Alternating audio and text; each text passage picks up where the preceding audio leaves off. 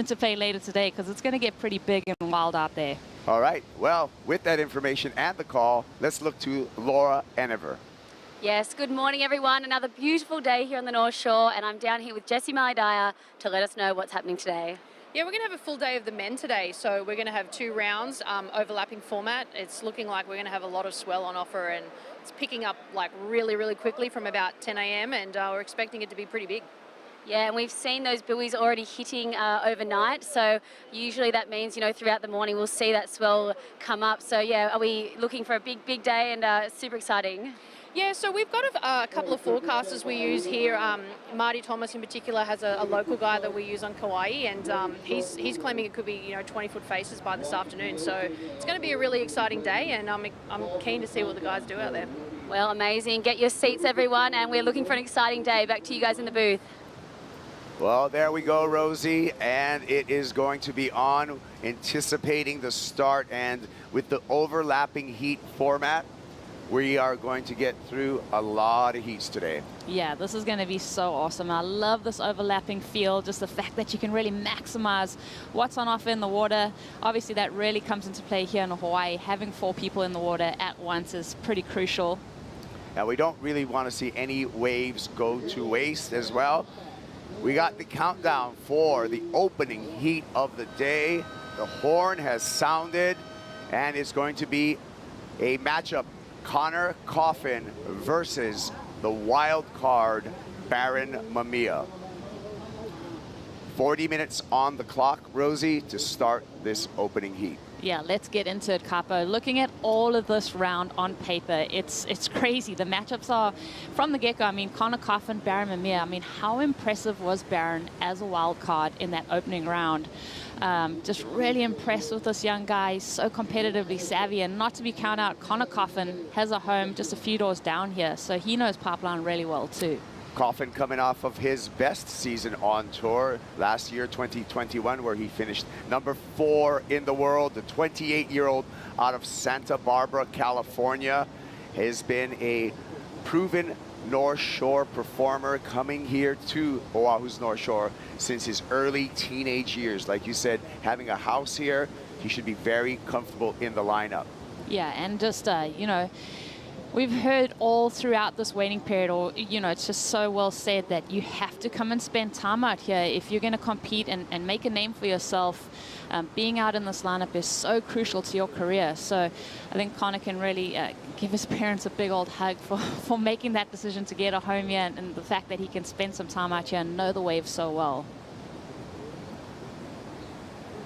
Also, Baron Mamiya out in the water versus Conor Coffin, the 21-year-old from the North Shore of Oahu, a proven performer here. 2017 Triple Crown Rookie of the Year. And how did Baron get into this event? His runner-up finish behind John Florence at the HIC Pro Pipeline led to his ticket into the main event here at the Billabong Pro. So big opportunity for the young North Shore surfer. It's huge, and just the fact that he narrowly missed out on a full-time spot on a championship tour at the end of the Challenger Series last year. This kid is so hungry. He's got a diverse repertoire. I mean, he's so good in little waves, and then being able to get absolutely barreled out here, backdoor Pipeline. His big wave savvy is so well proven. Sunset, he's such a huge threat. So it's cool to see Baron get a start here at Pipeline, and maybe there'll be more opportunities down the line for him. Big day for Baron. With that, I want to go to our man in the water with his perspective. Strider, you got me. I got you. What's happening, Kipes? Hi, Rosie. Yes, Driz. Yoo-hoo! Ready for action. What are you anticipating, Strider? I'm anticipating some really sick backdoor nuggets this morning, because right now the surfers in the water are pushing themselves towards the channel over here at Pipeline, which means all they want to do is get to that apex corner when it peaks up and then just run down the right-hand reef. So it's going to be fun to watch them there, but you can see them pushing each other over as far as they can, waiting for that first set, and then we're just going to have an onslaught of big TPs out the back, couple wash-throughs probably. I'm calling action all day, big action, heavy, gnarly, waiting for that east wind to kick in. Stop me anytime. I know. We love the morning conversation. I want to continue to pick your brain, Strider, because as the surfline forecast has indicated, as well as the buoys, we are expecting this swell to go rapidly. It's also a shorter period swell. What will that do to the break here at Pipeline? Well, the shorter period swell, I think we're going to see a lot of backdoor. So even though it's going to be big, I think we're going to see some, even the roll-ins will actually offer up some opportunity at backdoors, which, all the regular foots, they love, they got rightitis. They always are looking at that right-hander. But really, I think Pipeline's going to turn on today. I think we're going to see something beautiful out of that. So I think you're going to have a lot of options today for these surfers, and it's going to be just nothing but action all day. They're going to rise quick. So it's going to be one of those things where the waves are going to be doubling up on themselves and get really gnarly. Well, Strider, looking at you at the moment, it still looks kind of dark. We know that it can have a bit of morning sickness. How's that energy in the warm-up? Are we still anticipating cleaner conditions as the sun starts to poke? We are. Usually the sun will be out by now, but we got a pretty solid band of clouds over the mountains here and through the valley. So what we're seeing right now, the trades have not kicked in. They actually didn't kick in yesterday until about, I don't know, I want to say like 10 o'clock, which is interesting. Usually about 9 o'clock we start seeing that wind pick up a little earlier, but right now kind of oily and smooth. So what that morning sickness is just the lump on the water from overnight and the backwash coming out and the waves breaking and sending other ripples out through the lineup. So it's definitely something that you have to watch out for. Riding waves, you're going to be seeing those lumps. You're going to be trying not to hit the rail and catch it and go over. We saw Moana Jones do that in her heat yesterday. It was pretty glassy right off the bat, and she caught a rail and fell, and she was a little tweaked. I saw her yesterday. She's, her neck hurts, so she's getting ready and resting, getting ready for her heats. But these are not easy conditions to surf in. Thank you, Strider. We're going to keep you on the line throughout the rest of the morning. Look forward to it. All right, so 34 minutes, 30 seconds counting down. We start with a 40-minute clock.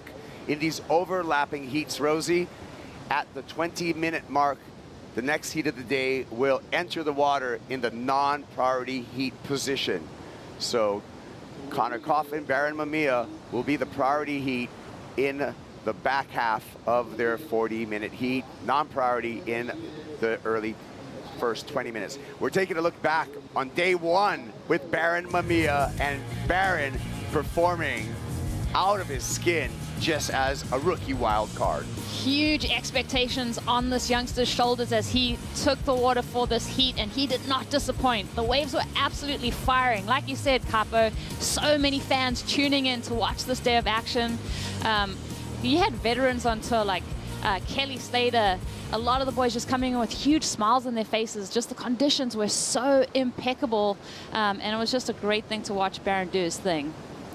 Baron Mamiya entering with an excellent showing in his opening round heat, won convincingly, so much to be expected. But the nerves at this point, with no waves being ridden, I'm sure are building up on both the shoulders of Conor Coffin as well as Baron Mamiya. Definitely, and you think about Conor having his best season on tour at the end of last year. The expectations that come with that to back up that kind of performance, I'm sure he'd be carrying a lot of confidence, but the one wild card factor here is the wild cards. I mean, you're coming up against people that are specialists at this place, and that's what makes it so scary. These man-on-man heats, there's no room for error at this point in the competition. It all comes down to this. As expected, a moving swell that has hit the buoys, but rising quickly throughout the day. A little slow in the beginning to add to the nerves of both competitors. Glassy conditions and a lot of expectations. So now we're down to a 32-minute heat for the surfers. And Capo, there's a lot of factors that come into, pipe and reading the swell. You really got to triangulate like what the buoy reading is, what the fetch looks like, what the swell direction is looking like, and those storms that are coming off of Japan. You live here. What are some of the things that you look at when you think about a pipeline swell? Well, the biggest thing would be period, the swell period, and the swell angle. And those are going to set the different personalities for this particular break. So your pipeline veterans know exactly what the swell angle is and what that's going to do to pipeline, as well as the period, the time in between swells, on how that affects the break. This being a shorter period but strong swell, it's going to have a personality that we anticipate by midday to be big, peaky, rideable pipeline, and then pushing the limits as we move into the back half of the day and into the afternoon. Really, really exciting stuff. For that, let's get more details from our surf line forecast. Thank you to Surfline for providing us with all of this information. As you can see, the solid west-northwest swell, like you said, Rosie, coming off of Japan, delivering us plenty of swell and plenty more on the charts as we look further down the week into the 4th to the 7th. Here's today, 5 to 8, 7 to 10, 1 p.m., very good, 10 to 15 feet, and pipe's gonna be cooking. I mean, I've only seen a handful of times in my life that I've seen it go red on the Surfline forecast, the very good, and that actually happened on the first day of competition, and we have more of it down the pipeline. More swell tomorrow on the back half of this swell, and then looking into Friday and Saturday, potentially excellent again, big gnarly pipe. Thank you to Surfline for all of the information, and that's just giving us a lot to look forward to. Yeah, and when your phone pings and you get that Surfline forecast, and one of the headlines is the swell is overperforming, and that's what we saw this morning. The Surfline forecaster, Jonathan Warren, just saying the buoys are reading higher than what they expected this morning. So I'm sure the surfers are seeing that message, and you do get that little shot of adrenaline as you read what the conditions are going to be like, calculating when your heat is going to fall in the afternoon. You're going to have to keep just such a watchful eye on what the lineup is doing. I think every single heat is going to have a different kind of personality. And with that being said, being able to adapt, equipment's going to change throughout the day, keen eyes on the water, and a lot of the surfers who are going to be later in this round are really going to have to be able to take an audible, if you will, from Pipeline to make those adjustments. A guy that knows Pipeline intimately, part of our commentary crew, Makua Kai Rothman. Checking in with you, Makua. Good to see you. Good morning, guys. It's looking like it's going to be a wonderful day. Starting off slow, Kaipo, as you said, building into the evening, and I just wanted to tell you guys good morning, and I'm here to stay. Aloha. All right. Hey, Makua, got a couple more questions for you. Yes. With this shorter period swell and moving in fast, what do you anticipate? What do you think is going to happen today as the day progresses? Well, I think it's just going to be fireworks all day long. It's going to start slow, like you said, with a little more shorter period swell. And as it pushes in, the waves are going to come steamrolling through. And hopefully the guys are going to make the adjustments, maybe with the smaller boards in the morning, moving up to, just above a step up towards the evening. All right. And what would you be looking right now, backdoor or Pipeline? I'll be looking backdoor, but it's a surf contest, so you got to look both ways. Backdoor and Pipeline. Live action. Back to you guys in the booth. Thank you, Makua. And it's going to be Conor Coffin on the first wave. Pulls into a pipe barrel. And looked like he was going to come out of that Rosie. Surprising with some of that morning sickness getting caught up in there. Yeah, very surprised. I mean, he pulled up high just to get that last little almondy part of the barrel, but there is a lot of backwash. We heard from Strider, there's that revert, there's the leftover swell in the shorter period. I think it's going to make it quite tricky looking for that exit.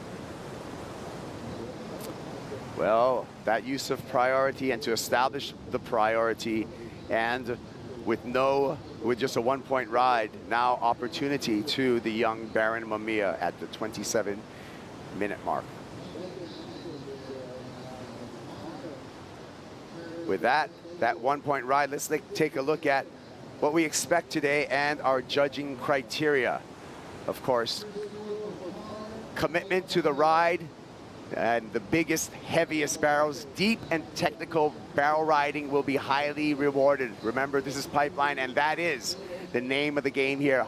Major maneuvers performed in the critical sections, especially if combined with a barrel, will give you that exclamation mark at the end of the ride, and all of those criteria equal our numbers, our scale.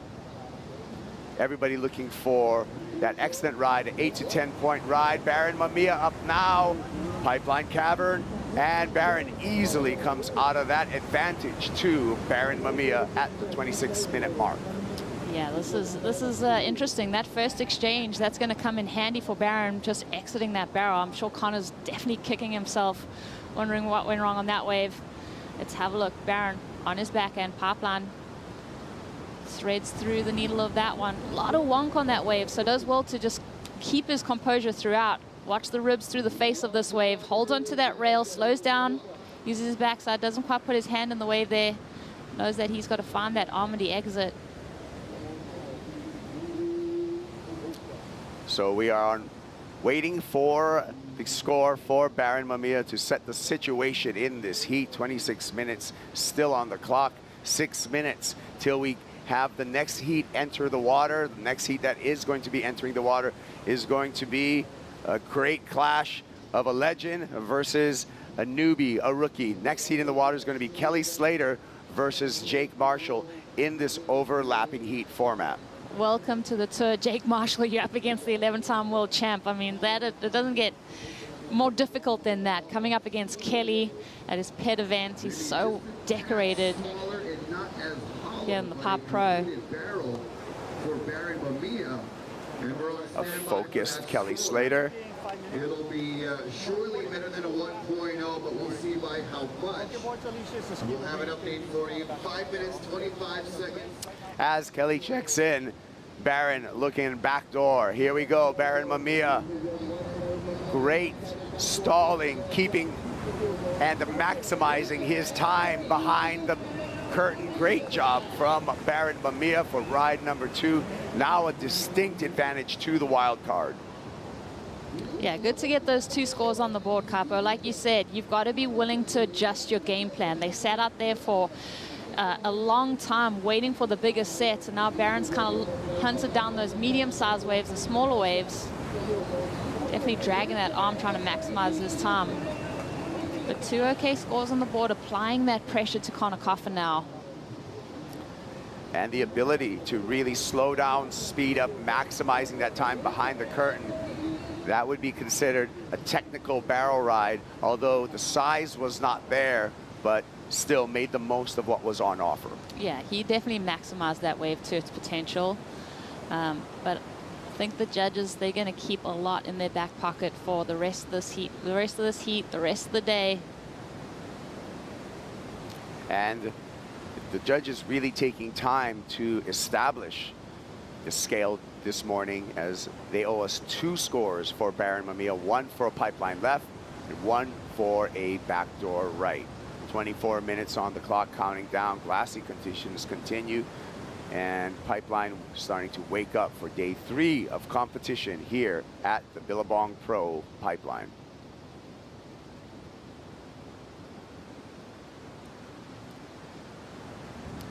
Well, talking about, let's go to our judging and rules expert, Rich Porta. Hey, Rich. Hey, first of all, let's just get straight into it. Why are the judges taking so long to get these scores in for Baron Mamiya at the beginning of the day? Yeah, morning, guys. Look, they're just scaling up. They're looking at the video. Pratamo, the head judge, is having it. You know, he's not telling them what to do.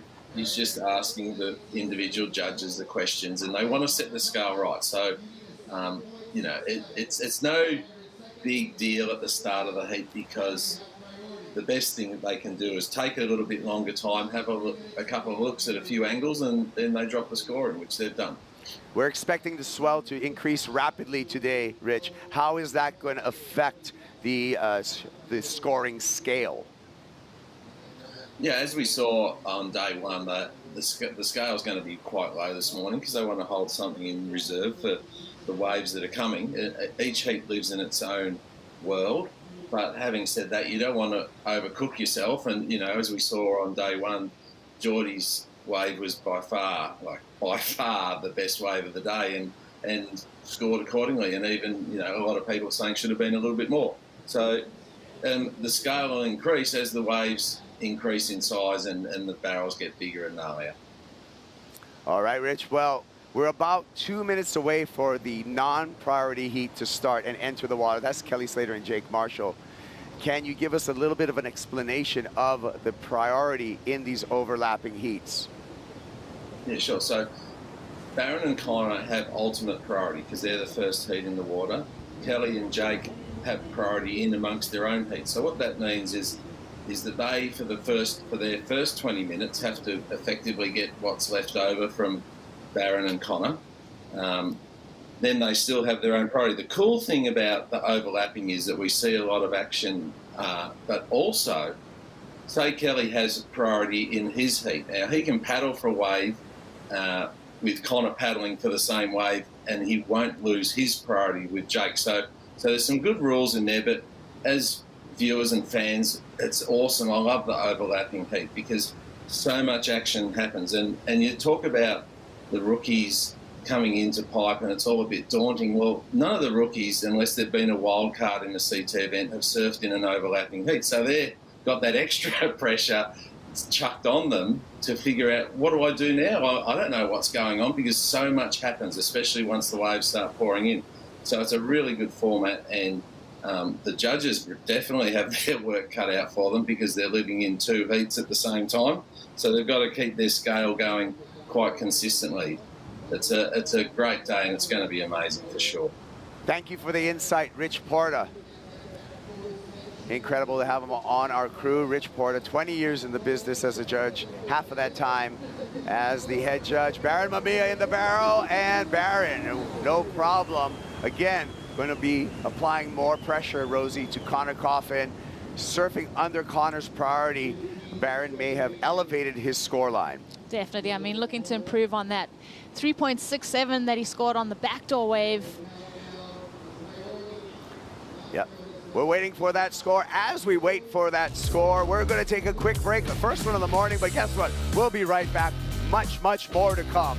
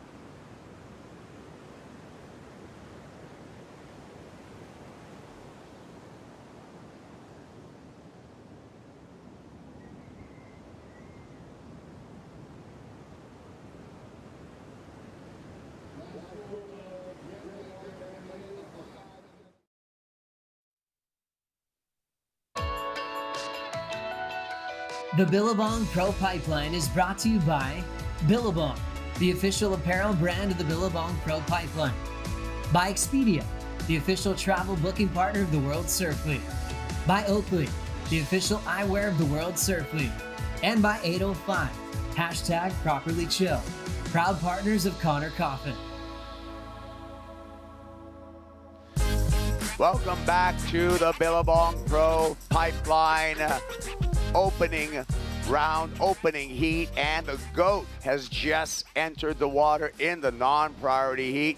Kelly Slater versus Jake Marshall with 38 minutes on the clock in the non-priority heat. Priority heat with Baron Mamiya, the wild card, with an advantage over number 4 in the world, Conor Coffin. I'm Kaipo Guerrero, joined by Rosie Hodge to talk you through all of this morning's action. And there he is, Rosie, the winningest surfer in pipeline history. So fun to watch him. His 30th year of competition on the championship tour.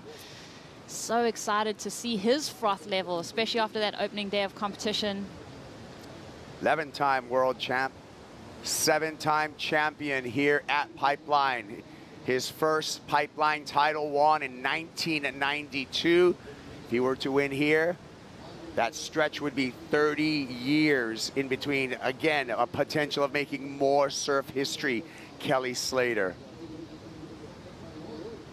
It was kind of funny the other day in the interview. We always want to know what's motivating Kelly, right, or how he's feeling at the beginning of a season. And I said to him, Kelly, it's your 30th year on the championship tour. What's motivating you this year? And he was like, my 31st year. And I thought he was correcting me. And I was like, oh, I didn't really know what to say. But obviously kind of already making his intentions known that, you know, he's going to keep competing. And I love it. I mean, he could win another world title this year. I think the year starting off at Pipeline and the schedule that we have really suits Kelly Slater. I concur. Let's hear from Strata Wazgalewski. I think he had some words with Kelly this morning.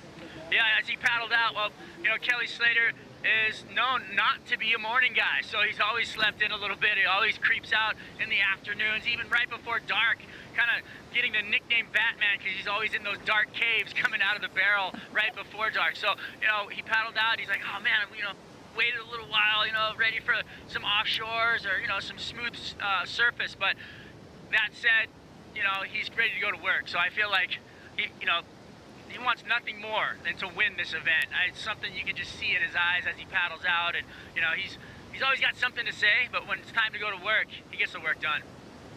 I agree. And a focused Kelly Slater here on your screen. An update for the priority heat. Baron Mamiya dropped to 5.77 for that last pipe barrel. So Baron Mamiya now has Conor Coffin a bit up against the ropes.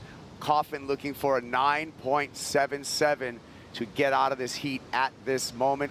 Coffin does have priority and 15.5 minutes on the clock, Rosie. Yeah, this next exchange for Conor is going to be so crucial. It all comes down to this.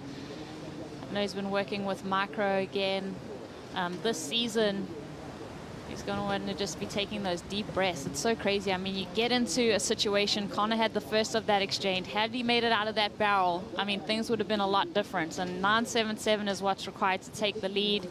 That's going to take 2 waves unless he finds an absolute bomb. And we haven't really seen those kinds of waves come through just yet, Cops. Yeah, this is true. It's going to be a patience game for Conor Coffin. Time management, too. He's going to really have to read when it's time to go and really just try to chip away at it, and patiently sitting out in the lineup. Another story in this heat, in the non-priority heat, Jake Marshall. Talk about a rookie on tour. Jake Marshall, you know, just 23 years old from Encinitas, California, the young Californian coming up against probably the most formidable competitor you could. We had his first time here with a championship tour jersey on. Yeah, insane. I mean, and watching Jake in that first round heat, he got his bell rung pretty hectically, but he did manage to regroup in the elimination round and bring it all around. So let's see what he gets done. And Jake takes a paddle for that wave. No harm, no foul, as there is no priority set in the non-priority heat amongst Kelly Slater and Jake Marshall. More waves maybe coming up. And again, Conor Coffin at the top of the ladder when we talk about priority. Jake Marshall has a lot to say, and we got a little bit of a interview with Jake. Let's hear his thoughts. With COVID hitting, I kind of had like almost a year and a half off of competition, so I just got a job in a restaurant, and I was like, all right, this is cool, but I'm like, when I get back to do my events, like, I'm not doing this next summer. Like, I'm gonna be on the tour. Like, traveling to surf and compete is kind of the best job in the world. So it's like, doing this makes me super grateful and like super happy to be able to do this as my job. I feel like, yeah, I'm hungrier than ever to try to do well. Not taking anything for granted, Jake Marshall. Here we go, Slater. Under priority, under the lip, in the barrel, back door. The finesse always there with Kelly Slater. A little bit of a rail dig there, but he managed to get through that. Nice opening ride for Kelly Slater. In the barrel here, Conor Coffin. Pipeline and no exit for Coffin. So the pressure will continue to push down upon Conor Coffin. Yeah, you definitely see, you know, in the context of the heat, that kind of energy shift. As soon as Baron started catching those waves, and Conor obviously had the first of the exchange, but it just seems Conor is a little bit out of rhythm in this heat. Look at some replays. Here's Coffin. Yeah, good wave to drive through those sections, but it has been a little clampy still. That morning sickness coming into play. And Kelly Slater, backdoor. Oh, Kelly just drags that arm, maximizing that time in the barrel. We spoke about how Kelly was going to hunt down backdoor waves this morning. Just try to chuck it under the lip. It's a good opening wave for Kelly. And another angle at the mastery of Kelly Slater. He just knows this place so well, Capo. Just picking off that smaller wave on the reef. Tries to hook it under the lid there. Like you said, that rail getting a little caught. So just a 1.23 for Conor Coffin. chipped away just a little bit, still needing a 9.54. 9.54, the requirement for Conor Coffin, still on standby, waiting for opening score for Kelly Slater. Slater's number is in, a 4.17 for the start for the 11-time world champ. 31 minutes in that non-priority heat between Slater and Marshall. Baron Mamiya, however, Rosie, really in the driver's seat now in the priority heat over Conor Coffin. He has a big lead, and he is sitting with priority. Yeah, that's huge to control the last 10 minutes of this heat. Let's see how Baron plays it out and how this chess game is going to come to fruition. Hey, we have Laura Enever in the Red Bull Athlete Zone. What do you got to report? Yes, guys, down here in the Red Bull Athlete Zone, there is a lot of excitement, a lot of, I think, anxious, feelings. The waves, we know that they're coming throughout the day, and we're just waiting for those first bomb sets of the day to appear. But I've got Nat Young warming up behind me, an awesome area that Red Bull have created. We've got the bikes, we've got all the rollers, we've got everything that the athletes need. So we'll see them all start trickling throughout the day, coming in, and yeah, it's very exciting. I'm excited too, as we switch back to the lineup, and Rosie, anticipating that swell. It's getting to me right now. I know, I feel the same way. It's so funny because it's like we keep waiting for that set to come. And the free surf session, there are a couple bombs coming through. I think we've spoken about it so much that we've almost scared it off a little bit. And now we're just kind of waiting for it to feather and make its presence known. We're always at the mercy of the ocean, right? Like, we have this sport, it's an ever-changing playing field, and you have to play what's right in front of you. I think someone that's done that so well is Baron, and right now Conor is just scratching his head, wondering where things could have shifted, how he could have played the game a little bit better.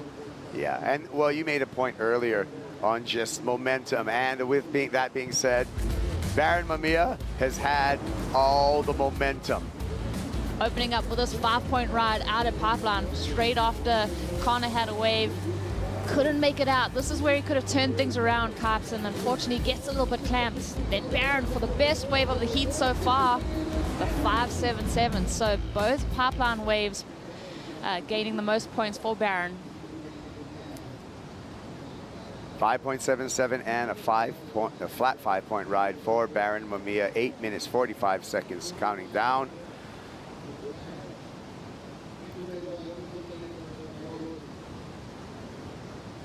And turning my attention to something that I love is, well, I'll hold that thought because it looks like Slater's on the paddle. It's actually going to be Jake Marshall, but Conor Coffin in the priority heat utilizes his priority backdoor. Big section there. Second section for Conor Coffin, and he's right back in the mix. Never count him out, Caps. There's still time. But he needs to just, you can tell the urgency in this paddle back, and also probably just kicking out some of that frustration. Just getting a complete ride now for Conor. Getting back in the game, just duck diving, letting the last 27 minutes. Well, check this out. This could have been a big mistake by a rookie right there. Pulls back in time, but then Conor just smart surfing here. Oh, how's that foam ball just extend him forward? Well ridden. Let's have a look at this angle. I think we're going to see a lot. As you see Jake, he doesn't have priority. He knows he's got to kick out there. Conor dragging that arm, wants to just burn off some of that speed. He knows this meaty section is coming. He maximizes that time. I love the way that he came flying out over that foam ball. The board kind of oscillating through this wave, through this section. Beautiful angle. That right there as the wave spits. Well, that is not going to be a 9.54 that Conor requires. However, that is going to dig him right out of the hole that he was in against the Baron Mamiya. So he's going to have a far less of a requirement once the number drops. Judges utilizing the replay right now probably to take another couple looks at this ride before assigning a number to it. Yeah, it's good. They just want to, like Richie was saying, they're taking this heat this morning and really just analyzing every little thing before putting numbers to it, because this is going to set the tone for the rest of the day. Although the heat lives in its own world and every heat is judged accordingly, it still gives us the pattern of how the day is going to go back and forth. I was going to say, I was talking about fantasy surf, which I love. And last night I was going over my lineup, and I have a formula. But a decision I had to make in my formula was whether to pick Baron Mamiya or Kelly Slater. Ooh, okay. So that was a decision I had to make. And the thinking behind that, I want to know. Well, I want to get some nuggets of information here for my game. I have math and I have just possibilities A beautiful there. mind. But those two, I couldn't have both of them at the same time. It would be an unwise choice to have both of them at the same time. Who did you go with? I went with Kelly Slater. Okay. But now, seeing Baron, I'm questioning myself just a little bit. But remember, you can play fantasy surf with us, the Clash of the Commentators. Go to worldsurfleague.com or on the WSL app. Join in the game. Here we go. Split of the peak. We're going to stick with Baron Mamiya, dragging through backdoor, and I'm telling you, the North Shore youngster is coming out guns a-blazing. It's insane just to see his read on that wave, knowing exactly when to slow down, that split-second decision that he makes.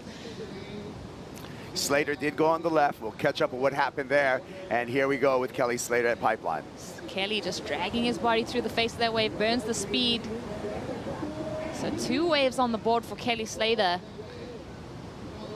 Beautiful, just watch that front foot managing the speed for him. Comes out with some theatrics. And here we go. Baron, doubling up with hand drag, thinking about it at least. Just so well read. I mean, even that way that he moves that surfboard line into the top third of the wave. Now I'm thinking way ahead, but we're going to run. We are going to run the round of 16 today, this afternoon. I'll get back to that thought as Kelly Slater and no exit. That was going to be the best wave we've seen this morning. Is the ocean starting to come to life? Been a little shy this morning. Conor Coffin fighting back. He got a 5.67 on the last wave. A little perp by backdoor there. Completes the barrel ride, and we'll be waiting for another score in the mix and setting the situation in the red heat. 4 minutes left in that heat. Yeah, you see Conor's wave. There's still a bit of foam from the previous wave. Still that shorter period swell. Playing with those second and third waves of the set.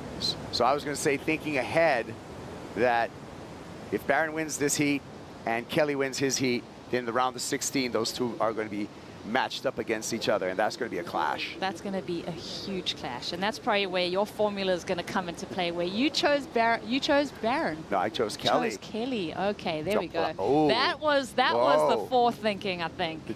We'll see. Now we'll you're getting a little bit of my formula right now, right? I'm seeing it all come into play. I'm giving up. I'll give up. I'm going to keep on giving up all the fantasy surf stuff to you guys. Well, you're the champion, no problem. so yeah, we got to tap into that knowledge. Yeah. How does it feel? The champion.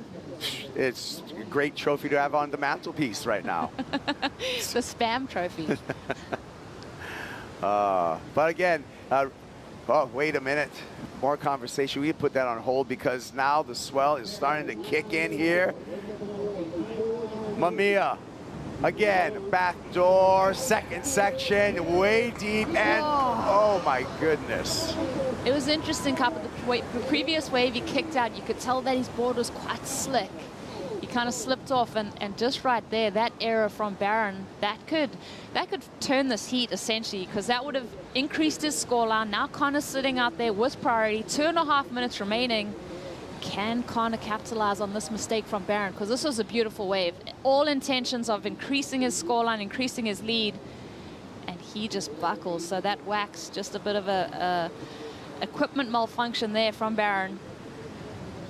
Yeah, great point that you're making there, Rosie, because his last wave, Baron's, a 4.93, did not change the situation at all. Last wave for Conor Coffin, a 2.9. Conor now needing a 5.11, under 2 minutes remaining, and Conor having priority. So opportunity for Conor Coffin at the moment. Yeah, that was huge for Conor. If Baron had made it out of that wave clean, increased his scoreline, but now that window of opportunity for Conor is cracked slightly more open. Let's see if the ocean plays ball and gives him another shot. This is going to be an exciting finish, and the rookie maybe a little bit disappointed himself not able to shut the door on Conor Coffin.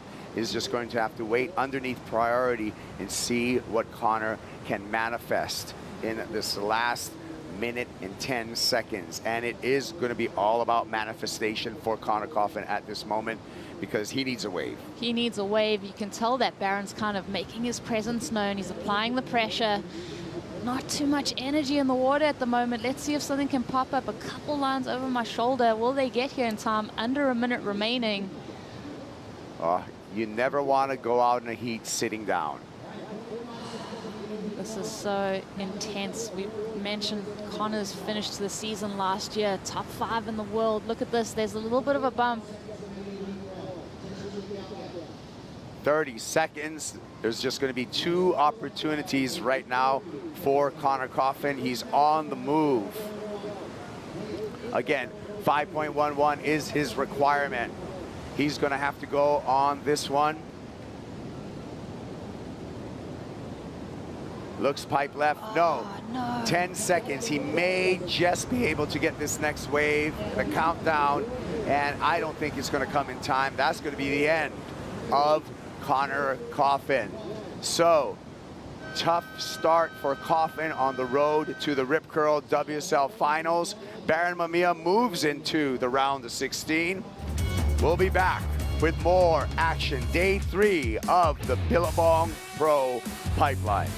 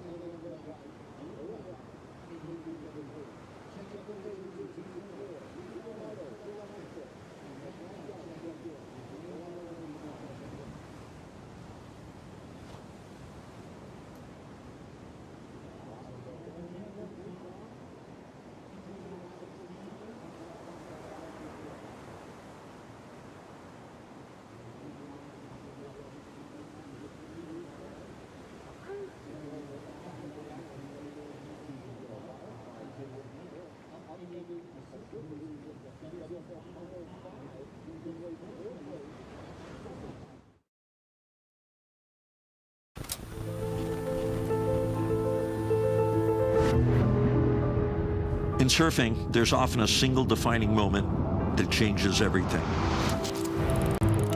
At Pipeline, this was exactly the case for the thruster. Pro surfer and shaper Simon Anderson was the first to add that fateful third fin to his board design, winning contests in Australia before shipping off to Hawaii to try his strange new design on the North Shore. Most thought it was a gimmick, too squirrely to hold up in big surf. And then the swell hit.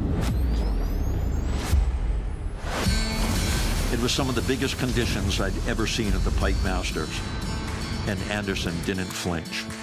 He made it all the way to the finals, where with one wave and a backside line that had never been traced by a single fin before it, he silenced the critics and won the contest. And just like that, the thruster was here to stay.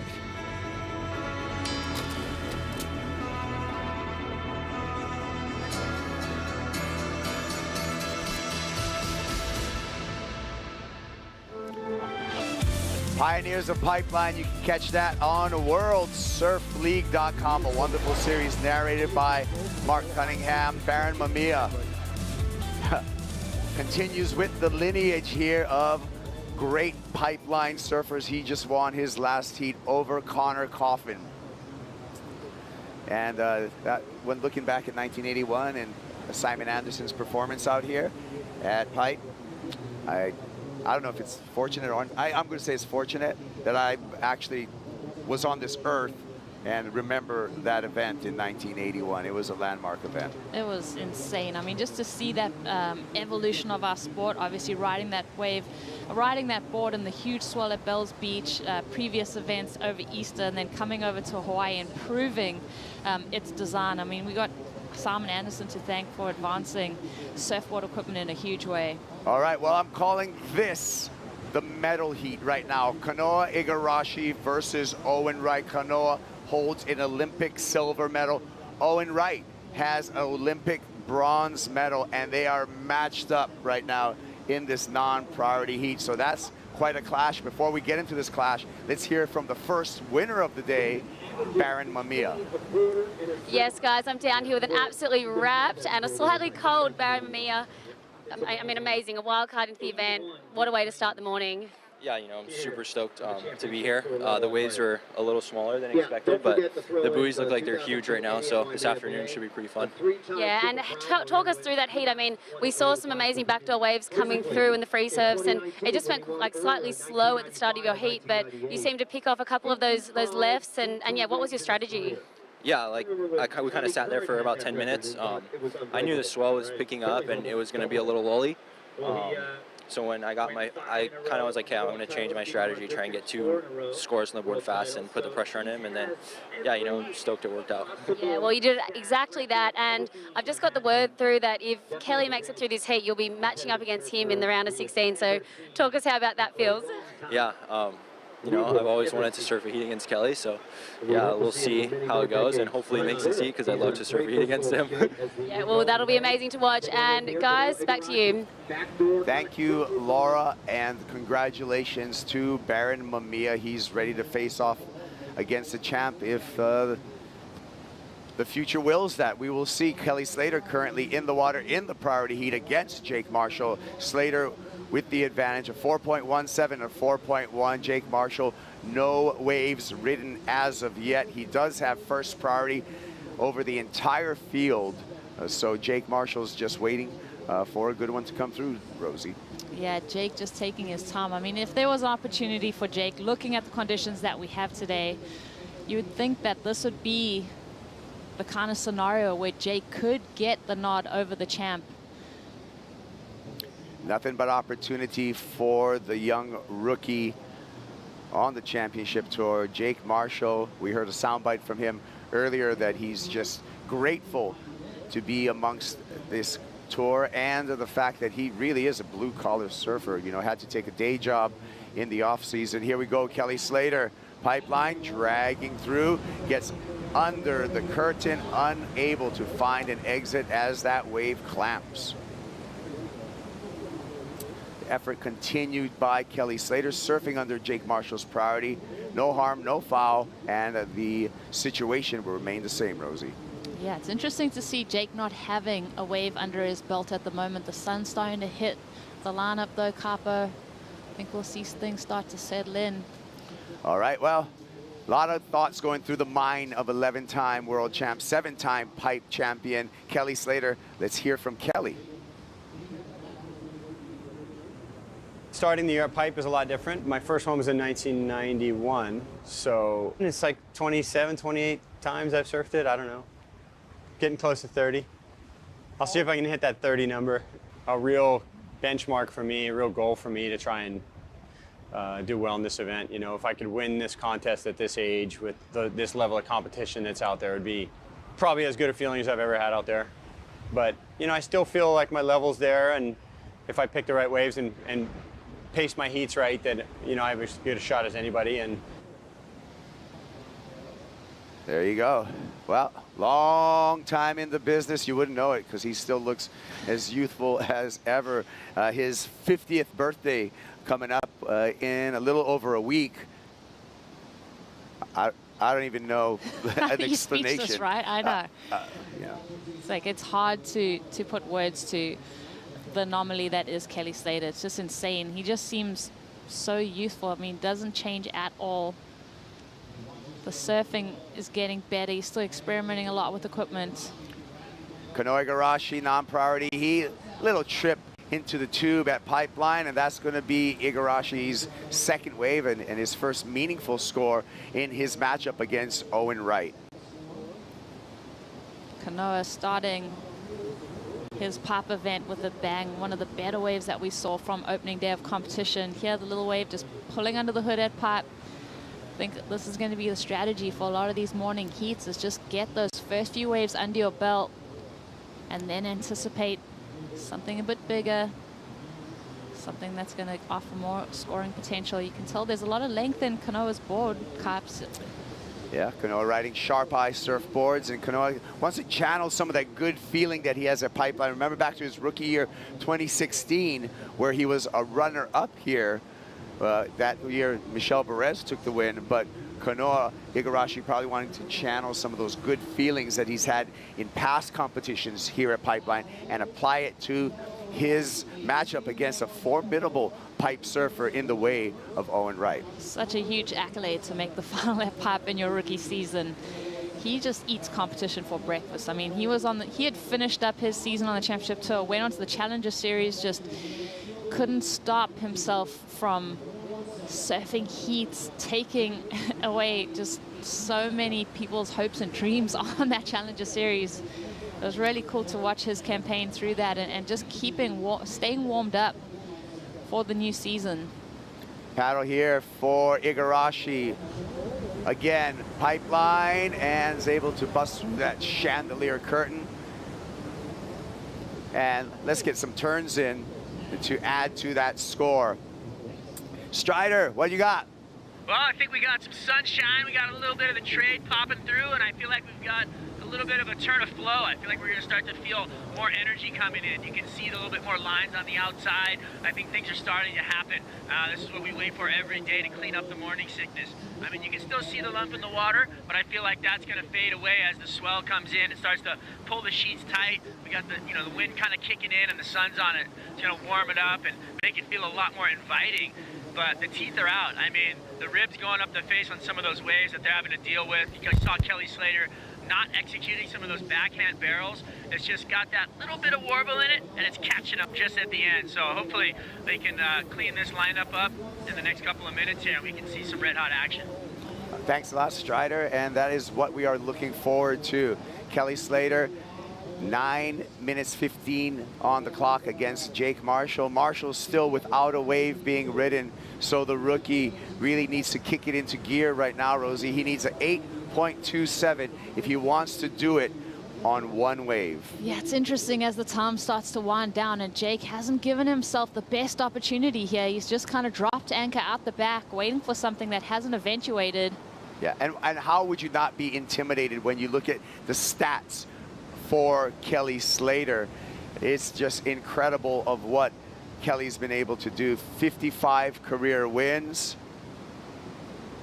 and 827 career heat wins with these deep stats powered by Hydro Flask. And again, 72.16 heat winning percentage, the 55 career wins, the heat wins, and the heat winning percentage, all the highest on tour right now, which is amazing. That's insane. I mean, the most senior person after Kelly Slater, they'd probably have just maybe a 16th of those heat wins. It's maybe even less. It's just insane to see how consistent Kelly has been and how through every generation. I like his point of just saying, you know, the quality of surfer that we have on tour now, I think the challenge of overcoming that for Kelly and seeing how his potential lies in the bigger picture, that's a huge challenge for him and something that's definitely motivating his campaign. Yeah, I mean, Kelly Slater, he's surfed against surfers like Mark Occhilupo out here at Pipeline all the way through the years, now facing up against a rookie, Jake Marshall. So he's been through multiple generations of challengers at Pipeline, and he's come up on top more than not. Yeah, our fellow commentator Chris Cote sent through a photo of Kelly Slater with an 11-year-old Jake Marshall, and you can just tell, I mean, this now surfing against his hero on the championship tour in his rookie season. Jake Marshall, he's been waiting to get on this tour for a long time. Slater again, Pipeline in the barrel, spits 2 times and gets caught up in there. So non-completion, and the scores will remain the same for Kelly Slater. Definitely, like Strider says, you can feel that change in the lineup as the sun starts to hit it and the trade starts to pick up. That wind is going to funnel offshore and clean things up. Yeah, the sun starts poking over the Ko'olau mountain range, lighting up the North Shore, warming the temperatures, and often cleaning up the conditions, as we're seeing evident on your screen. It looks like Jake Marshall split the peak with Kelly Slater, and we'll be waiting for that score for Marshall. It's actually in. It was a 1.5 in completion. Oh, Jake, he had such a good line through that wave. That was going to be the best wave of the heat. So as that opportunity slips through his fingers, Kelly goes on the left. We saw this wave earlier. He doesn't find the exit, so it doesn't add to his scoreline. Jake Marshall definitely had an opportunity there to climb his way back into this heat. Well, you can see Marshall paddling back out. Slater already at the peak, so Slater does have priority, and Slater is going to be warden and lock Jake Marshall up in these final 5.5 minutes. Strider, what do you got?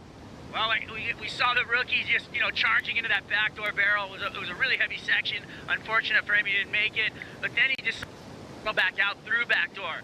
And it's a flip of the coin on a situation in your heat. You never know what's going to happen. He could be back out here already and into the lineup. And right now, he's just decided to go back around. He took like 6 or 7 waves on the head over there, and then he just gave up. So maybe that, playing into it, being a rookie, thinking he could get back out through it. Today, traditionally, it seems like you could, but when those sets start to pump and they start pushing through, it's almost impossible to get through them. So he had to, wave the white flag, and now he's paddling back around the inside, and he's going to come out through the pipe channel. Yeah, Strider, we got visions right now of Jake Marshall taking the long road back out to the peak, like you said, and that long road is time-consuming. Slater, backdoor, big section, and room to move. Kelly Slater comes out of that one, and that is going to be really, really dark for Jake Marshall, because it looks like Kelly Slater just put a nail to Jake Marshall. That's going to be it. Owen Wright on a quick backdoor wave. But the real story there, Kelly Slater with 4 minutes and 10 seconds counting down. Found his way back out to the peak after a short pipe barrel, again incomplete, but now he's going to get a meaningful score for a well-executed backdoor barrel, Rosie. Backdoor barrel, as well as comboing it up with that rail maneuver on the end there. This is unfortunate for Jake Marshall. Let's see Owen Wright here, because he's kind of stuck on that inside section in that impact zone.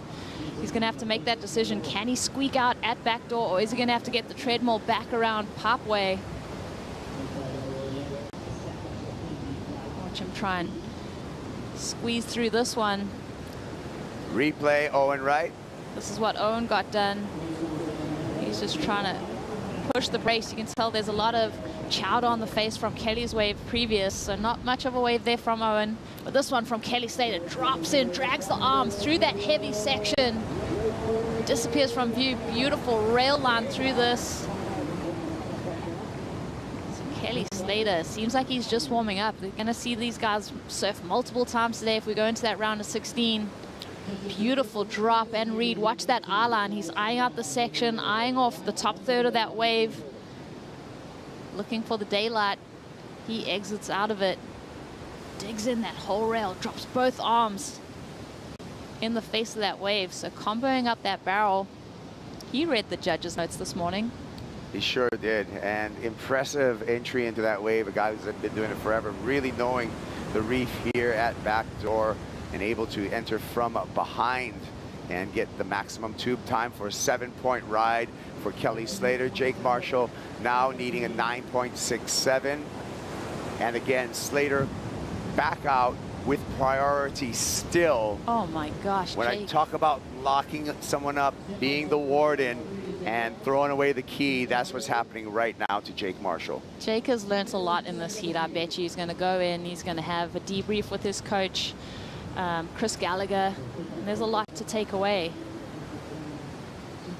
You learn so much from these big matchups. I mean, these losses that you have on the championship tour, there's really no room for error with the mid-year cut now. Hey, the motivational speech is you either win a heat or you learn something. And so for Jake Marshall, this is a learning moment for him, and he's going to take away a little bit more experience and move into that experience and that mindset to the next stop over at Sunset Beach. Yeah, and it's been a tough learning experience for him. I mean, we saw Owen take that backdoor little squeak out back to the lineup where Jake just got washed all the way through, all the way back out to pipe. Took him over 5 minutes to get back into the lineup, and Kelly's had priority twice in that time. Oh, he can't help himself, can he? Back in the barrel, back door, another section there. Kelly Slater throws the hack, and Slater, that one was for the love, and probably going to increase his scoreline just a tad bit more. Yeah, that was salt in the wound for Jake Marshall, because Jake was right there for that wave too. Let's see, Jake has to give way to Kelly Slater with priority. Kelly standing tall. So fun watching this guy when he's having a lot of fun. Well, great breakfast for Kelly Slater. It was a tasty one. He had Jake Marshall for breakfast. He's going to move on. He's going to have probably, you know, a lunchtime order of Baron Mamiya. We'll see what happens in that round of 16. I'm looking forward to that. Yeah, that's going to be such a great matchup. I mean, Baron saying in his post-heat interview he'd love to have a heat with Kelly Slater, and that dream's going to come true. Yeah, he got his wish.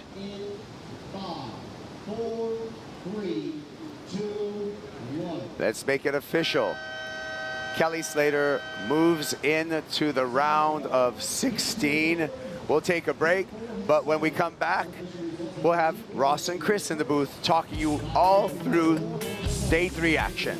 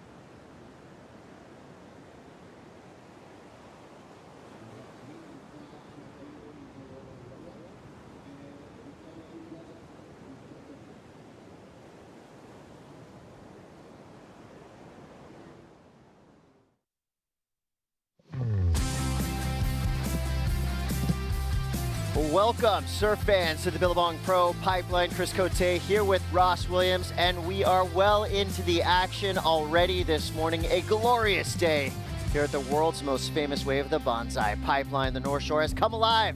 Ross, we've got incredible heats on tap and have already surfed through some major matchups. Big victory, of course, for Kelly Slater right there. Jake Marshall, a learning experience, no doubt. So far in the morning, what has stood out to you? You know, there's a lot of really good rights. The lefts are starting to come into play, but everyone's been talking about the surf, the swell coming. There's all kinds of, you know, energy on the beach of what it's going to look like this afternoon. And meanwhile, you got to take care of business at hand right now. So staying present, you know, sometimes can be kind of tricky, but for Kelly, I'm pretty sure he just woke up, which I think went right into his hands. He didn't overthink it. He just went out there and did his thing. Kelly Slater doing Kelly Slater things as always. Chris Cote, Ross Williams. We woke up this morning to a rising swell, and it seems like the energy has just been increasing with every heat that's hit the water. Mm-hmm. Yeah, and it's meant to.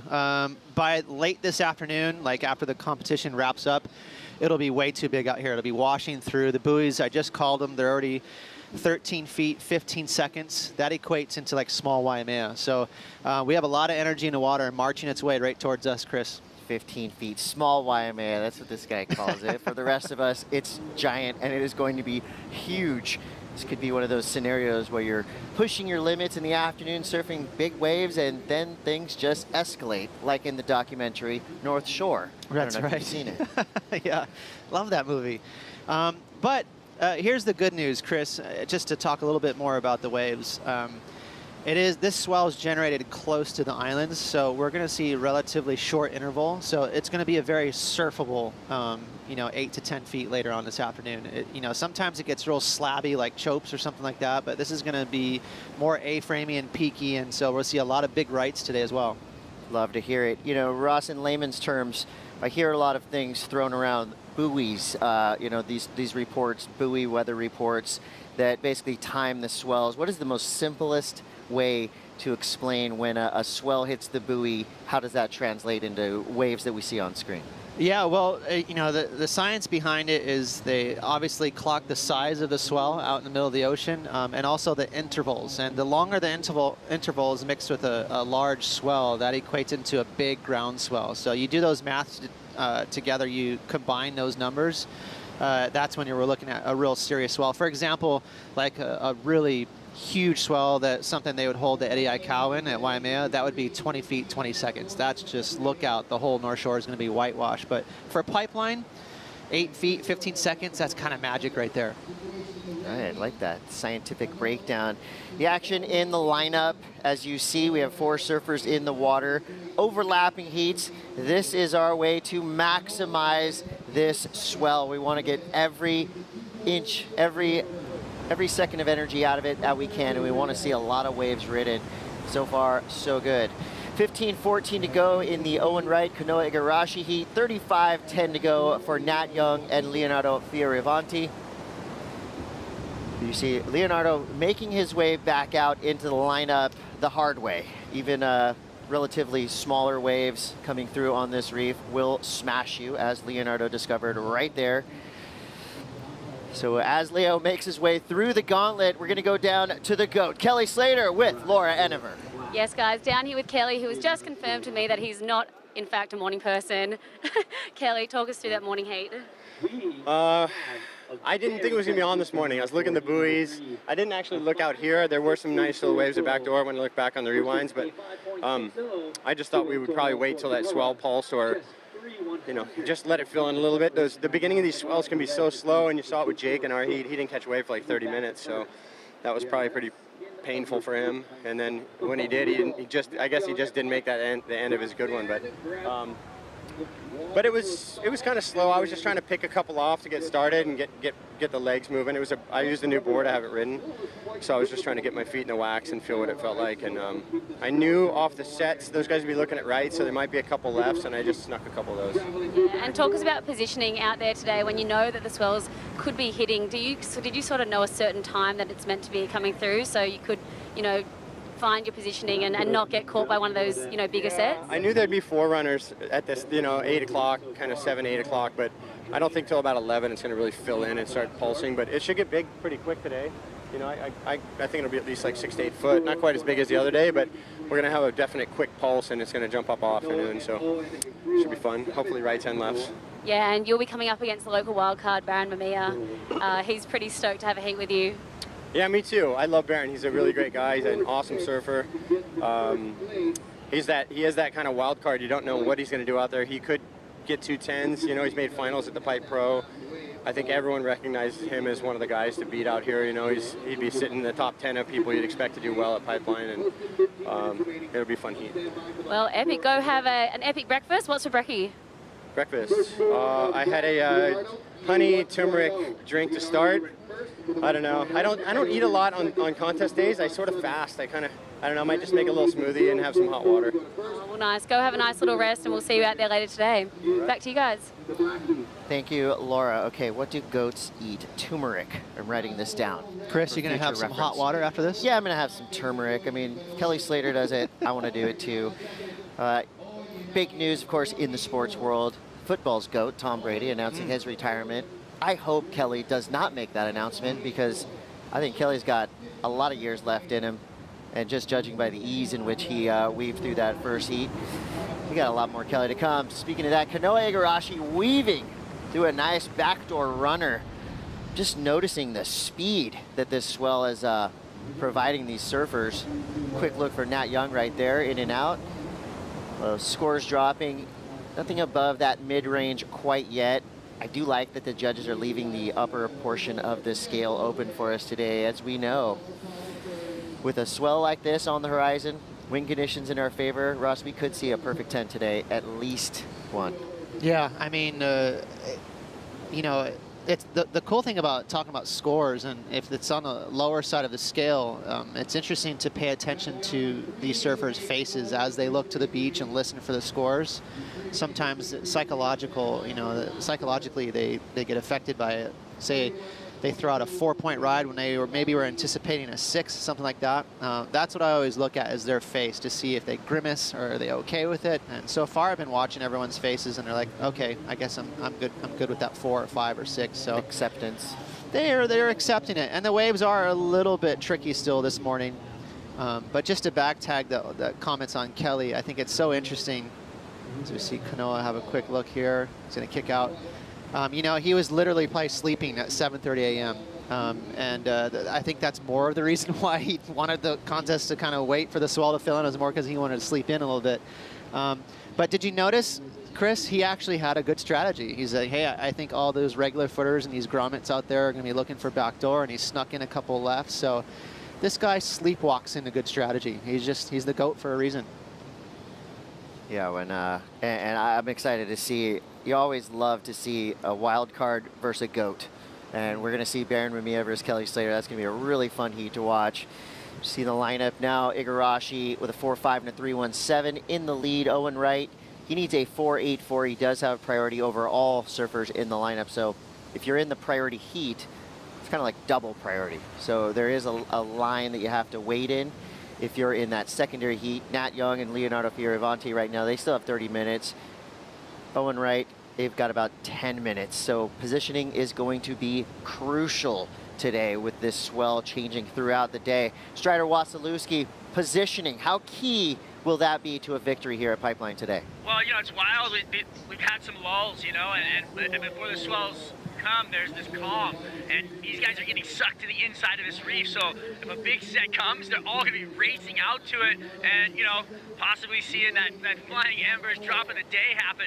These guys are going to have to race out to it and then try and whip it around underneath the ledge. It's going to be really fun to watch, and we kind of saw a little bit of it in the first couple of heats, but right now, you know, everybody's sitting way inside on the inside ledge. So when those waves do arrive, it's going to be pretty heavy.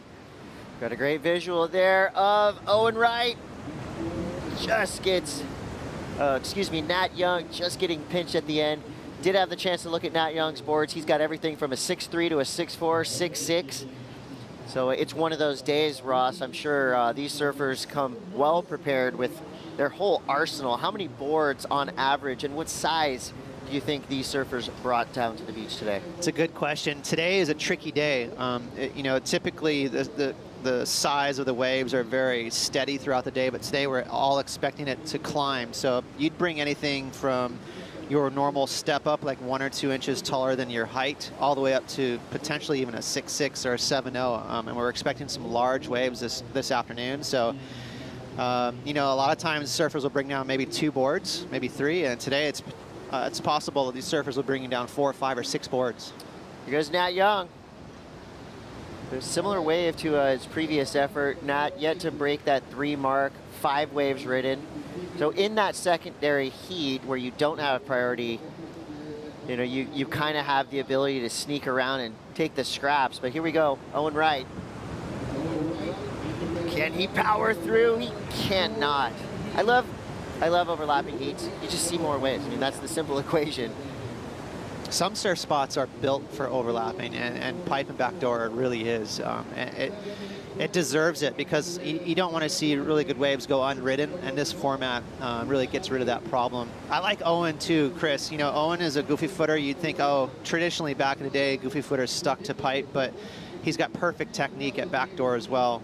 Just got a little unlucky. That wave stretched down the reef and kind of got small on him. So, but I loved watching Owen go right. You don't see it very often. Yeah, Owen Wright, I mean, I'd put him on the list as one of the best tube riders ever. The guy lives in the barrel. Here we go. Kanoa Igarashi grabs his rail. Tight section to work with. pulls in, nice and clean, just gets clipped at the end, but is able to stay on his feet and get back out there. Igarashi has made it obvious through his social medias that he has never trained so hard for a CT season as he has for this year. And you know, so far his heats have been really smartly contested. I think he's on that path right now. Yeah, when I think about Kanoa, Igarashi, and his strengths and just sort of his whole, how he lines up with the rest of the guys on tour, and he's a very smart competitor. I think that's one of his biggest attributes. He's got a lot of talent. He's pretty well-rounded. He's not afraid of, you know, juicy waves. He's good in the air. But he's very sharp, isn't he? He reminds me of a gamer. He's just constantly thinking. You never see him miss a strategy call. Like he's really tapped into like that current 30 minutes, and he never slacks off. Yeah, he's a mistake-free type of surfer. You're not gonna catch him making a priority error or a timing error. You have to beat Kanoa Igarashi, because more often than not, he will not beat himself, which we've seen time and time again. Makes me think of a Wu-Tang quote. It's been taught that your worst enemy can't harm you as much as your own thoughts. So while the other surfer in the water can be as intimidating as they come, you know, if you let that intimidation seep in, that's when you can fall apart internally.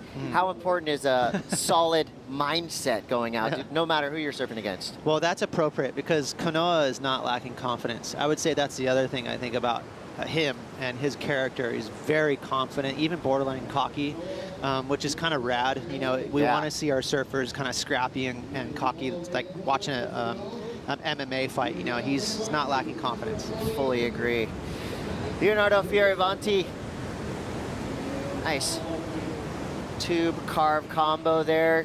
Can't quite get back up from that turn on the open face there at Pipeline. He still has 24.50 to go. Leonardo is going up against Nat Young. Tail of the tape here is both these surfers have had wild rides onto this year's championship tour. Leo back in 2015 broke 2 vertebrae out here at Pipeline during the Vulcan Pipe Pro. Bounced back quick, strong as ever, and you can see, it doesn't look like Leo's intimidated one bit, even at a place that kind of showed him a nightmare scenario back in 2015. Yeah, this is good technique there. Took his time dropping in, so very comfortable. He didn't look like he was trying to rush to the bottom. He dragged his body along the face. That's the trick to Pipeline on your backside, and pretty smooth little ride there for Leo. And get ready, surf fans. The Italo show is about to begin. Italo Ferrera will be hitting the lineup. Coming up next, we'll be going up against Miguel Tudela. Yeah, like I wouldn't sit. I would just keep like a shark. But there's good. Oh, free coaching from Shane Dorian for everybody out there. Like a shark, don't sit. What does that mean, Ross? Yeah, he wants him to stay busy, and I don't think he's going to have to worry about that. That guy is high octane. He's going to be sharking the lineup for sure. What would you call that haircut? Is that like a low tide mohawk? What do we got going on there? It's kind of like a peroxide, excitement, high and tight. Caffeinated. Yeah, the shaved sides allow for more speed. Okay. If in fact he does have to burst through a chandelier here at Pipeline, we'll see if that helps him out. It could. 3 minutes on the clock for Igarashi and Owen Wright. Still kind of in the mid-range. Owen Wright, very surprised. 2.83 and a 2.80. That is not like Owen Wright. And time is winding down quickly. Good news for Owen. Needs a 4.84. So Owen Wright drops 5s in his sleep. It's just a matter, again, I'm going to use the P word, positioning. Of course, back that up with priority. If you can make that combo work for you, you're going to be in a good spot. Well, we talked about Kanoa and how he's mistake-free, and he has a chance here to utilize his priority. So, you know, he's going to be sitting very close to Owen, giving him 0 breathing room. So Owen's going to have to figure out a way to be crafty and get away from Kanoa, maybe look both right and left. There is a set coming, Chris. Yeah, you see all 4 surfers taking note. First wave coming through. It looks like Leonardo, just a quick look there. Yeah, for Owen Wright, I mean, again, all the surfers in this lineup have had a wild ride. Kanoa has done it pretty seamlessly. Owen Wright, we were in Mexico for the Corona event, and we got the news Tahiti was off. That was kind of Owen's last chance to make a big push to re-qualify. And then, of course, during the off-season, all these wild happenings come into play. Owen Wright back at it, where he should be, in a jersey, out here at Pipeline and on the North Shore. He's got 1 minute and 30 seconds. Yeah, that was a big story, Chris. That almost got underreported. You know, that was not really Owen's fault. That's the kind of guy that has so much talent. You'd expect for him to climb the ratings at the back end of the year, and the schedule was cut short due to COVID. And you know, so I think the WSL did him great by, you know, rewarding him that wild card, because you know, he came flying back into ratings at Chopes. There's only probably a handful of surfers that can just think, it's fine, I'll do it in Tahiti. Right. That is a short list. And you always expect Owen to stand out here at Pipeline. You know, but the cadence of the waves just didn't quite fit in with the timing of his heat. You know, you can't have an over-under in terms of timing. You know, you go out when your time slot is. So right there is just bad luck. Mini upset too. I know Kanoa is, you know, he's no slouch. He's a contender, but I would say Owen's a favorite on paper. So Kanoa is going to feel good. He knows that this was a hard heat with Owen. He's going to be feeling really psyched to get past Owen in his heat out here at Pipeline. Yeah, that would definitely be a large, very talented bullet to dodge. You think about Owen Wright at Pipeline. 11 seconds to go for Igarashi and Owen Wright. We'll have 20 minutes left for Nat Young and Leonardo Fioravanti. 2 more surfers will come into the fold here, Italo and Miguel Tudela. So we're going to take a quick break as we shuffle 2 surfers in, 2 surfers out. We lose Owen Wright. Big upset there. You're watching the Billabong Pro Pipeline. We'll be right back.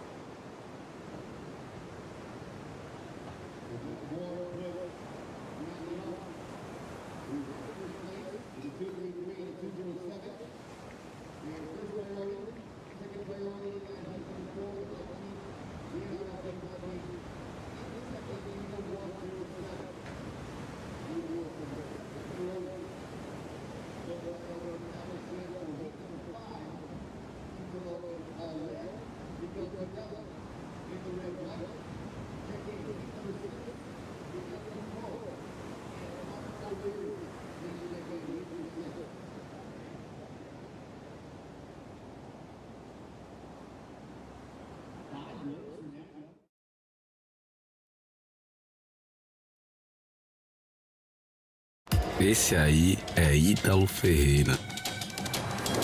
Eu consegui! E para você conhecer o campeão, eu vou lhe mostrar de onde é que ele veio. Aqui se chama Bahia Formosa. As ruas daqui não são de asfalto.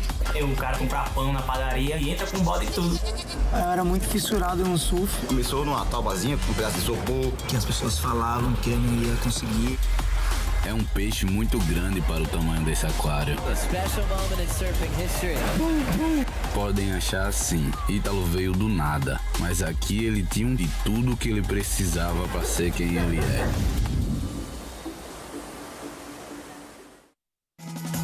Quick look there at a documentary about Italo Ferrera. Just an awesome story about his upbringing. Learned to surf on a cooler lid. His father's a fisherman. Just, I mean, it's really cool. As if you didn't like this guy enough, you watch that documentary and, you know, your respect and love for Italo Ferrera will go way up. Highly recommend, Ross. Yeah, I really like it. I like that narrator too. That voice was pretty rad there. And then I also, looking back at his white dreads, I mean, he's kind of the trendsetter for haircuts on tour. He's the guy. He's leading the ratings in that way. Yeah, I would say definitely has the flashiest hairstyles of anyone on tour, and he backs it up with flashy surfing. Get ready. You're going to see some quick tempo, high energy surfing from Italo Ferrera, but Italo has to know, as we've seen already in these early rounds, you know, rookies and wildcards have been pretty successful so far. You know, I would say on the women's side, more so. On the men's side, some rookies ran into a brick wall. But for Miguel Tudela, he is a veteran competitor out here at Pipeline. I think he's been in nearly every iteration of the Vulcan Pipe Pro in years past. He's been in tons of QS events here. Has surfed at this level in the 2021 Pipe Invitational. Got second place there, so got that wild card spot. Miguel is a guy that will not back down. He is in that 2 to 50 club, 2 to 60 club. Yeah, he's been in big wave events. I mean, there's not many guys at this level that can compete on a CT tour that also can compete on a big wave tour. It just doesn't happen very often. So you talk about someone who's not afraid. So Italo knows that, and he knows that Miguel is going to be really tough to beat at pipe. But this morning, there's a lot of rights, so that kind of neutralizes Miguel just a little bit. I would say Italo, maybe, you know, that plays into his hands a bit more, being that it's, you can go right or left. But also Italo he's more scrappy, so he's going to put together a heat better, isn't he? Like with strategy, priority, that kind of stuff. Yeah, this is a better matchup than it appears to be on paper. And pipeline prowess is something that a goofy footer can always recognize. Strider, what is your scouting report on Miguel Tudela? Well, you know, you guys have touched on a lot of it. He's got a lot of big wave knowledge. He's been in huge surf down in Peru. He's a very, you know, frequent flyer over here in Hawaii. He loves pipeline. Every time there's a big pipe swell, he's on, you know, and so he really enjoys that feeling, and you can see it in him. You know, today, like you said, there's rights and lefts, and he's got a mean backhand too. So we're gonna see his, you know, see if his competitive side of his whole game comes through, because you gotta have the whole pie, right? You gotta be able to come out and do it when you're free surfing, but then also in competition and on the beach during your interview. So you gotta have everything put together, and I think that he's got that package, and we'll have to, you know, wait till the end of this heat to see it. But he's definitely one of the most dangerous opponents that Italo could have. There's Italo on the back end. Yeah, Italo starts it off going right, driving through a beautiful backdoor barrel, big hard carving roundhouse cutback into the danger zone. Italo falls on that turn, but I think did some damage that back. I love to see a goofy footer flip the script on all of us and just go straight back door to start his heat. Yeah, I mean, over the last several years, we've seen you don't have a choice, because regular footers are so good at pipe. Goofy footers have to be good at backdoor. There's just nowhere to hide. When the waves are providing, you have to go. If that's backdoor, then you got to go for it. I'm surprised that Nat Young didn't get that one, because he had priority over both heats, but somehow Nat was not in the right spot, and Italo obliged. So sneaking under priority right out of the gates, Chris, he will take this one. Yeah, that'll be an interesting one for the judges too. It's a quick but, you know, electrifying tube ride for Italo. And if that was a completed turn, I mean, that would have been another kind of interesting thing to see how much a turn at the end of a tube will add to the judges' total. So we got 12:20 to go for Nat and Leo. 33 for Italo and Miguel. Surfers make their way back in the lineup. Let's catch up with Kanoa Igarashi standing by with Rosie Hodge. Thanks, guys. Well, Kanoa, yourself and Owen Wright were standouts in the opening rounds of this competition. What did you make of that matchup so early in the event? Yeah, I mean, I have so much respect for Owen. You know, I mean, he's one of the best guys out there, and you know, having him so early, and you know, he's such a low seed this year. It was just such a tricky draw, but yeah, I just you know, I guess what you try and do is focus on yourself. But you know, when it's like this, you kind of have to think about your competitor and kind of make sure you know where they are, because you know, 2 feet out there can make a big difference. And you know, it's such a small lineup, and the takeoff's so small, you have to be really onto it. So it was tricky, but it was fun. Making the final at this event in your rookie season, how many of those good memories flash back to you before you hit the lineup in current events? Yeah, of course. I mean, I love Pipeline. It's a really special wave to me. Yeah, I had a really fun wave the other day, and you know, just having that kind of, I guess, connection with Pipeline means a lot. And, you know, days like this are kind of the days where, you know, like me and Leo would serve out front in the quick server house and you know, sneak a couple little waves. So, you know, for us, this is just like a nice little fun day. And then when it gets big, you know, it's hard to catch waves. But, you know, this is kind of the days where we get to catch like more than 2 waves. So, yeah, it felt comfortable. Enjoying his job and on through to the next round. Back to you guys. Thank you, Rosie. You know, keying in on something Kanoa said there, Pipeline, one of the few waves on the planet that one wave will provide you a lifelong memory. As he said right there, I got a fun wave a couple weeks ago.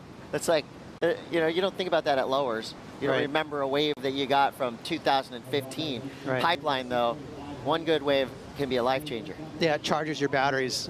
You're really content if you get a good wave at backdoor or pipe. Here goes Nat eyeballing this one. Nat Young, nice, steady, smooth drop. Does have an exit, nice and clean. Finishes with a solid carve. So Nat Young is sitting on a 2.33 and a 2.07. And there was a split of that wave, and we'll have to look back and see. Judging from that angle, it was a no-go, but you never know. See what happened here, Ross? Well, he's quite a bit further down the reef towards off the wall. Ooh, nice big pump there. So this is a speedy barrel, and Leo did a good job sneaking through that side door. So that was a very technical barrel there from Leo. I'm sure the judges are going to be pretty happy with that one. And just a standard little Pipeline barrel there for Nat. So maybe a slight victim to being a goofy footer there, really getting fixated on his toe side rail. But it's actually a nice deep barrel. He went over the foam ball there for a second. You saw that his board kind of climb over that, and the judges won't mind that. For a smaller wave, that'll help him. But you'd have to say Leo got the edge there. Yeah, I think Leo is underrated for his prowess in waves of consequence. Just watching him in many Triple Crowns of the past, charging all over the North Shore. He's got a really solid rail game in big waves like Sunset, Haleiwa, and definitely a standout in those heated sessions here at Pipe and Backdoor. Yeah, Leo reminds me of Kanoa. Both, you know, they're friends. They're teammates, and they're both scrappy, both very smart, like chess players. But Leo, you know, he's building a house here on the North Shore. His girlfriend's from here, so he's been, you know, this is a home away from home for Leo, and that helps. He's got a lot of hours clocked in here on the North Shore. And you can't talk about Leo and Pipeline without going back to one of the most epic 3-heat matchups we've seen ever. Leonardo Fioravanti going up against Mikey Wright, battling for a injury wildcard spot. First time in history that I can remember seeing that. And I love that decision to throw those guys out there for 3 heats. Just a really cool battle for surf fans to watch, with almost more at stake than, you know, qualification or just to have that condensed, you know, battle for your entire season. That felt fun, didn't it? That felt like a prize fight. I mean, there wasn't no event, there wasn't a big field, it was just those two. Nowhere to hide, like, you know, they were really squared up against each other. Best out of 3. I know that meant a lot. That was actually for, you know, a seat on tour, but it'd be cool to see that implemented more at these events. It's just fun to watch those little prize fights. You know, I feel like that may have been a foreshadowing, kind of informing the Rip Curl WSL Finals format, where surfers have to go, you know, at the final matchup, they got to go 3 heats in a row. Definitely was a great test, you know, a litmus test for that style of format. And we'll see it again this year. Can't wait. The road to the Rip Curl WSL Finals starts right here at Pipeline. Miguel Tudela got a shot there, so Tudela will put a number on the board. He has nothing above a 1 right now, as we see Nat Young grabbing the rail, going back door, standing tall, driving down the line. Does he have an exit? He does not. The door slams shut on the powerhouse Scooby footer from Santa Cruz. Nat Young, Rookie of the Year in 2013, was ranked number 8. He's had some ups and downs, but fought his way back onto the championship tour, the 3rd surfer from Santa Cruz to qualify. And yes, he was named after 1966 world champ Nat Young. That's pretty cool. Well, he was really close, Chris, to turning the heat right there. It only needs a 4.67, and you saw the whitewash on the face of that barrel. I think that was the culprit. That allowed him, or that made his board slip. He couldn't progress through. I love this carver here. Nice little snap there from Miguel. So Miguel Tudela right now is in the non-priority heat with Italo. Italo got that sort of a cheater start there with that 6.5. So he's in a commanding early lead, but this will get Miguel back in the heat. Again, very good pipeline surfer. He has a good eye for those sneaky, smaller pipeline lefts. Those are not easy to identify, but I like the added carve there. Yeah, Peru has fielded a lot of good pipe surfers past years. Nat Young again going backdoor. Unsuccessful, but I love the approach. You just saw him grab the rail and push. Yeah, smaller barrel, and I think he got hung up just a little bit, went up and over. There's not a whole lot of room there, so sometimes if you clip your shoulder by accident in those barrels, a small backdoor wave, especially backside, you'll get thrown over the falls.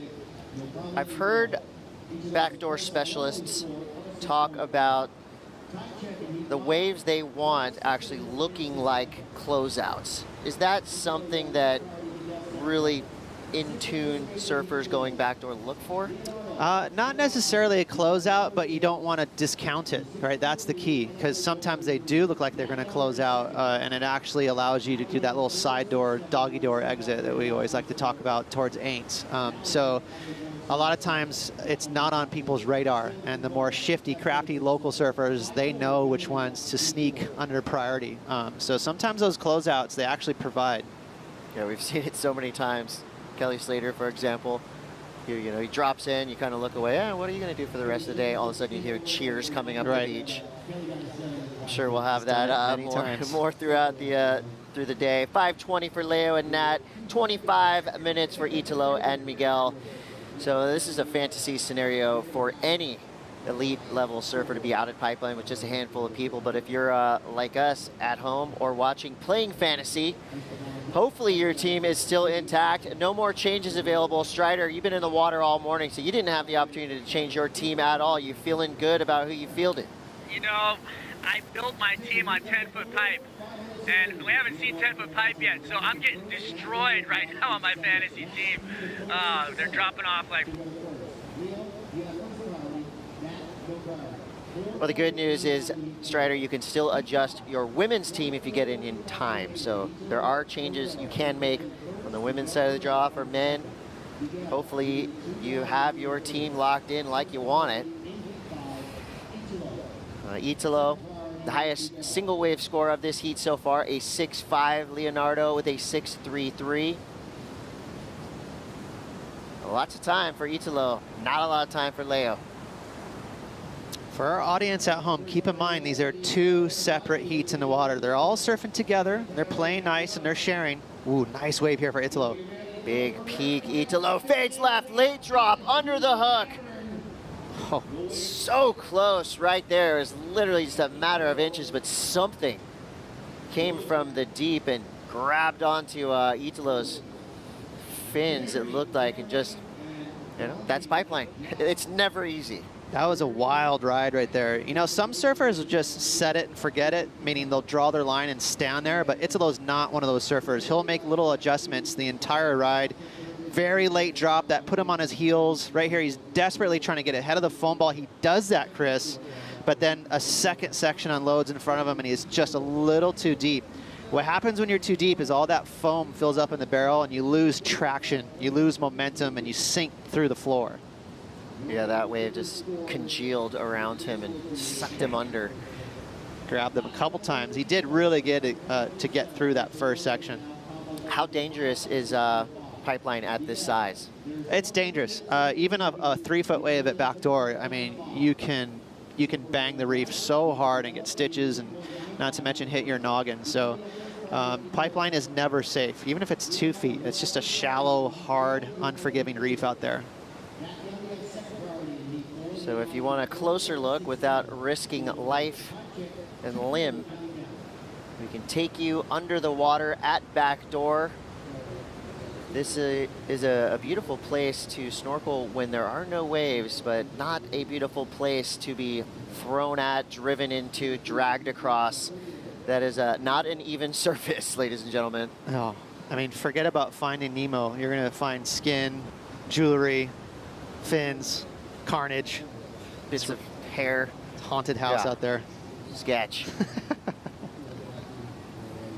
Well, 2 minutes to go. Leonardo Fioravanti in the lead, but not by much. Nat Young needs a 4.67 to advance through. Leo does have priority, so basically playing that priority game perfectly. If you have priority with 2 minutes to go, you've done something right for the previous 33 minutes. Just setting yourself up now to be able to not only defend your spot, but also have your choice of offensive maneuvers. That's right. And Leo is sharp as a tack. He knows exactly how to play the game. Nat's going to squeeze in a backdoor nug. Here we go. Grabs the rail. 3-point stance. Almost had an exit there, just inches away from a doggy door. I was wondering why Leo let that go, and it was a very smart move from Leo. I mean, if Nat was going to make it out, it would have been miraculous. He would have had an extreme doggy door. Italo, with the quickness, makes a lot happen from a creepy looking wave. That thing looked like it was running away from him, but Italo with one big pump, looks like he just rocketed out of that tube. Under a minute to go. Leo now has a look, does not go.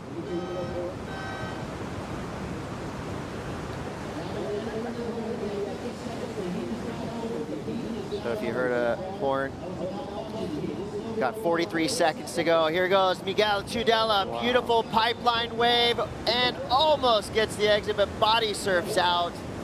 Truly is just it's a question of inches up, down, forward, backward. I mean, he was right there in the exit. There are claws in these tubes. That's the difference, I would say, so far. Miguel's got a lot of talent, but the difference between Italo and Miguel, Italo makes those little adjustments. Those smaller waves at pipe, they really have the floor open up. The foam ball is so involved in your barrel, and it's tricky. It really is trying to pull you down. And you saw Miguel kind of stand there and got taken down, whereas that was a small, tricky barrel from Italo, and somehow he made it. And those small lefts at pipe are so easy to fall on, so credit to Italo. Well, credit right now is going to Leonardo Fioravanti with a 6.33 and a 3.3. He takes out the hard-charging Santa Cruz surfer Nat Young. But we got much more action to come. You're watching the Billabong Pro Pipeline. We'll be right back.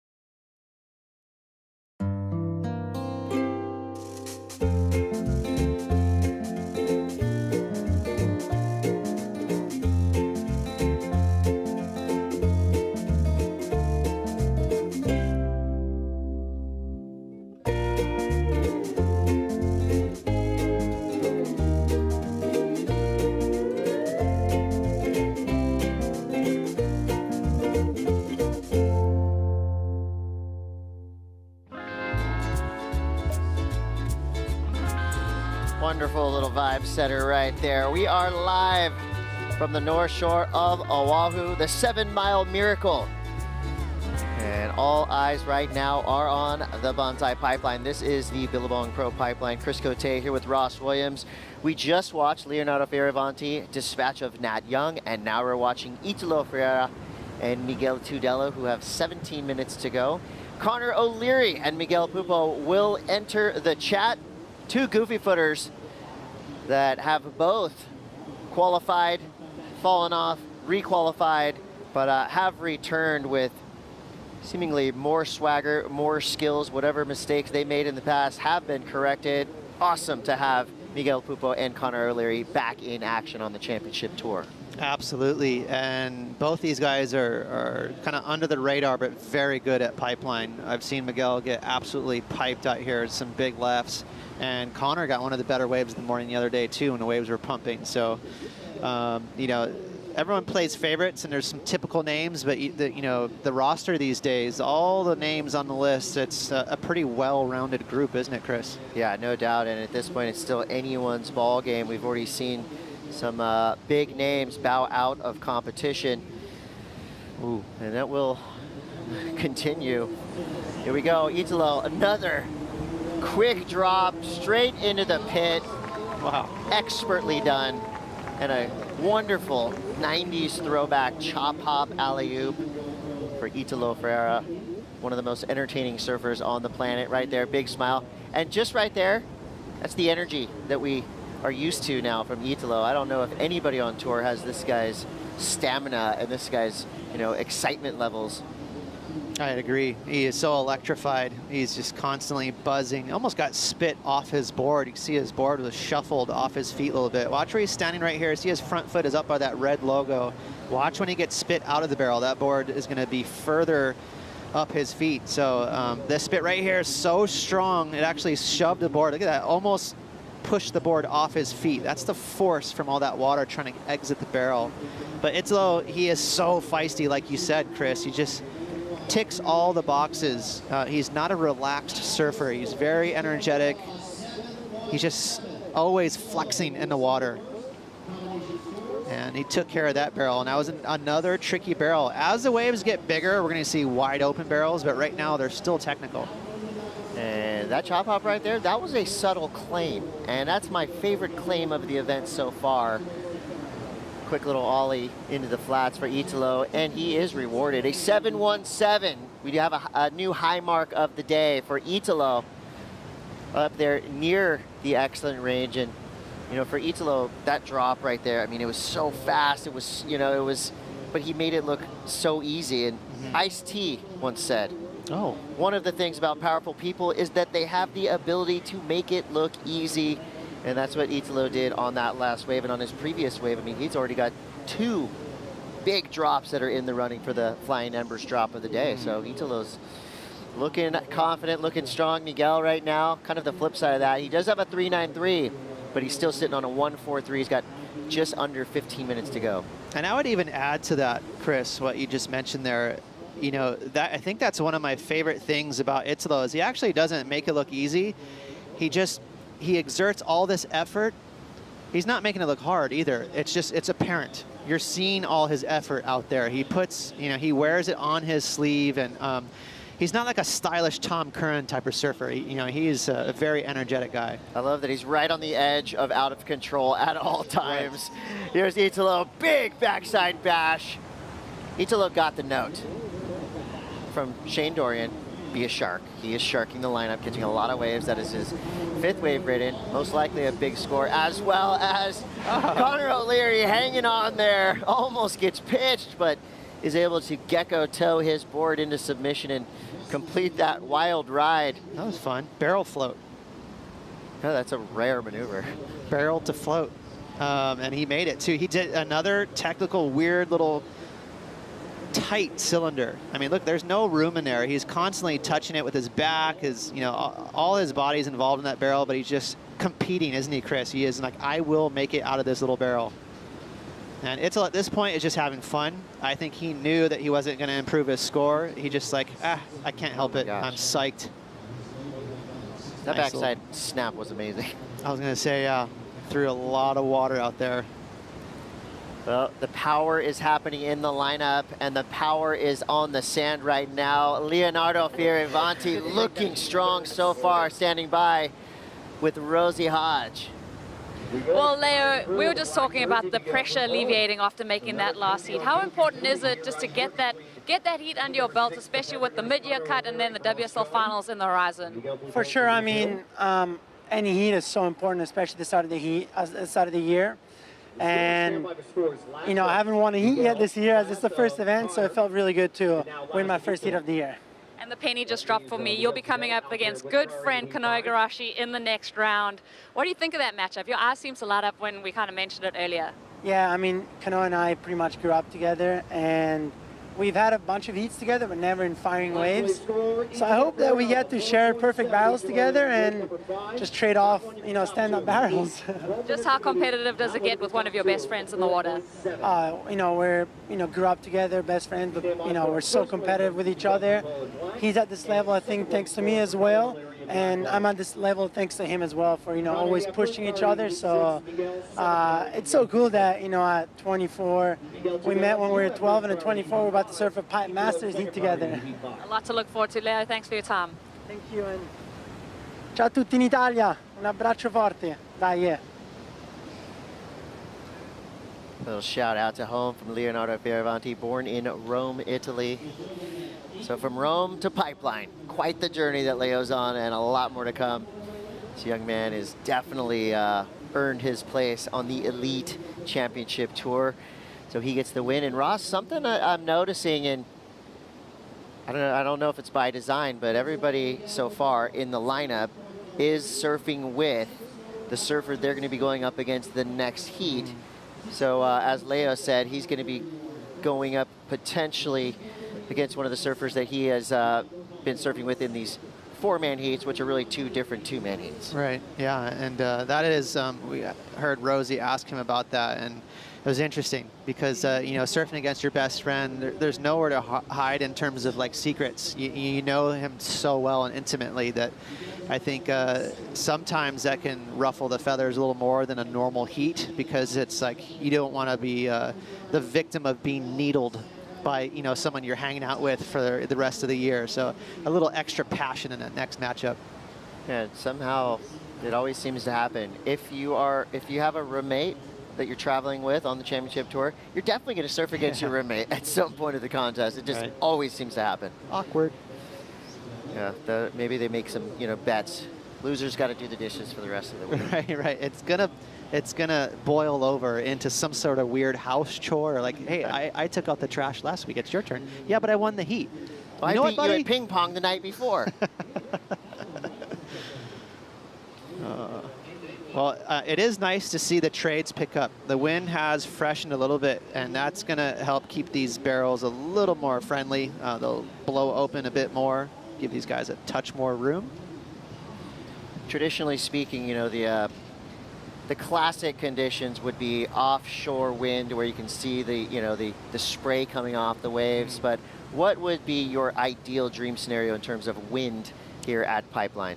That is a very good question, and for sure on the North Shore we want to see south wind. South wind is rare, we don't get it very often, but south wind is like something you'd see in Indonesia or something. It's just this real sugar-coated offshore wind.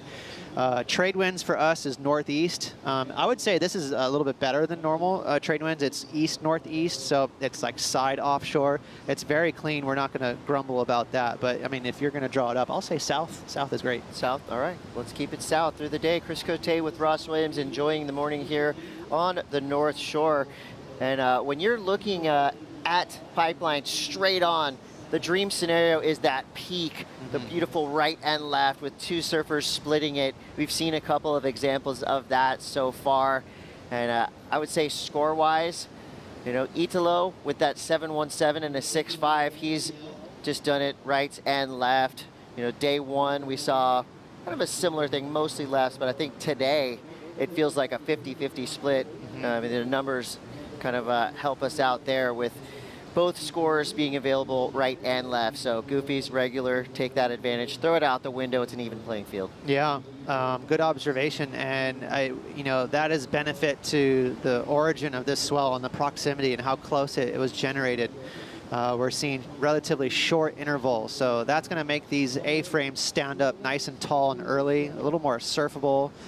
not as girthy and crazy as, say, a place like Chopu, where it's just like a river rapid slab where you're just free falling every single wave. These are pretty surfable waves, believe it or not, at Pipe and Backdoor. 7:36 for Italo and Miguel, and here's Italo again. Surprise, surprise, the most waves ridden in this heat by Italo Ferrera. That's his 6th wave ridden. Not going to count for his scoreline. He's sitting on a 6.5 and a 7.17. Miguel's still in it, but he has got a mountain to climb, needing a 9.74, and he knows the patience of his competitor is not on his side, because Italo does not have a lot of patience. He goes on everything. That's right. And something that you were wishing for, or you commented on earlier in this heat, I think Italo is going to provide for you. 100% with this lead, he's extremely comfortable. He's going to be looking for a little ramp for you, Chris. So look for Italo to boost in this heat. I hope he gets a little ramp on the left. Yeah, he is definitely among the best aerialists on the planet. And, I'm not saying he's underrated in the tube, because he's won everywhere that it tubes. So kind of the complete surfer. He is the champ.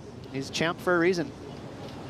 He's won everything. Gold medalist, world champion, pipeline champion. I mean, he's done it all and will continue to do so.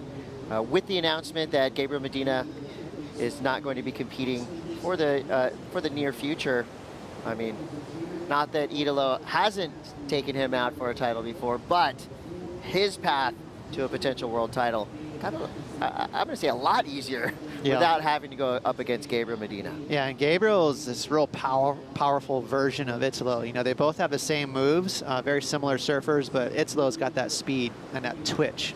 He's just so lightning fast. Italo's definitely one of the guys, I mean, obviously he's world champ, but he's one of those guys that the other really good surfers on tour hate to draw in a heat, because he's feisty, he takes advantage of the conditions no matter what they are, and he's just really hard to beat. I would say he is relentless, and not even, so there's a perfect example. He's got a huge lead. He's got 5.5 to go. He's literally, with every paddle, just kind of touching the back rail of Miguel Tudela, letting his presence be known.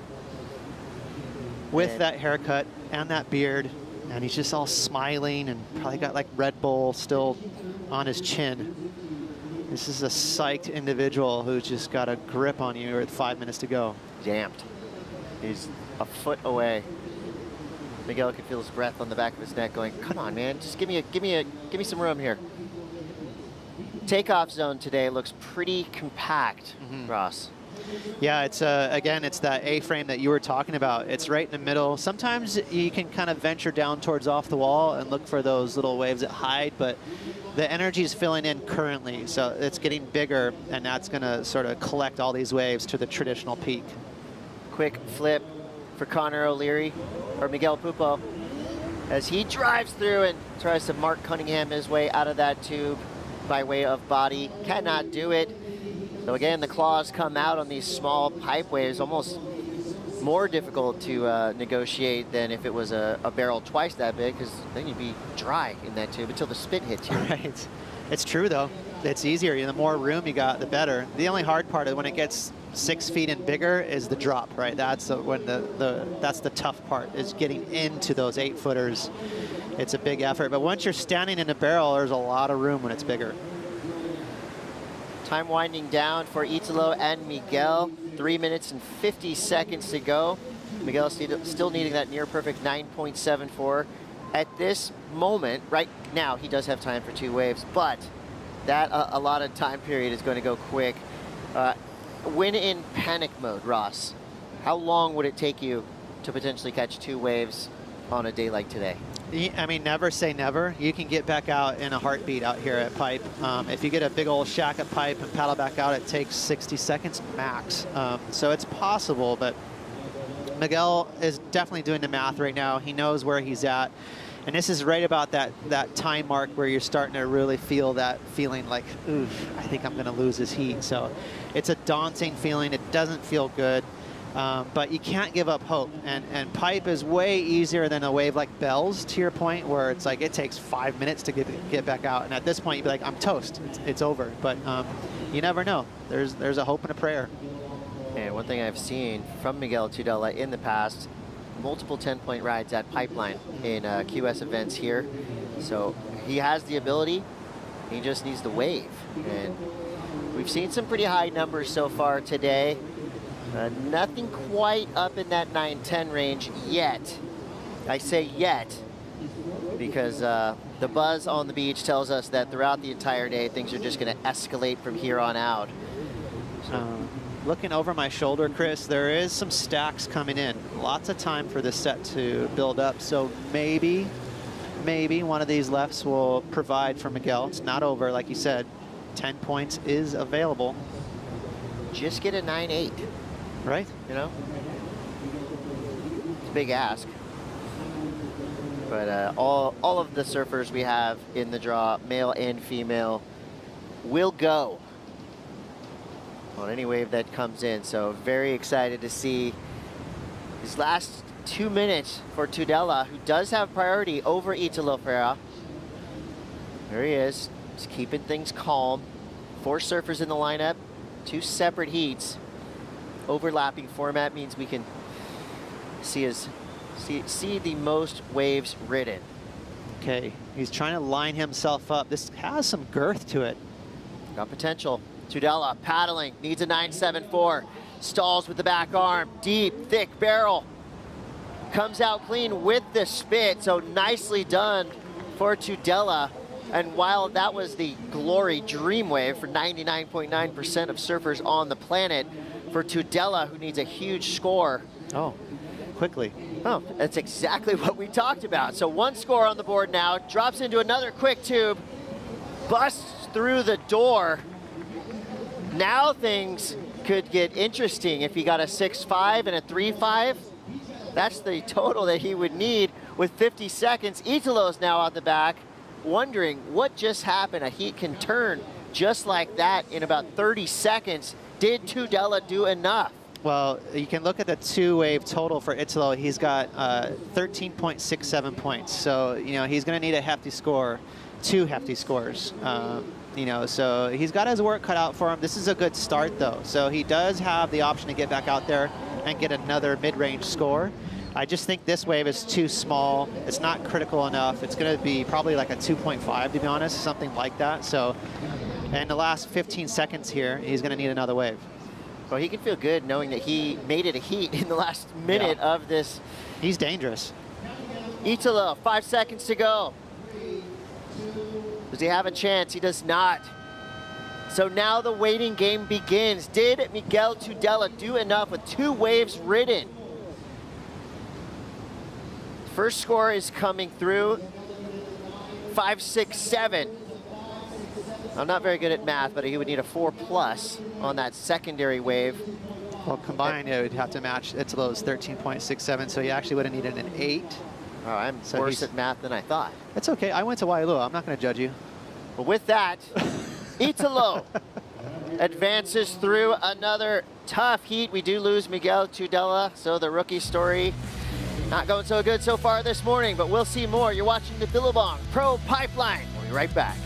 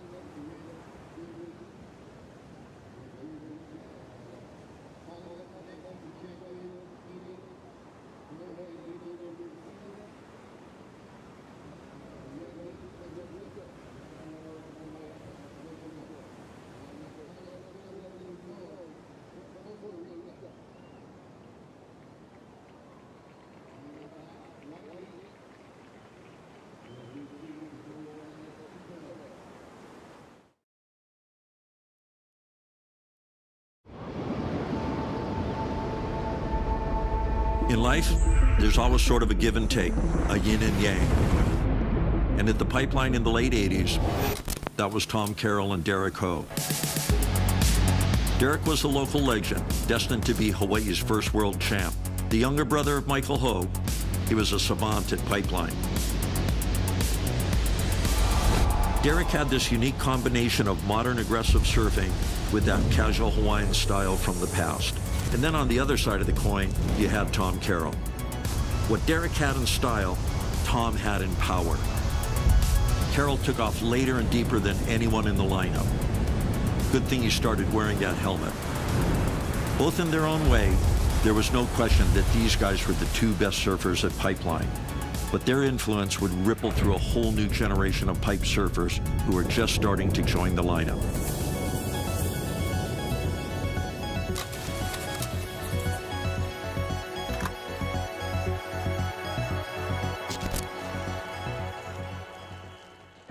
A tremendous series brought to you by Billabong, the pioneers of Pipeline, narrated by Mark Cunningham. And you want to check that out at worldsurfleague.com. I'm Kuiper Guerrero. This is former big wave world champ Makuakai Rothman, and the gentleman that knows pretty much every foot of this 7-mile miracle that we call the North Shore of Oahu. Oh yeah, Kaipo, it's a wonderful place to grow up. That pioneers of Pipeline piece is amazing. Derek Cole, Tom Carroll. I was a little boy growing up and just watching. There's like two gods out here at Pipeline. And when I was young, I remember every time someone won the Pipeline Pro, it was like I thought they won the world title. Because a lot of the world titles were decided here at Pipeline, I thought they were the world champion. Yeah, that's right. Well, we got a new heat in the water, Makuakai. Federico Moraes in the non-priority heat against Carlos Munoz. So this is a great matchup with Federico Moraes, who is now on his 4th season, versus the rookie Carlos Munoz. Coming out of the water, we got a world champ, Italo Ferrera, bravo. We want to hear from Italo. He's with Rosie Hodge. Yeah, one of the highest energy surfers on tour, for sure. Italo, just before you hit the water, we heard Shane Dorian say to you, be a shark. Do you want to give us a little bit of insight into what that means? Yeah, it's just moving around, like trying to catch a wave, and I made some scores, and then I had luck in my first wave. I had a good ride. That was a 6 point something, and then that was the different on a heat, and it's kind of slow out there, and I would try to catch it. A lot of wave, like change the score and play the game. And Miguel got 2 waves at the end there. Any nervous moments for you? Yeah, Miguel, he's a good surfer, and on a heat before, on the elimination hard, he got like 2 good big barrels, and he's good on the barrels, so it's kind of like, that was like nervous on the end, but it's okay. I made the heat, and I'm so stoked. And with the rising swell, how does the game plan change for the afternoon? Yeah, I think in the afternoon it's going to be good, like a lot of waves and more opportunity, big barrels, and yeah, I'm excited for that. We can't wait to watch you in that one too. Thank you, Italo. 2019 world champ Italo Ferrera, and interesting to see that bravo that he has painted on the bottom of his board. In Portuguese it means like angry or fierce, but it's also kind of a slang like I'm the man, so I like the confidence of the world champ. Oh my God, Italo Ferrera, he's definitely fierce, and that knowledge that Shane Dorian has out here, especially when it's slow, not to sit around and get complacent out there, move around, be a shark, and just eat, It's like someone's taking food off your table, and you don't want that to happen. I love it. Well, in the priority heat, we saw Conor O'Leary during that interview able to thread a pipeline barrel and turn the heat over from Miguel Pupo. Low scoring affair so far for the priority heat in the water. We're going to turn our attention now to Pupo in the barrel, and Miguel answers back, winds up, throws the tail, unable to complete that final maneuver, but the barrel ride looked nice to me, Makua. Yeah, smaller wave, definitely. Smaller scores in this heat right now. These guys definitely need to find something and put some big scores up on the board, because today it's all about moving on in the competition. The round of 32, you want to get to the round of 16. These guys are making it happen. We'll be waiting for that score for Miguel Pupo. A 4.67 will have him leap over Conor O'Leary in the final 13 minutes of this heat. More waves coming through, non-priority heat. Still quiet, Federico Moraes versus Carlos Munoz. Here we go, O'Leary. Oh, what happened there? I don't know, I think he rushed a little bit, knowing that that wave he wasn't too deep on it. It kind of had a weird angle, and he was trying to rush to get to his feet, to get in the barrel and try and get out before it clamshelled. Here we go, the battle. Carlos Munoz pulls up into that pipeline pit, but just gets eaten up. Yeah, Kaipo, Carlos, such a, you know, he has just got the fire. He's been through a lot. I would say perseverance when it comes to Carlos Munoz, to get back on the tour, you know, show all the people that might have doubted him at one point that I'm here to stay, and he's just got the fire on him right now. Great story, Makua. Yeah, in that Carlos Munoz lost his major sponsor, had to come back, grind his way back on the Challenger Series to finally fulfill his dream, and a dream for Costa Rica to have another representative on the championship tour. He holds and carries the weight of a great surfing nation on his shoulders, and those are some broad, strong shoulders. Yeah, just like his shirt says, never underestimate the heart of a champion, and Carlos Munoz embodies the heart of a champion. You know, coming back, you know, losing your main title sponsor is a huge thing in surfing, and to come back without that sponsor and get a spot on their championship tour just goes to show how much he wants it and how much, you know, that heart of a champion comes into play. Yep. And surfing for family, young family man, has a new baby and a wife, and he's just supporting his family. So he's got a lot of motivation to do well in this competition, as well as the rest of the championship tour, reminding you again that we got that mid-season cut. So he's going to want to be on top in the top 22 when that mid-season cut occurs, so that he can finish off the year and re-qualify for 2023. So a lot of motivation for Carlos Munoz. Yeah, that mid-season cut is a big one, and you know, showing up at the first event of the year with a big result, so you don't have to worry about a mid-season cut, is what all these surfers are looking forward to. Great insight. A 3.67 was the last for Miguel Pupo, and Pupo unable to take the lead off of Conor O'Leary in the priority heat.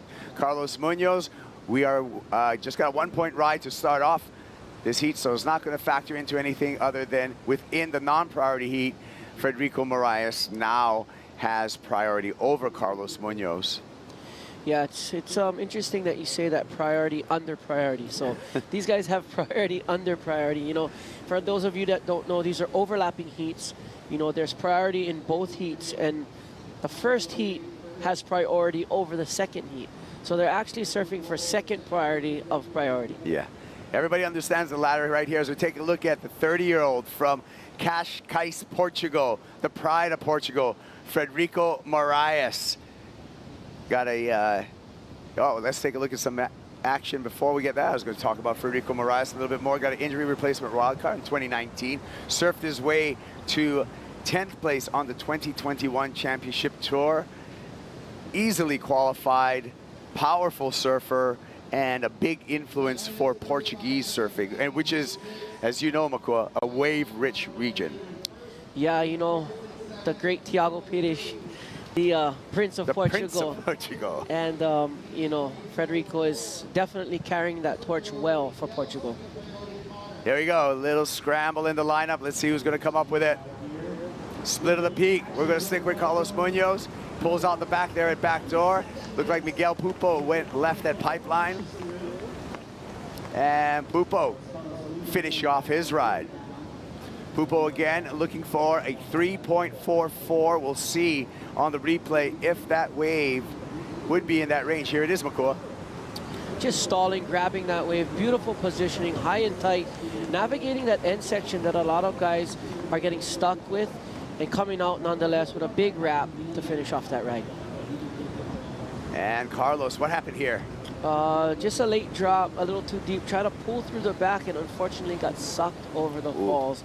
That right there, Kaipo, is one of the hardest maneuvers in surfing, I think, is to pull through the back of a big gnarly wave. And Conor O'Leary up and riding. Airdrop to axe. Airdrop to hatchet. I don't mean to laugh, but it's something that happens to all of us out here. You know, it's those spare of the moment little adjustments that you either pull in and get in the barrel, and we need a new board for Conor O'Leary. Here we see Conor, late drop, really focusing on re-engaging his fins after they came out of the water there.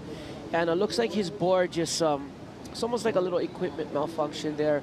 The fins got caught up a little bit, drifted, sent him into the lip. Lucky to avoid that lip. Live action. Marias stalling at pipe. High line through the barrel and completion for Frederico Marias. He's going to take the lead over Carlos Munoz in the non-priority heat. Red Bull Ski with Hawaiian Water Patrol giving Conor a drop off on the beach for an equipment change. Yeah, 7.5 minutes left. He's back to the beach, changing his equipment. He wants to get back out there and solidify his lead because very small scores in this heat, Kaipo. It's anybody's game right now. Unfortunate that he doesn't have a caddy right on the sand to give him a backup board. I want to see what's happening right now. We're going to track him unless some action happens in the water. That is a little time consuming, or maybe it's just a strategy for the paddle back out. What do you think, Makua? Yeah, you know, here at Pipeline, you don't want to be paddling out directly in front of the tower here sometimes because the current can rip you down. But on a small day like today, I think the caddies might, you know, maybe it's their strategy to paddle back out. I'm not too sure what was up with that. I would have had a board definitely right here to get right back out because it's not that big and you can shoot that gap fairly easily right now. Yeah, and not to mention, you know, I mean, he's a super fit individual, but having to do that sand sprint, you know, really can't help you out. You want to save your legs, you want to save your arms, you want it all in for the water. Yeah, you know, these guys are in shape. These guys are machines. That little sand run shouldn't bother him at all. Oh, it would have killed me, though. Well, that's why we're sitting in the booth and they're out there surfing the seas. Right you are. All right, so Conor O'Leary did drop behind Miguel Pupo. Last score for Pupo of 5.67. He takes the lead in heat number 6 with 6 minutes on the countdown. And even more in Pupo's favor is the fact that he has priority as well.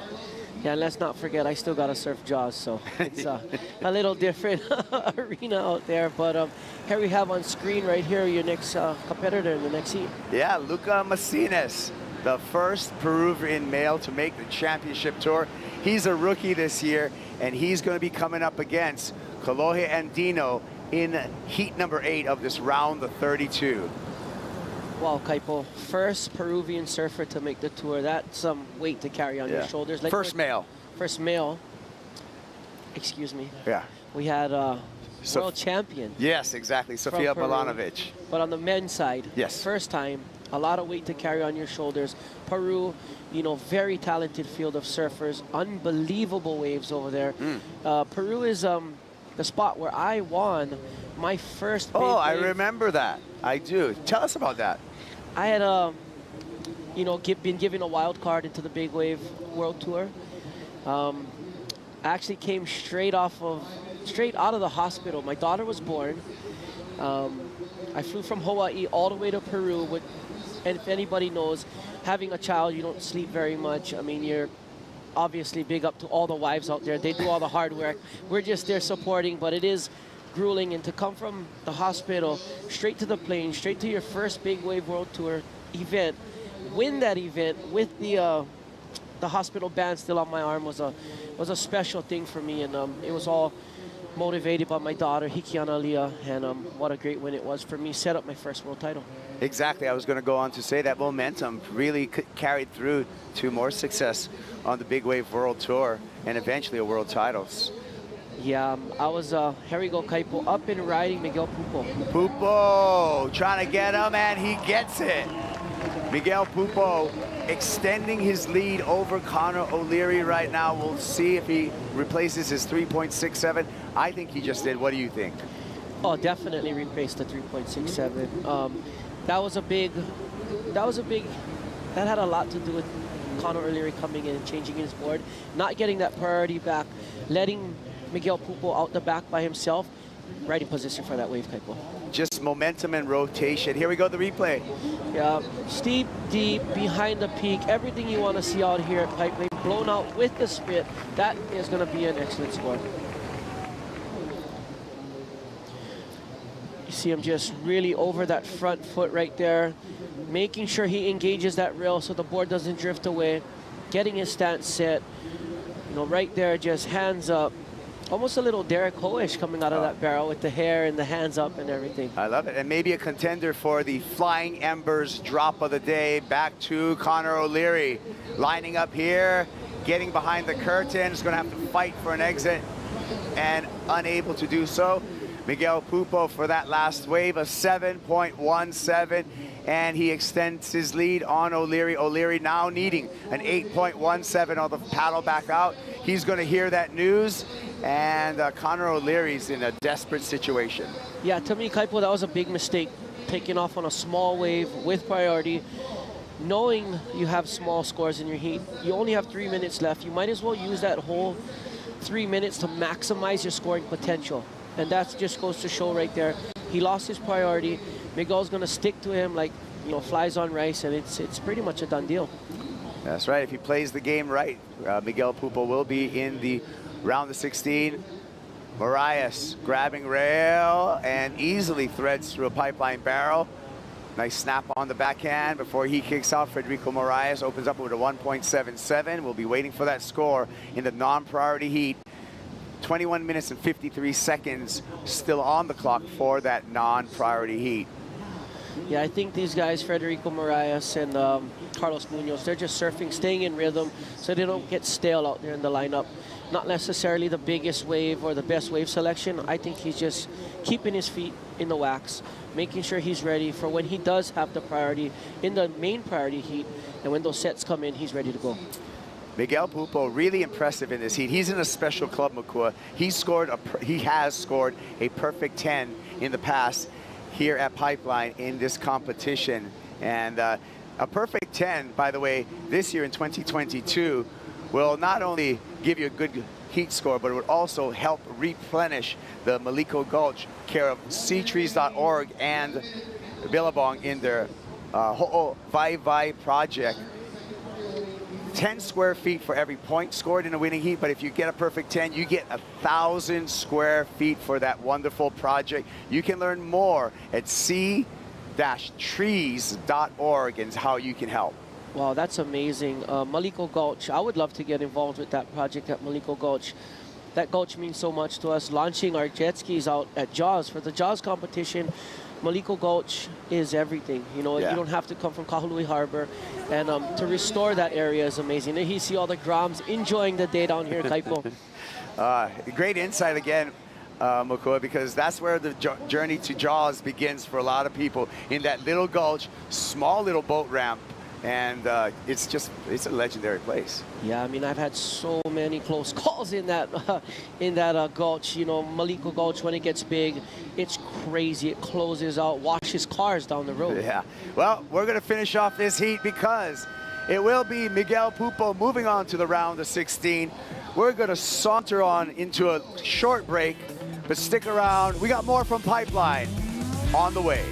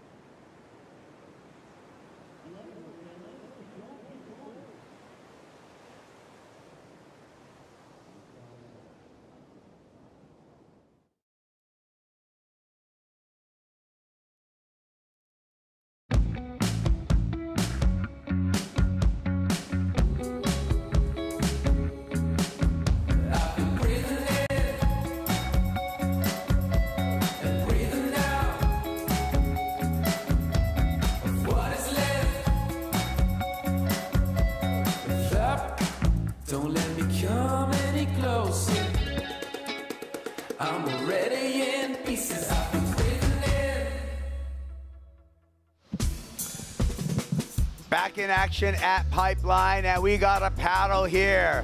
Split of the peak, Carlos Munoz goes back door, spit and exit for the Costa Rican surfer.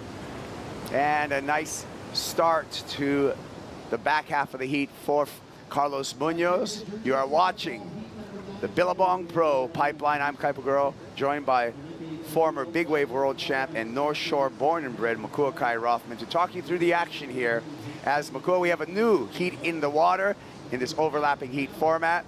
Kolohe Andino takes on the Peruvian Luca Macinas. That's a great matchup from Kolohe, who's now a veteran on the championship tour, 9th season, against the rookie Luca Macinas. Yeah, Kolohe has a lot of experience out here on the North Shore. He's been coming a long time. You know, Hanai brother to Mason in Kokoho, and you just, you know, you see him all over the world putting down amazing performances. Lucas Macinas, first year on tour, gets to get, you know, cut his teeth against a veteran like Kolohe Andino. We'll see what happens in this heat, Kaipo. Yeah, this really is going to be an interesting heat in that Luca Macinas had a brilliant showing in his first round heat. And let's take another look at Carlos Munoz, however, Makua. Wow, so deep behind the foam ball, almost, you know, kind of came over the foam ball on that one. And here's the left. Yeah, Kolohe, I think, looks like, brother, warming up on the little left. Nice wrap around Cuddy. And but going back to Carlos's wave, that's very important for him to turn this heat right now, get the momentum going. They have just really minimum scores up there. Carlos is really going to jump ahead in the heat with that ride. Number 54 on the back of the jersey. Here we go. Kolohe Andino back door. He's going to have to get some speed behind him, and is really fighting for an exit. That was surprising how far he made it. Wow. He bulldogged through that lip right there to come out. He was flying. I mean, you know, Kolohe has generated a lot of speed in that barrel. It unfortunately clamped down, but he was definitely fighting for an exit, Kaipo. Yeah, I like the never give up attitude of Kolohe Andino brother. And he was a surfer that we saw coming, a child prodigy, second generation professional surfer. He was made to do this. Carlos Munoz, that back door barrel, a 6.77, and he takes the lead over Federico Moraes in their heat. And Kolohe Andino for that pipe left, a 2.5. Last wave, a 1-point ride for Kolohe Andino. So he's just getting started in his heat against Luca Macinas. Yeah, Kaipo, you know, Kolohe Andino, son of Dino Andino, you know, respected surfer in his time, and wonderful mentor for, you know, young Kolohe. And it just goes to show that surfing lineage coming out. Yeah.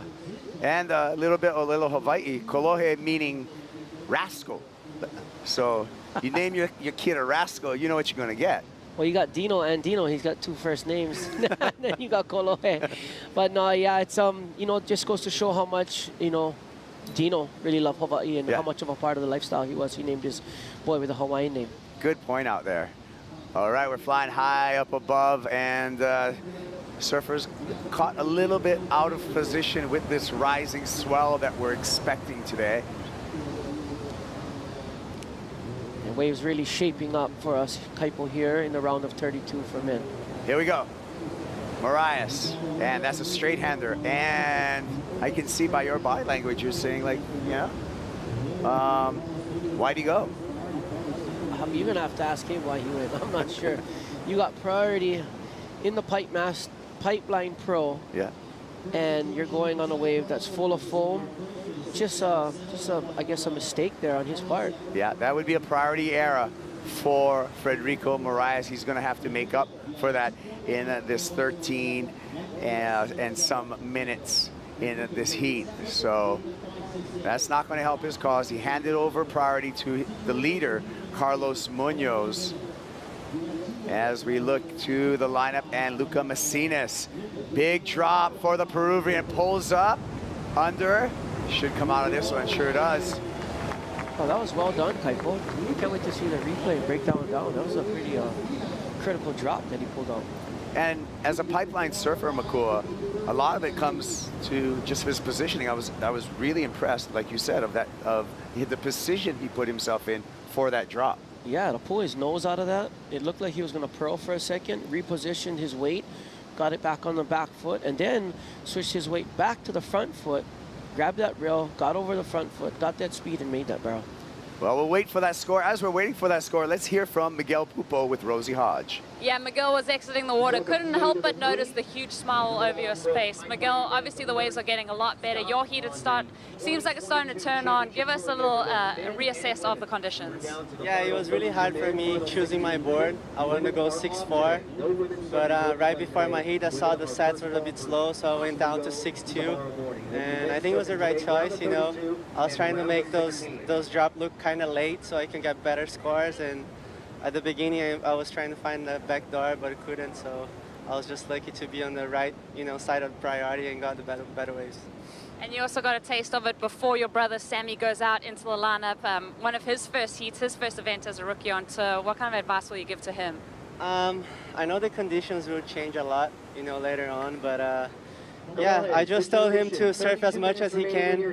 He came over to Hawaii like 20 days before the event, so he had to put some time in the water. He knew this is a hard event for him, so I'm just gonna wish him a good luck, and you know, just be clear thoughts out there, you know, to open mind to backdoor and pipeline, and I think he's gonna do well. He will surprise a lot of people in these conditions.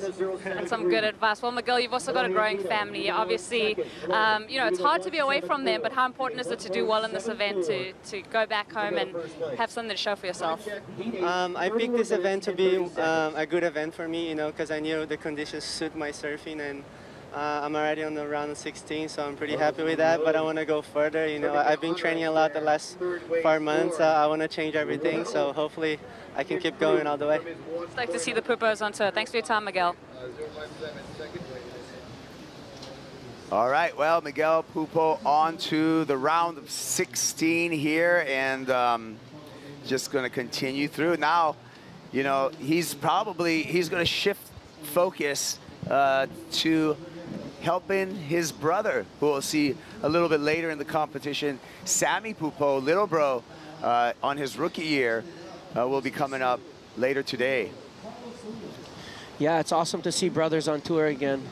Miguel and Sammy, such talented surfers out of Brazil. And yeah, it's going to be an amazing, exciting year for the two brothers on tour. Here we go. On the paddle with priority, Carlos Munoz. Pipeline holding on to the rail and has to buck through a section there, comes out with the spit. Carlos Munoz looking to better his low score of a 1-point ride. He just did that to distance himself more from Frederico Moraes, and Luca Macinas, again, just fighting for an exit and able to find that exit. So nice exchange between the two heats. Carlos and Luca are not surfing against each other, but they've just gained points over their rivals in this heat. Oh yeah, that was the South American one too. You got Carlos Munoz with a beautiful ride. We have live action here, Kaipo. Frederico Moraes. Frederico Moraes, and the big surfer from Portugal, able to swoop through that wave, complete that barrel, and now he's putting a challenge back against Carlos Munoz. So things are starting to heat up, and I have a feeling that the swell is starting to materialize, Makua. Yeah, this swell is on its way, Kaipo. The sun is out, the wind is perfect. You know, with a little bit of luck, the swell doesn't get too big, and we get pristine conditions, kind of like the first day. Here we go. Just out, I say pristine. Carlos Munoz is threading a beautiful left. It kind of looks to me like the lefts are starting to turn on a little more than the rights right now. These surfers are definitely taking advantage of it. Freddie Moraes just threading to a beautiful wave right here and getting himself back on the board. So a lot of action, and judges are catching up with 3 great rides at Pipeline. So we'll be waiting for scores for Carlos Munoz, Frederico Moraes, and this guy, Luca Macinas. Yeah, I don't envy the judges right now. They got their work cut out for them. And I think that's another wave. I think got 2 waves back to back. Munoz, back door. And that happened during the replay. Kali on fire. So this is really firing up, heating up. A lot of scores to get caught up on. And Pipeline is now really coming to play. These guys are in the pocket. They're trading blows, you know, blow for blow. You see all those rides right there. Like I said, I don't envy the judges. They got their work cut out for them. Surfers are on fire. The waves are on fire. Yeah, still waiting for all those scores, and a fierce battle between Carlos Munoz and Federico Moraes with 7 minutes and 35 seconds counting down. Yeah, it's these guys really have their work cut out for them, especially Federico Moraes. He got one score. He's really got to get it back out there, position himself, use this priority opportunity that he has this time, not squander that opportunity, and really put a quality ride on the board.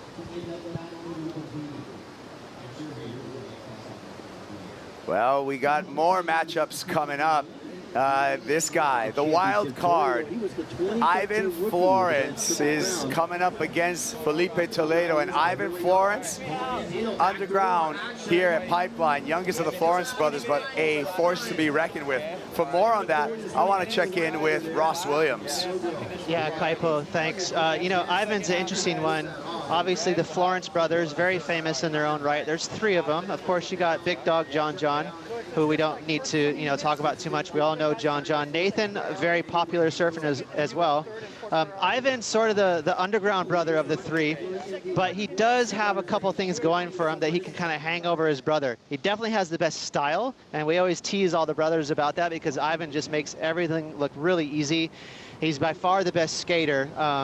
And it's also, I wanted to mention to you guys and throw it back to you, it's a really, really interesting matchup between Ivan and Felipe Toledo. You couldn't get more polarizing styles of surfers. You know, Felipe is the ultimate competitor. He's an aerialist, whereas Ivan is just your soul surfer, someone who can go out there and get the wave of the day at Pipeline. So that is going to be a really tricky one for Felipe. I don't know how he's going to be able to gauge someone like Ivan. It will be an adjustment for Felipe Toledo, and it seems to me that we may have an upset in the makings, but really depends. I mean, that's the one thing about surfing is you can't predict it at all. There's no predicting it. But for that, Ross, if you're still around, I'd love to hear your prediction on that matchup. It's a really interesting one. I think, you know, obviously Felipe has the edge with knowing how to deal with priority, knowing how to sort of build up a quick lead and sit on him, that kind of stuff. You know, he competes all the time, so Felipe has the edge.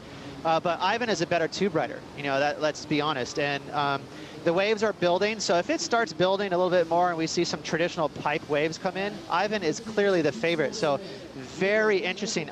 Personally, I would call it a 50-50 flip because, you know, they have what each other doesn't have. You know, it's going to be a tough heat for Ivan, but he could pull it out. Thank you for the insight, Ross, and we'll see how the swell materializes. Makua, we know it's already hit the buoys. Yes, you took the words right out of my mouth, Kaipo. An upset in the making is what we could have here. Like Ross said, they both, you know, embody what each other doesn't have out here at Pipeline. And with the waves approaching and doing what they've been doing, more lefts, I really think Ivan has a little bit of the upper hand right now. So for me, I'm going to go out on the limb, and I'm going to say Ivan has the upper hand right now. I love it. Okay, we got 4.5 minutes in the matchup between Carlos Munoz and Federico Moraes. Munoz in the lead. Moraes looking for a big number. He needs an 8.94 at this minute if he wants to do it in just one wave. Federico Moraes, you know, had some priority errors in this heat. They caught up with him. Carlos Munoz has been brilliant, both at backdoor and at Pipeline. More opportunity here. Federico Moraes scratching into this pipe wave. Pulls in, he's deep on this one, and I could see him just getting lipped there. No exit, and the clock is gonna tick down. Kolohe and Dino split that peak with Federico, so we'll get a look at that replay and see what Kolohe brought to the table. Meanwhile, Federico getting demolished there. Yeah, I think the right on that wave that Kolohe took off on might have been better. We'll yet to see on the replay. Here we have Luca Massinas up and riding on a mediocre wave, just getting his feet in the wax again. But the waves are really starting to pump, Kaipo. The swell is starting to hit. The swell is here. And like I said, Federico Moraes with that priority. I don't think he used priority well in this heat. Carlos Munoz does have priority with 3 minutes left. The waves are pumping. Freddie really got to get back out there and make something happen under priority. Let's take a look at this replay. Kolohe and Dino. Yeah, look at that. I mean, such perfect positioning. Where Federico was on that wave, had he gone right on that wave, seeing the position that Kolohe had, he would have been a lot deeper on that wave, and I think he would have got a score up in the excellent range. Wow, so a missed opportunity potentially by Federico Moraes. Oh, no. And now we're looking at Carlos Munoz, Hawaiian Water Patrol. Yeah, okay, we got the leash off of him, so we don't have the board dragging behind him. Jet ski tree, Red Bull jet ski is going to take Carlos back to the shore. Well, I seen him pull back on a big set that came in. The waves was beautiful. Up and riding, Luca Messina's beautiful wave, but Carlos Munoz didn't go on that wave that spit really hard, and I was wondering why. And, you know, hopefully everything's all right with Carlos. It looks like he's holding his shoulder. Could be a shoulder injury, Kaipo.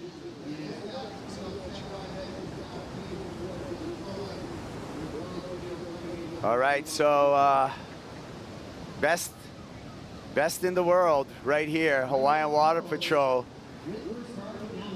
Jason Lau on the back of the ski on the sled, stabilizing Carlos Munoz.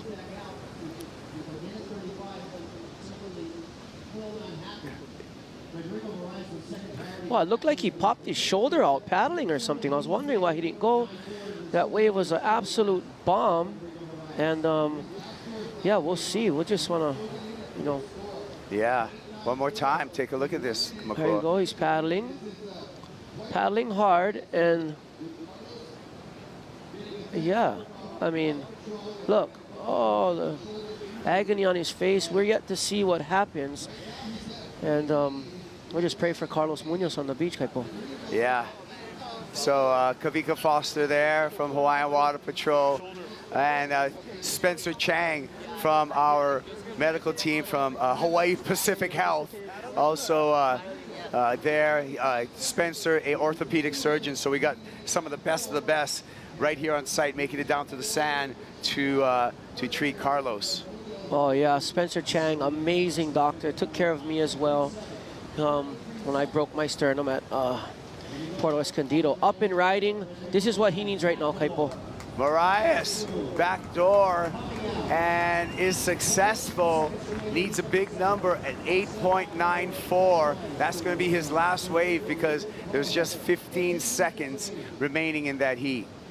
Yeah, definitely a little bit too little, too late. I'm going to go out and say that was not an 8.94 watching the rides today, but nonetheless, wonderful performance from Federico Moraes. Yeah, so, I mean, we're going to wait for that score. I got a feeling it's not going to be enough for Federico Moraes. But that was a nice backdoor barrel. Little talk on the beach with Strivaz Lucy. One more look. Beautiful positioning, putting his hand in the wave, getting as deep as possible. That wave just did not offer the 8.94 scoring potential, I would say. But like I said, beautiful hand in the wave, getting as deep as he can, shaving off some of that speed, and giving the fans a nice, beautiful ride at the end. Yeah, so we're going to wait for the formality here. And the 4-point ride, not enough for Federico Moraes. So it will be Carlos Munoz moving on into the round of 16. More action coming your way from the Billabong Pro Pipeline. We'll be right back.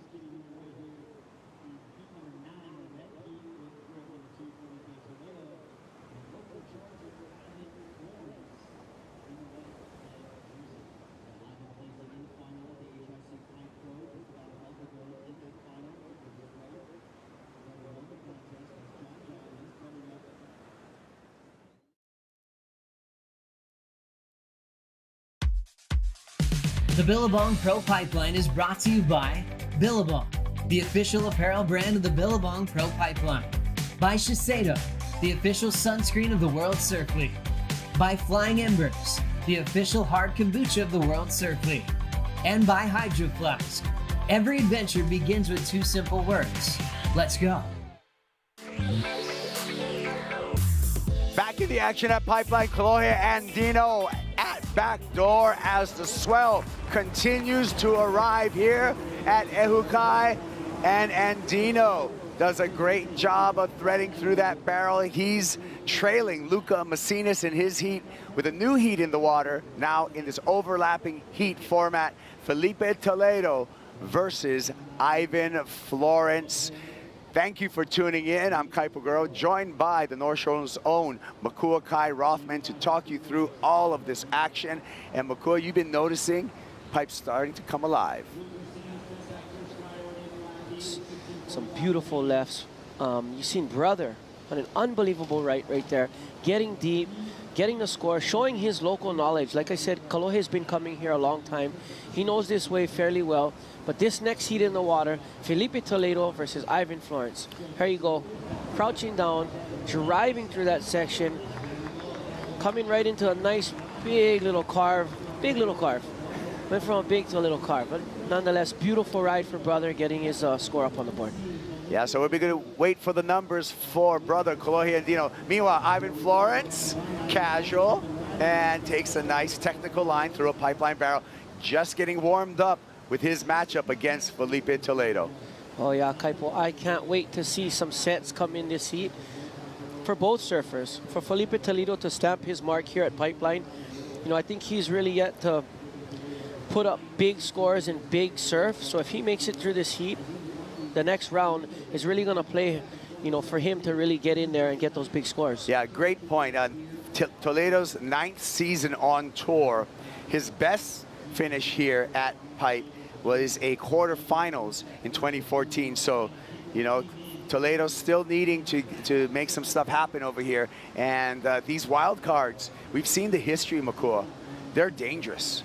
Oh yeah, you see Michael Ho and Johnny Boy Gomes come from the first round of the trials, of a 44-man trials or whatever it was back then, coming to win the event. Not only win the event, Johnny Boy, but him and Michael Ho coming from that wild card you know, trials heats, coming to take out the world's best and win the event. That's right. We're looking back at 1997, a final featuring Johnny Boy Gomes versus Michael Ho.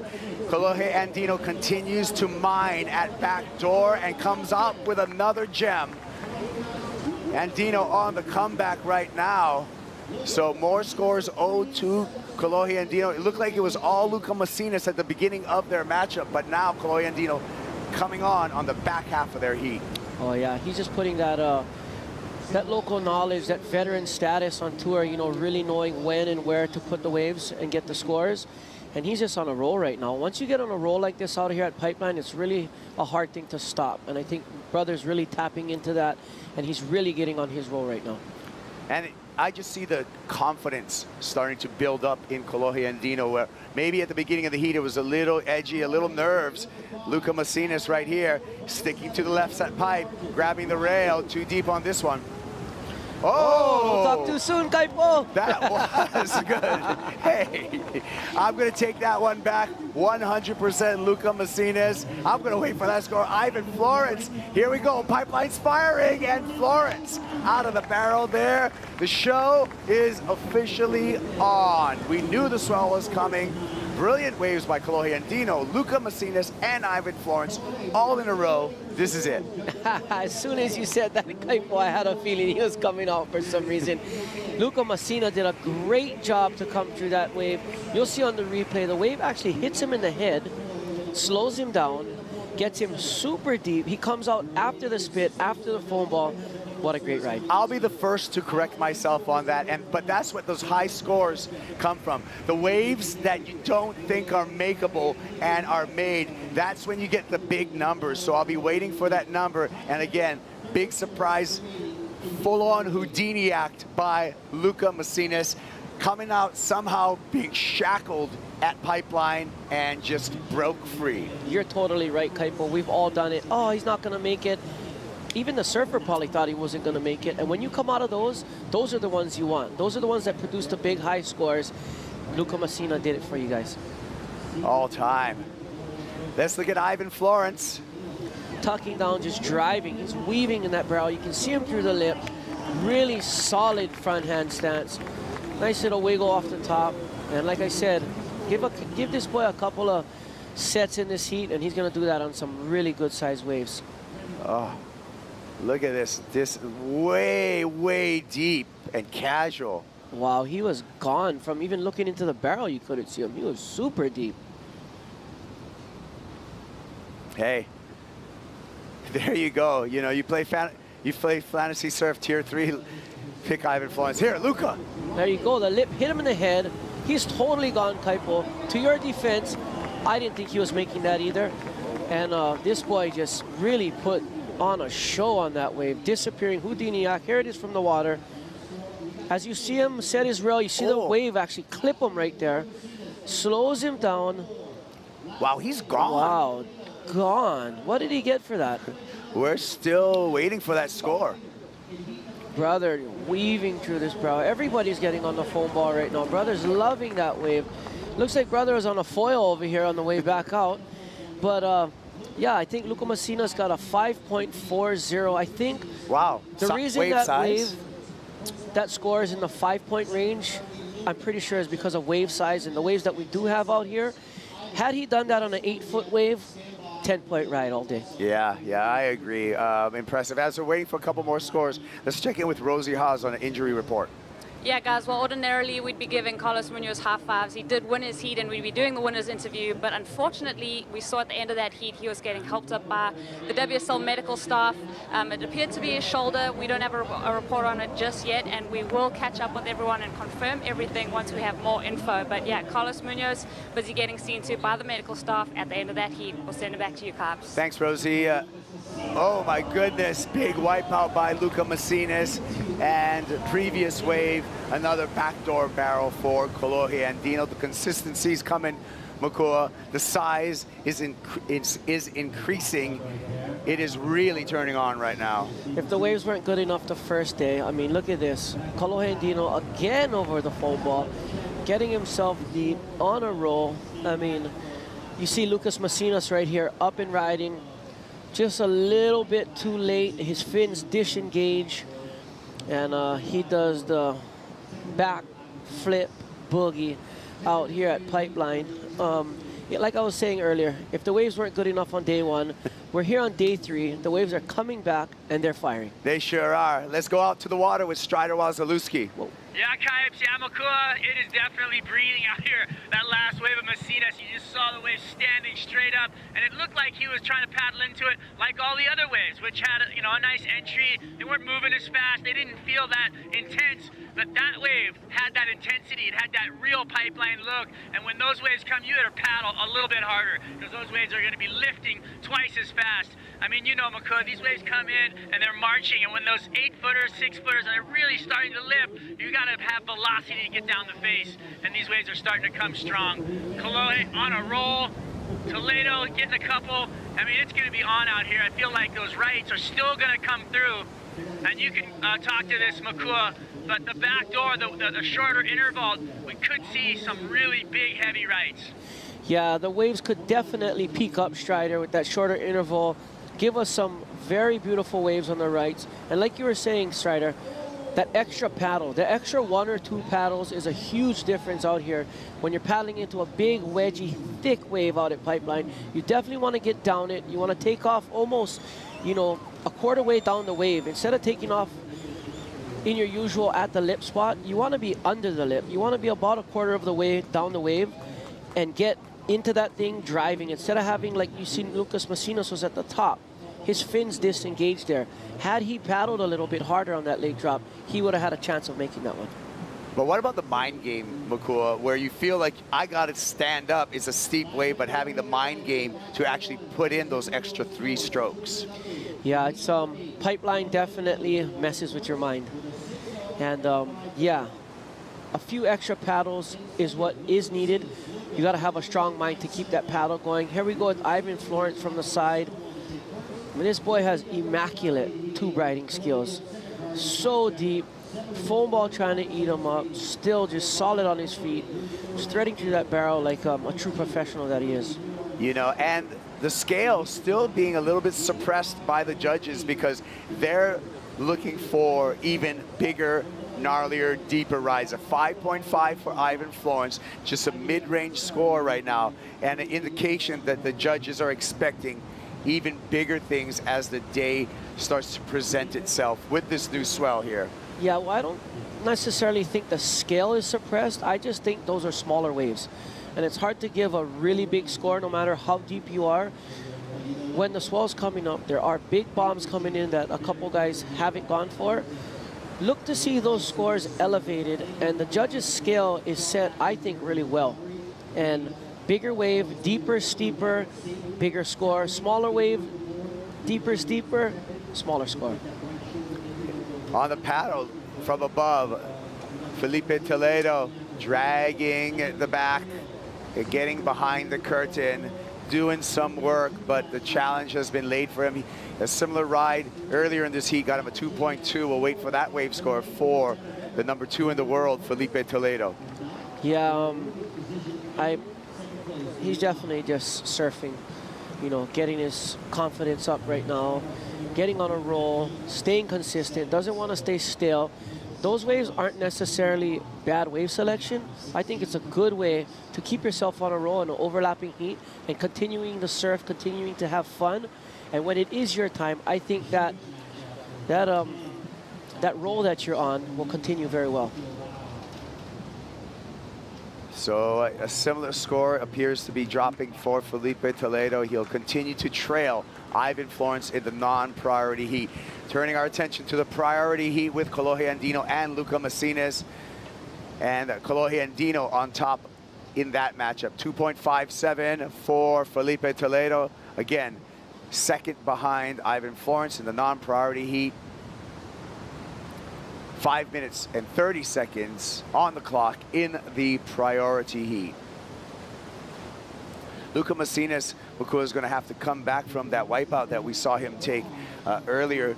He's looking for a 5.71, but I want to talk about that wipeout and what happens underwater when you go down that way, skittering down the face on a pipeline left. Well, I can only tell you, it's definitely a place you don't want to be sometimes, you know, and it's definitely violent. You know, out here at Pipeline, you don't want to fall at the drop necessarily. Most injuries you see out at Pipeline happen when you wipe out on the drop. There's a very shallow spot in the reef right there. The wave is very powerful, and when you do that, you go up and over with the lip. Definitely has the potential to drive you and pile drive you right into the reef. And the reef out here isn't necessarily like a Tahiti or Tavarua style coral reef. It's more of a cement slab with a few little anomalies in the reef. As you can see on those drone shots, those caves you can see from above, it'll actually stick you in those caves, and people have been stuck in those caves underwater. Yeah, I've heard the stories of guys just getting pinned in the underwater chamber over.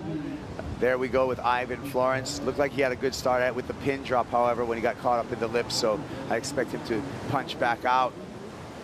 Talking about the underwater chamber, he went feet first into the underwater chamber. Yeah. But that technique there, Makua, was actually by design, wasn't it? Yes, definitely by design. When you go over the falls like that, you want to penetrate. You don't want to get that sucked up and over in the lip. So a lot of surfers will jump when they know they're going to fall. They'll jump, they'll try and penetrate. And here's what I'm talking about that reef. It's more of a cement slab, a lot of cracks and crevices. I mean, obviously there's some sand, and if you get lucky enough to land in that sand, you're stoked. But I've been stuck in those caves out there. I recently had a big injury on my shin the day before the Pipe Masters last year. And I'm up and riding. Ivan Florence is on a roll, Kaipo. He sure is. We'll catch up with that ride. He's got the #2 seed against the ropes in this round of 32, and that's, you know, that's one of those things. When you're a top dog and you come into these competitions of seeding, you're going to get wild cards like this. Yeah, Ivan Florence just doing what he does, keeping the roll, keeping the dream alive. He's got 2 minutes and 56 seconds left in the main priority heat. So that means in 2 minutes and 50 seconds, Felipe Toledo, Ivan Florence will have priority of priority. That's right. Strider, what do you think about Ivan's performance? I think Ivan is one of those wild cards that are very unexpected, and you would have no idea that this kid is as good as he is unless you were from Hawaii and you were here watching, you know, with the eyes on the water all the time. I mean, when these waves approach, as we saw on that wave where he pin dropped, he thought he was making it the whole time. He's falling, he's dropping into the wave, literally falling through the air every time. If you watch him, he takes his position right underneath the ledge, right where we were talking about where Lucas Macinas could have paddled a little harder to get to.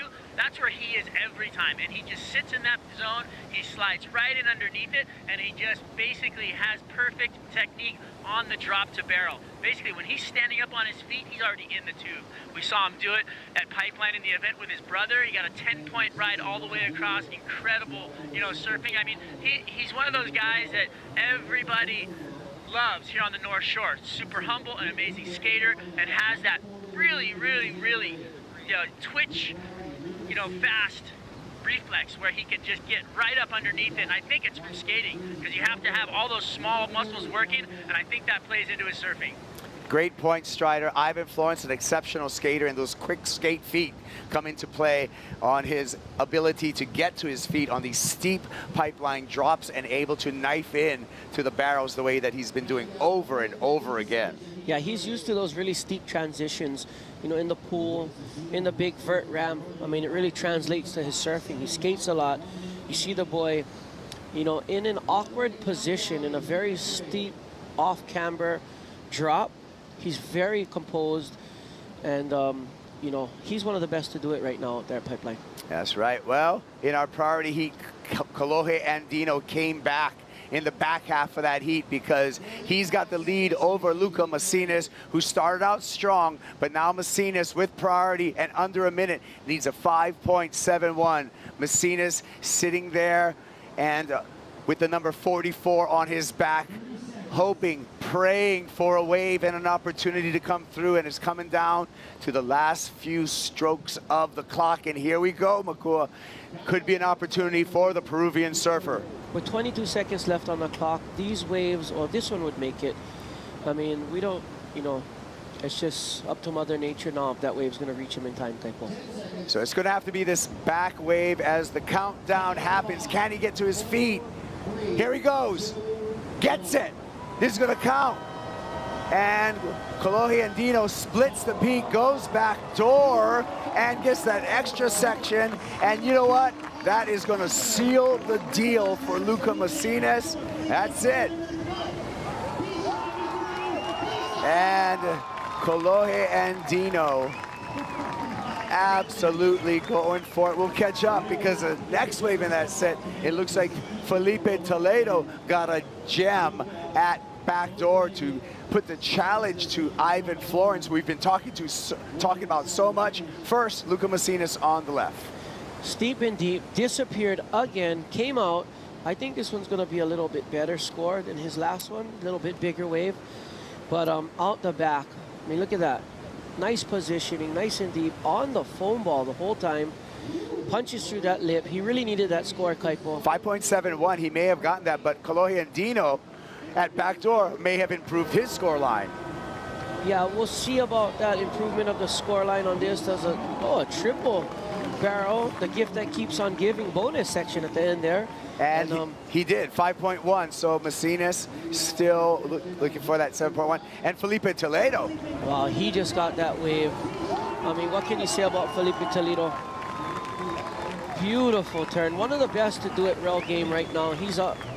You know, he's one of the greats. And like you said, he really wants to prove himself here, Kaipo, being the only one of that Brazilian storm.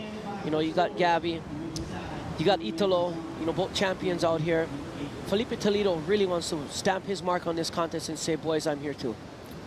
So we're waiting for the score for this man, Luca Macinas. 5.71 is the requirement for Macinas to advance over Kalohe Andino. Kalohe Andino sitting with another score owed to us by the judges as well. So a lot of math coming into play right now, and judges taking a good look at all of these rides before they assign the numbers.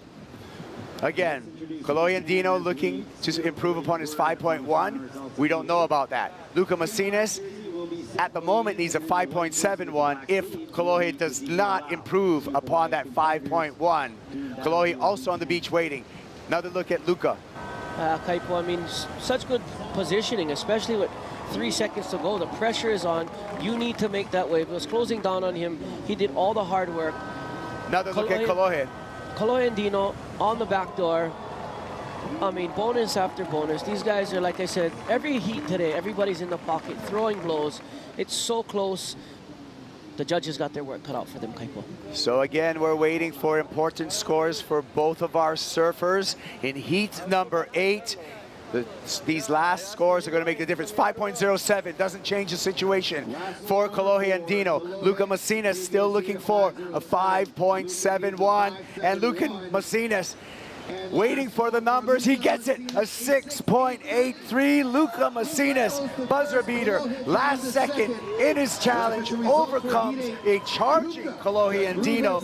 And Luca Macinas is going to charge into the round of 16. And the nation of Peru is on the edge of their seats right now, cheering. Hey, why would you go anywhere? Stick around. It's going off here.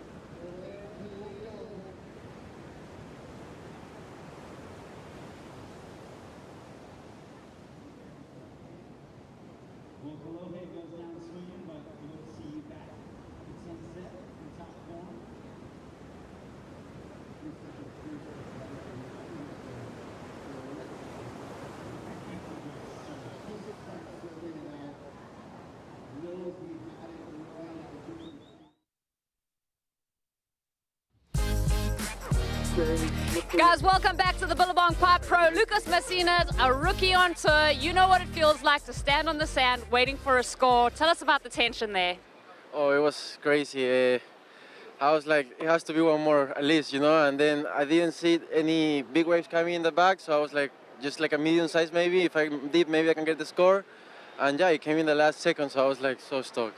And also splitting the peak with Kolohe, so another factor to think about.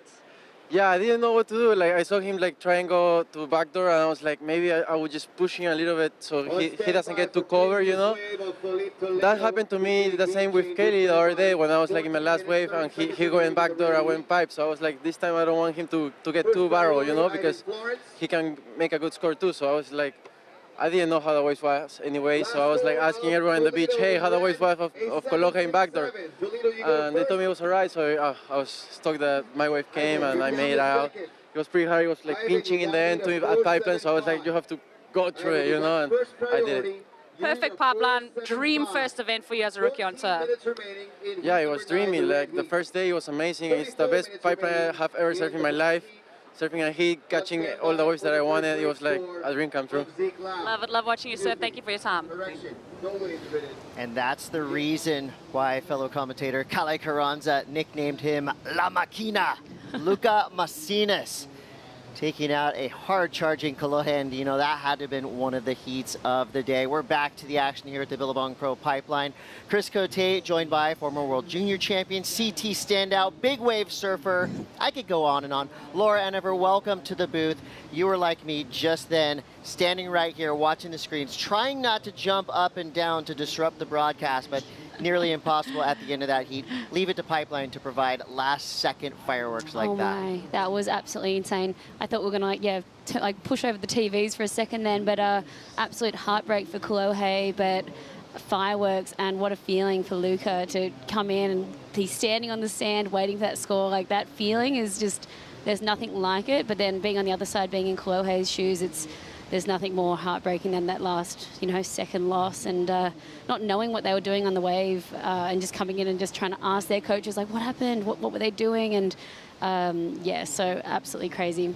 Yeah, well, the rookies have been doing some damage today. Good news for Kolohe Andino. He's a really, really good at Sunset Beach. So big things coming for Kolohe Andino just around the corner when we head to Sunset Beach next. But for now, we got a lot of work to do here at Pipeline. Laura, I know you've been all over the contest area. We got fans coming out, the sun's popping. What have you noticed down in the zone? It feels like a little bit more serious, more business happening today. It is. I mean, this morning what I love about Pipe and coming down to this event is you get like about 4 different, feelings and moments throughout the day. In the morning, it's, kind of darker. The sun doesn't pop up over those mountains till about 8:30, and this morning there was not many people around the contest site, but yeah, then that sun pops up, and the winds, we can see that the trade winds have come up now and have groomed the lineup completely. And it was quite morning sick this morning, and now we're seeing those waves starting to march in. But yeah, this is such an important round for all these surfers. They don't want to be going home in round of 32. So I mean, it's, important. It's getting serious out here. Yeah, from morning sickness to just plain sick. I know. It's going off at Pipeline. We got 11 minutes 30 to go in the Toledo-Florence matchup. Right now, Felipe Toledo with that last backdoor gem got a 7.67. That means Ivan Florence needs a 4.75. Joining them in the lineup for the secondary heat with priority, Seth Moniz and Ezekiel Lau. What a cool matchup this is, from Koalos to Pipeline. Seth Moniz, 24 years old, from Honolulu. We got Zeke Lau, 28 years old, also from Honolulu. So with that age difference, about 4 years, there had to have been some harassment in the lineup. Zeke, sure, a little bit older than Seth, so these surfers have definitely gone head-to-head in the past, and I'm sure influenced each other. And there you see. Yeah, these two are such good friends. I mean, the whole Moniz clan will be on the beach, and I was kind of wondering, I was walking around before the heat to see whether, Zeke, because they're such good friends, and they've all got, all their girlfriends and wives, and everything is so tight. So, it's such a hard matchup to be against such a good friend. As we see Ivan taking off nice and deep, pushing through this section. Come out. Just bummer there. Clamp there on Ivan Florence, easily the best surfer skater left in this draw, if not in the world. I know, I loved Ivan on his Instagram a few days ago. It was like preparing for the Pipe Masters, and he was just like cruising around the skate bowl, just watching the sunset. I mean, this is his home, his backyard, and I love seeing the whole Florence family out in the lineup constantly. Our first look at Ezekiel Lau, winner of the first ever elite surfing reality show competition, The Ultimate Surfer. And when you look at him, when you look at him, you think, that is the Ultimate Surfer. Yeah. I mean, he is built for this, and the reward there for winning that program was a couple wild cards onto the championship tour. Didn't need him. Let's take a look back at Felipe Toledo's 7.67. This was a heat-changing wave. Oh, and you can hear the beach erupting right there. All the Brazilian fans, so stoked to see that. 77 just pulling right through. Little rainbow. Why not? Bring it. Yeah, we'll see that throughout the day. Just more and more of these like draining and longer backdoor waves, as we see Philippe taking and having a look at Pipe at the moment. Grabs the rail, nice and steady, perfect placement, quick. Bit of a smaller wave under priority there, or maybe had priority then. So just trying to drop that 2.5 really. Did get that wave with priority, so we'll see if that will come back to haunt him. As we know, Ivan Florence has a way of picking off the gems, whether it's a free surf or in a competition. Ivan did get to surf in the recent backdoor shootout with his brothers, so already has a lot of reps under his belt. Take a look at that last one from Felipe Toledo. Will that be better than a 2.57? It's hard to say. I mean, it was quite short. It wasn't a really big wave, but I mean, it looks really pretty, and I think maybe it might just go higher, but yeah, he's left the door open for Ivan now, not needing anything, and with this rising swell, and you just never know what's going to pop up right now. It's like that time of day when we know that the waves are going to be coming up, and you know, we're going to see second reefers coming through this afternoon, but when are they coming? Not sure. Any minute.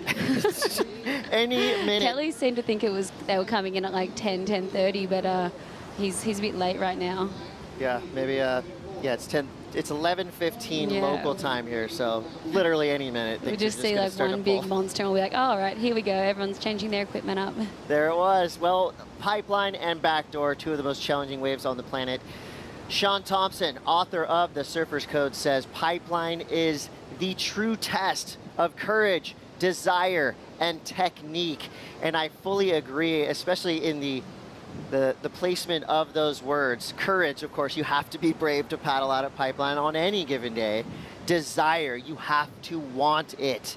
And technique, you know, we see it, these surfers, front side, back side, everything has to be in its proper place if you want to be successful at pipeline. I know Sean Thompson's out there watching, cheering on these surfers, and those words are going to definitely come into play throughout the entire rest of this event. Don't forget, courage, desire, technique. 100%. And I think, and like obviously these surfers, you know, especially Zeke and Seth, they, you know, grown up also coming up here, making that hour-long drive and spending all their winters, like most of their winters, just parked up here on the North Shore, and they know this wave so well. Same with obviously Ivan, it's his backyard, and I mean, all of them still paying the price out here. Zeke getting a black eye right at the backdoor shootout, and having to make sure he cleared that up before his wedding, so he just didn't have a big old shiner at the end of the aisle. Yeah, fun fact, Seth Moniz was actually invited and attended Ezekiel Lau's wedding, so it's a family affair out here. There's family right there. That's a solid lineup on the sand right there. Yeah, the boys. That, I believe that's the Zeke camp. Yeah, I mean, I know those guys are all cheering for both of them, but they said it right there, Zeke boy. Yeah, Zeke boy. And yeah, we'll have to try get some vision of the Moniz camp. I know they hide under a few tents, but you can't miss them. There's so many of the crew now, and you know, the nieces and nephews, and it was pretty cool seeing, you know, Seth yesterday, or no, on Saturday. Geez, these days are just meshing into one. But with his little nephew, Hunter Levi, and yeah, he was just rubbing sand all through his wax right after his heat. I picked up his board and was like, there you go, you might have to re-wax that before your next heat. But very that's helpful. What uncle duties. 5 minutes to go. Quick look at Seth Moniz. Pumping, driving. The gift that keeps on giving.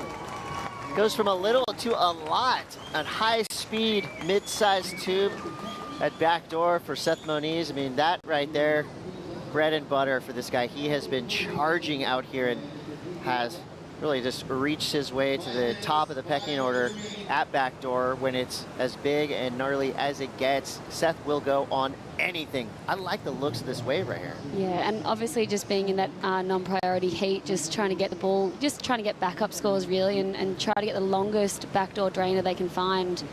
You know, that length of the wave will make, you know, the highest score right now. But obviously, you know, it was amazing seeing Seth in his first heat. Like just the line that he takes coming into those big pipe bombs that he was getting, he just makes it look so easy. And then you get out there in the lineup and you see how steep they are, and you're like, oh my gosh, it's not easy. Score comes through for Seth Moniz. It's a 3.33, and that could be a score of note, as we've seen in the past. Nearly every heat of the day, winner and second place finisher have only been separated by 1 to 2 points. So all of these heats have been so close. You look at that last heat, Kalohe Andino with an 11.10, Luca Macinas with a 12.33 or 12.23. So everything's super tight. So threes can count. With 3 minutes 45 to go for Toledo and Florence. Let's go to the lineup where Strider Wasilewski is in the front row seat. Thank you, Chris. Yeah, just a quick note. You know, I'm just watching surfers paddle out. Been watching them prepare on the beach, and you know, we know that the swell's coming today. It's just whether or not when is it going to be here. So when you're on the beach getting ready for your heat, I know you got to try and keep what's at hand in front of you, so you're taking out a certain board for what you know is out in the water at that moment. Then, you know, when a 10-foot set comes out of nowhere, which is what will happen today, are you going to have the right board to make that wave? And it's just going to basically come down to pure grit and just getting underneath it and pushing as hard as you can to make those kind of waves. You know, equipment having a big part of your, you know, your performance out here at Pipeline, but I also think a massive part of it is just mentally being prepared to send it and understand that you have to win that battle mentally before you can actually make a wave out here at Pipeline. Well, the battle just begins as you battle out to the lineup. All of these surfers have been really putting in maximum effort throughout the day. You see a set stacking on the horizon. 2.5 to go for Toledo and Florence. It looks like we get to see a quick paddle for Seth Moniz, who was in second priority in the secondary priority heat. That means he's last in line to catch a wave. And this will be nerve-wracking times for Felipe right now, seeing those lines coming through and knowing that Ivan has priority and only needs that 5.35. So it's coming down to crunch time, 2 minutes remaining. He would be hoping that if a set comes that there'll be 2 for sure. So for Ivan, his best wave so far, a 5.5, a bona fide pipe charger. Looks like we've got a paddle Spins here. it, digs deep, paddling. Nice, perfect drop into the barrel. Almost got bucked off and he makes it. Nicely done for Ivan Florence. That wave was thick and heavy. See that speed, it like almost pulled his rashi off. A lot of action happening in and out of the barrel as you see Ivan Florence making his way back in the lineup. So a quick tube ride, nice drop, perfect style, everything was right. But did the wave give him enough opportunity to crack above that 5.5, 6 point range? I mean, it wasn't very long. I think that's probably what's going to keep the score down. Looking at Felipe now, answering back. He's under the hood, pumping, and he makes it through. So Felipe's low score is a 3.17. Goes for the backside air, and nicely executed backside tube ride. I mean, that was just another example of perfect technique. You'll see here they'll be scratching to get back out. With a minute remaining, you know, you never know what can happen. You can get out the back pretty quickly from pipe, so it's not over yet. Ivan Florence back in the priority spot. Yeah, Ivan's already out there. Wait for the score to come through. It's a 4.0 for Ivan Florence. Not enough to get him out, but he's looking at a 5.35 now. He's got 40 seconds to go. So we saw Seth going right. Just dragging that arm to try to stay in there and make that as long as possible. Kicks out. You can hear the whole Moniz clan. That's the loudest the beach has been so far. Here's Ivan Florence's last wave. Yeah, it's on. It was really cool how he did that bottom turn, hands-free, grabbed the rail all in one motion.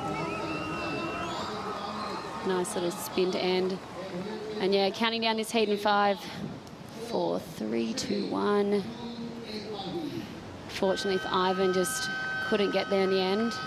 Right there, definitely mixed it up with a perennial title threat in Felipe Toledo, but we will lose hard-charging pipeline ripper pro-level skater Ivan Florence. Felipe Toledo moves on, but more action to come. Seth Moniz and Ezekiel Lau take over the priority position. We'll be back with more from the Billabong Pro Pipeline.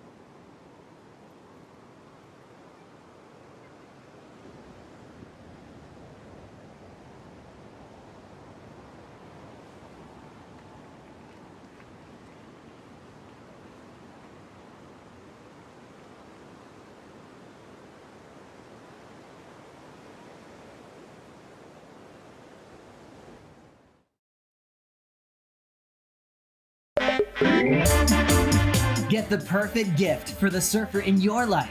Go to worldsurfleague.com to get your official 2022 Championship Tour merchandise.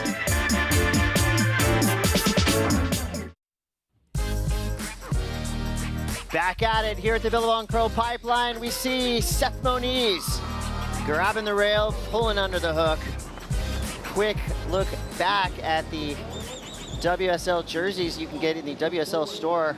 Laura, I know you're as big a surf nerd and a surf fan as I am. If you're buying a jersey for 2022, who you got? Oh, I can't go past an 88 of Steph Gilmore's. Love that. Yeah, that's a good call right there. When I was on tour, I asked to be 0, but I just like put a little smiley face in it, but it's not a number apparently.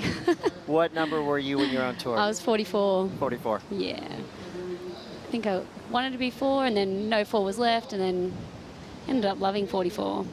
Yeah, you know, as it rolls on, we're gonna have to start getting into triple digits. Yes, totally. Number 100, maybe Ezekiel Lau's future child will be a triple-digit number on their jersey. I think you have to get permission to take someone's. I think Seth, number 10. I think he had to get permission from Nick Fanning to, you know, take over that number. So we see Zeke coming out with a spit there. That was a nice one.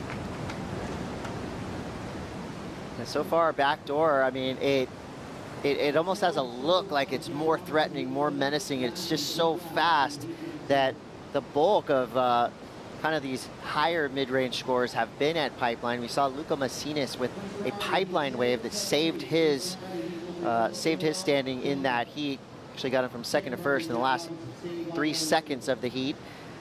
Yeah, we've definitely seen the bigger scores today be, you know, besides Kelly's heat with those 7s that he had, yeah, no, most of the bigger scores have been at Pipe today. And I think just because it comes in, it's just bigger and wider and, you know, just more consequence, I think. And some of those backdoor waves, they'll look nice at the start, then run smaller. And by the time they, you know, are getting spat out, it's quite small. So hopefully, as this swell fills in, we'll see some bomb backdoor waves.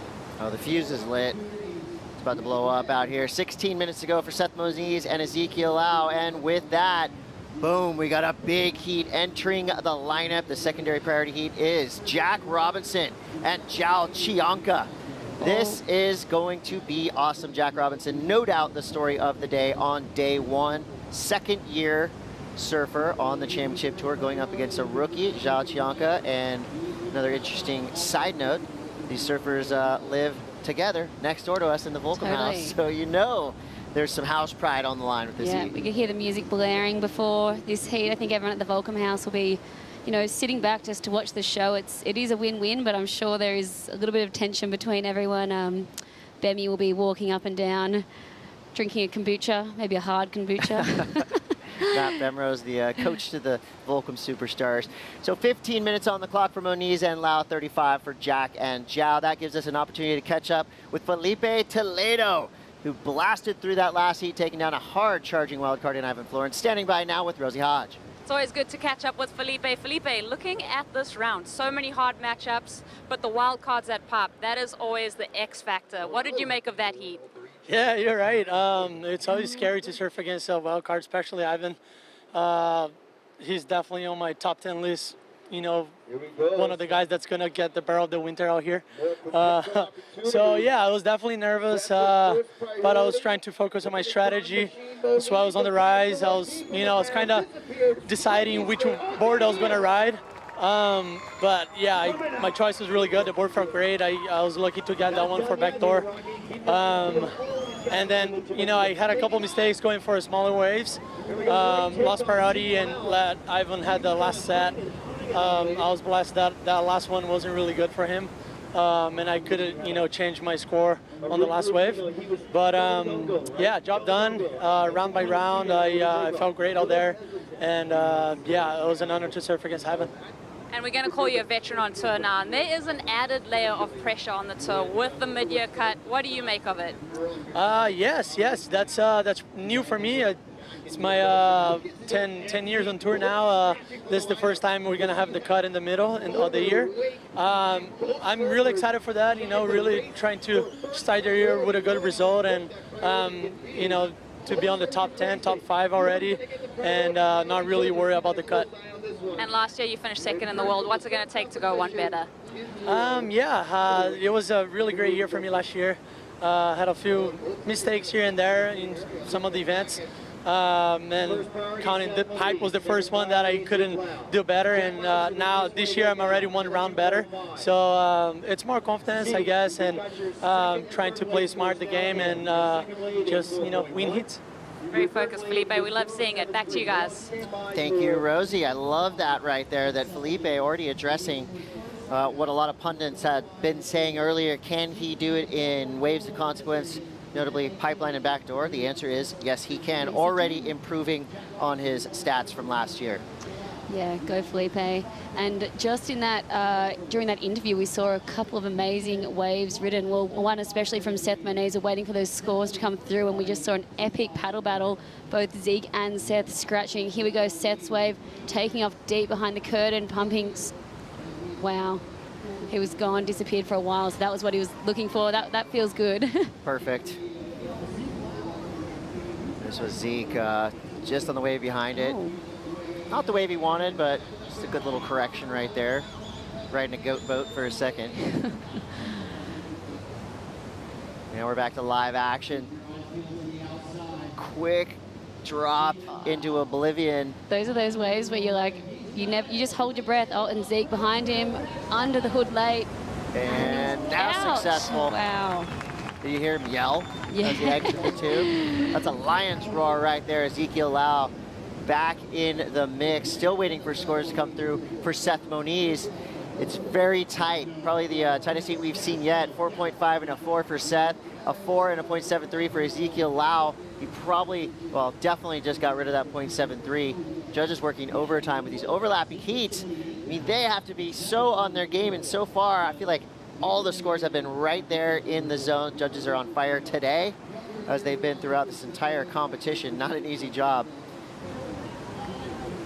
And from there, front row seat, Strider Wasilewski. What does a tube like that look and feel like from the lineup? It was pretty incredible. I mean, you know, I was watching through Seth, and he went over the handlebars. He was leaning too far forward. Zeke, he had a heavy section, and he pulled up into it, and he was leaning forward, and then he leaned back to slow himself down and put himself just in the most perfect position. So it was an incredible display of technique, of riding the barrel where you're going in hot, and then he realized that the wave was going to slow down, and at that moment he pulled back a little bit and actually slowed himself down in the tube. So it was really amazing to watch the timing of Zeke and the technique that he had. And as he came out, the wave actually lurched again, and I don't think he realized it, but he got a little slap in the back of the head, which he felt, obviously, but that wave, you know, you never know what these waves are going to do, but he was unbelievably technical inside of that barrel. Beautiful ride for Zeke. Yeah, and rewarded nicely. A 6.17 for Ezekiel Lau.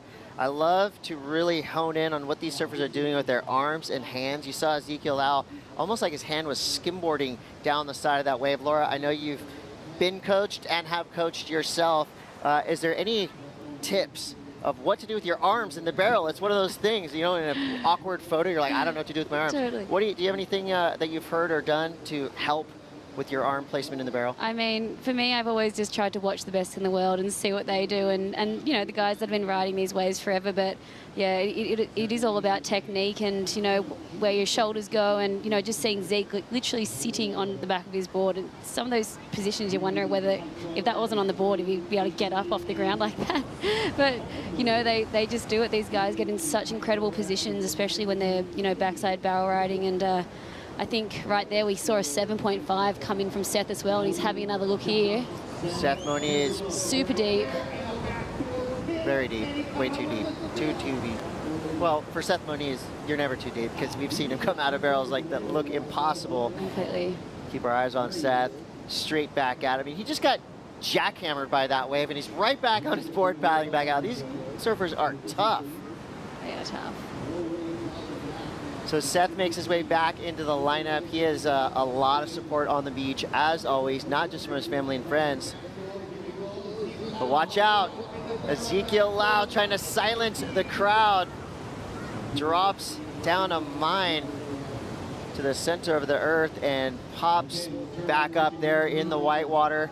Like I said, Seth Moniz has a lot of support on the beach. Laura, I know you've been in and around the Moniz camp and the Billabong house, which is just a few houses down from us. What's the vibe like on competition day when their riders are in the water? I mean, this year's a bit different with all the, you know, the COVID protocols and just trying to keep all the athletes safe. But, you know, in all the past years, coming here on the North Shore and having everything going on with Billabong, it's always amazing. There's, you know, the house is usually packed. There's events. I remember when Joel Parkinson retired, there was one of the best parties ever in that front yard. And, yeah, there's so many good times that have happened at that Billabong house and a lot of history.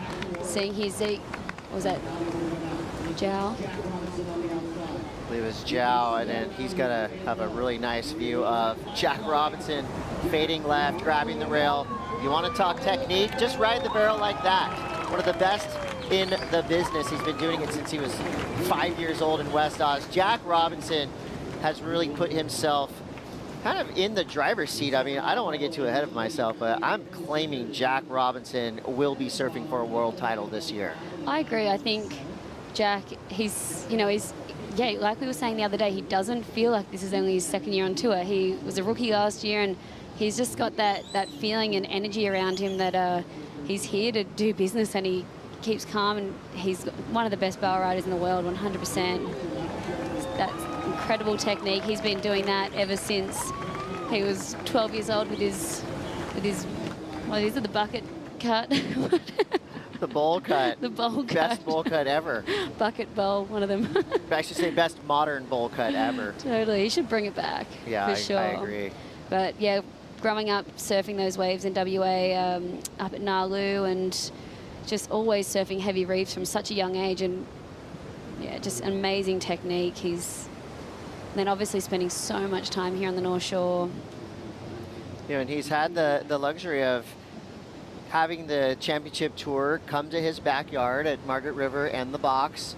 And, you know, you could tell he had all the natural ability, but then just to be there, you know, you're seeing Taj Burrow, you're seeing all the best barrel riders in those slab conditions growing up. I mean, it rubbed off on him. And then you think about the videos and, you know, the research that he's been able to do. There's a reason why you see so many shades of Bruce and Andy Irons with Jack Robinson. I mean, he has elements of all the best surfers to ever do it.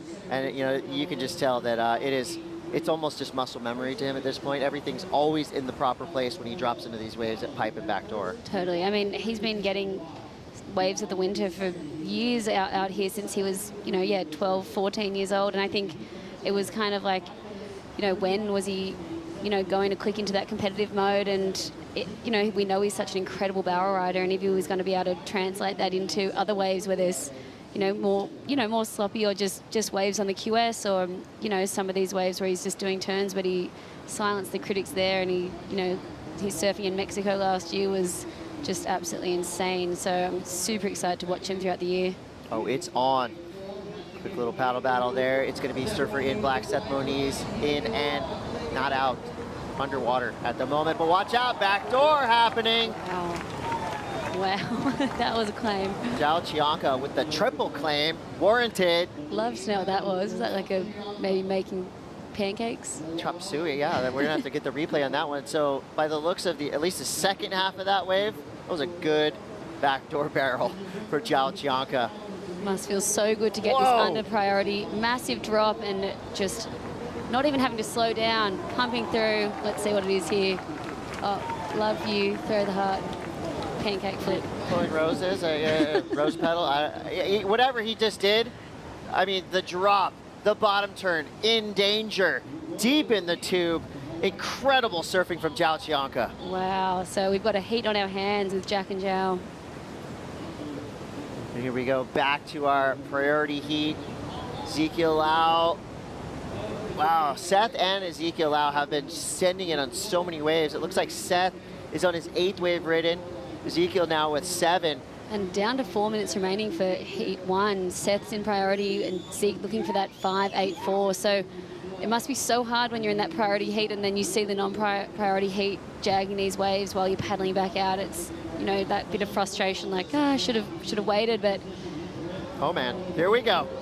Big set coming in. Pipeline is alive and thriving, up and out. Uncharacteristic there from Jack. I just said he was perfect on every wave. That's on me. He jinxed him. So Jack Robinson will keep our eyes in the white water. Looked like his foot slipped off or something. How is he back on his board already? Oh, he's wizard. That was... I don't know, maybe they've got like retracting leashes or something. I feel like every time I fall out here, my board's like fluffing around tombstoning for like a minute. 3:14 to go for Moniz and Lau. A rare unforced error there for Jack Robinson. That was one of the biggest sets that we've seen today. So he'll be kicking himself, but we'll look and see what happened there. It's almost like a Lance Burkhardt leash pull, invisible. I mean, Just dug that little lump in the wave there. It didn't go completely hollow like he was probably expecting, and just dug that nose a little bit. Strider, what went wrong there for Jack Robinson? Well, I'll tell you right now, there's a leftover swell in the water, so each wave with this new swell is crossing over the leftover swell. And what happened was the top of that wave was the new swell, the bottom was the old swell, and had a little lump in the face. And he thought it was going to drop out and just be a big barrel like this one. Look at this thing. Beautiful tube right here. Wow, sick. Beautiful ride right there. But you know what? Every wave is not perfect out here at Pipeline today. There is that leftover swell, so watch out for the flat spot in the face. Well, wave after wave after wave. Now we see a quick look. That was amazing. Zhao Chianca. Oh man, that was what Jack was looking for. That one bottomed out, was just a beautiful, picture-perfect pipe wave. Time winding down now. I should say time running away for Seth Moniz and Ezekiel Lau. At the moment, it's Seth Moniz on top with a 7.5 and a 4.5. Ezekiel Lau with a 6.17 and a 4.17. This was Zhao Chianca replay there. Perfect, perfect again. His boardies turned into a bikini, but made work. Happens. That's the classic butt in the face, boardies disappear. That was amazing. Wow, Zhao, we stoked with that. He's going to be putting it to Jack Robinson. Pressure will be building. He's got that 6.67 already, so that is going to take him to the lead and, yeah, put Jack looking for a wave. Wild times at Pipeline. You're watching the Billabong Pro Pipeline. Chris Cote here with Laura Enever, and as time winds down, Ezekiel Lau is looking for a 5.84. And of note, Seth Moniz representing Team Billabong and representing local artist Kamea Adar, who has been doing just these massive murals all over town. So Kamea actually designed the poster. You know, this is a highly collectible Billabong Pro Pipeline poster. And if you're a savvy shopper, you can get the trunks, the t-shirt, the poster. Kamea Adar, awesome artist. I love all the artists that have been, incorporated into all the events at the moment. We've got Mark Cunningham and all of his art that he's found on the reef, and there we go, Zeke and Seth hugging it out. That'll be a heartbreaking loss for Zeke there, but Team Moniz right there cheering on their boy. They are stoked. Kalia Moniz, she will be down there. I really enjoy a show of good sportsmanship right there between two legendary surfers. We're going to be right back with more action. Can Zhao Chianca hang on? Stay tuned to find out.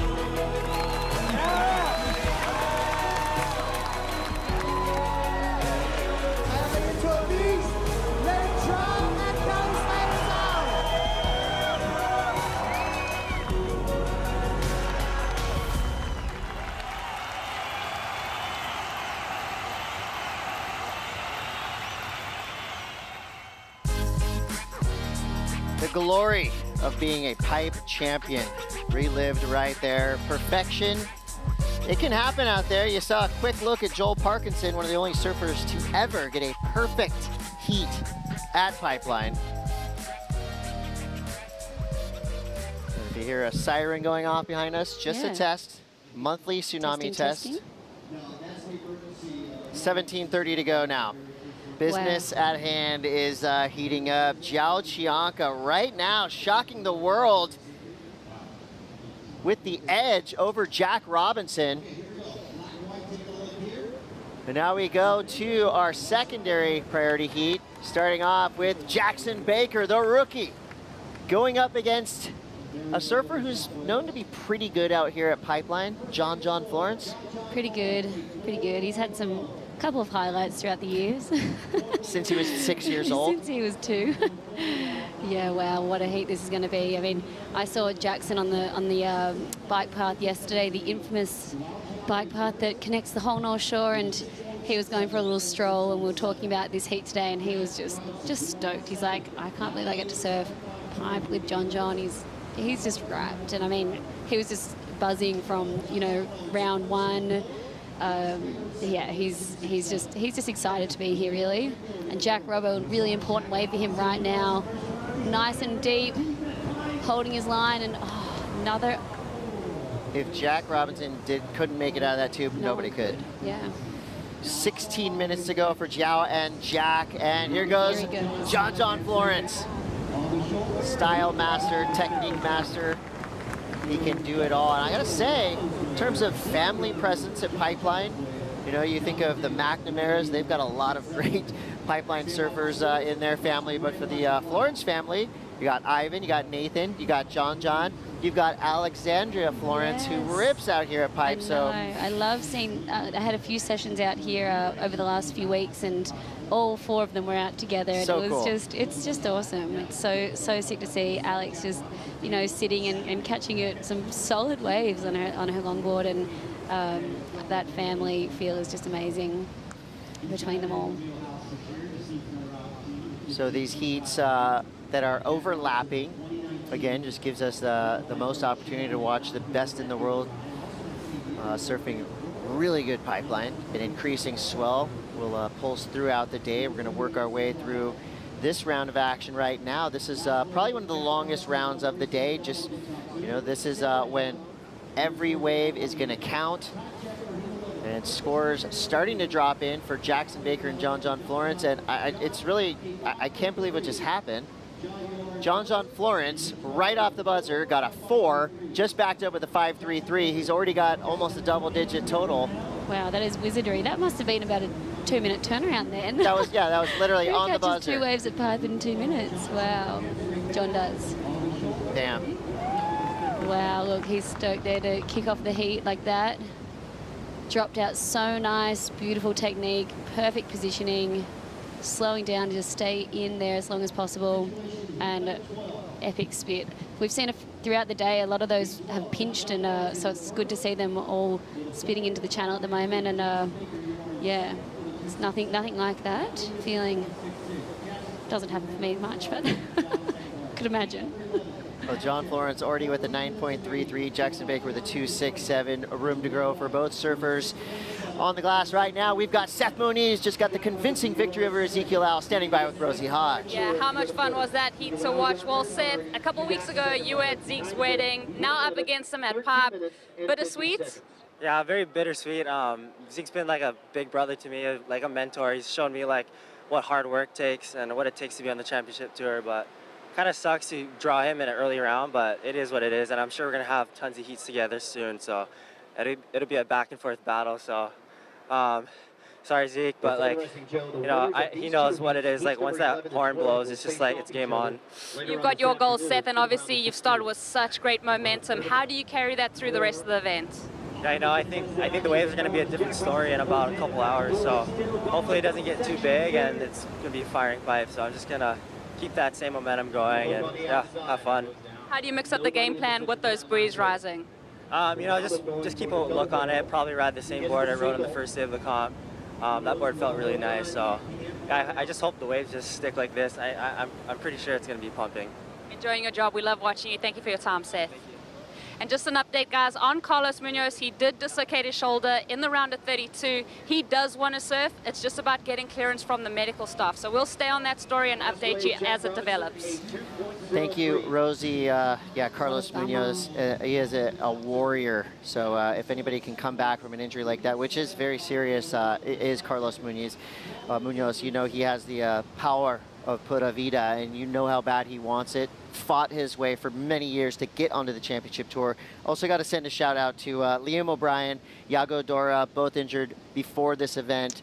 Can't wait to see you guys back in the water soon.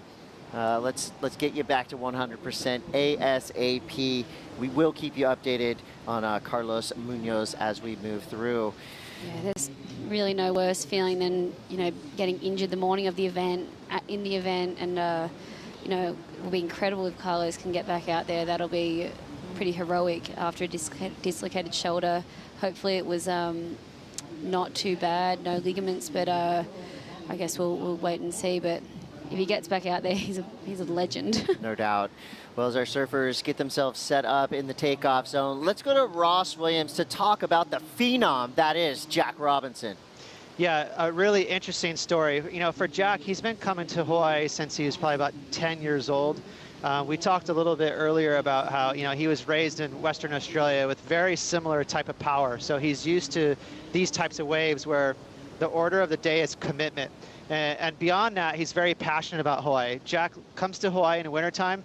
Most tour surfers surf the events and they're out. They're going back home. Jack drops anchor. He spends 2, 3, 4 months here in Hawaii. So he has a very intimate relationship with Hawaii. His shaper, Eric Arakawa, is right here on the North Shore shaping boards right at the sugar mill. So his connection here is strong. That being said, he is being tested by the rookie Brazilian João. There's a big Brazilian contingency here, all his buddies and some tour surfers cheering on João.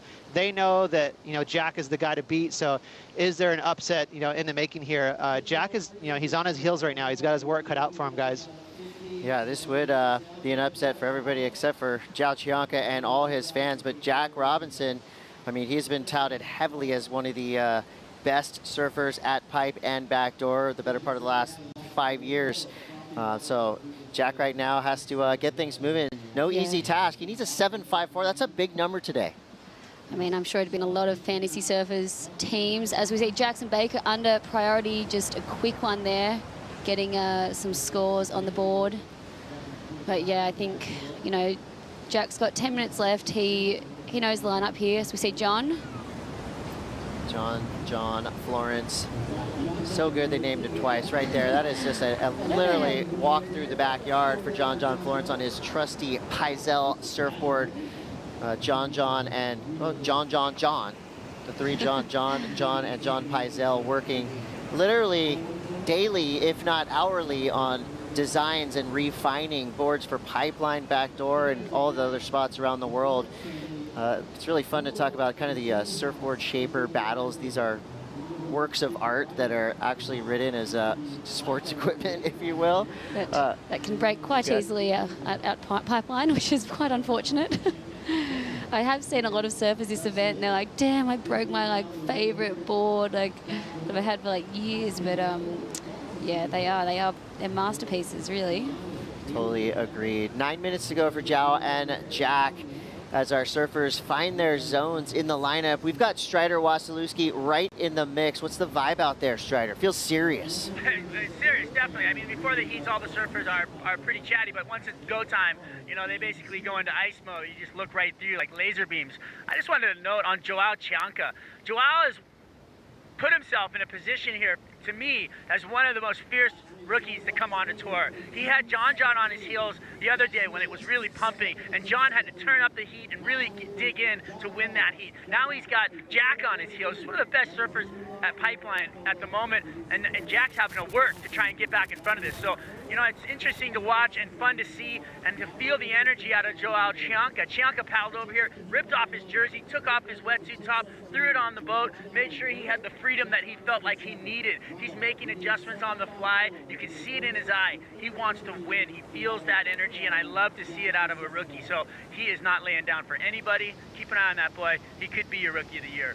Wow, big call there. I like it. Strider, well, he's in the know. So when he makes a call like that, you really got to take notice. And as it stands right now, Zhao's making a case for it. Very subtle, but I like what Strider had just described there, that Zhao had the presence of mind, you know, feeling maybe just a little stiff in his wetsuit top.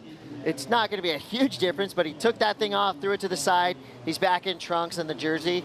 We'll see if that is just the subtle difference that keeps him on top right now of Jack Robinson.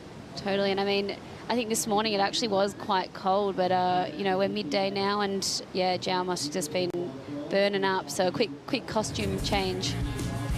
The Red Heat recap: Zhao Qianca and Jack Robinson going toe-to-toe, both with excellent scores on the board so far.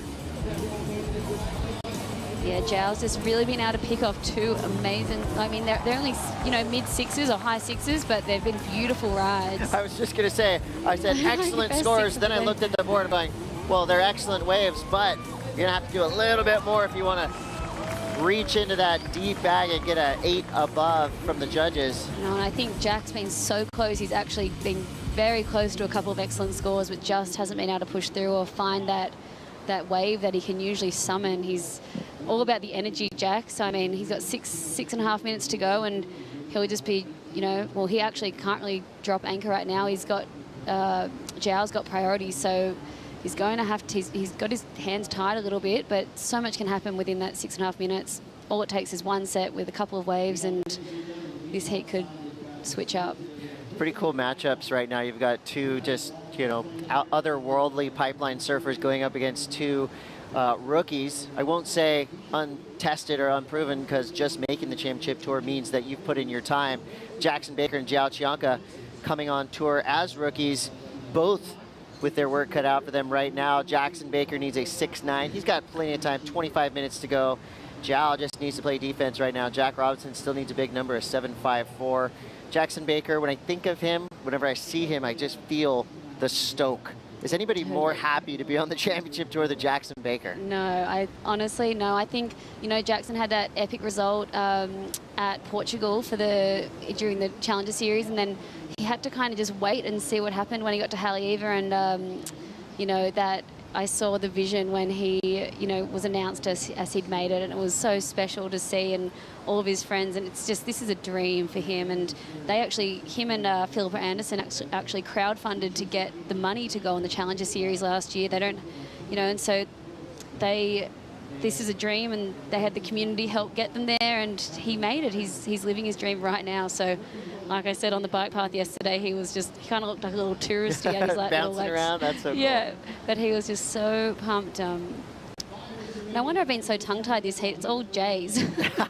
You know what's cool? I mean, it has to be a surreal feeling. You're sitting in the lineup at the Billabong Pro Pipeline, and right in front of you, they're looking at number 12. I mean, although they're probably the same age and they've been around the world and back a million times, you're in a heat at Pipeline with John Florence. That is a life win in itself. And so for him to be able to kind of summon all that stoke and let it show on the waves that he gets, he's definitely got a chance here. Never count anyone out in these heats. And someone that will be so excited right now will be Zhao's brother, Lucas, and yeah, the whole Chumbo crew down there. And yeah, I'd love to see what their camp looks like right now. So you've got Chumbo and Chumbino in the water right now. I'm getting very tongue-tied, sorry guys.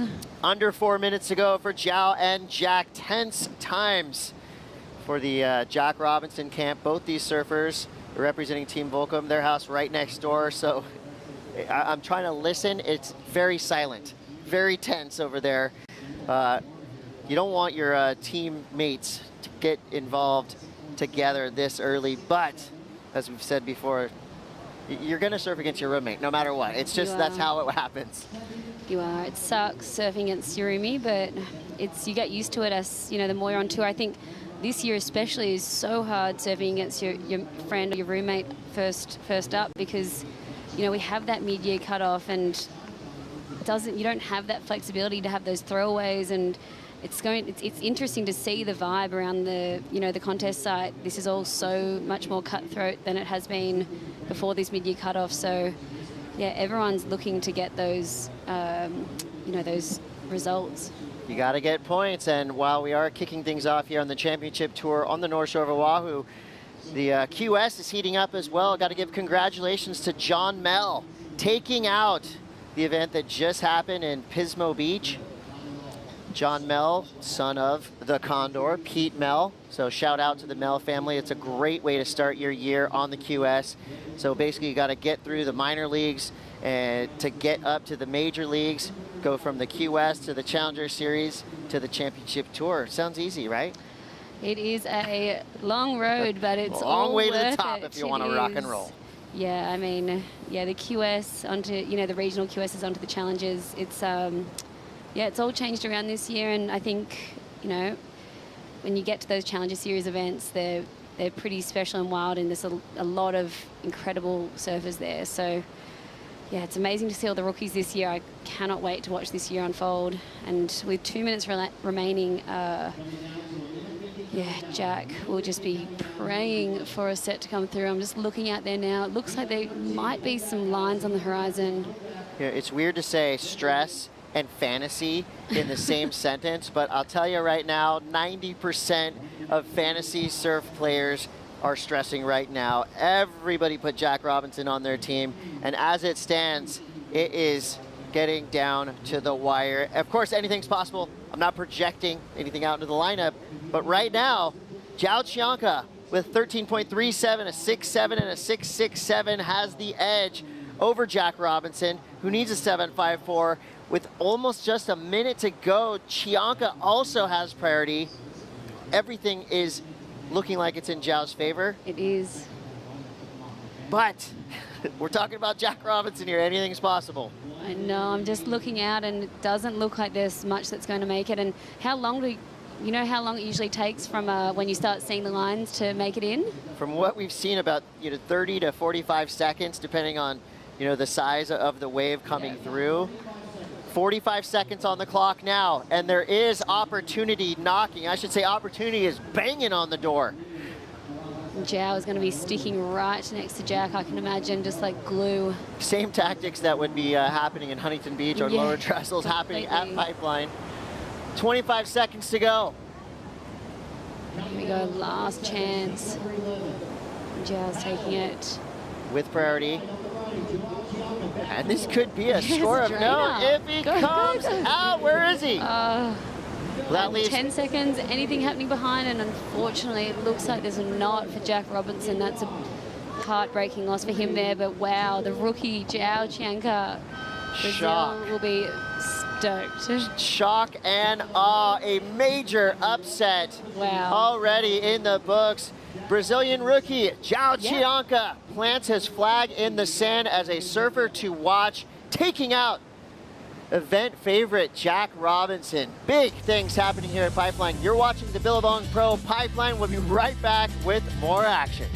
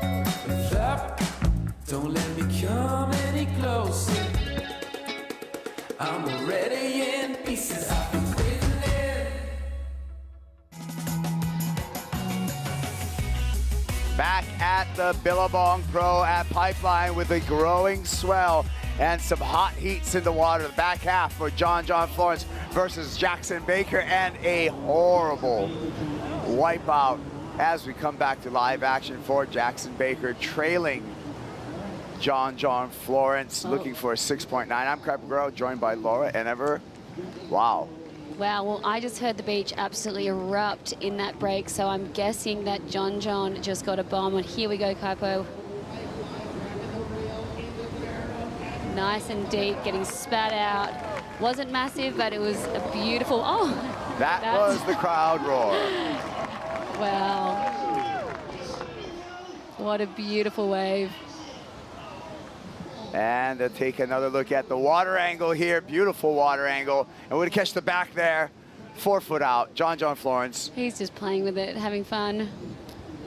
And another big set coming through here. Griff in position, taking off nice and deep. Bottom drops out. He's got a bit of work to do. Racing, and just couldn't make it out. That would have been one of the best pipe waves we've seen today. A excited Joao Chianca having a moment with Henna, and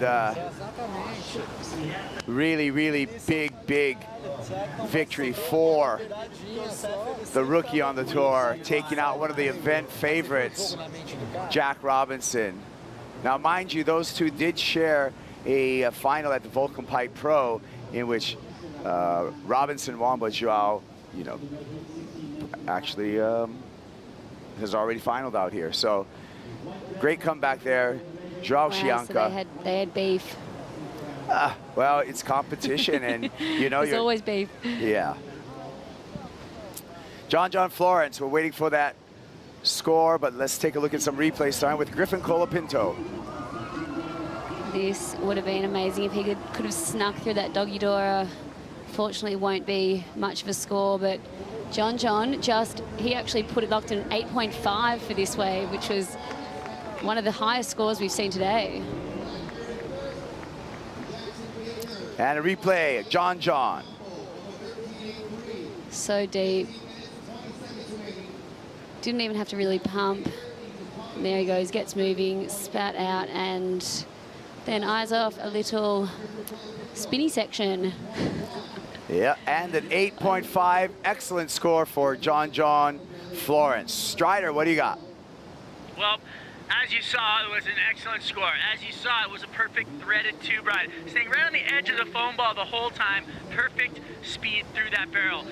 What I saw when he came out of the tube, his eyes lit up, even bigger than for the barrel, because he saw the wave standing up in the corner for an air, and you saw the excitement in him, and he just blasted into 360 air and came down. He pulled it, he came out of it, and as he was paddling back out, you could just see the excitement and the like joy in his face from something that you knew he wanted to do. I mean, we come out to the pipeline to get these big, heavy barrels, but then that bonus at the end of that, it's like just the cherry on the top of the sundae. Just get all that joy and happiness from finishing off. So beautiful work right there from John. I agree, Strider. 8.5 was his score. He's in a commanding lead. He's got the rookie Jackson Baker in a combination position where Jackson needs 2 scores in which to overtake John Florence, the favorite in this heat, obviously performing as expected. And in the last 2 starts, Laura, at Pipe, John has taken home the trophy. He has. He's had an incredible season so far, and also Haleiwa last, when was it, December, into HIC. So he's come back from that injury after the Olympics and, well, before the Olympics, and he's just gone to absolute work this winter in Hawaii. And I think he'll be wanting a Pipe Pro Champion trophy to add to that, the trifecta. Yeah, he's the defending champ at this event, and rightfully so. So we're expecting big things with John Florence. Let's hear from the last heat winner, the rookie coming through in a big way. Joao Chianca is with Rosie Hodge. That was a massive heat, Joao. As a rookie on tour, coming up against Jack Robinson, he's got a lot of expectations on him. How do you make sure you quiet the noise and do your job? You did it so well. Yeah, thanks, Rosie. I'm just like really stoked to make this heat, you know, like that was a heat like that I dream of, like Jack and Pipe, like both goes like so well together, and like I'm really stoked to take that like out of the way. Jack's like a really good friend of mine. I look up to Jack in these conditions, so like, yeah, really happy. Both of you guys sponsored by Volcom, obviously the house right behind us here. Any awkward moments with you guys before the heat? Not at all, not at all. Friends outside of the water, but like inside it's just business. I love that there, and just looking over my shoulder too, we have your brother here with you, and Pengo obviously coaching you. How fun is it to have these guys in your corner? Of course, it's fun to have like family around, and Pinga too. My week hadn't been like so easy, you know, like haven't been going like down, up and down in my emotions. Like a couple like hard things happened to me, but just like left my emotions outside of the water and like just like keeping calm like inside of the water and doing my job like what I love the most. Taking it in your stride. We can't wait to see you in that round of 16. Thank you. Thank you. Chumbinho, parabéns. Great job by João Chianca. And I'm a big believer in this young man. We're going to see more of him in this competition, and it's going to be a great year for him. During that interview, we did see Griffin Colapinto find a ride at backdoor. And we also saw John Griffin just threading through this one. Nice little drainer at backdoor and comes out through that foamy section. He'll be stoked with that. And John, I saw this one. It was such a long one. He was pumping, and you just held your breath and thought, yep, he's going to fly out, but that one just ran off at him, unfortunately. Here we go, dropping in and standing straight up, gets back down to make sure he makes that barrel. Kyle Ibelli fires a shot back at Griffin Colapinto in the non-priority heat. Wow. That would have felt amazing. Non-priority heat. You know, John and, you know, I'm not sure where Jackson was in that exchange, but Griff, they're not there, and leave the door wide open for Kyle Ibelli to just get a bomb of a pipe wave. Kyle Ibelli in this competition as an injury replacement for Gabe Medina. Let's take a look at the other side of the peak here with Griffin Colapinto. And that was just a false start for Colapinto. Here's the real meat. Wow, standing up there, hands off the rail, and just spit out. That's got to feel amazing. Looked like Griffin tried to go that wave, paddling back out, so it must have been a bit wider than backdoor, and that's what they call ain'ts. So could have been amazing. There's been amazing rides there over the last 3 weeks, and watching Griffin, you know, from the Billabong house, and yeah, he's out there every day, and him and his brother Crosby have just been finding so many amazing waves at backdoor, ain'ts, off the wall, just searching up and down that area. So he knows that spot of the reef really well. The intense increase of this incoming northwest swell is evident in the lineup for the second half of the day. Day number 3 of the Billabong Pro Pipeline. We're going to get some scores in. Last for Griffin on that backdoor wave, previous wave actually for Griffin, a 5.5. Pipe wave for Kyle Ibelli, a 7.33. So Ibelli with the advantage early on, 28 minutes and 50 seconds counting down in the non-priority heat. And that's just a sign of what's to come, isn't it, Kaipo? I mean, we haven't seen many of these non-priority heats getting, you know, up in that good to excellent range, you know, under their priorities. So I think, you know, as the swell picks up, there'll be more, you know, backdoor waves while everyone is, you know, the other heats at pipe, and they can spread out a bit and go, you know, take the, you know, find those excellent scores out there. Yeah, great take, Laura, in that this growing swell and the consistency right now is really going to add to big numbers and exciting rides. Thank you for spending your day with us. Don't go anywhere, because we got all of this action coming to you, and it will be another historic day. Remember, day number 1 of this Billabong Pro Pipeline was the most viewed opening day of competition for the World Surf League in the World Surf League history. So The numbers are there, and this is what's up for grab. One of the most collectible, sought-after trophies in all of surfing. A Jerry Lopez pipeliner with the beautiful art by the famed surf artist, Phil Roberts. Wow, that is a stunner. And it's going to be the first time a woman gets that particular trophy. So we're continuing to make history. Yeah, history will be made at the end of this week, and I can't wait to see who will be the first ever women's Pipe Pro champion. I have been so excited watching all the girls, and over, you know, the last few weeks as well, seeing all the girls out there charging. Give me a pick.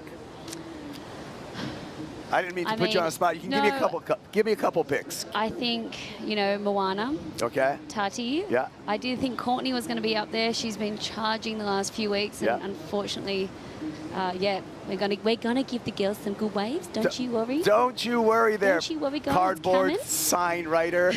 They are gonna be getting. we got good waves coming.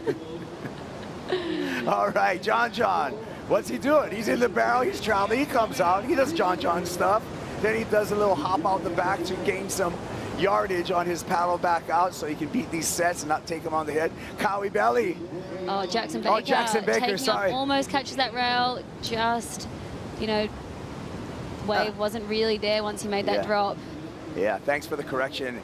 Jackson Baker is in the combination right now against John Florence. And here's our Coyote Belly, and there is a horrible wipeout. Wow. Ouch. But Coyote Belly's a warrior, and that's one heck of a rinsing. Strider. That was insane. You know what? I was watching the paddle, so Griff, not having priority, made like he wanted the wave so bad that he forced Kaio into taking that wave. Kaio was way too late, turned, only got a minimal paddle in, but did not have the momentum to get down the face. And so you saw him just completely, as the wave hit the ledge, he hit the ledge and just dropped off it straight into the air. Fins were out, and he just got the impact fully on the bottom. That was heavy. He's checking his board right now. He looks okay, but I mean, it's like dropping off of a two-story building out here, and when you hit water going that fast, it hurts, let me tell you. And then you go over the falls and maybe hit the bottom. So it is just intense out here right now. Swell is rising, and we can see it in the waves as they lurch over that ledge. We just saw Kaio send it. Strider, can you tell if Kaio's rusty surfboard is still in one piece? It looks like everything's in one piece. He's paddling back out. He was just checking his ankle, actually. He looked like he got some scrapes. So he definitely had a little kiss on the butt. You know what? It is intense out here at the moment. You can see waves doubling up on themselves. The swell's rising. The wind is perfect. The sun is out. It is a show to be seen. Thanks for the words, Strider. As we're inside the 5-minute mark in the priority heat. Yeah, I'm sure we'd walk around the athlete area and have a look at all the athletes' feet. They probably have a lot of cuts and scrapes on them at the moment. This reef is just so sharp, and most waves you're, hitting the bottom. John on the replay. That was a 6.07. And Jackson Baker. Nice recovery of that takeoff, but the wave just wasn't really there. Yeah, that was a 2-point ride. So a one-sided heat between John Florence and Jackson Baker. But as we've said before, you either win or you learn something. And I think Jackson Baker's learning a lot about Pipeline right now. And he's come up against one of Pipe's top performers ever.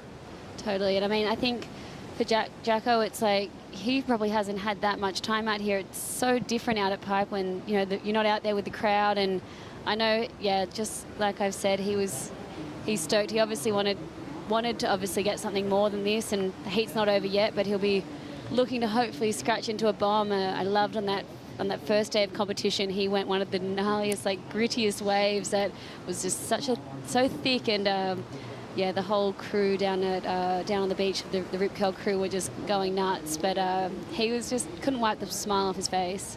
I'm going to give a prediction that Jackson Baker is going to bounce back big when we go to stop number 2 at sunset. I think that's a wave that favors Jackson Baker. We saw him on the qualifying series out there, just putting his head down, and the heavy-footedness of his surfing is so well suited for sunset.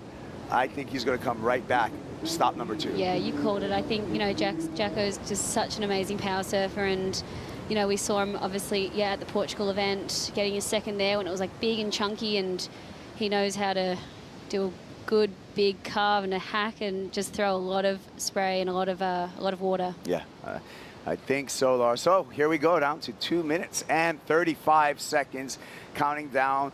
Really a battle right now between Griffin Colapinto and Kyle Ibelli in the non-priority heat with 22.5 minutes. Griffin with a 2.1 and 5.5, 7.33 for Kyle Ibelli. A very valuable score for the Brazilian surfer. Just needs a fractional score to overtake that lead over Griffin Colapinto. Ibelli's going to want more than that, and he's got plenty of time to do so.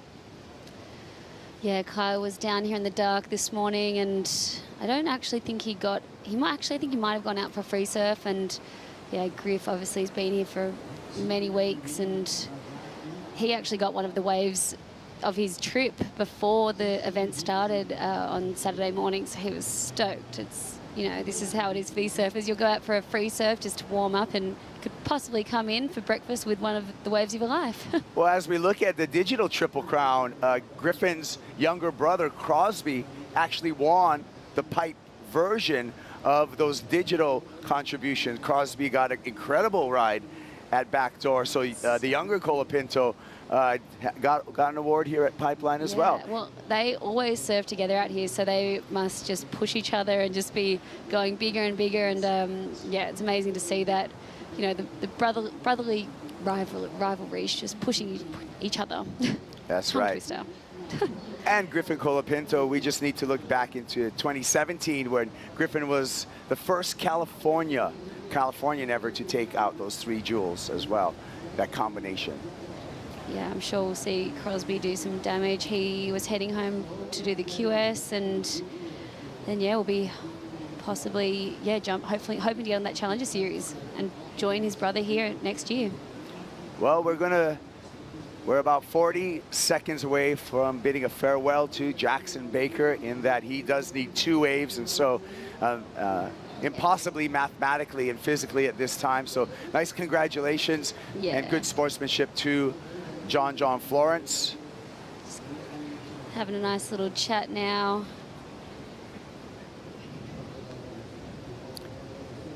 Yeah, it's good to see. Jack will be hoping to come back for the Sunset event. That's right. And we're going to see John Florence move on into the round of 16, which will be happening this afternoon. But before that, we're going to get back into more heats. Ethan Ewing and Callum Robson will be in the water when we return.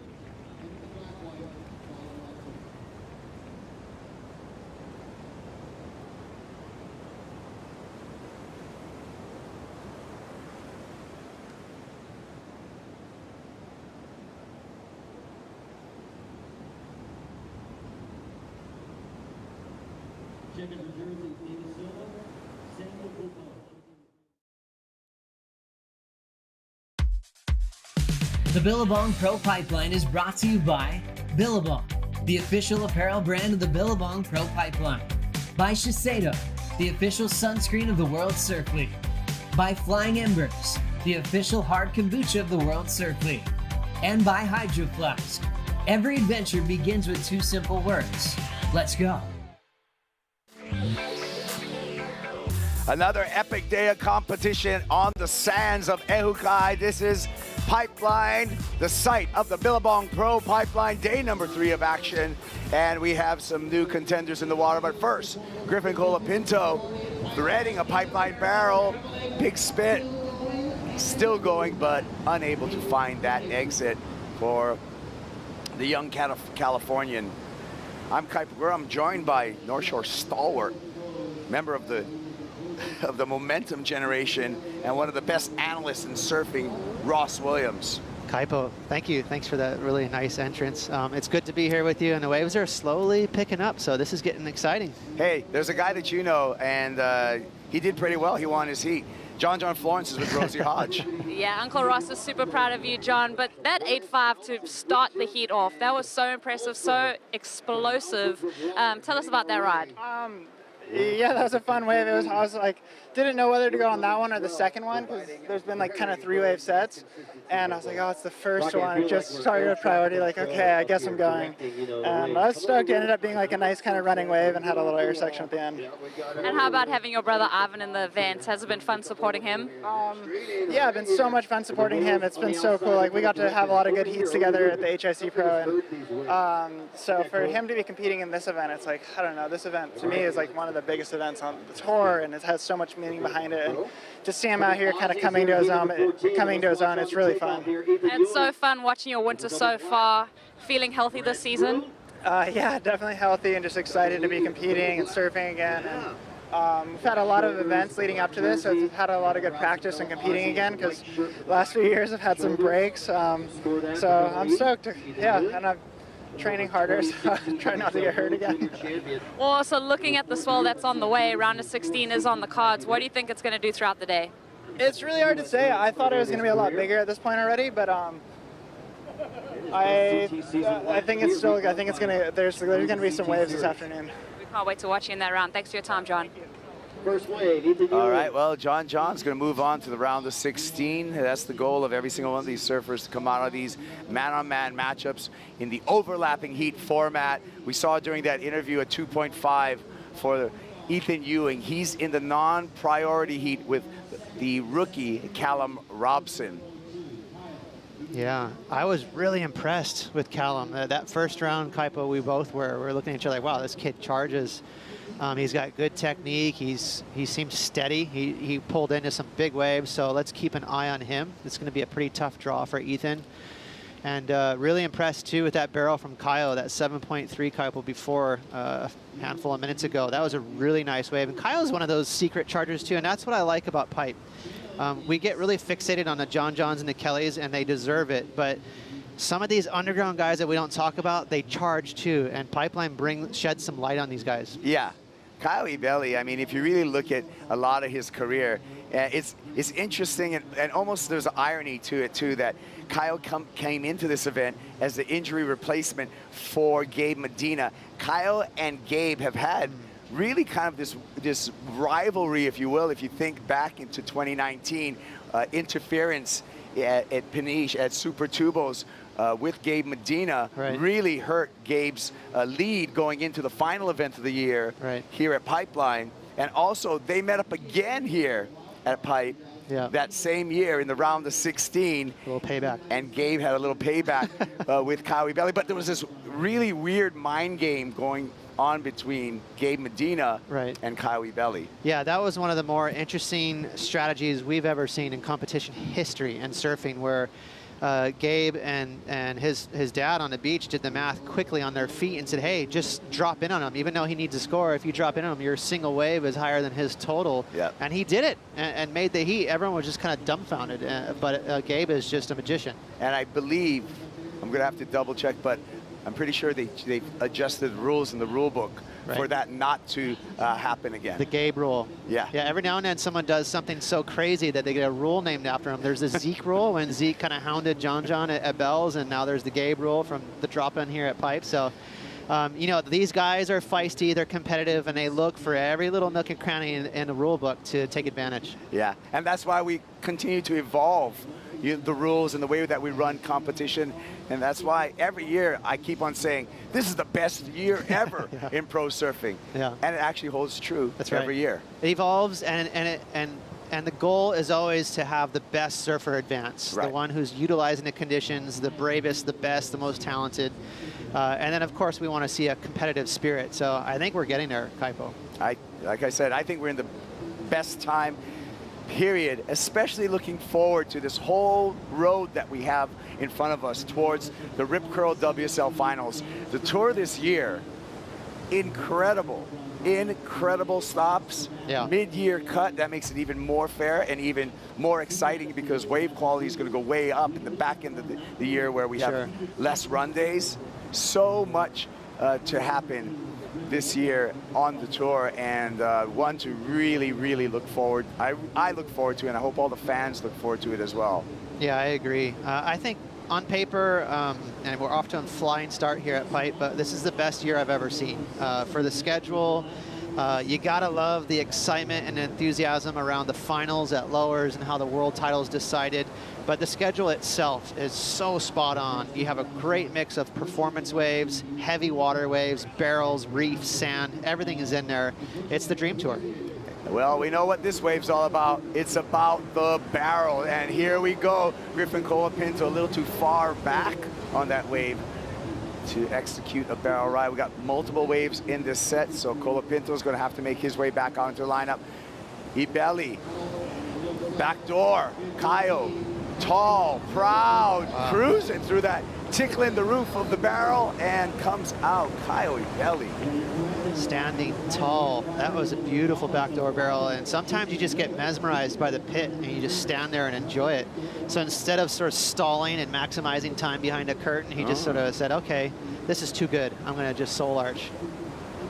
Here he goes, stalling at the start, then he lets go of the wall and just says, this is too good, I have to enjoy it. He also saw that the wave was gonna close out and knew that he was gonna cut out towards the beach and go for that side door exit. So a quick barrel. I don't think it's going to be a massive score, but what is Kyle counting right now? Nothing, just a 0.2, so he's on his way for a backup. Yeah, he's going to extend his lead over Griffin Colapinto with 11 minutes left in their heat. So Colapinto is going to need a meaty score once wave number 3 drops for Kyle Ibelli. Here we go with Ethan Ewing. Nice positioning, great style there. A little high, but breaks through, no problem, kicks out. Nice ride. Yeah, Ethan, kind of the surfer's favorite surfer. You know, everyone knows that he kind of does things on open face rights that no one else does. I mean, he's in his own league, and that's a big call, being that there's, you know, all the big names on tour. But Ethan, he throws it on rail kind of better than anyone. He is so gnarly. But at pipe and backdoor, we're not really seeing too many turns. So it's good to see him here and to see what he's got and see if he's improving with his barrel riding, with heavy waves. You know, taking off at pipe and backdoor when it gets 8 to 10 feet later this afternoon. That's where I want to see Ethan. Let's see what he's got. Well, we're waiting for that score for Ethan Ewing, and we'll wait to get that score. But first, let's check in with Makua Kai Rothman. Makua, what are you seeing out there? Well, Kaipo, right now I am seeing bomb sets, probably the biggest set of the day, marching in, popping up at third reef pipeline right now. I'm seeing the waves change from a more dominant left, a lot more rights coming in right now with the shorter period swell. The trade winds are immaculate. The sun's hitting it. A beautiful day at pipeline. I want to check in and see what's going on in the water with Strider Wasilewski. Thanks, Makua. Well, I mean, you kind of nailed it, and really, this is the biggest set of the day coming. You can see it stacking on the horizon. That's the beautiful part about surfing pipeline. When you're on the peak, you can literally see these sets rising on the outer reefs. So each reef represents its own spot. So there's third reef way on the outside, then you got second reef that pokes up, and then you have the ones that are standing up here on the first reef. So today, we will see those waves probably capping and breaking on the second reef, possibly way outside on the third reef, because we've got a buoy readings of 13 and 16, which are really big waves. You can see the surfers moving into position right now. They know that there's a massive set coming because they can see it coming. It takes about 60 seconds once you see it pop up out there, and then you got to prepare yourself. And as it approaches, you just have to find yourself on the reef and be in the right place. So let's see what happens, guys. At 16 on the buoys, Ross, what does that mean? Yeah, that's really close to being washed through pipe. That's like second, third reef even starting to break. Like we talked about this morning, that's when Waimea is starting to show its teeth a little bit. So like small Waimea relatively. So I think we're going to be okay though. I think right around 3, 4 o'clock, maybe the last couple of heats of the day, Kaipo, those guys are going to be tested. You know, that's when we're going to see a lot of second reef action and cleanup sets. Lot to look forward to. You don't want to go anywhere. It's a big show here at the Billabong Pro Pipeline. We're going to get through this round of 32, and we're going to get through the next men's round, the round of 16, where we will have our quarterfinals set by the end of the day.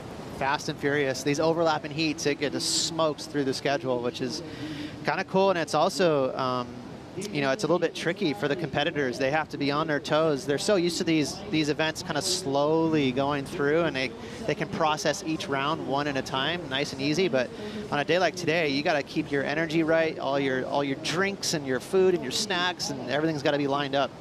Great analysis there, because there's not a lot of time to reset between this round and the next round. And these are, obviously every heat's important, but when you get into the quarters at the beginning of the year, that's when you're really setting yourself up if you're looking for a spot in that final 5. Absolutely, and the points jump each round you advance. I mean, it's a massive advantage, and if you're kind of like thinking, oh, I'm just going to grind out a 9th place here, and then you look at what 5th gives you, like, well, that's a lot more points. So it kind of separates, you know, the men from the boys here at the top of the rankings. The guys that are looking for to get into the top 5, they really want to get into that quarters or better. Down to 6 minutes and 35 seconds for Caio Ibelli and Griffin Colapinto. Ibelli out in the lead. Colapinto needing a 5.74. Griffin in the red jersey, in the solid red jersey, with priority. We saw those lines, Ross, but they didn't really formulate into a lot of waves. We heard, I think Strider mentioned it earlier, where sometimes you get this new energy and it just comes marching in, long interval at the start of the swell, and it'll just gobble up the old swell. You'll get these sort of split swells that don't know where to go. It's just a lot of raw energy, and as it gets a little more mature, the swell, it'll organize and hit the reef just right. But that last swell that Makua spotted sort of shifted towards rock piles and off the wall, and somehow completely missed the lineup here where the guys are. So, you know, even John earlier was saying, man, I'm a little surprised it's not that big yet, because we've all been listening to the buoys. But what does it take, Kaipo? One set to just change the mood of the lineup? Like one 8-foot, 10-foot set comes through and we're like, okay, here's the new norm. Right, and as we see, as part of our great coverage here, thanks to our entire crew at the WSL that brings all of these visions, replays, graphics, bits and pieces to you, the viewer. It's a team effort, and it's a team of 100 people for just to give you guys some behind-the-scenes numbers to make this stuff happen. It's an impressive machine. It's a big machine.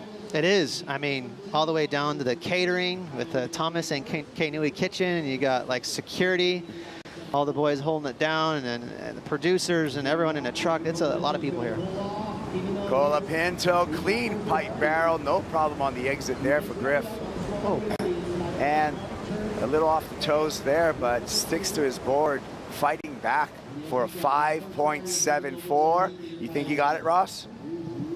I mean, it's going to have to boil down to how big was the wave, and obviously that was a small one. So my guess is it's not going to be enough. It's a small wave here. He's under the pressure here in the clock.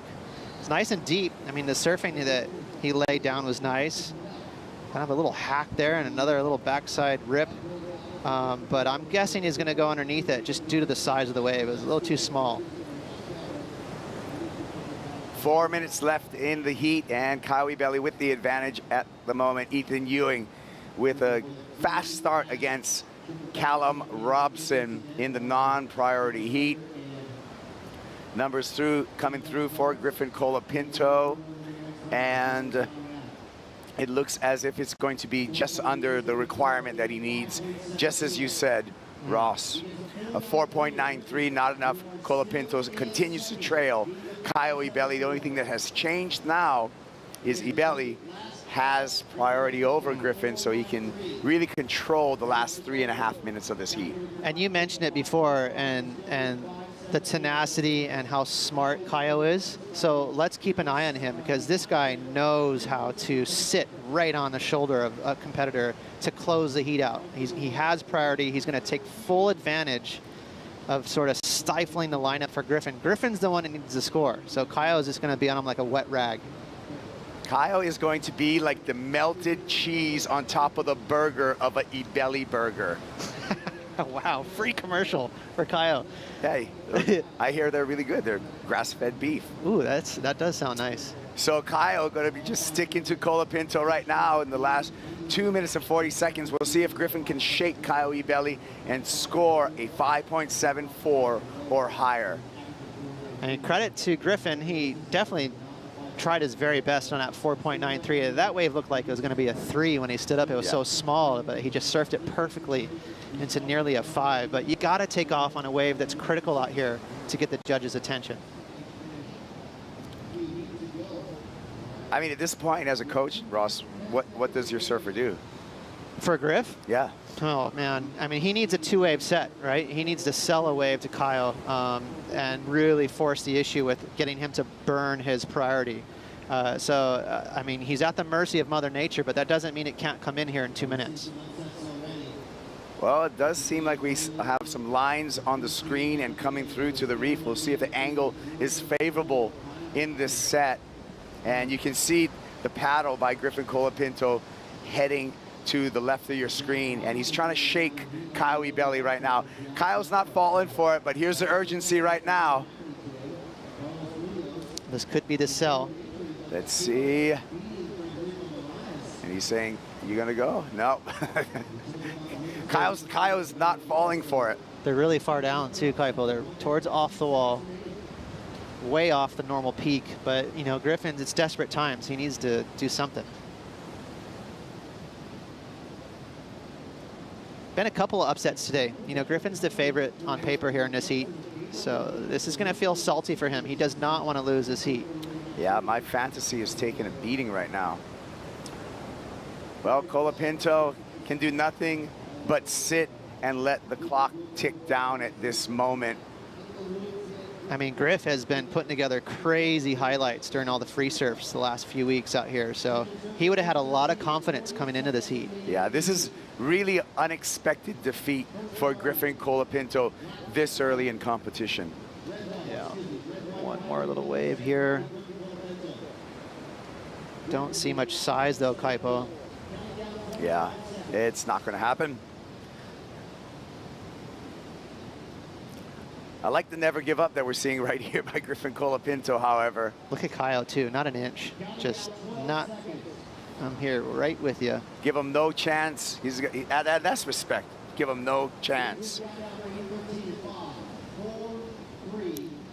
Good heat for Kaio though, he ripped that heat. I really like that 7.3, he surfed that wave well, and it was not an easy wave, so credit. Well, that's going to be it, and the injury replacement, Kaio Ibelli, moves on into the round of 16. We'll take a break. We'll be right back with more action from the Bonsai Pipeline.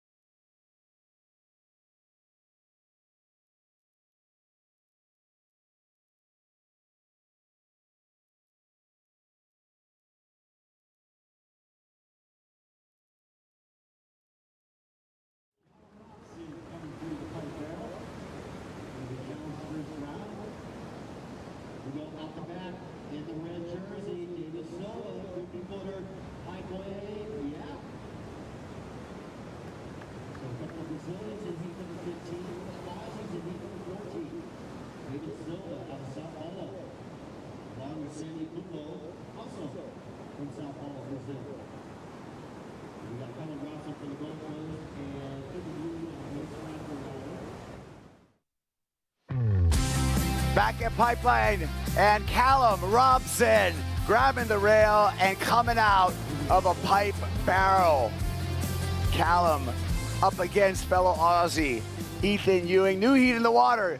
David Silva in the barrel, and he is up against another Brazilian in the way of the rookie Sammy Pupo.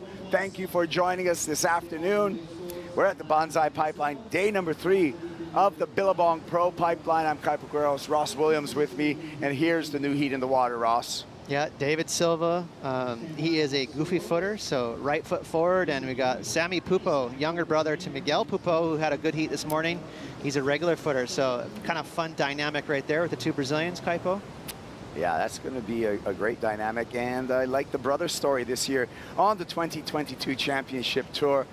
Sammy and Miguel Pupo, brothers on tour, joining the likes in history of Mike and Derek Ho, Flavio and Neko Patarats, Shea and Corey Lopez, CJ, Damian Hopgood, and of course, Andy and Bruce Irons, and most recently, Owen and Mikey Wright. That's right. Along with Tyler. Right. So the Wrights kind of win because they actually had 3 siblings on tour at one time. I don't know if that'll be broken ever. That's like a family record right there. But the brother dynamic is really interesting. Sammy just 21, Miguel 30, so there's a big age difference between big bro and little bro. So for Sammy, he's probably spent his entire formulative development as a surfer already having a ripping older brother. So that's a great foundation. Yeah, I remember as early as like 2015. Miguel's been on tour for a long time, right? And I remember Sammy just as a little tiny grom, like a 12-year-old, hanging out around tour on the road here and there. And that is so meaningful to be able to soak in the environment of what the tour is actually like. So like you said, he's been groomed. Stalling for this one, getting behind the curtain, and again, David Silva going to work very early in this heat to establish some scores. Yeah. Smaller waves. Oh, here we go. Bigger one. Callum Robson has to bail out of that one. Waiting for a score for Callum from before, too. He had a nice left at pipe. And again, showing us his technique. I like the way he surfs. He gets super low to his board. He gets really committed, leans forward. You just know that he's going. There's no second guessing. Very like sturdy technique and solid, but yeah, and he's off to a good start. I'm really impressed by Callum Robson. He's just 21 years old from Evans Head, Australia. Every morning he's been here bright and early, no matter what the conditions are, and having a surf. He's putting in his time. It shows that he's committed. I think he's going to make a big name for himself in surfing. Ethan Ewing here, stylishly slipping down the face and completes a nice little pocket ride there. Not super deep for Ewing, but just looking to improve upon a 2.5-point ride. Well, a lot of things he did right there. Here we go, David Silva on another little one. So David Silva just staying busy. He's way too deep on that one. And he's going to get back. We'll take a look at what happened on the other side. Catch up with Sammy Pupo going back to it. Callum Robson, big drop, hucks the rail, gets under the curtain, and complete again that commitment, Ross. It's just perfect technique. I mean, he's so solid. He gets to his feet, grabs rail, he's leaning so forward. I mean, here, you just know 100% he's going to pull in. You know, some guys have a lot of body parts sort of dragging down the wall. He gets almost like a bullet. He just gets really steady over the deck of his board and knifes underneath it. So really good technique there for Callum. It looks like he's been surfing pipe for a long time, and yet he's a rookie. Yeah, I mean, coming into the 2021 Challenger Series, I didn't know a lot about Callum Robson. And stop number 1 over in Huntington Beach, all of a sudden he really came about on my radar. And then as the series, the Challenger Series progressed, I become a bigger and bigger fan of this young Australian and his workman-like attitude. There's not a lot of, like, I want to say, flair in his surfing. It's nuts and bolts. Strong. And it's, yeah, it's fundamentals and it's strength. So there's a place for that type of surfing on the tour.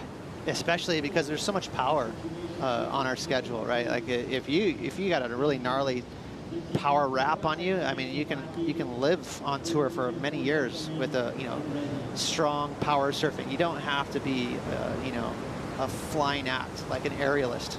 So that's cool. And Ethan doing a lot of things right on this wave. Not super deep though, and that's going to hold his score back just a little bit, but still getting a 5.5 for that. And Sammy Pupo, big wave there at Kaipo, but just extended through off the wall. And we'll see quite a few of those today with this new swell. There's a lot of energy in the water. You need those waves to hold their form. They have to be like those big old A-frames right at pipe. and some of them will stretch out, especially as the swell gets bigger. Which we are expecting. So Callum Robson, his first wave score in at a 6.1. Last of Ethan Ewing, a 5.5. Judges still owe us another score, actually another 2 scores in that matchup to set the situation in that heat number 14. Heat number 15 with David Silva versus Sammy Pupo. We still owe you some scores on that one too, but David Silva is clearly in the lead in that matchup. Really interesting here. So the heat with priority up top on your screen, that's Ethan and Callum, 2 Aussies. You know, Ethan has been very busy. He's been going back and forth in the lineup and kind of had an early start, but they were all small scores. Callum is coming in late, but he's coming in pretty hot with that 6. So the psychology of this heat is going to be really interesting. You can see he just took the lead over Ethan, so let's see if Ethan can buckle down. He keeps going. Callum Robson again, deep on this one, on the reef. Doesn't get deep into 2, but still charging. So, like Ross said, Callum Robson with that last wave takes the lead off of Ethan Ewing. Ethan Ewing just has a little bit of work to do. He needs a 4.44 at the moment. So these heats are 40 minutes, right? 20 without priority, 20 with. And for a long time now, about a half hour, Ethan's had the lead. I know that there were small scores, but still mentally you're like, cool, things are going good, I'm in the lead. And next thing you know, bang, Callum shoots a couple big scores at you. And so let's pay attention to Ethan and see if he rises to the occasion. Because he's been getting a lot of waves, but no big scores yet. In fact, you know, Callum's got the highest score so far in their matchup. And Ethan, he does have a little scar tissue, maybe mentally, at Pipeline. In 2018, he had a horrible ankle injury out here. He came in as an event wild card at the time, and it was pretty bad for the young man from North Stradbroke Island. Obviously, he came back stronger than ever. He's one of the most stylish surfers on tour. But this is an exciting heat, and this is the kind of heat we like to see, where it's evenly paced between the 2 surfers. And really the difference maker so far in my eyes is Callum is his positioning when he's taking off, he's a little deeper. So that's showing the judges, hey, I'm committing to behind the peak here. He's getting deeper in the barrel, and that's giving him that slight edge so far. Now, the ocean's doing a little bit, some different stuff right now, Ross, with this incoming swell. Can you talk to that a little bit? That's that double up that we were talking about, isn't it? You can see that new energy just piling in, so literally like piling in. So you get these waves that march over each other. That's that fresh energy. That new swell is actually faster than the old one. And you can see right there, see how those 2 little swells are split apart and meeting together. So we're seeing it. It's very subtle. It almost looks like tidal, you know what I mean? But as soon as it settles down and corrects itself, we're going to see perfect waves. But that's a lot of fresh energy right now. And this fresh energy also, Ross, speak to the fact that it does deliver some hazardous conditions. Oh yeah, because you'll get a lot of water draw off the reef. It behaves like a double up. And so when you got that much water drawing off the reef, there's that much less water, that much less cushion to fall on. So you get these real shallow barrels where the floor opens up, and unfortunately sometimes if you don't make the barrel, you hit the reef pretty easy. Yeah. Hey, I want to thank locally Spectrum and the Spectrum Surf Channel for airing this event. Greg and the crew over there doing such a great job. You can find that on channel 20 in Hawaii and 1020 in high definition. Thank you to the crew at Spectrum and the Spectrum Surf Channel. And also locally, you can catch the replay of all the happenings here at the Billabong Pro Pipeline on rotation there on the Surf Channel. So Kaipo keeping an eye on Ethan. Good news for him is he has priority. So he's got the pick of the litter out there. He can choose any wave he wants. He does need an awkward score, 4.44. What does that mean? I mean, that's, you know, if you needed a 2, you're thinking, okay, I can start sharking around the inside and just look for anything and grind it out. If you need an 8, you're like, I obviously need a bomb to come in. But a 4.4 is just kind of no man's land. You're like, what do I do here? Do I just go in a small one and try and freak out and do turns? Or at the end of the day, this is pipe. You still have to get barreled. So it's kind of a funky score. Yeah, and the judges are aware of when you're just trying to manufacture a score at Pipeline. It's not as easy as, say, a beach break where you can just go Hail Mary air. You really need a deep tube ride. Callum continues to surf under Ethan's priority. That one was just keeping in the rotation, keeping busy out there. Ethan Ewing being patient. 7 minutes and 45 seconds, Ross. That's still a lot of time on the clock. Ton of time. This heat is far from over. I like that Callum is just trying to catch waves. He's trying to somehow get rid of that 3.83 and just make it a little tougher for Ethan. But, you know, you do have some lulls today. We've seen a handful of them, haven't we? Where they're like, you know, 5, 7, 8 minutes, and it's painful. When you need a score, the clock is your enemy. You know, it just sucks watching that score, or that time, that clock tick away. So pressure moment here for Ethan. The young man, a former world junior champ, Ethan Ewing. 2016, he won that title, has been groomed in the World Surf League, and the path that you have to become a championship tour surfer really starts in some of the regional, starts actually at those pro junior level, which Ethan's been the top of the pack there, onto your regional qualifying series, and then moving into the Challenger series that we have right now, which is, to me, super exciting. It's like the second season at the World Surf League. And finally, you graduate from that Challenger series onto this field right here. Championship Tour. And it is. It's almost like a 3-stage, almost 4 stages to make it all the way here to the point where you can actually win a world title. But yeah, Ethan, looking back at his trajectory and his career, his technique, like we were saying before, it's kind of second to none. He surfs perfect. So when he was a junior, he just stomped kids because he already surfed like an adult. He was just light years ahead. And now he's going through that sort of growth spurt as a pro with the big guys. You know, he's trying to find his way. Yeah, I think sometimes for these surfers, there's a period of shock and awe because you come through your junior series dominating. You dominate your region on the qualifying series.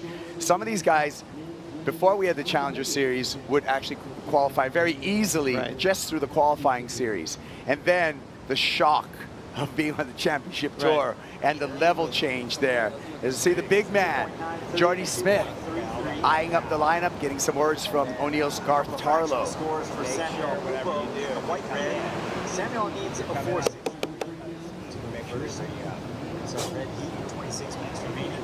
Trying to listen in there.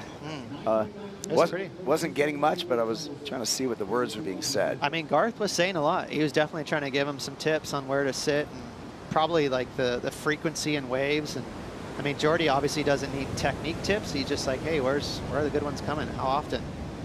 And Garth has been around for a minute. He can definitely give him good advice. Here we go, Ethan. Ethan decides not to go, doesn't use his priority. Callum. Oh, backdoor Munster here. Oh, second section. Oh, that was a beast. Gnarly. I was wondering why Ethan gave it up, and there's why. Ethan saw that thing stretch, walled up towards off the wall. Really good effort there. So gutsy from Callum. That's a lot of guts because, like you said, with this incoming swell, there was not a lot of water underneath that backdoor barrel. I mean, he's got a helmet on. He's probably just like, I'm going to go. He really, he did so much to try and get out of that side door. Who we got here? Sammy Pupo in his challenge against David Silva. And starting to scratch right now and try to chalk up some points. Here we go, Ethan Ewing, important wave. Grabs rails, knifes into the barrel, spit behind him, kicks out. 4.44 is the requirement. It's going to be pretty close. Really close. I mean, it could be. It could be. It kind of felt like a 4.5. You just never know. It wasn't very critical. It was a kind of a softer wave at pipe. It was a medium set at best. But it had a nice spit. That spit, it's like fireworks, you know, it helps visually. So I'm not going to say he's not going to get it. It's just right there. Middle of the road. Well, it's going to be an important score. Ethan Ewing still has some time to get another wave, however, so he's going to make his way back out and hope as the consistency in the swell increases for another shot at it. One thing that's interesting, you know, this is a very important score. This could flip the heat or not, so very important. And the judges know that they're going to calibrate that last ride with Callum's 6.1. They'll compare the two. And this in sport, sometimes you want to burn time off the clock. In a way, this is organically burning time off the clock because we don't have the number yet. And by the time the number comes down for this wave to Callum Robson, if he did get the score, Callum's not going to have a lot of time to react. Exactly. So the judges will be pressed for time, but the main thing is they want to get the score right. And so they're going to look back at the 6. They're going to look back at Ethan's 5.5 and really try to calibrate it and fit that last ride in where it deserves to be. And I really think right now, when you don't have a lot of time to react, it will go into Ethan Ewing's favor because he barely got the score. Wow. Need a 4.44, got a 4.5. Ross Williams, you were on the money. Now, Callum Robson just has 2 minutes and 20 seconds to react to that news and get a 3.9. Here goes Ethan Ewing. He wants to distance himself even further from Callum.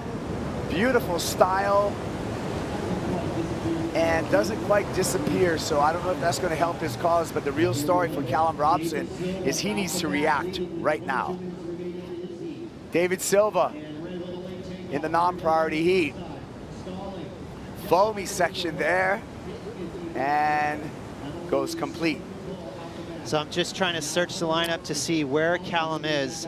You know, if he's still paddling out, it takes a minute to get back out there. So obviously he needs a score. But where he is in the lineup right now is very important. You know, he doesn't have a whole lot of time left on the clock. He's got priority, so there he is. He's back in the lineup. You can see his helmet there in the white jersey. Here comes some sets too, Kaipo. This heat is not over. 3.9, pretty small score. Well, with the charging that Callum has done, he's way capable of getting that number. He does have enough time. He just needs pipe to give him an opportunity. And again, 2.8 for Ethan's last wave. There was potential in that wave, but he wasn't quite deep enough in the barrel, and that's why the judges went pretty low with it. So if Ethan ends up losing in his heat, it's just about positioning, not quite deep in the barrel. I like Callum Robson as we have a view of him. He checked his own watch. He's not frantically waving his hands for information from the beach announcers. He's focused on this. Wow. Positioning, paddling. Buzzer beater moment. In a deep spot here. Callum Robson yanks it off the bottom. Wow. Under the curtain, I think he got the number, Ross. What do you think? Wow. I mean, he wasn't super deep, but he definitely backdoored it for a second there. So his entry was pretty risky. It was committed. Even though he didn't get way behind a curtain, where he took off on the wave was definitely pretty gutsy. So, yeah, compared to Ethan's 4.5, I think he's going to get it as well. I concur. 3.9 again is the requirement for that man, Callum Robson, to turn the heat within the last 30 seconds. And we're going to see if Robson does it. The rookie on tour, anticipating his number.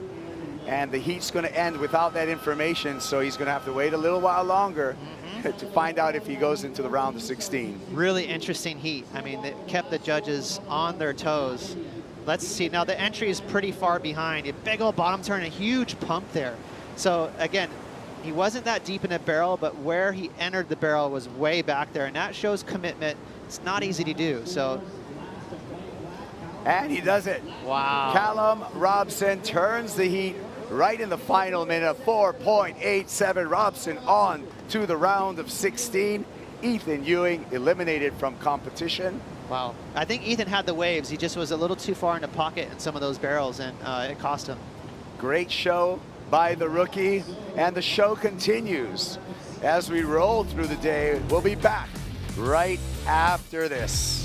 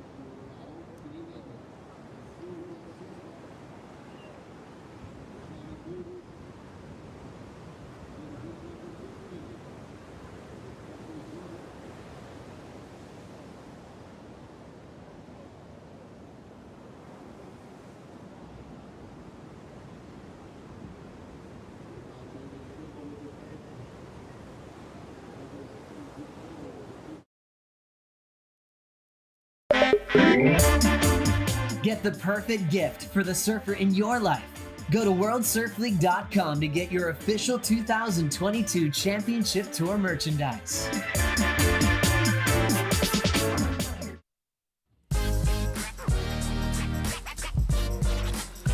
Welcome back, surf fans. You're watching an epic day unfolding right in front of your eyes. This is the Billabong Pro Pipeline. Chris Cote here with Ross Williams. I love it when a plan works out as planned. The waves are firing, Ross. Yeah, the forecast was spot on, so kudos to Surfline. It's building, and it's not done, Chris. I mean, you look at it right now, there is a lot of energy out there. If you think about what we're looking at 7 a.m., it's a different planet, so this is pretty cool. And another kind of cool element to the heats we have coming up and in the lineup right now, a lot of friendly fire happening. We've got 2 Brazilians going at it with David Silva and Samuel Pupo. We got 2 South Africans entering the lineup, Matthew McGillivray and Jordy Smith. And here we go, another poster for your wall. Late drop, not a tube, but a beautiful effort nonetheless from Jordy Smith. He'll be in the black jersey with black sleeves. Matthew McGillivray, white jersey, black sleeves. One of them's from Durban, that's Jordy. The other, Jay Bay. So again, friendly fire, friendly rivalry. It'll be fun to watch. 1.17 to start Jordy's heat. South African duel right here. That was a crazy drop from Jordy. I mean, I know he's not going to get a big score. The judges are persistent. They want you to be in the barrel, but that was super sketchy. Good technique from Jordy. So not a whole lot of momentum going down the face. Whoa. He had to grab and just slide down it there, Chris. That was sketchy. Give him a pack of flying embers for that. That was a good drop of the day. Yeah, no doubt. And, you know, Jordy, of course, he's been in this position before. He is a multi-time runner-up for the world title. But everyone will go through just a little bit of nerves pelling out a pipeline. Making a drop like that, do you think that kind of just gets everything back into perspective, like, oh, okay, cool, I've accomplished something already. Yes. 30 seconds already, you know, off the clock, no biggie. Yeah, it's like ripping the Band-Aid off, right? It's like, you know, you got all the jitters and the nerves, the boogeyman's out there, and that's one way to get rid of it. So, again, he knows it's not going to be a score, but the waves have a different feel. In the last 2 minutes, you know, that last set had a ton of energy. It's still perfect, by the way. The swell direction is really good, but that was definitely the biggest wave we've seen so far. 15 minutes on the clock for Silva and Pupo, 35 for Jordy and McGillivray. With that, we've got a very stoked rookie on the championship tour, Callum Robson with Rosie Hodge. Yeah, so excited to watch you, Callum, but I want to know, I think a lot of people want to know, as a rookie on tour, how have you made yourself so comfortable out at Pipe? Yeah, just I've been here for probably like just over a week now, maybe 2 weeks, and just surfing here as much as I can. And yeah, I just love the bigger stuff, so it's super fun, exciting to me. And coming up against a fellow Australian, that was a super close heat. Tell us about the back and forth between you guys. Yeah, well at the end there, Ethan didn't go backdoor one, and then I swung last minute race, and I was trying to find a doggy door, and then I just got clipped in the head and got smashed, and then doing the runaround, seeing him get his good score, and he jumped me, and then I was just kicking out the back, just going, oh, please give me an opportunity. And then that was that one, and just so excited to get the opportunity. I was stoked. And give us a recap. I mean, getting smashed at Pipe at this size with a building swell, that can't be very fun. No, it's got lipped in the head, up and over. My board got a bit of damage on the nose, so, but yeah, no, it's all good. It's no scratches on me, so I'm all good. All part of it. Well, we can't wait to see what you do in round of 16. Thanks for your time. Chalk one up for the rookies. Callum Robson taking out a hard charging Ethan Ewing, as we see surfer in white there, McGillivray blasting the big, Sammy Pupo right there, blasting the big back three. So you see right there the red arms on that white jersey. That signifies that this is the red priority heat. In 13:30 to go, we switch that over. Jordy Smith and McGillivray will have priority over the 2 surfers that paddle out to meet them. And those 2 surfers, get ready. Baron Mamiya and Kelly Slater. Big heats all day long. That's a crazy heat, possibly the heat of the day. And that's what I know Sammy to do. He's a performer, isn't he, Chris? He's a very progressive young surfer. Love watching him surf places like lowers, beach breaks. He's just such a good aerialist. He's really loose. But it's interesting to see him here in big waves at Pipe, because I'm just not familiar how gutsy he is. Will he take advantage of these big hollow waves? And you know, right now it's a low scoring affair. So this wave is just so-so. It's going to be another low score. So a bit of a grindy one between him and David Silva. I do like that airbrush. So far, the rookies have 4 surfers in the round of 16, and in the case of Sammy Pupo, fully agree, Ross. We've seen a lot of the other rookies in events like the Vulcan Pipe Pro, the HIC Pipe Pro. Sammy, though, just a few flashes out here at Pipeline, so this is going to be a good scattering report for all of us. He does have 12:20 to go to put a big number on the board. Nothing over a 4 for David Silva and Sammy Pupo. For Jordy Smith, a 1:17. McGillivray, a .93. These scores, not really an indication of how good the waves are, but that also shows you how difficult it is to actually get a barrel and come out on a day like today. It's just that intense and that, you know, for experts only. Triple black diamond. Here he goes. Sammy Pupo is going to answer that question for us. High and tight in the tube. Rides out. Bit clamped on, but using his strength kind of force his way through the end of that closing barrel. Definitely flipped the heat. I mean, it's not going to be a massive score, but 2.9 is all he needed, and he did really well to get out of that lip line there that shut down on him. Maybe the biggest waves we've seen him so far on in this heat too. And this is a real test for these guys, for David Silva and Sammy Pupo, because the waves are cranking. You know, it's pretty proper pipe now. We've reached the realm where this is proper pipeline. So they're gonna have to learn on the fly. If they haven't free surfed out here very much, here's your crash course.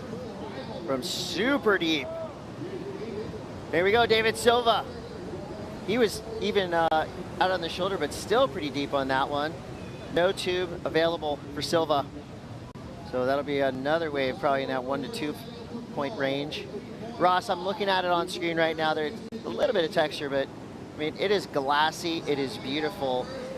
When the swell is pulsing like this, as you see the quick ride there from Sammy Pupo, what are the currents like? Are you able to kind of just sit and wait and be patient, or are you constantly paddling around to get yourself in the proper takeoff zone? It's one of the things that makes Pipeline such a marvel. It's one of the trademarks that makes pipe so perfect, is there's no current in the lineup. Where you take off, it's just like a lake. You can just sit there. Near the shoreline, it's like a river, right? It's nuts. There's all kinds of water moving around, but one of the reasons why pipe is such a perfect barrel, it's very calm in the lineup. There he is, the GOAT, Kelly Slater, the greatest to ever do it, period. There is no argument for that. He'll be turning 50 years old in just a couple days here, 10 days. Kelly will be the best 50-year-old on the planet. Still 40 minutes. Yeah, that's 5, so it's not long. Yeah. Are we keeping it at 40 all the way through? Yeah, cool. Thanks. Go ahead. Uncle Ray right there. He's been on the scene, handing out jerseys and wax and information for many, many years. Cote, such a nice guy. How many times do you think Kelly Slater has heard that line? Oh, yeah. I don't know. I mean, deep Thousands. stats. Yeah. That's a real stats. deep stat. Kelly Slater has been handed a jersey 11,468 times. That was a record-breaking jersey hand. I wonder if he's ever just kept a jersey. He's like, yeah, I don't want to give it back. He just has a sneaky, incredible collection of Kelly Slater memorabilia. He might. It's worth money. I wouldn't doubt it. 9 minutes to go for Pupo and Silva. 29 to go for Smith and McGillivray. A lot of eyeballs from the international media focused on Jordy Smith coming back from injury. Jordy Smith got onto the CT way back in 2006. He was a world junior champion, said 2-time title runner-up. Got second to Kelly, wants to John. Does not want to be second place again. He wants to win, making his intentions known, but watch out. Samuel Pupo, with every wave he's had in the last 5 minutes, answering critics. That was nicely done right there. I'm pretty proud of him. I like that. You could tell he was genuinely happy when he made it out of that barrel. That was easily his best wave in this heat. By far the best wave, including David Silva. So that's a proper barrel at pipe. It's going to feel really good, Chris. Nice and deep, so good positioning. Right there, let's go for a second. So showing some bravado there. you know, wasn't very long, but he was back there. And at pipe, we're not looking at 10-second barrels. I mean, you just have to be barreled for a couple seconds. It's how deep you get. And right here, he's, you know, that's pretty critical. He's behind it. Let's go to the rail, which is very cool. And, you know, he's always ahead of the foam ball, but it was nice. Definitely the best score. A warranted, impassioned claim right there from Samuel Pupo. Big wave coming through. Hits the reef at the perfect angle. It's going to be David Silva. Late drop straight into the pit. And into oncoming train. Brutal wipeout there for David Silva. Kelly Slater, I would say, probably knows more about fins than most people on Earth, so much that he actually started his own fin company. Right. Endorphins. And a board company. It's all Slater. He's so liberated, isn't he? He is not afraid to try different types of boards, different designs, and different fins. And you saw him right there, one thruster, one quad. And he's just totally happy with it, because most pro surfers are like, no, I'm riding a thruster for the year. They don't like, you know, mixing it up like that. But Kelly is just really comfy. I think another real deep stat is that Kelly Slater has probably ridden more zero session boards in heats than anyone else. He just seems to be able to grab anything off the wall. He's got two Takoro Slater design here. And look, what should I do? Should I go quad, thruster? Let's just play it by ear and see what happens. So there it is. He's committing to quad for both boards. The other big day, he rode a 6.6 Wade Takoro. So it looks like, I'm guessing that's the same board. And a backup board there just in case he snaps it. 6 minutes to go. Steep, deep. Matthew McGillivray grabs the rail, straight into the pit. He's freight training through, comes out with the spin. The waves are perfect. That was textbook pipeline. Pig dog tube riding there. You know, that's one of those inventions in surfing, you know, made famous right here at Pipeline and Backdoor, that they got it right the first time. Guys like Johnny Boy Gomes, Dane Kiloa, guys that just figured it out. Grab the rail, get that three-point stance, and drive through the tube. McGillivray taking note from icons of Pipeline. Shout out to Dane Kealoha. He was definitely one of the OG guys that just perfected the grab rail, backside tube riding in general. But yeah, that was nice. I put a smile on my face. I like to see some of these rookies and some of these young surfers that are, you know, testing out big pipe for the first time. And Matthew McGillivray has been around for a while, but that was a really nice barrel. So a little shot across the bow from the big South African Geordie. Yeah, that's going to definitely launch him into the lead. Here's the overview. It's a big wave. You can see how shallow. Look at the reef. You can see all that reef there, just waiting for someone to fall. But well positioned. I really like where he took off. He's behind it right there. See that edge he's putting in? He's grabbing that rail. He is bottom turning on purpose. Had no room to straighten out. He really had to put the pedal to the metal. Even putting that back knee down on the deck. So a lot of speed. He was really trying to book it on that wave and got pretty deep. And it's pretty cool to see, you know, that had about at least a 12-foot base, and then when the lip came over and hit the water, it launched out about 50 feet straight. So it just shows you, the overview is just how it's such a perfect illustration of the power of this wave. McGillivray there, that right there, you know he's feeling it. He's excited, but he's remaining calm, knowing that he still has 24 to go. And look at this number for Matthew McGillivray, an 8.27. He just literally rocketed ahead of Jordy Smith. And for McGillivray, I mean, this is a win-win situation. He actually got the call-up due to Yago Dora's injury, so he will be replacing Yago's spot for Pipe and Sunset. Back in 2021, McGillivray did have success out here at Pipeline with a 9th place finish. So don't count out Matthew McGillivray. No. He can put it together too. I mean, over the years, coming here for all the QSs, Haleiwa and Sunset, he's a bit of a standout. He's one of those dark horses that he's put together really good rides here on the North Shore. I think he's what you'd call a charger. He's not afraid. And he positioned himself really well on that wave, Chris. He got behind it. That was a well-deserved, excellent score. Really intense ride, too. And here we go, Sammy Pupo again. No-hander. Wow. Right off the bottom. There are two other surfers in this heat right now. We just haven't seen him in a while. Sammy Pupo now adding to his scoreline. That was really cool.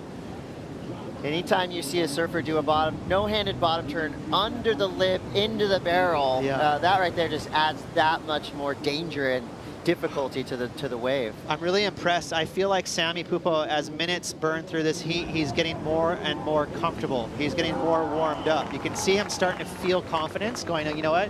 I think I'm okay. I can surf pipe. And this was definitely his best ride. He was super far behind. He bottom turned without grabbing his rail.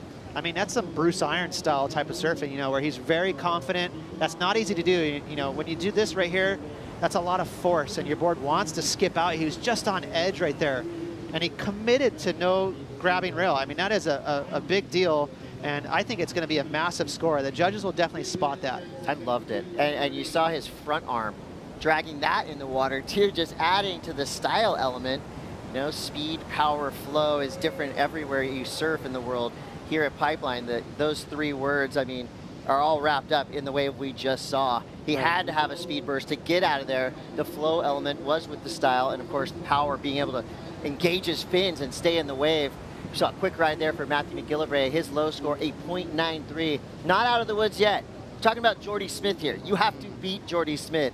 He will not leave room for chance, so you've got to just nail him against the wall and keep the pressure going. Well, Jordy is a veteran. He's a true veteran. He's got 21 minutes, so that heat is far from over. He's not going to be too scared from an 8.27 being dropped on him.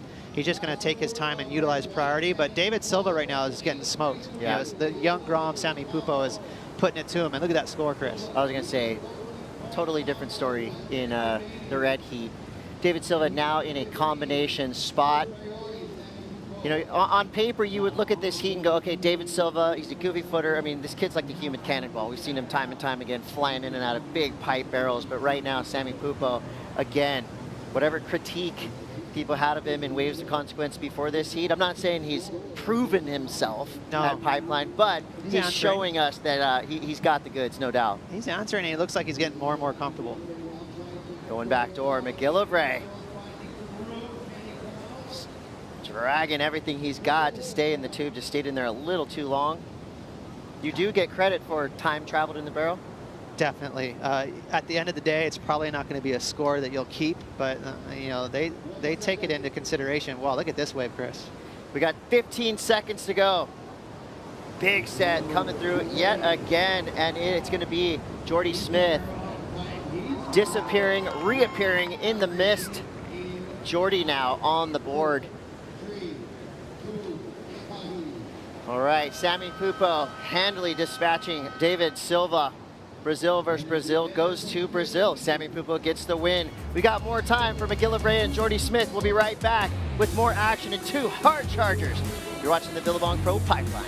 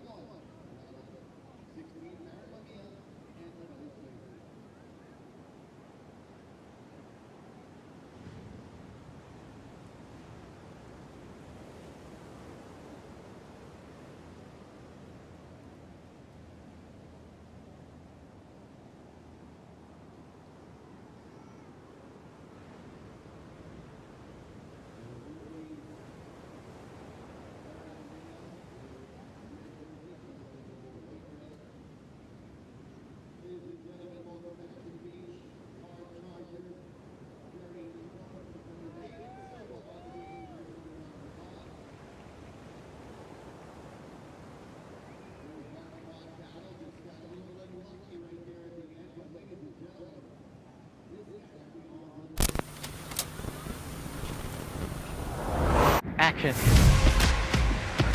When a 16-year-old Sonny Garcia started telling everyone he was going to beat the best surfers in the world,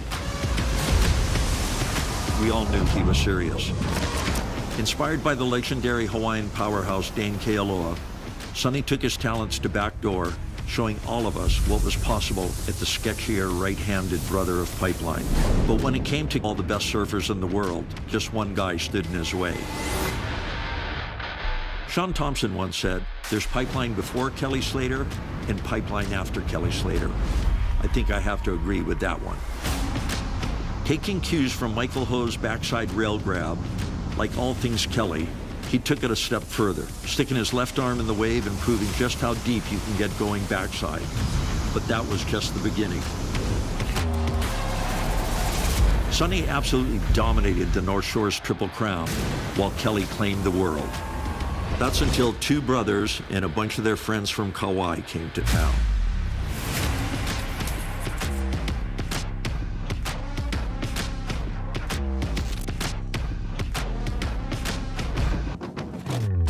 Another epic episode of Pioneers of the Pipeline. You're watching the Billabong Pro Pipeline. Huge heats in the lineup. And here on the broadcast side of things, thousands of feet of waves have been ridden by two people at least. We've got Makua Rothman, Billy Kemper.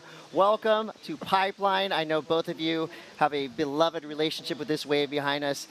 Let's talk about what we've seen already this morning. All indicators said it's just going to start pumping throughout the day. It has not let us down. It's absolutely firing out there, Makua. Yeah, you're right, Chris. It's the waves are turning on.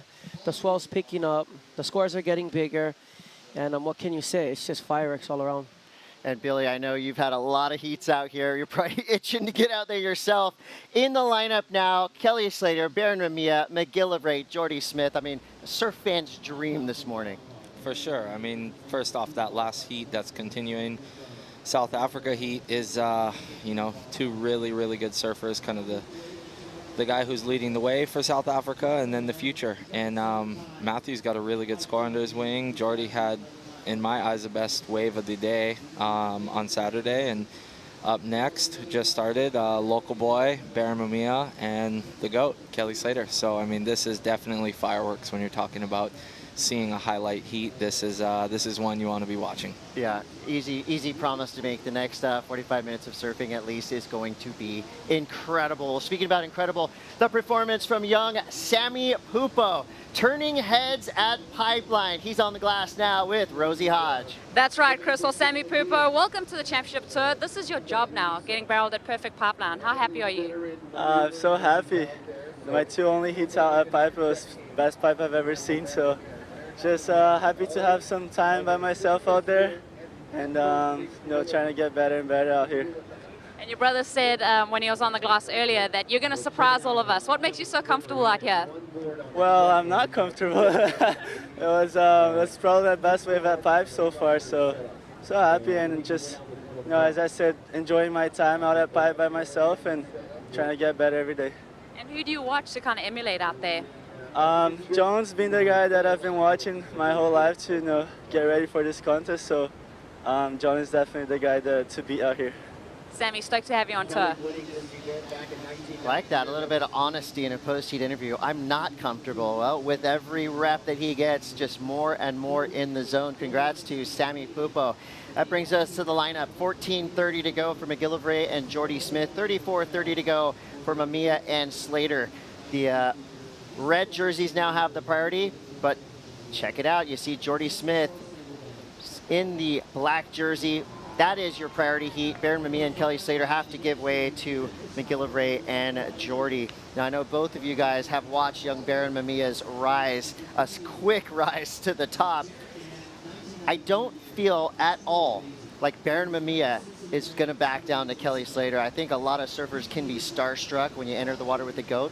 But you guys tell me, you've seen Baron's demeanor in and out of the water. He is steely. Yeah, that's right, Chris. You know, this is kind of a generational heat. You got Kelly, you got Jordy, and you got Baron in the water. And Baron's been looking up to both of these guys his whole life. And he's not backing down to nobody. Like I said, he might be a very humble kid. He is a very humble kid, very well-spoken. You know, his demeanor is one of a kind, pure aloha. But when he gets out there in the water, it's another type of aloha he's showing. Aloha, and he wants to send everybody home and show the world he's here to stay. I always hear that term. Aloha also means goodbye. So we'll see what Baron's saying at the end of this heat as we see the man himself right now, Baron Mamiya. Wily wild card. It just gets clamped there. Again, that's an illustration to me of if anybody was going to make it out of that, it's Baron Mamiya. Billy, I know that you've watched Barron for a long time. Strengths and weaknesses. What's your scouting report of Barron Mamiya? I think his strength is his comfort level. You know, he's put in the time. He's learned how to work hard and put himself in uncomfortable situations. I mean, he's surfing. Here we go, Kelly Slater right behind him. No grab. No hands needed. Hey, Barron, welcome to the championship right tour. There. But as far as Barron, I think one thing that he's gotten stronger with is his equipment. He's made a change over the last couple of years, jumping on Sharp Eyes boards, and also not riding those 6.1s and 5.11s out here, which he's known for. He's probably, I think, on a 6.3 right now. I know he had a 6.4, and for Barron, that's actually a big board. And I think that is, it's something that's going to bring him more strength. I mean, everyone thinks John's riding 6.1s out here, but he's on 6.6s, and I think that's something he kind of fools people with as he rides 6.2s at 10-foot, 12-foot Haleiwa. But when it comes to pipeline, you know, I think obviously there is the pros of riding a smaller board, but it only goes to a certain extent of where you're just holding yourself back from those big drivey waves. And I mean, here goes Kelly right here. It doesn't even, oh, he does touch his rail just to get over the foam ball. And yeah, I think that's something that Barron has definitely gained some strength with over this season. Most importantly is starting to listen to some of his peers around and just up his size on his equipment. It's just going to give him more confidence, and I can see it lately with his surfing, training, everything. He's in a really good place, and I mean, if there's one person in this event that these guys should be worried about, it's definitely him as the wild card. You know, he has nothing to lose, everything to gain right now. No doubt. Well, Kelly Slater just pulled some guru moves right there, getting priority back. Let's go to Strider Wasilewski in the channel with the update. Oh man, I was just watching Barron weave through that barrel, and it's hard to say, but you know, it can be almost too west, and the wave bent out and didn't have that little bit of a north hook on it, and so it just kind of went away from him and almonded out and didn't have the opening for Barron. It would have been a huge score. Right behind him we saw Kelly, and in my mind I was thinking short, stubby, fast barrel, come out and kick out right before Barron, get back out there for priority. It's exactly what he did, and it was just interesting to see his, you know, mind and the art of war at play, and you can just see it before he's taken off, what he's thinking, and it's so fun to watch, you know, having that connection, watching him do it. It's so fun to see the mind working before he even caught the wave, and you know, coming out of the barrel, identifying he could get out and not run him over. I mean, literally almost ran him over when he kicked out of that wave. So incredible performance right there to get back out there. He's against the wall though. Barron Mamiya is so good in the barrel, it's unbelievable. So he's gonna have a tough time taking him down out here. So Strider, speaking of Barron Mamiya being so good in the barrel, what little differences and subtle differences do you see in the backside strategy or styles of surfing between Kelly the GOAT and the wild card Barron Mamiya as they thread through these barrels? What are the little differences you see in the barrel there? The difference is it's pretty simple. I feel like Barron actually does a lot of work moving through the wave in the barrel, like basically doing a hula hoop maneuver with his hips, and he's using the hips to keep going through the barrel. Whereas Kelly sets a line, grabs the rail, and uses his body against the wall. So I feel like, you know, Barron looks like he's surfing the wave more of a freestyle and almost like a goofy foot would, where he just moves the board through, whereas Kelly's using his body more. Here we go. Look at this beautiful wave right here. Nice pump through there, coming through. Look at that barrel. Come on out. Wow. Beautiful ride right there. And on cue right there, Mamiya illustrating exactly what Strider was just saying, hula hooping through that tube. Perfectly executed.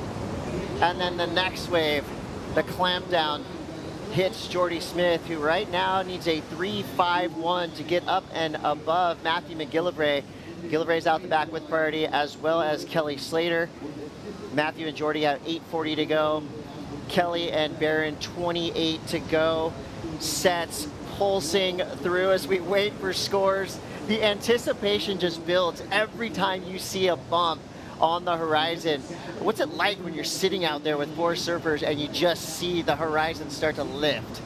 I mean, these are the heats you dream of, especially for Barron. I actually had a heat with Kelly out here about 4 years ago, a man-on-man heat in this event as a wild card, and I think Kelly had 2 9s and I had 2 8s, and it's like this kid, you know, if there's anyone he wants to surf against, it's probably Kelly or John right now. And watching his replay right here, I see so much of young Jamie O'Brien. I mean, from his body type to the way he drags, and this, most importantly, the way he pumps on his backhand. That is like, to me, I see Jamie O'Brien when I see him. I'm sure a lot of the inspiration came from that, and he's kind of that up-and-coming Jamie. So it's really cool to see. He's making everyone proud. He's got family, friends, everyone down cheering him on, and let's see if he can get the wave to take out the GOAT. And looks like, by the look of that last wave, he's going to bump up to first place. Does comes through the 6.50. That means Kelly now needs a 2.57. Plenty of time to go.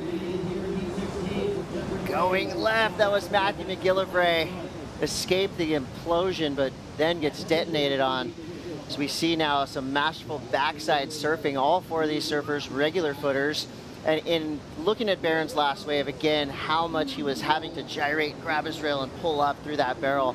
I would say that a backside tube ride while pumping has to be the most difficult thing to do in all of surfing. Yeah, Chris, I mean, pumping through a barrel backside, as any backsider that has to surf a backdoor can attest, it's one of the most scary things to do is surf backside and have to pump through the barrel, especially in waves of consequence. There's so many people out here at Pipeline that have adapted to it. They've made the changes. They're very comfortable. As you can see, all of these surfers here in this heat backside when they go to Pipeline, and all of them having to use some type or some form or type of the same theory to get through the barrel. They all either got to grab their rail or pump through the barrel. And going back to what you said, backside tube riding is definitely not something that just comes naturally to a lot of people. But there are some people that it does come naturally to. And for 3 of these surfers in the water, they've had somebody to study for the past 30 years in Kelly Slater. And you can see the influence, no doubt. Here we go, a quick paddle there. So Jordy Smith had priority. And we'll see if that will switch with Matthew McGillivray. That was definitely a priority mistake, I would say. We're still waiting on to see if that's going to change party, but out here at Pipeline, when you paddle, we were talking about it earlier, you want to paddle hard, fast, and you want a few extra strokes to get yourself down that face of the wave and in. Quick look at Jordy, late drop, straight into the pit, and comes out after the spin. Little side slip, Herbie Fletcher move to come out of that tube right there. Jordy Smith, an amazing backside tube rider, and goes back out to the lineup to see Kelly Slater almost doing GOAT things. I'm always surprised when Kelly Slater falls into barrel. I mean, I can't help it. Yeah, you tend to see a lot of the best get a little over greedy, though. I mean, I've seen it a handful of times from John, Kelly, and Jamie. They get that drag right on the foam ball, and it's either a 10 or a 1. And right now, those 4 a.m. buoy readings are starting to hit Pipeline, and it is absolutely turning on. Look at these waves coming in. I think there's going to be 12-foot waves here in the next hour for sure. This tells me that board selection is critical today, because if guys were riding 6.4s, 6.5s earlier this morning, I mean, are they going up in inches, or are they switching boards before these next heats? Yeah, I mean, the surfers will make the adjustments according to the swell. The swell is coming up, the wind's picking up a little bit, and here we go, Baron Mamiya on his equipment that he chose, looking very good, Chris. Oh my gosh, just perfect. Sliding into this, coming out with the spit. You're watching a classic duel. I'm not going to say changing of the guard because Kelly's got a lot left in the tank, but this is setting up to be just a stellar matchup.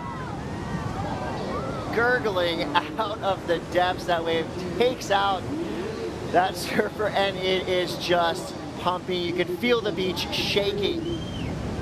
Gillivray gathering himself after a brutal wipeout, line stacking to the horizon. I mean, it's jumped up 3, 5, 6 feet in the last half hour. Yeah, there's a couple really big buoy readings out on that far buoy, which is between 7 to 9 hours out, and I think that's what we're starting to see right here is that that 14 feet at 16 seconds is starting to rock the reefs here at Pipeline. Wow, just like a machine. These waves are just pounding this reef. 3 minutes and 15 seconds to go for McGillivray and Jordy Smith. Jordy Smith needs a 3.51. Hawaiian Water Patrol eyes on all 4 surfers in the lineup, as well as our photographers and filmers who are definitely earning it today. Speaking of earning it, this paddle out has been brutal for McGillivray. Not only did he get absolutely detonated, but then he's got to make his way through the whitewater. Stamina, health, I mean, training, strength, it's all coming into play in this heat. Here goes Barron's replay. Yeah, just sliding through that barrel, I mean, perfectly slotted. His equipment choice is on point right now. His wave selection, even better. And look at how he just uses that backside to slow down a little bit. Make sure he's not too deep. Get back on the foam ball. Slow down again. Put on the brakes. What's up? Baron Mamiya is here, world. Love it. I mean, this is poetry in motion. I mean, that's exactly how to do it right there. Baron Mamiya. I mean, if you're going to take on the GOAT, you're going to take him head on, and you're going to grab the GOAT, or the bull, if you want to call it, by the horns. And right now, that's what Baron Mamiya is doing. He's confident.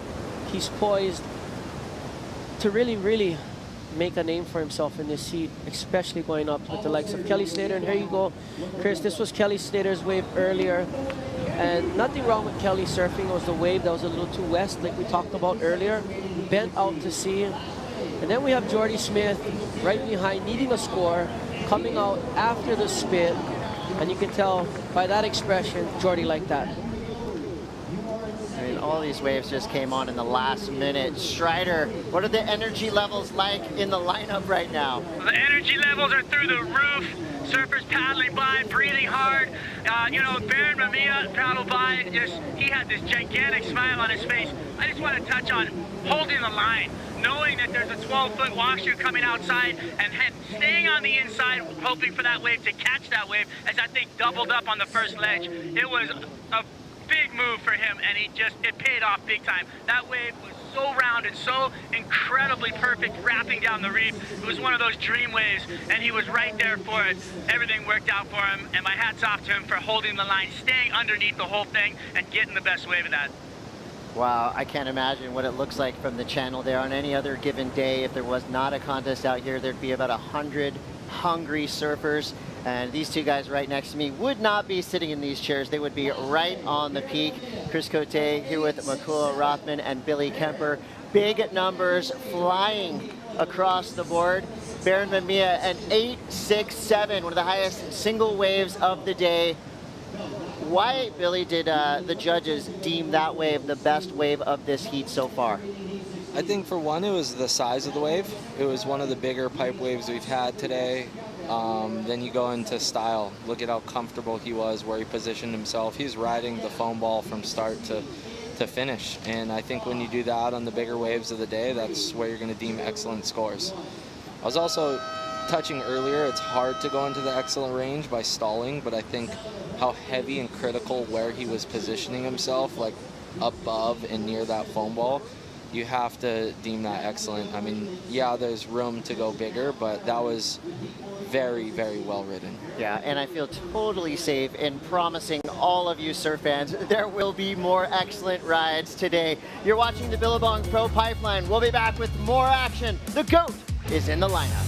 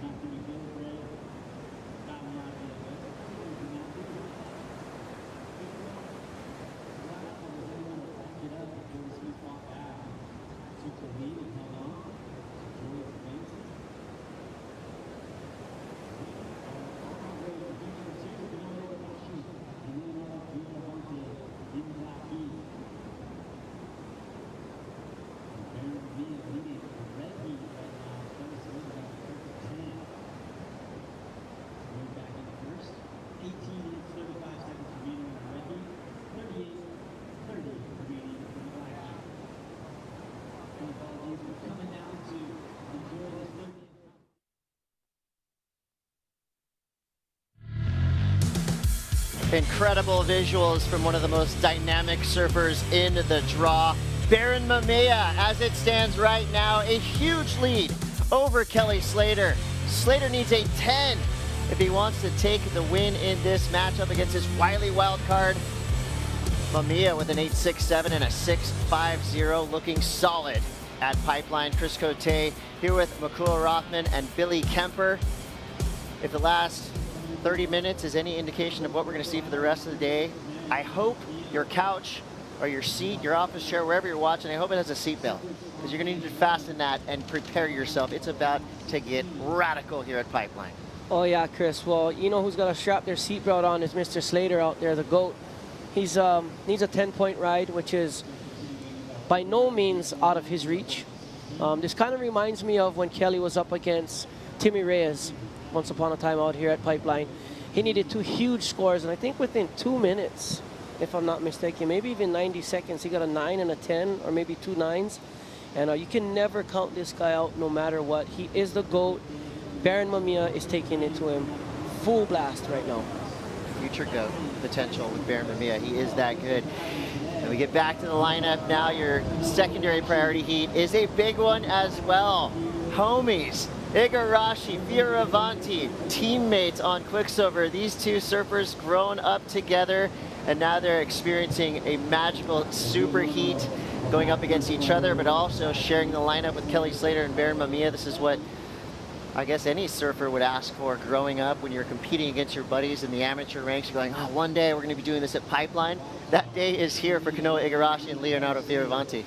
Yeah, I mean, these guys are sparring partners, best friends, travel around the world, surfed, you know, many heats before, and I think for them to compete out here at Firing Pipeline, this is always the goal. You know, watching Zeke and Seth, same situation, you know, they want to shake hands on the beach, go out there, do work, and shake hands when they get back, and may the best man win. This is going to be such a fun matchup. So they start with 40 minutes on the clock. Same rules as always, top 2 waves added up to see who has the highest number to advance through. This is an elimination round, of course, so if you lose here, your run is done. You're focused on sunset around the corner. 15:40 to go for Mamiya and Slater. Slater needs a 10 to get through. He's had 5 career 10s out here at Pipeline. Multiple wins in every iteration of this event. Kelly Slater is a synonymous name with Pipeline, which a lot of people were surprised about early on, coming from Cocoa Beach, Florida, that has no waves similar to Pipeline. For Baron Mamiya, at what age do you think Baron really started to cut his teeth out here at Pipe? Baron's been out here since a young teenager charging. He's always been a standout. But like Billy was saying earlier, he always rode really small boards, and he'd get really good ones every once in a while. Now that his equipment is really on point, he's getting really good ones all the time. He's really the standout out here, and you know, I'm really excited to see this next heat as well between Fioravanti and Igarashi. Same era, same guys, and here you go, the GOAT, Kelly Slater, up and riding, Chris Cote. Love that, just bulldozing his way through the lineup, straight into the barrel, and the perfect exit. This is not a replay, this is not a highlight package. This is what Kelly Slater does wave after wave after wave. One of those surfers that, I mean, if that was a silhouette and you didn't see barely anything, you would know it's Kelly Slater. There's no surfer like him. No, there is not. Kind of like Michael Jordan on a pair of Jordan shoes. Oh, yeah. That dunk is, you know, you can spot it from a mile away, just like this man right here. The silhouette shows it all, and let's walk through this wave. This might be the best wave of the heat. One big pump sitting on the foam ball. Wow, beautifully ridden. That's going to be a really good score. I think he's going to be knocking on the door for the second half of this heat against Baron. So with Baron having priority, this is about to get really exciting. Look at that wall. I mean, not a drop of water out of place. He does a little kind of kick out at the end. It's very subtle, but you can tell Slater means business right now, not taking Baron Mamiya lightly at all. Oh yeah, Chris Cote, you could tell he liked that one. Came out right here, there's a big wraparound cutback, signature Kelly Slater. He really kind of put this move into play out here at Pipeline, coming all the way back around. once upon a time he would have wrapped that nose back up 12 o'clock. But right here, as he kicks out, a little flare at the end, little. This guy he likes to play mind games as well. Oh, yeah. You know, guys get way out in front. They got 2 big scores, and then haha, here I come. And it, you know, really, I watched him break a lot of surfers like that. You know, a lot of people thinking, you know, I got 2 good scores. He's almost comboed. Here comes Kelly right back with a score just as high as yours or better, and even though those guys are still in the lead, he still breaks them down in their next waves to improve upon the scores that they have. They start to fall apart. They don't make the wave, and they got to remember they are in the lead. Yeah, Kelly's got a million ways to beat you. Oh, yeah. We'll see what happens next. 12:30 to go. Jordy Smith, all the way from Durban, South Africa, comes through with a clutch performance to take out Matthew McGillivray, standing by with Rosie Hodge. He's been outstanding throughout this event, but Jordy, Matty McGillivray, the young South African fellow countryman, he was a worthy opponent for you. Absolutely. I mean, we saw him open up on that first wave. I think he got an 8-point ride. The kid's got mad skill. And yeah, you know, it always sucks to come up against your fellow countrymen, but this is a job. So yeah, it's I treat everybody the same. Well, you had a pretty hefty knee injury in the middle to beginning part of last year. You got a bit of tape on your foot. How are you feeling physically? Yeah, I've just kind of been battling it. You know, obviously I had the knee injury last year. I overcame that. Knee felt amazing, and then my first day here in Hawaii, had a good surf out of pipe, kind of got a little greedy, went back out again in the afternoon, and ended up trying to turn out a doggy door, and yeah, I ended up fracturing my big toe, my left foot, my front foot. So it was a bummer. You know, I was kind of 50-50 on whether I'd be able to surf, and then I just, you know, obviously seeing the forecast, it was like pretty hard to pass up, and yeah, I just got an anti-inflammatory from Spencer Chang, and that's it. You know, I know it's going to be painful when I stand up, but I think it's even more pain if you don't go out there and get those waves. Well, surfing through the pain, we are going to see round of 16 hit the water. Your heat's going to be a little bit later with this rising swell. What are you going to make of that one? Yeah, rising swell. I mean, I got rised all the way into the shoreline with about 3 minutes left. So definitely stepping up the board, that's for sure. It's starting to mac. The wind's definitely picking up a bit. So I think positioning is going to be key, and yeah, hopefully I can be on 1 or 2. Jordy, impressive performance. Thank you for your time. And guys, just an update on Carlos Munoz. He will be surfing in Heat 4 of this round coming up against Lucas Messina. He did dislocate his shoulder a little earlier today. The guy's an animal. He's going to be back out there in the water to compete. Wow. Toughness all around. Great interview there with Jordy Smith. I love that. The flags, the faces, the sponsors, the friends. Blinders on when you hit the water. A massive set coming through, blasting through our field. The biggest set of the day. Shock and awe hits Pipeline. What? You tell us. I have no idea. That was just terrifying. Yeah, I mean, these guys are sitting on first reef, and there's a very fine line when these second reef waves start coming through. That wave actually looked insane, but I think it did bend a bit out to sea, like Strider mentioned earlier, which happens a lot with these westerly swells.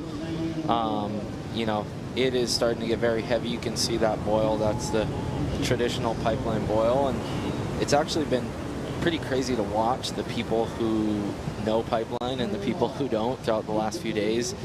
You look at a lot of the very well-ridden waves and the waves that stand out at Pipeline, and everyone's taking off behind that boil, where I've seen a lot of surfers positioning themselves way on the shoulder of it, and just knowing that there's no excellent score available on that side unless you're looking right, and I don't think there's too many big rights the last few days. Like, here goes Kanoa, foam ball ride, and oh, almost squeaking through, but just getting caught, getting a little too greedy on that one. Disappears there. Crazy moments happening at Pipeline right now. Strider Wasilewski is in the war zone. Strider, that last set was intense. Here comes another one. I was just watching that sitcom, looking at like my lineup, knew I had to get out of the way. Everybody almost got cleaned up, all the photographers. I'm going to start panicking. I think it's going to come again, but looking in, watching Slater wear that thing on the head, I'm talking right on the head, having to come up, having to duck dive the next 10-footer on the reef, poking through, getting sucked back over. He did get some scrapes, said he's okay, but it is on out here, man. It is coming up fast, and we saw the buoys jump, and we're watching Pipeline jump. we're jumpy in the channel. Let me tell you, it's on. Wow, Kenny Loggins said it best. They are riding into the danger zone. And for all of you young, aspiring professional surfers, how bad do you want it? Are you ready for this? The end boss happens at the beginning of the season this year. Pipeline showing its teeth. And here we go, Kelly Slater biting back. Deep bottom turn, straight to the pocket. A beautiful combination there. Just almost escapes the guillotine, clamps down on his shoulders. He wore that wave like a V-neck sweater. Yeah, Chris Cote, how bad do you want it is the name of the game out here at Pipeline. Kelly Slater wore that set on the head. That first wave broke right in front of him. He had to bail, duck dive the next one, got sucked over. There we go, Barron Mamiya up and riding. Let's go. On the 10-point ride. If he makes this, oh my goodness. But yeah, like I was saying, Kelly Slater, he's back in the lineup. He caught another wave right after that wipeout. You know how bad he wants it. You know how bad he wants every single heat out here. And he's showing it, especially at, what, 50 years old? I mean... 10 days till 50. You can't get any more, you know, more passionate, more wanting it than someone like that. Yeah, you know, he's obviously got all the accolades in the world, in our world, in the world of surfing, but I put Kelly Slater up there with Tom Brady, with Michael Jordan, Tony Hawk, the best of the best in any sport, and what he does and what he's still doing is just incredible. It's beyond. You know, we did see friendly fire with Brazilians going up against each other, South Africans against each other, but that doesn't happen with Kelly Slater because he's from a different planet, so he has no other countrymen to surf against. He's really from Mars. I don't know where Kelly Slater came from, but he's here and he's showing yet again why he is the undisputed GOAT of surfing. More illustrated right here. Well, here we go. You know, Kelly Slater, after that crazy caught inside pounding, smooth as ice bottom turn and just barely getting clipped by that lip. But as you were saying, you put him up there with the Tom Brady's, the Michael Jordans. I think Kelly Slater is at the top of any sport here. I think is the longest, you know, 30 years or more. He's still competing at 50 years old with a chance to win the world title. I don't think there's any other athlete on planet Earth at that age still competing in the most elite, you know, level of their sport and still with a chance to be the best. Makua Rothman is spitting facts right now, people. Listen up, here we go, people. Listen up, here we go. More waves coming. Mamiya again. We just saw Igarashi, the beautiful backdoor ride. Uh-oh, winding up. Big finish. Boom. Back three. Almost nailed for Barron Mamiya.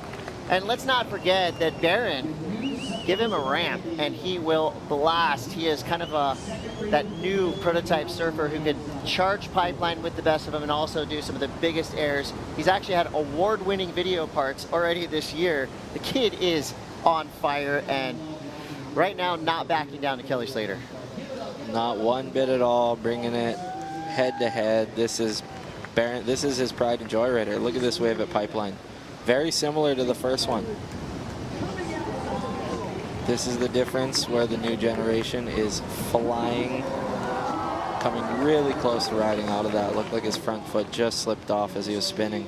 Yeah, one of the few guys that I'm actually surprised he didn't make that because that is easy for Barron Mamiya. Yeah, when you see guys like him and the Monizes, John, a lot of them coming out of the barrel, the first thing I look for is just a mega ramp. Eli Hanneman, these kids are just like, you know, where I see an opportunity to kick out, they see a huge opportunity to add another 3 to 4 points to that score. So, you know, I think a little bit of opportunity lost there, but I think, you know, with this being Pipeline, the barrel being the absolute reward, I think he's going to get rewarded very well with the way he rode that wave. Yeah, there is a film called Snapped 4 where Barron Mamiya's part will destroy whatever you thought surfing was. He is that good in the air, in the tube. And he's got 4 minutes now to try to catch up. Kelly Slater, or excuse me, try to defend as Kelly Slater, his last score comes through just a 1.5. So he has an 8 and a 5.17.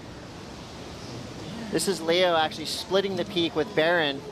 So, I mean, with all of that hype and warranted hype for Barron and Kelly, Kanoa and Leonardo now are sparring hard. Both surfers now waiting for scores to drop for their last rides.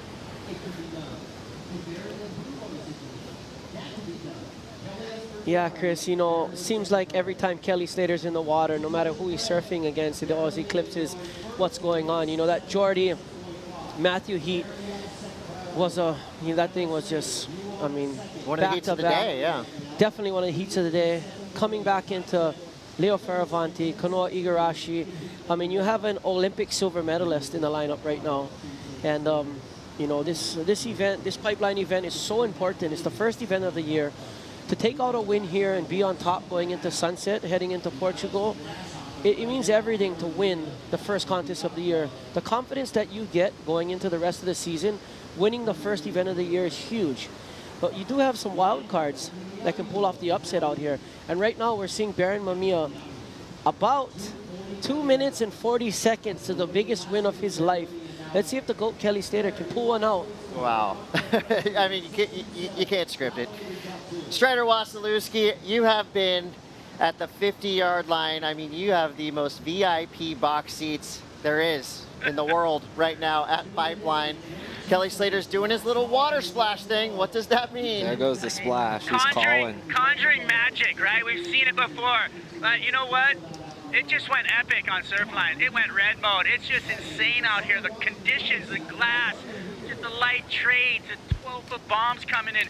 Just the visuals are just incredible from out here. The size of the barrels and how beautiful they are. It just looks like crystals inside the tube, just big, wide open, breathing. When it takes the breath too, and it just sucks in. You can see the little drops off the lips sucking back into the tube. You know that it's time to brace yourself and just spitting out.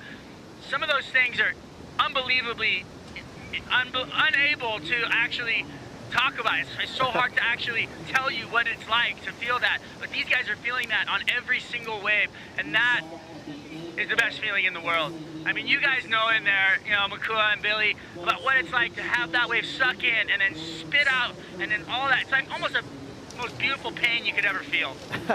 Strider fans are getting their money's worth and more, and I'm here for it. Thank you, Strider Wasilewski from the channel here at Pipeline. Strider puts himself right in the line of fire to bring us those updates. Love to see it. A minute to go.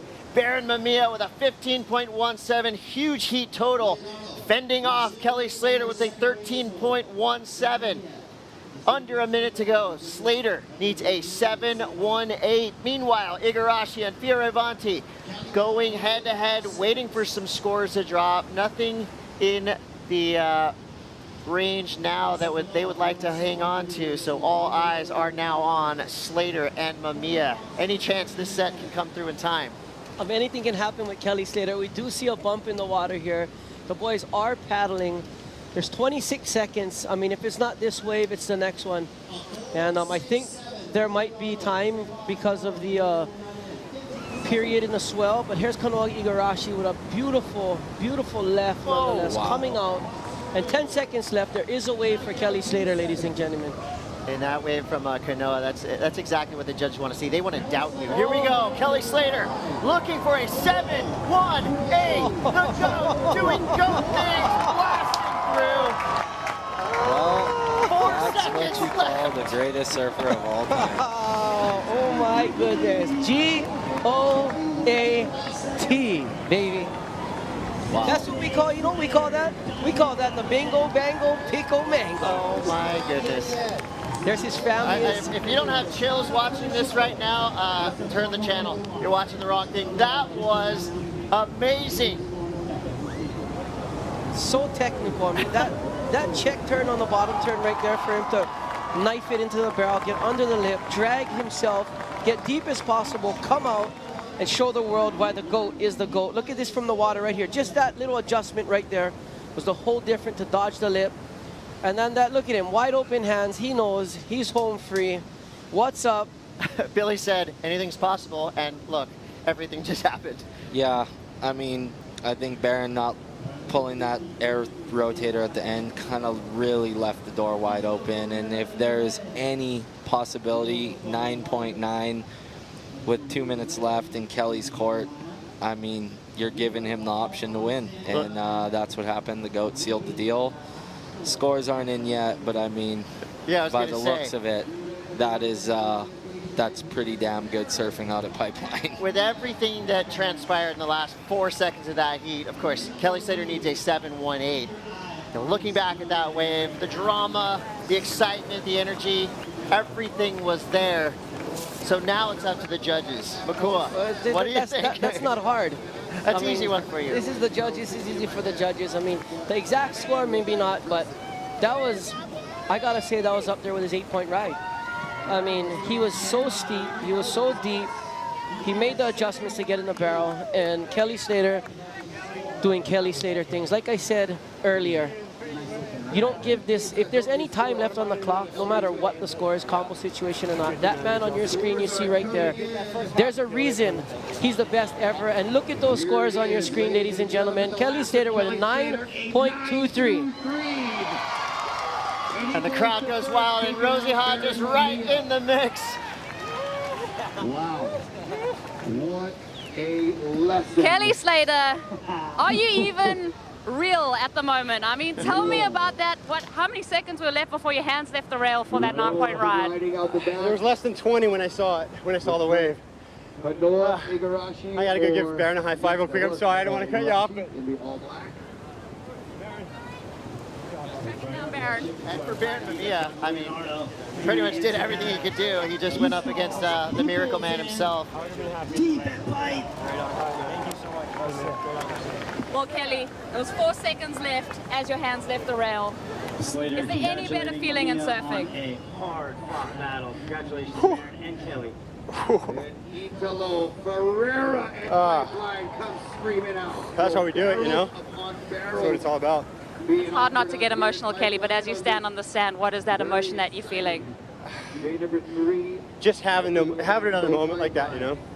I know it's early in the contest, but Baron's, he's the next generation out here, you know, and it's just a pleasure to surf against him. And I was trying to process the heat. You know, I made a few errors on waves maybe in the first half, and he really capitalized. And he was sitting really deep, really aggressive line.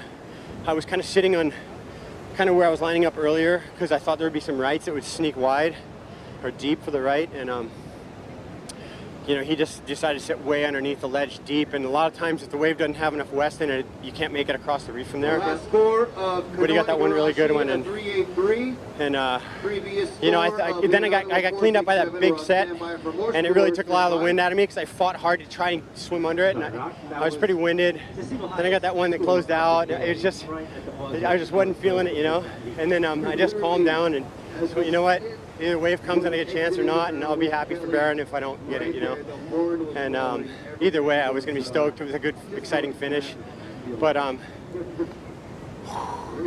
it's just crazy thinking back on 30 years, how many times that's happened to me and just gone my way. I don't know what to chalk it up to, but except for you know, spending my life in the ocean.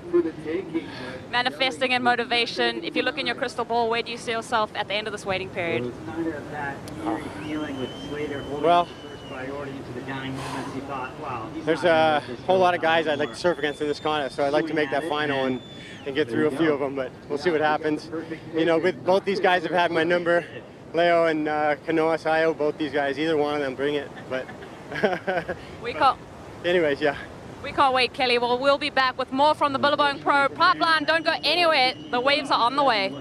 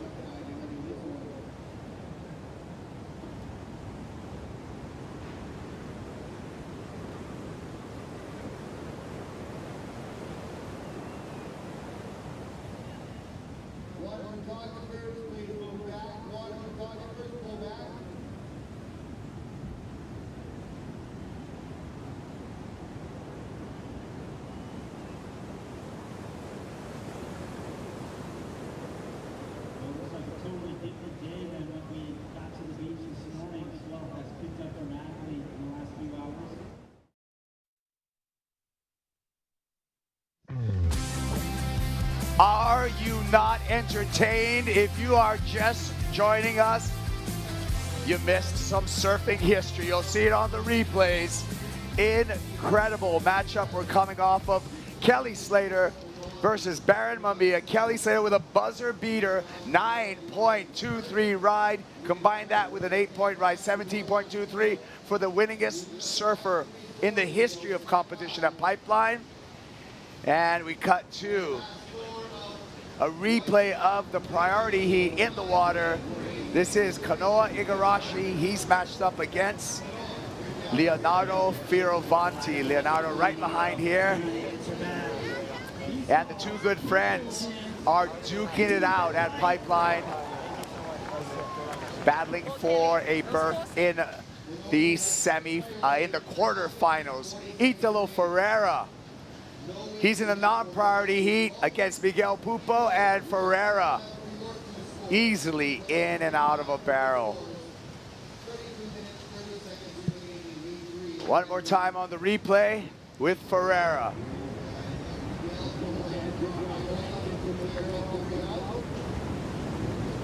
Thank you for joining us for the Billabong Pro Pipeline.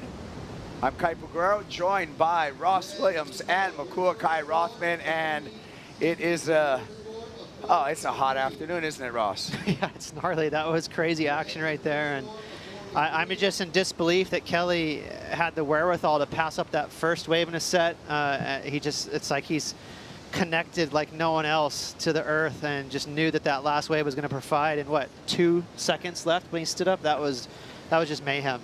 Yeah, Ross, it's amazing to see what just the ocean, the vibe, the connection he has with the ocean, passing up that first wave, which obviously wasn't going to be the score. You know, leaving it up to the ocean, going over. You never know if there's going to be a wave or not in the back. And Kelly Slater, I mean, what is that? Number 900 heat win or something that he comes up against. I mean, he's the best in the world for a reason. Well, Pipe is putting on a show this afternoon as we are in the round of 16, overlapping heat format. Winner of each of these man-on-man matchups earned their spot into the quarterfinals. A new heat in the water, Italo Ferrera versus Miguel Pupo. As we went through those replays, we saw a couple of rides from Ferrera, a 4.83 and a 3.9 for the start for the 2019 World Champ. Yeah, that's what's crazy about these overlapping heats, is just fast and furious. There's so much action, and you know, after the end of the afternoon, we're going to be down to the quarters. So a lot of action right now, and the waves are perfect, Makua. It's like on top of the waves, the swell, the wind is, I don't know if it gets much better. It's like light offshore. It's perfect. Yeah, these are the winds you dream of. You know, you wake up in the morning, you feel the wind coming through the valley. I mean, just look at the way the wind shapes up that wave for Kanoa Igarashi. It's strong enough to hold the barrel perfectly open, but light enough to where it's not choppy and blowing up the face too much. These are the perfect conditions. It's just, Kaipo, it's just one step above glassy. I mean, somehow it's better than glassy. If you can, I don't know what's going on here. Catching you up with the action in heat number 2 of the round of 16. Kanoa Igarashi looking for a 4.33. We just saw him thread through a pipeline barrel. We're yet to get the score for that last wave. A 4.33 or better will take him on top of his good friend Leonardo Fioravanti, who's currently holding the lead in that heat. They have 9 minutes and 45 seconds in the priority heat. Again, overlapping heat format we have in this round of 16. And plenty of time on the clock for a pair of goofy foot Brazilians in the way of Italo Ferrera and Miguel Pupo facing off against each other. Pupo in the barrel and easily comes out with beautiful style, Makua. Yeah, I mean, he was steep and deep on that one. That's what you call backdooring pipeline. You know, he was behind the section. You'll see it on the replay. Really committed to that front foot. Really got off the bottom nicely. Kept that weight over his front foot, driving through the section, making sure he exited that barrel, because there's been a lot of waves like that that have been incomplete rides today, Kaipo. And Miguel Pupo up against arguably the most exciting, the fastest, hardest hitting, highest flying surfer in the world. You got to make sure you complete your rides. Yeah. Hey, let's get in with Strider Wazlewski. What do you got going on, Waz? Kipes, I got my mind has exploded. I just wanted to touch on Italo paddling by.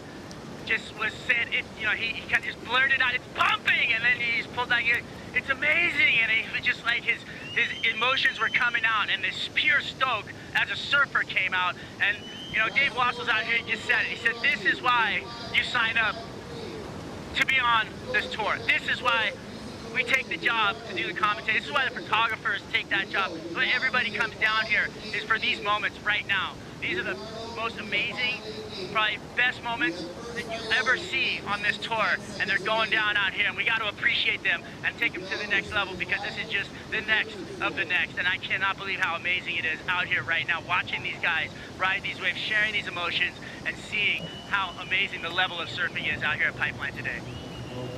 Yeah, so you can hear the excitement in Strider's voice, because again, we are watching some epic surfing. We've been blessed, Ross, with incredible waves throughout this event, and this afternoon is one for the record books. Yeah, and it's building.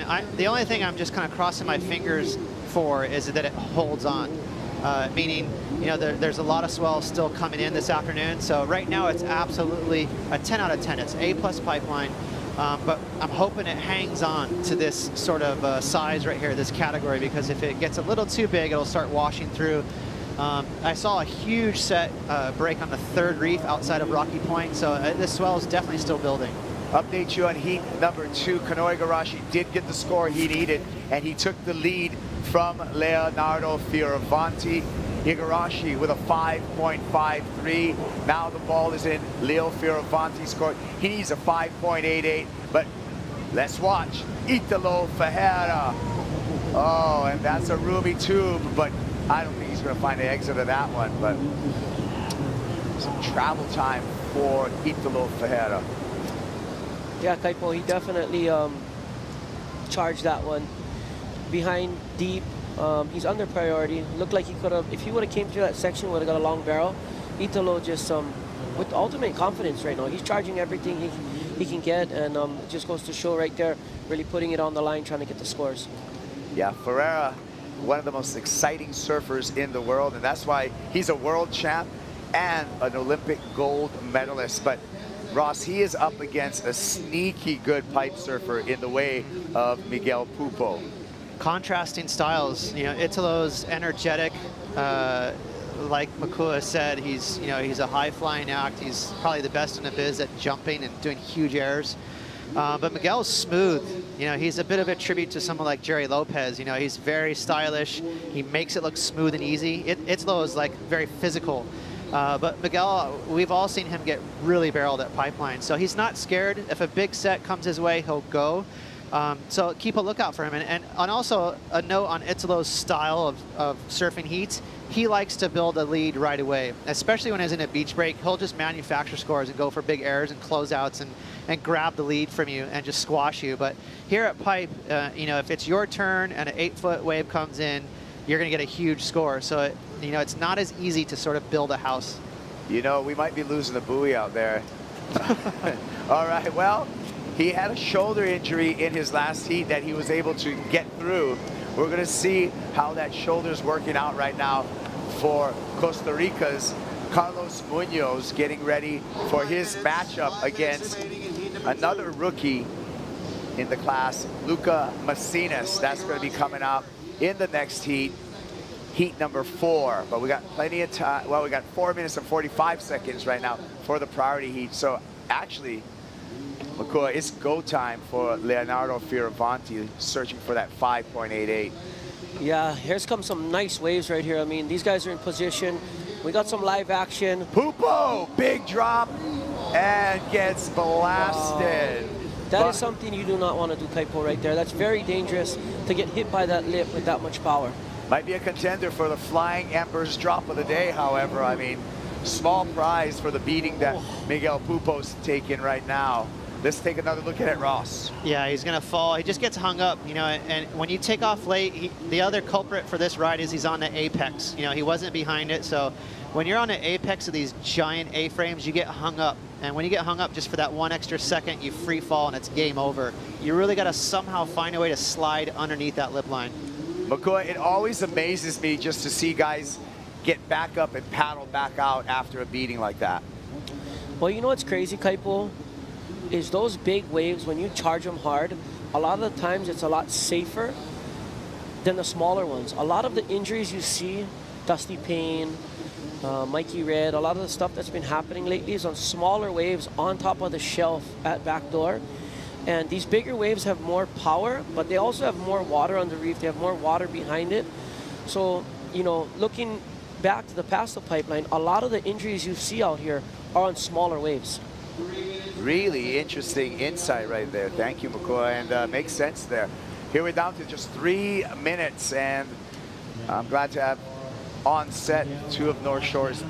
Just Russ has been charging for years. McCoy, we know all of your accolades too, so really all of the, I got double analyst for the next few heats. And with that being said, you don't want to go anywhere.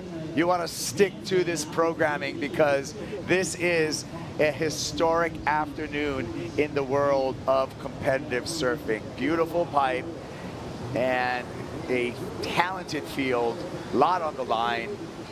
Yeah, you know what's cool, and McCoy, you can touch on this, being a past big wave champ, is that's why I love that pipe is on a schedule, and you have to surf good out here to be a world champ, because it's a little bit of a blend of big wave surfing and performance. You know, just to turn around and go on a 10-foot wave at pipe, McCoy, you know how it is. It's so daunting. It's a spooky, scary task, and not everyone actually wants to do it. So it's awesome to see, and now we have Chopu, G-Land, a lot of these slabby waves that really test these tour surfers. Long gone are the days in the 80s where it was all, you know, 3 to the beach and tic-tacking and shore breaking. You got to be pretty brave to win a world title. Yes, you got to be pretty brave to win a world title, especially now, you know, starting off at Pipeline, you know, the first event of the year. Pipeline in the past was the last event of the year. A lot of people are already in positions of, okay, I can take it off. I can kind of kick back if I don't really want it. You know, I'm in a position to qualify. I might not have to charge as hard. Pipeline being the start of the year, you want to start off hard.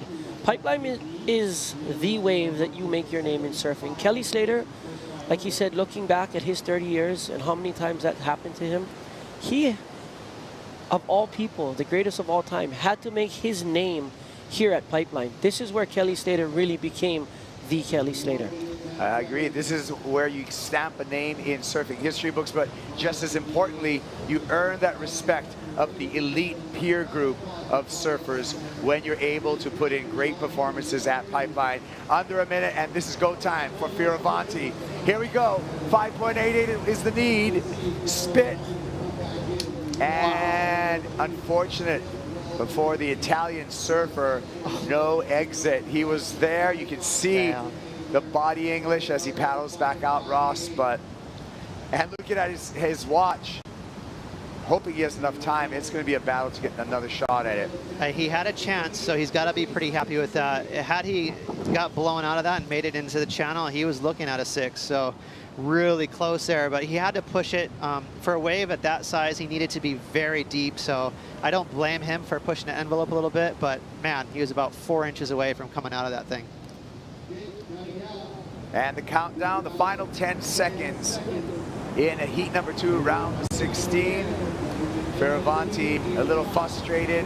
Matchup with his good friend Kanoa Igarashi. Unfortunate for Leo, but fortunate for Kanoa. Kanoa Igarashi will be advancing on into the round, into the quarterfinals. There's the numbers and the results of Heat 2. It'll be Kanoa Igarashi versus Kelly Slater in quarterfinal number 1 for when we have finals day. So a big opportunity for Kanoa Igarashi, but he's going to have quite a challenge given the form that we see from Kelly Slater. Now we got a report from the sideline. Laura, what's going on? Yeah, guys, I'm just down here at the medical beach, and it's so unfortunate. It looks like Carlos paddled out and his shoulders obviously come back out of the socket. He looks like he's in a lot of pain, and it's unfortunately he won't be able to get back out there today, but heroic effort for trying, but it's really sad to see him in a lot of pain right now. Oh, that is horrible. He was a warrior trying to get back out there. He did get treatment from medical, but unfortunately that shoulder came back out. Bad news for Carlos Munoz. Hey, but we're going to be back. We got more action on the way. The show continues here at the Billabong Pro Pipeline.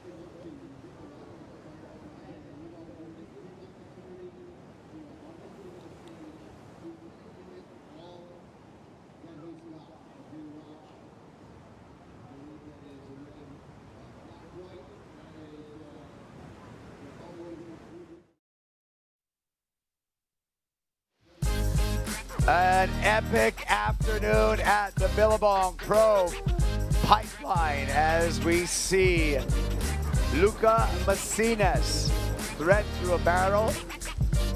The Peruvian surfer, a rookie on the championship tour, had a buzzer beater in his previous heat. And we are also witnessing his opponent, Carlos Munoz, who made it out of his round of 32 heat, winning it, but injured his shoulder along the way. He got treated by our medical staff, but upon entering the water to paddle back out, that shoulder again just got dislocated or has injured again. We'll get you some more details as they come available to us. I'm Kai Puguro, joined by Ross Williams and Makuakai Rothman. And out in the water, we have Italo Ferrera and Miguel Pupo in the priority heat, Ross. Yeah, unfortunate there for Carlos. So a speedy recovery for him. It's never feels good when you got an arm pop out of your socket. So he'll be back in no time. But meanwhile, 16 minutes left with Italo. We're talking about how smooth Miguel is, and kind of a surprisingly so far a low-scoring affair. But the last 5 minutes or so, the waves have gone kind of sleepy. So we're overdue for a nice, clean set to come through for the boys.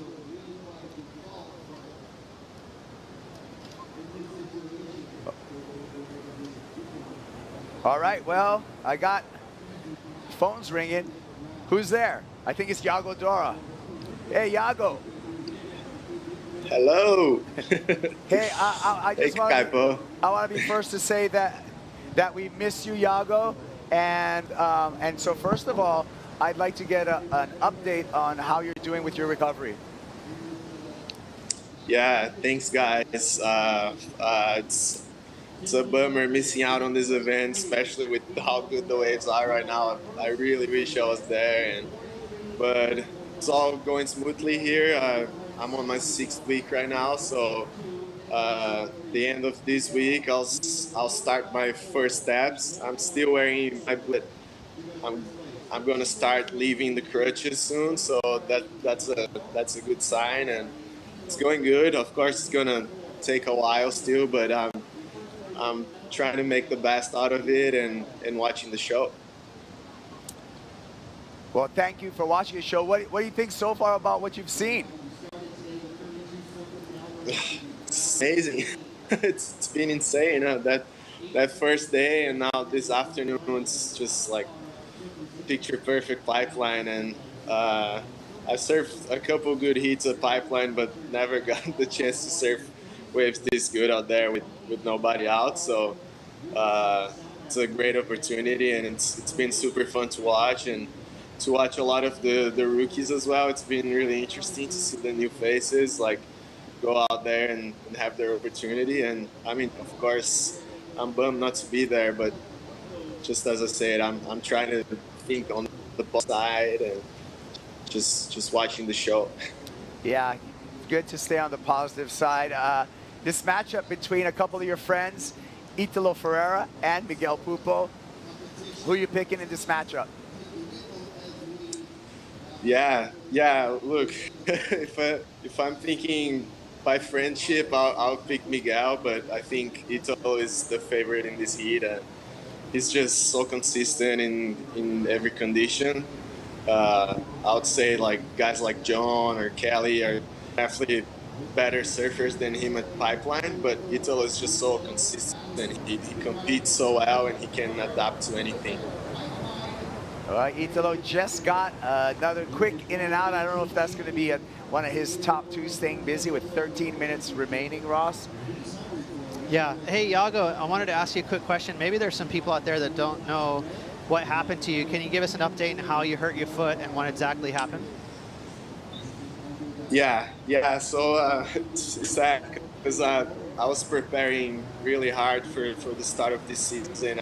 I had was the most prepared I ever been, and I was really excited about the start of the season. And then I was supposed to be boarding to Hawaii December 26th, and on December 23rd I did an air, not even a big air, but I just landed really weird, and I felt like at the moment that something bad had happened, and I sat on the sand and started to accept it, and I had a fracture on my least rank ligament, and I had to go through surgery, but everything went successful, so I'm on the path of recovery now. And I would like to thank you, Ross, because you were a guy that sent me a nice message. You said you had the same injury as me, so wow, Miguel. Yeah, commenting on live action. What do you think about that last wave for Miguel Pupo? Wow, that's just a dreamy wave. That's a wave everyone wants to get at Pipeline. Well, with that wave, first of all, hey, thank you, Iago, for joining us. A speedy recovery. Can't wait to see you back as we check out this replay of Miguel Pupo. Wow, that was amazing. We were talking about how smooth this cat is, and that was such a gnarly, difficult drop. He made that look pretty casual. Look at him just standing tall right here, but I don't know. I mean, you're not going to get much more of a technical drop than that. That was really difficult, and he made it look easy. And here we go. He's going to shoot a serious score at Italo and put some heat on the champ. Yeah, Ross, I mean, look at his foot positioning on that board. He just barely got enough foot in the middle of the board to not dig that inside rail, and he controlled that thing so beautifully. As you can see, as he drops in on that close-up shot, when you pull into a barrel, you're standing a lot further up than you are when you're surfing a regular wave. You know, a lot of the surfers like to put their foot on the tail patch or on that grip at the back of their board, all the way at the back. But when you're surfing hollow waves, you know, when you drop in, your foot's above that deck patch. So foot positioning is huge, especially to make steep drops like that. Iago, I'm going to give me a guess on the score for last of Miguel. We might have a little bit of audio difficulties, but Iago will try to bring him back soon. Miguel Pupo looking for a 4.54 to get the lead over Italo Ferrera. He's going to get that and more. Waves continue on, and Pupo continues his assault of Pipeline. Dreamy pipe wave. Miguel back out into the channel. Previous wave of 7.33, Ross. He already took the lead, and now he's looking to improve upon his 4.2 to further extend his lead on Italo Ferrera. Well, it's going to be a crazy heat. We saw Kelly obviously get a buzzer beater, so Miguel's not feeling like, you know, he's in command right here. He probably feels like, okay, I got one keeper, and he's going to desperately try to get rid of that 4.2. Even that last wave, it was nice, but I think he's going to be looking to better that one as well. So I think Miguel knows that Italo's way too dangerous to be like kind of cruising into this lead, and you got to have a pair of great scores. But another smooth ride right there. Look how glassy it is, Makua. Oh my gosh, I mean, look how glassy and smooth his style is to match that wave. I mean, silky smooth, perfect positioning, two hands dragging in the wave. I mean, what can you say? Miguel Pupo is putting on a show right now, Ross. Hey, Strider, what'd you think about Miguel so far? I think Miguel's on fire. I think he's a deadly opponent. He's super smooth. He's underrated. And out here at Pipeline, I mean, hang on one sec. We'll get Strider back as soon as he comes back from underwater. But a 7.33 and a 5.07 for Miguel Pupo. The numbers are in. Strider?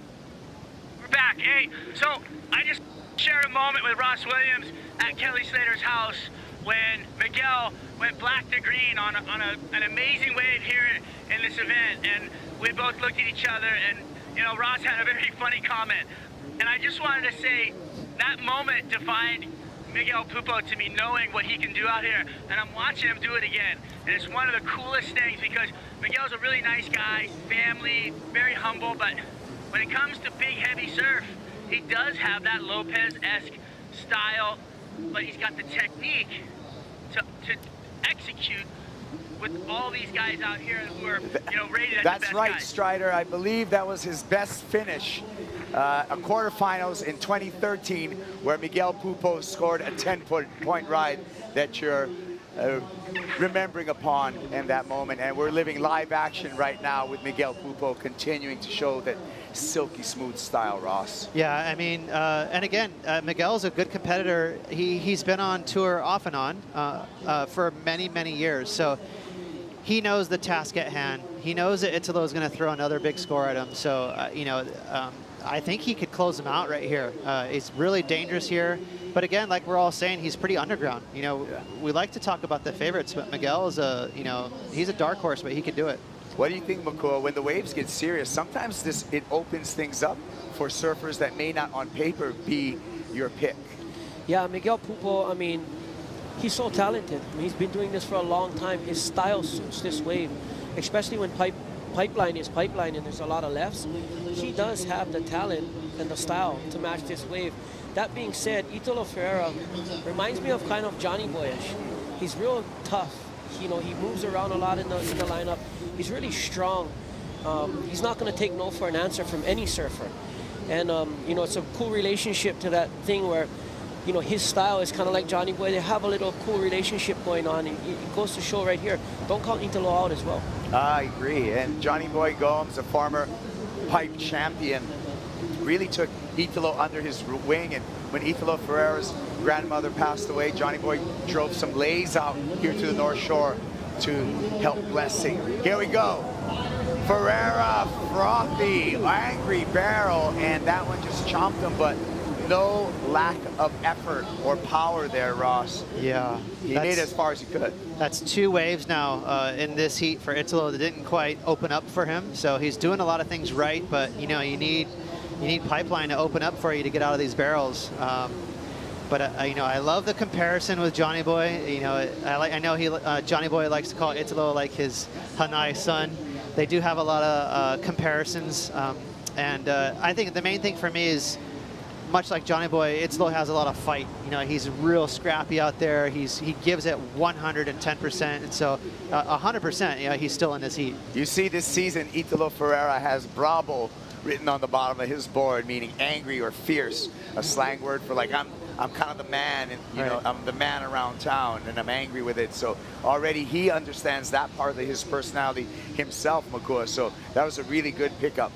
Well, yeah, he's, I mean, I've been seeing it time and time again, you know, ever since they got that relationship going. Look at this wave on your screen, Kaipo. I mean, that wave came from 3rd reef, it feathered outside, broke out at 2nd reef. For those of you who don't know, there's 3 reefs out here at Pipeline. These waves are breaking out at 2nd reef. Coming through the 1st reef, our surfers are not in position for these waves because they don't want to get cleaned up. This is also a contest. They need to stay in the lineup. They can't free surf, put themselves too deep, and you know, this is a wave of consequence. You want to get yourself in a safe zone, get back into the lineup, and put a score on the board. Oh my, look at these lines coming through. And a great tour of Pipeline explained by Makua Kai Rothman. And these guys are right on the ledge here. And Ross, as your concerns were maybe a bit too much swell, it seems like we're starting to teeter in that position. I think we're still okay. This was a really big set, so a little too much energy, and it focused outside of the main 1st reef. But here we go, Italo sizing this one up. Oh my, Italo Ferrera, classic pipe drop. And just no barrel opportunity down the line for Italo. And that's what makes surfing so rad and cool and great, you know, is it's the playing field changes and you got to evolve on the fly minute by minute. And Hawaii does that more than anywhere on the schedule, where it could be, I mean, remember this morning we were looking at 4-foot cute little backdoor waves, and now it's like 10 feet and death defying. So I love it. You know, it keeps everyone honest. Yeah, you know what's one thing I see right here is, you know, there's a lot of stops on tour, and I think Miguel Pupo, going back to Miguel Pupo, has a lot better chance at a wave like Pipeline right now than some of the other waves on tour, with all the high flying performance that Italo does, and how dangerous he is at all those, you know, more action-packed, more skateboard-esque type events. I think Miguel Pupo has a lot better chance right now to put up a big result here in the first event of the year. Well, maybe, I'm sure Italo identified that, and that gave him some confidence and motivation to go out in this heat, especially with this swell on the rise. And he's doing it so far. He's getting it done. But we got 2 minutes and 35 seconds still counting down in this heat. 7.57 is the requirement for Italo Ferrera. And still more action in the ocean. 2 minutes, can't count the champ out. Even though he has second priority, things are looking pretty tough for him. He's feisty, he's smart, he's super switched on. You know he's gonna be calculating every inch of the water right now. So Miguel Pupo is holding his breath right now. I think Miguel Pupo just has to hold his priority and use it right. You know, no need to hold his breath. He's really in control of this heat, Ross. You know, there's 2 minutes left. Italo needs a big score. There's maybe one more set coming in, so if Miguel really sits tight and uses that priority well, I think he has a really chance of taking this heat out, especially with the time that's left. You can see he's not hounding him, so he's giving it a little more elbow space than I'd like. You know, Italo looking at the horizon, wants to know the time. So you never know. 7.57, it's doable. You know, you don't need the set of the day. Yeah, I think that. You can see him. Oh, sorry. You can see him sitting deep in a way. So what do you think about that positioning, Makua? I think he might be letting him be there because it's west and it's more lefts. Even if Italo catches the wave, it's Miguel's priority. So he doesn't actually have to sit right next to him. That being said, he could sit a little bit on the shoulder and take whatever wave he wants when it comes in because he has priority. So it's kind of a good strategy. I think the only way he could lose is if a more wide backdoor wave comes. There's only 50 seconds, Kaipo. I think Miguel's in a perfect position to take the next wave, no matter what, wherever he is in the lineup, and close the door.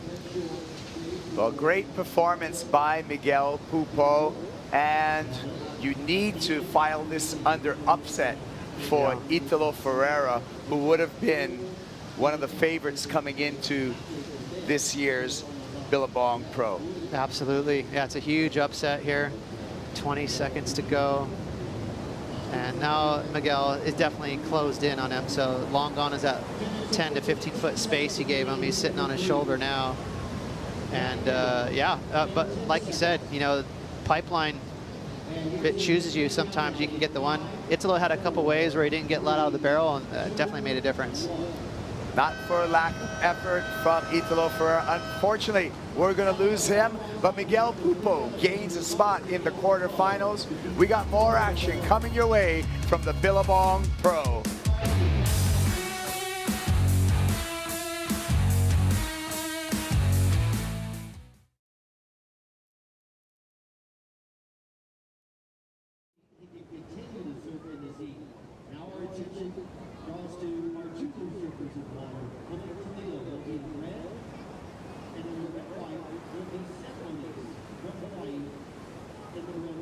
Check in for jerseys. Joel Gianca, John Forrest with red.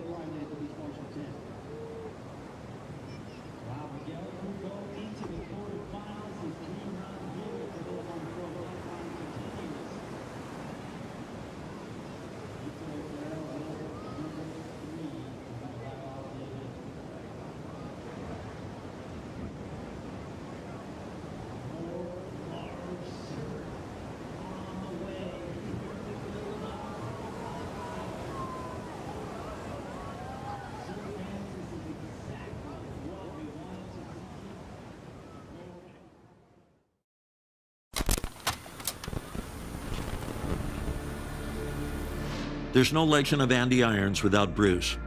No Bruce without Andy. They were the start of a new generation. They were young and seemingly fearless. Taking what Kelly started and pushing it even further with Hawaiian power, finesse, and superhero-like confidence.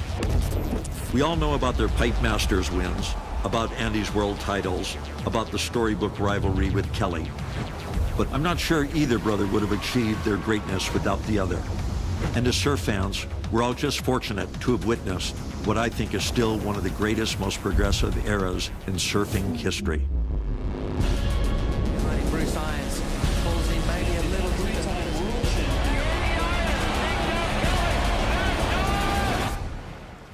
Love and respect to the Irons Ohana.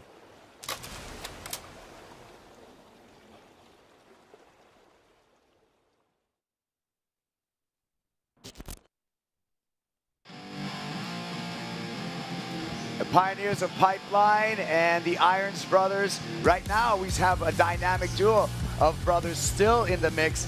Miguel and Sammy Pupo still competing here at Pipeline. And Pipeline, Ross, is starting to look very whitewater-ish. Yeah, I mean, it's a massive set, just mowed through the lineup. And you saw Luca Macias is out there by himself. Carlos actually is not even in the water, but this is a massive cleanup right here.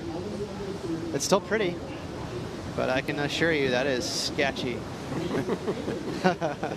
Kaipo Girl, along with Ross Williams and Makua Kai Rothman. Because of Carlos Munoz shoulder injury, he pulled out of his matchup against Luca Macias, but a new pair has entered the water. Felipe Toledo versus Seth Moniz in the non-priority heat, and so that should be a great heat. But Makua, I feel there's going to be some cat and mouse play out there with those giant sets coming through. Oh yeah, Kaipo, I mean, like I said, you don't want to be getting caught by those sets. There's no reason in a contest you need to be sitting over there. And at Pipeline, the good thing is you can kind of see them in time. And a lot of reasons that people do get caught inside is because they try and hold the line, like catch the 1 or 2 waves right before the set.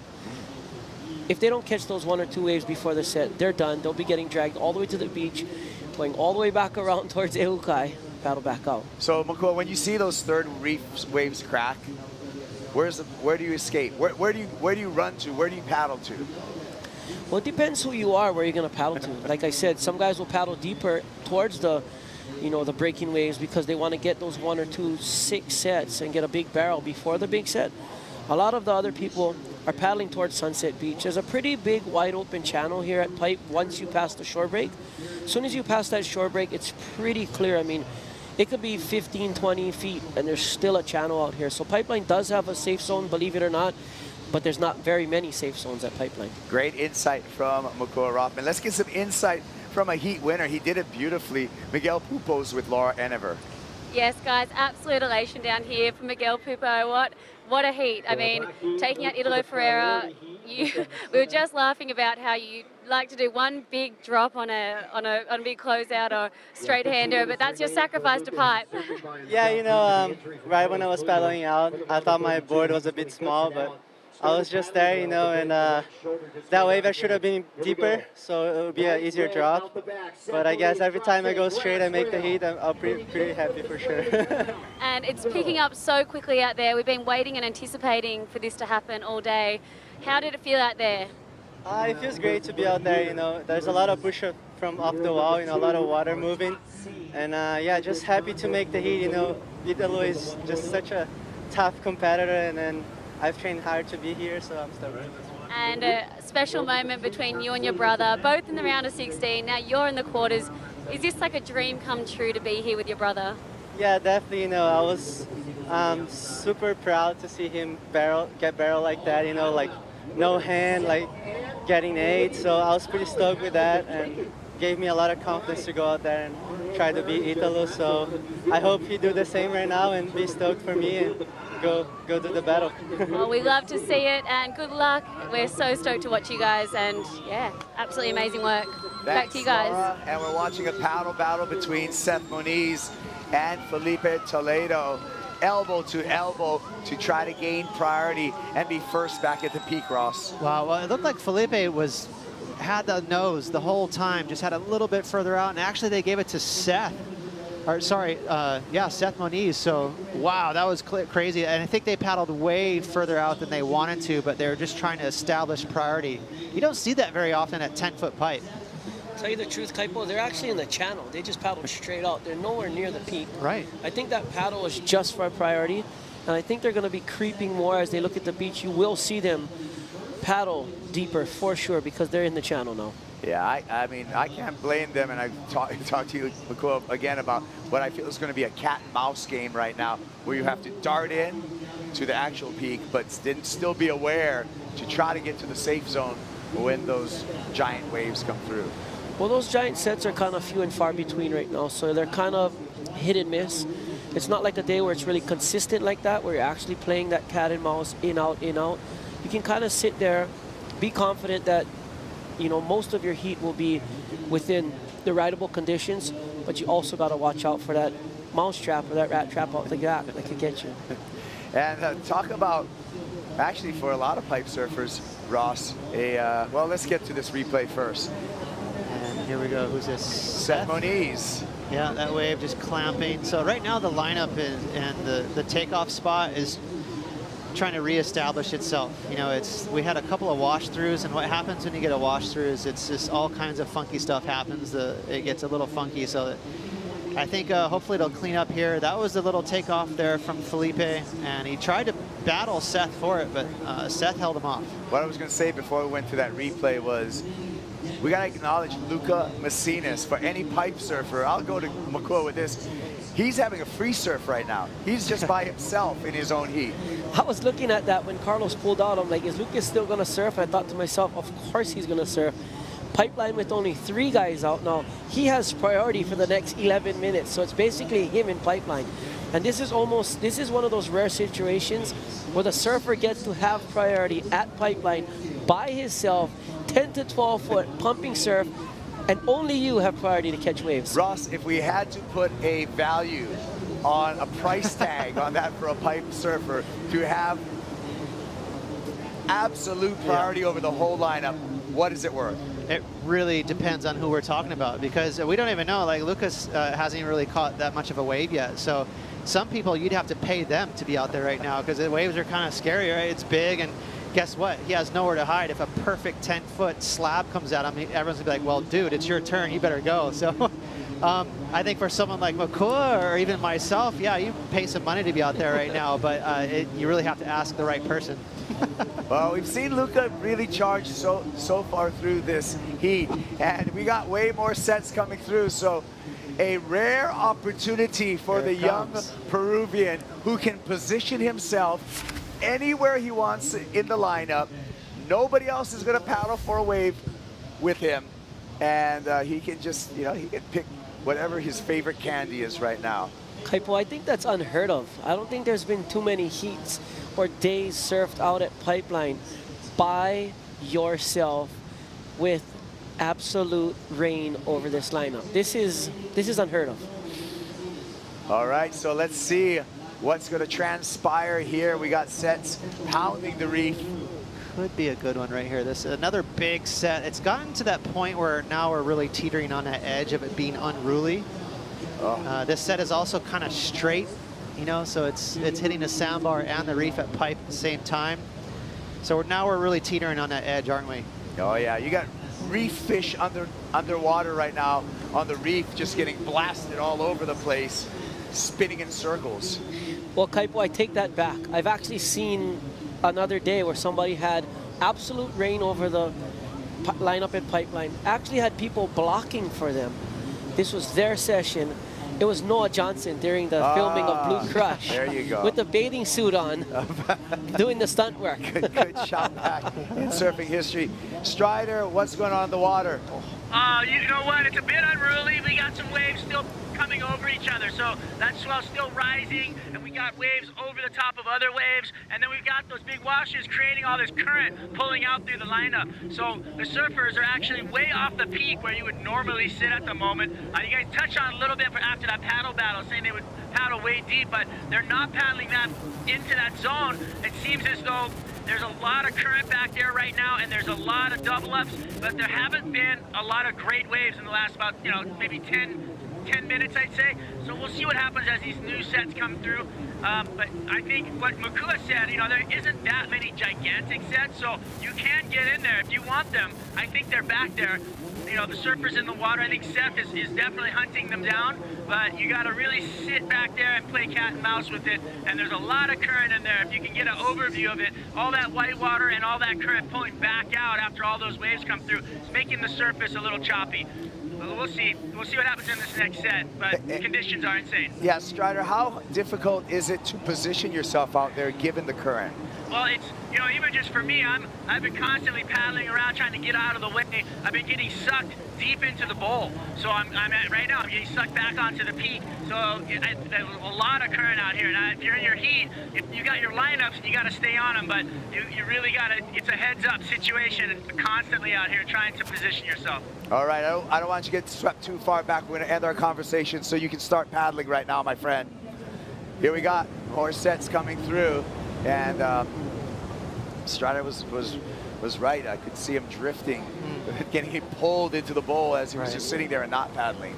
And it's all relative, right? As we see a little paddle here, like if we're talking about a spot like Haleiwa, yeah, it's literally like a river, and there's no way you can stay in one spot. But at Pipeline, relatively for how big it is right now, you can see it's pretty calm. Like they're just sitting there waiting for the next set.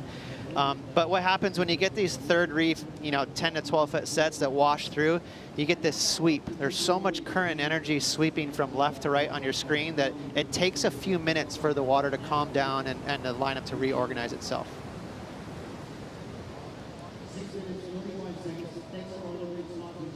All right, so 6 minutes and 40 seconds on the countdown, and flying above so we can get a better illustration of what's happening right now. Wind still looks good, Ross. The wind is nice, and there's no reason why this can't cooperate. We only need a couple hours or an hour, right? It's already 3 o'clock. So there's a great chance the lineup could calm down and we'll see some perfect rides. Here is zooming down from outer space to the north shore of Oahu, trailing the shoreline into the sands of Ehukai and the Bonsai Pipeline. And you can see the geography. And now we're going to take a look at the bathymetry, Ross, that creates this wave. Yeah, and those little gulches right there, when it floods over the thousands of years, it's created a little trench in a reef. And just that little trench has caused just enough of a channel that Pipeline breaks. That's all we need here, but the real culprit for these perfect waves is the swell direction. Also the power, you can see that drop off right there. All that raw energy comes out of the Pacific. There's nothing slowing it down. There's no continental shelf. It's just deep water straight to the North Shore, and that delivers power. And the power of the waves here are extremely noticeable. If you come from anywhere else in the world, when you have your first couple of sessions on the North Shore, Makua, you feel the difference. Yeah, definitely. I mean, there's no power like Hawaiian power. And that's the reason this place is so special as well. This is the proving grounds. This is where you come to be that professional surfer, like I said, all day. It's just different. This ocean is, it just hits differently, from Waimea Bay to Pipeline to Jaws and everywhere in between. Hawaii just has, unmatched power. Right you are. We're down to just 4 minutes and 40 seconds for Luca Messinas' free surf into the quarterfinals. But we can talk a little bit about his quarterfinal berth. It looks like Luca is going to be faced up against Miguel Pupo in that quarterfinals. What do you think about that? Oh, wait, let's go at live action. And Luca Messinas. Just looks like a repositioning wave for the Peruvian surfer. So back to the question, Ross. Luca versus Miguel Pupo in the quarterfinal. What do you think? Well, I think Miguel has a pretty strong, good stronghold in that heat. I think he's a clear favorite. Luca, to me, he's a rookie on tour. He's obviously a regular footer, and I know he's pretty darn good in small waves. But so far, if you're just going off the highlight reel in this event, Miguel Pupo is a pretty strong favorite in that heat. Well, regardless, it's going to be a great result for a rookie, just a quarterfinals berth. Absolutely, and you never know. Maybe I jinxed it for Miguel. You know, Luca could rip into a couple big barrels and make it. He's going to call it a heat right here. And we don't know. I mean, finals day could be backdoor, and then maybe the regular foot would have the advantage there. No matter what, this young man out of Peru has to got time to refresh himself, prepare himself, because he's found himself in finals day at the Billabong Pro Pipeline.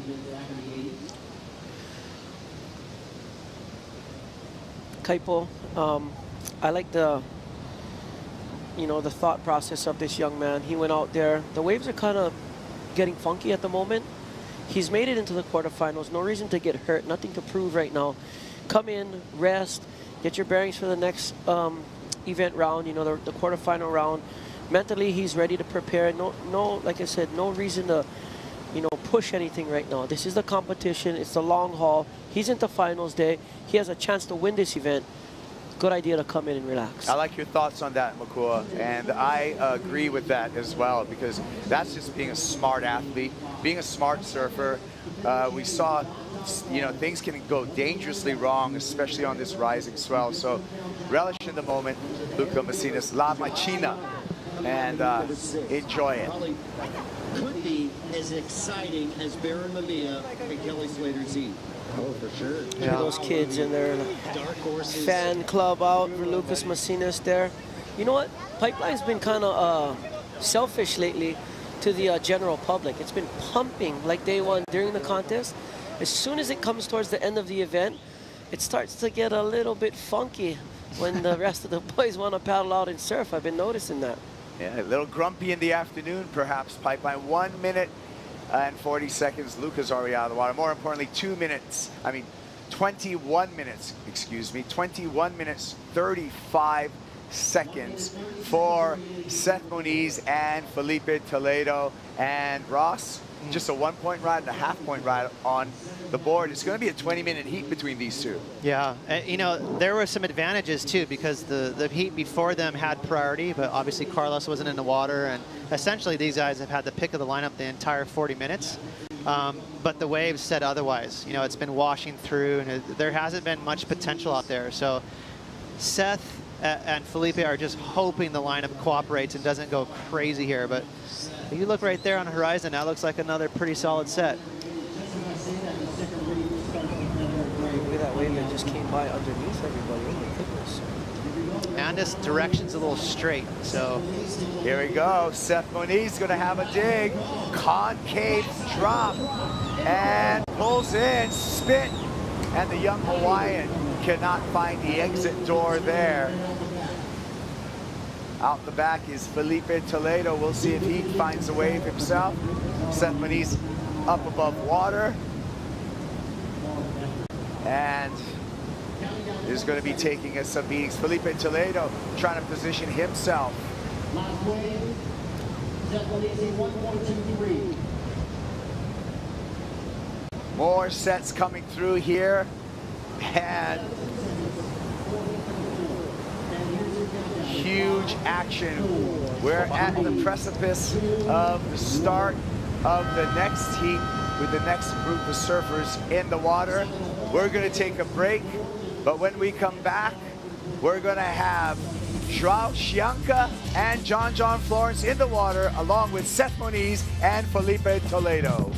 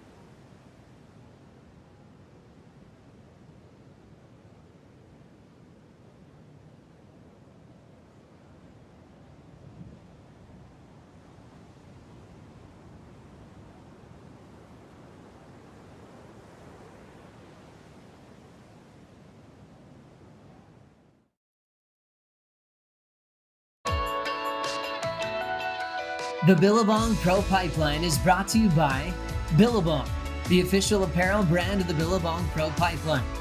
By Expedia, the official travel booking partner of the World Surf League.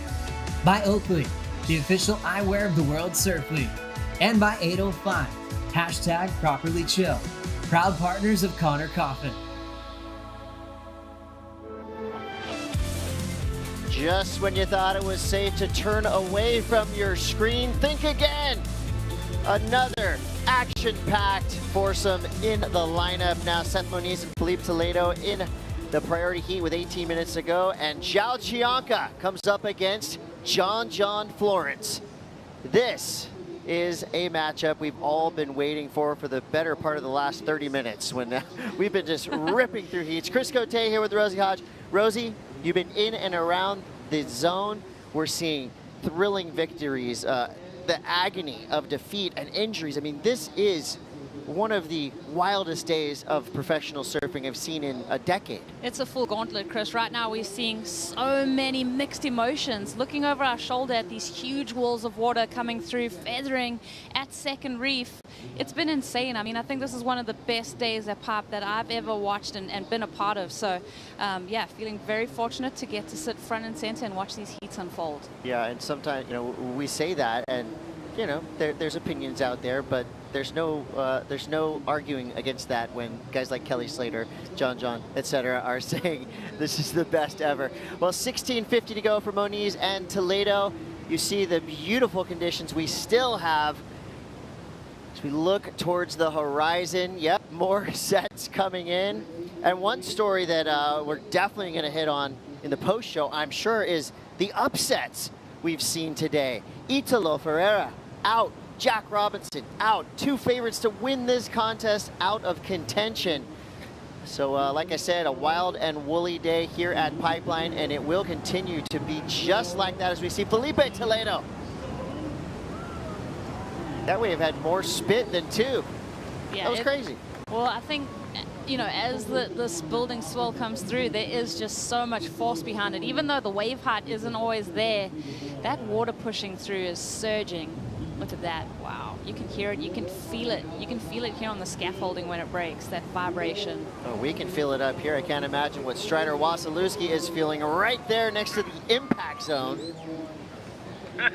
Yeah, you can say I'm feeling it out here. I mean, you know, you can literally feel the vibration of the energy and everything that's hitting out here, but just getting to catch up with this next heat. John riding a 6.6 and Joao riding a 6.4.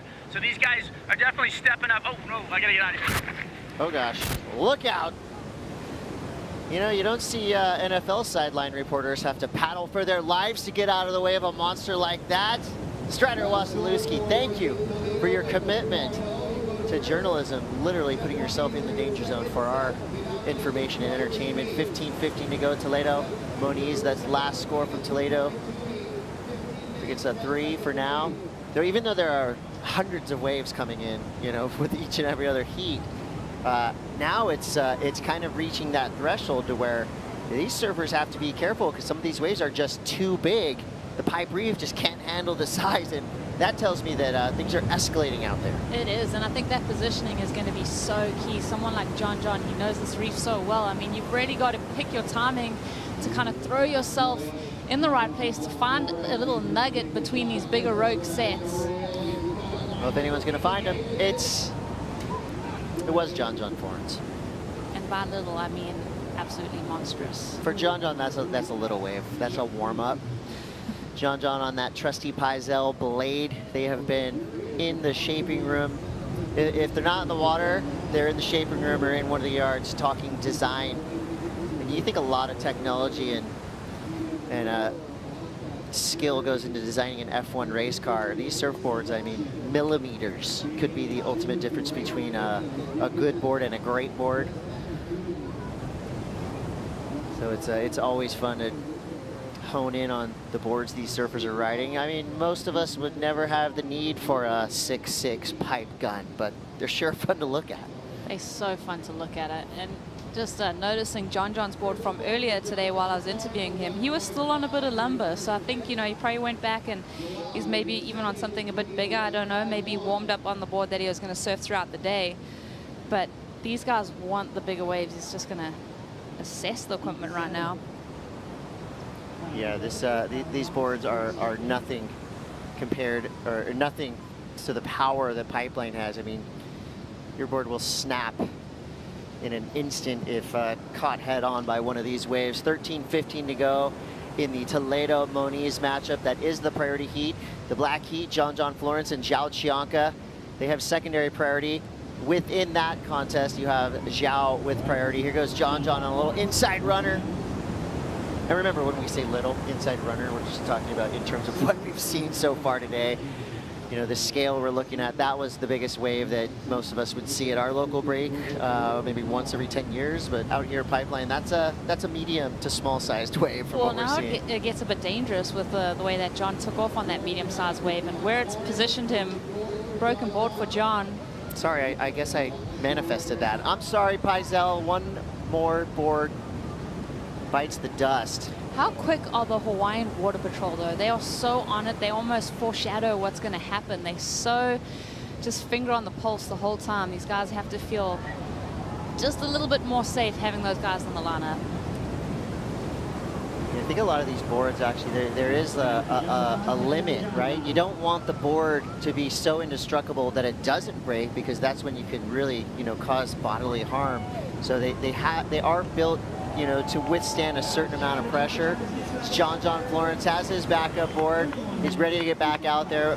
All of the surfers in this contest, male or female, will have at least 6 boards on the beach, because as you saw right there, even the best of the best will bust through their equipment, and really just nothing you can do there. He pulled in, he was right in the right spot, boom, done, broken. Yeah, no, and that's actually different equipment to what he was riding earlier today. He had clear rails on the board in that first round heat that we saw this morning. So yeah, he must have picked up a bit of lumber.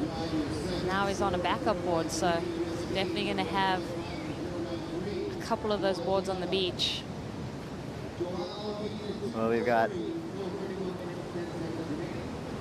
Seth and Felipe with time winding down. Really, this is kind of a vexing set of numbers here. 3 and a 0.5 for Felipe. That's enough to have him in the lead over a Pipeline specialist, Seth Moniz, who's just sitting on a 1, 2, 3 and a 1. Rosie, what does that tell you in terms of quality in waves? There's probably good quality waves. It's just the factor of making the wave at the moment. And I was just noticing how far along the beach John had been pushed towards Aukai Beach Park. So Felipe waiting patiently. That gives us a chance to catch back up with Strider Wasilewski, who has been studying this lineup since dawn. Strider, what kind of waves are these surfers going to be looking for the remainder of the afternoon? Well, yeah, I want to touch on wave selection right now and what we were seeing earlier and what we're seeing now. So earlier, what looked like a good wave, you know, had a nice little hook on the end. You wanted that wave that had something down on the bowl so you could backdoor come through and fly out. Right now, there's so much volume with these swells rolling in. There's so much water behind them that the wave that you would look at and think, oh, this wave doesn't have that much of a hook on it, those are the ones you want right now, because those are the ones that are actually going to let you out on the end.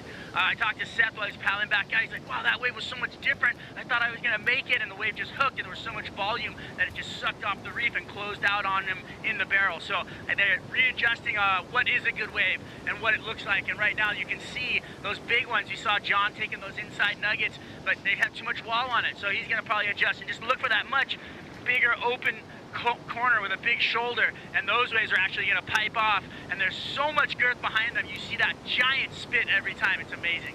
Strider, we saw John break his board and have to do a quick turnaround. Where is he in the lineup? How long has it taken him to get back? He's right here. Check him out. You get the water camera on him, you can see him. He's already back out here, so that was no time. Hawaiian Water Patrol right on him, back out in the lineup. That was probably, what, 2 minutes? If that. I mean, that was pretty amazing. I mean, he was getting swept way down. You could tell how hard he was scratching just to get out of that rip. It does run like a river along that inside section. It can push you way down. But John, obviously, pretty used to that conveyor belt. He's back out in the lineup and finding his position. I always like to see Grommet get the ultimate souvenir. Busted John Florence board, priceless. And John, just like that, finds a nugget, goes to the back door, racing down the line, over and out. But that was, I mean, there was 3 surfers just sitting there, and he broke his board, came to the beach, said hi to some friends, grabbed another board, got back out there, got away before anybody even knew it happened. Yeah, you almost wonder if that was a repositioning kind of maneuver from John. All right, 3 surfers scratching for it with priority. It's Seth Moniz. Nice condensed pipe barrel that grew down the line. Little bonus section there. So Seth Moniz trying to wipe the slate clean, just sitting on 1, 2, 3, and a 1. Toledo pedals over that one. I like that idea for Seth because, look, he's right back out there. And no worries about getting caught inside. He's put himself in a good position. Like Strider said, just readjust those expectations. After that 3-point ride that he got, didn't make it out. You want to kind of make those subtle adjustments. Actually, sorry, Seth only got a couple of 1-point rides in his scoreline. So he is looking at the moment to up the ante. Felipe Toledo, he doesn't have much in his scoreline either. So he's going to take the lead now, Seth Moniz. So 7.5 to go. Waiting for the score to drop for Seth Moniz. I've mentioned the artist behind the look and feel of the Billabong Pro Pipeline. Kamea Hadar. His murals can be found all over the island, including looked like a 400-foot tall Carissa Moore Olympic mural that is just a stunner in downtown Honolulu. You can also check out the board shorts, posters, shirts. I mean, if you can't be here, you might as well pretend that you were here wearing your Billabong Pro Pipeline shirt. Why not?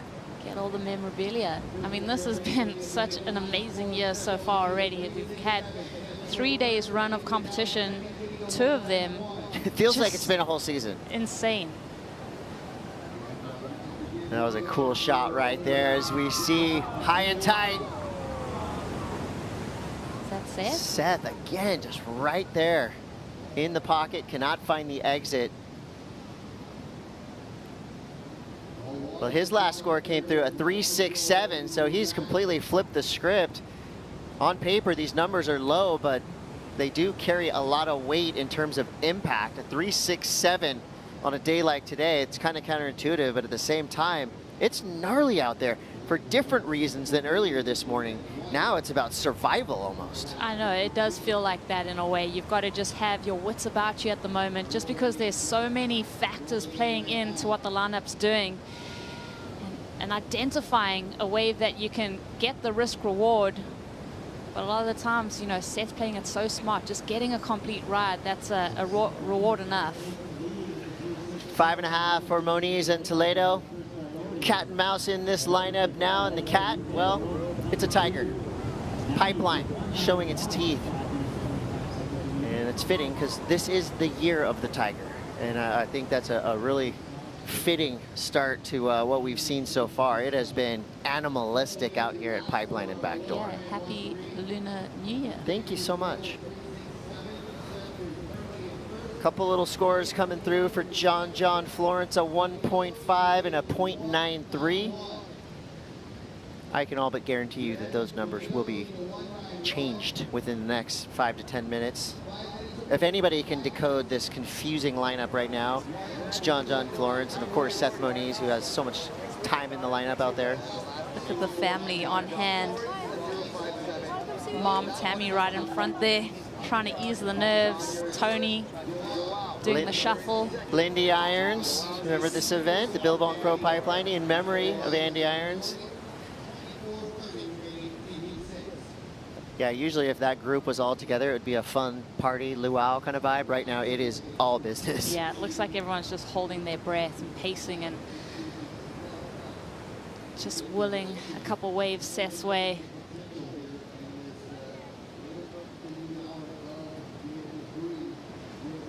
Yeah, you can feel it with that kind of new swell energy hitting the lineup. Things have turned a little bit more serious. It's interesting to think of day one. Everybody coming in, non-elimination rounds, going, that was just the most fun I've ever had on a surfboard.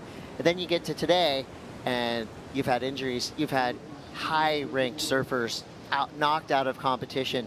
I think this has really been a awakening for everybody, rookies and veterans alike. Anything is possible at Pipeline. Anything is possible on the championship tour. I mean, there is no crystal ball to foresee the future here. It has been changing by the minute. And I think it's also starting to sink in. There's a mid-year cut this season. So, you know, you talk about the big names that we've lost, the Jack Robinsons. You know, we've seen a lot of people benched at this event already, and they're going to have to start thinking about requalification. You get one throwaway after 5 events, Margaret River, top 22, carry on. The train keeps moving, Chris, and yeah, the rest of the competitors that are off the tour have to go back onto the Challenger Series. You're making me nervous, Griffin Rosie. Colapinto, he's out of the event. Come on. Didn't see that coming. Wow. Do you see this coming? This is really scary. This is really happening. Right here, a second reef bomb coming through. Seth Moniz catches the first wave of the set. High and tight, clean exit. Nicely done, pulls out of the back to see a monster on the outside. The horizon goes black. Moniz can't, loving what they're seeing here. Seth dodges that wave just on the shoulder. Let's go to Strider in the lineup. Here we go, we got a paddle. Dropping in, big Frostburger. Wow, wow, these waves are heavy out here. There's a lot of water moving. These guys looking at the waves, everybody out of position for that big set. And it was, I mean, the second wave of that was just incredible. Obviously, Seth's wave looked really nice. And then now everything moves over into the channel. And there's big lumps, and it just kind of is going to get unruly. And you'll start to see everybody just kind of reposition and hope for the lineup to calm back down. Strider, I want to ask you, using your own arm strength to propel you into something that has such a force, tell us about that feeling. Well, you know what? It's one of those things that mentally you have to be able to win that war, because physically it is possible. I guess anything's possible in the world, but you have to get through it mentally and then to put yourself in the position. When you see one of these waves come at you, right, you got a 20, 25-foot wall of water coming at you, and it's just got nothing but a city block girth. You really have to think about that, and then you turn around and you have to paddle and get underneath it to where gravity takes over and you start to fall into it, and your paddle power is just enough to get you over the edge. I like to use a bigger board because I like to catch it from outside and, you know, avoid that flying embers drop of the day. I like to glide in and just kind of get my line and set it and go through it. But these guys, it's just next level watching them, where they take off at, where they're positioning, underneath the hook. Beautiful, technical, best surfers in the world, best waves in the world. It's all happening out here at Pipeline. Strider, we just saw Seth make a really smart decision, and under fire for sure. He had to know there was 4 waves behind the wave that he paddled for. As we're watching the wave that he got, a gem in a sea of just madness. What did that look like from the channel? Well, I mean, it was pure. It had a nice cylinder, it was open, it spit, and it had a big shoulder, and that's what you want. And he actually identified that paddling back out with me. There's a really big set coming, so I'm gonna start paddling, but, you know, one more note, do the math, do your research, sit on the beach, watch those sets coming in. Know that right after that first wave, it's gonna get ugly, so you better catch one. Stop talking and start paddling, Strider. Making me Wicked nervous. this way comes. It is escalating all around us right now. Another 8-wave set pulsing through, hitting that second reef. These surfers look tiny out there in the lineup, and time's winding down for Moniz and Toledo. And Seth Moniz gets the victory just like that. The last wave he caught comes into play. The 4-3-3 looms large in his scoreline. He's moving through. Watch out, John Florence. Screenshot moment here. There's the capture. There's the poster for your wall. Iconic. Insane. Iconic. Classic. Come right? on. It was dark inside that barrel.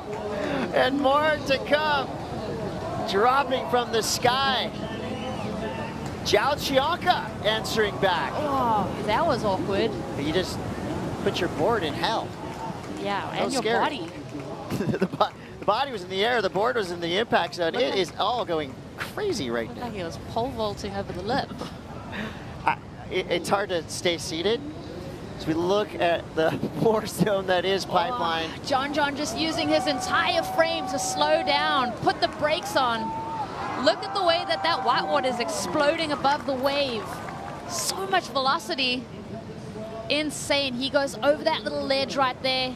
tucks into that dark cavern. Just so well done. And, you know, just to manage his speed in that, because that wave is just trying to push you out into the shoulder and just maintaining his composure. Love the way that he pulls under this hood, though. He knows this little ledging section is coming. He reads it so well. That wave is thick. It's heavy. The thing is, it's like a whip crack hitting the water right in front of him.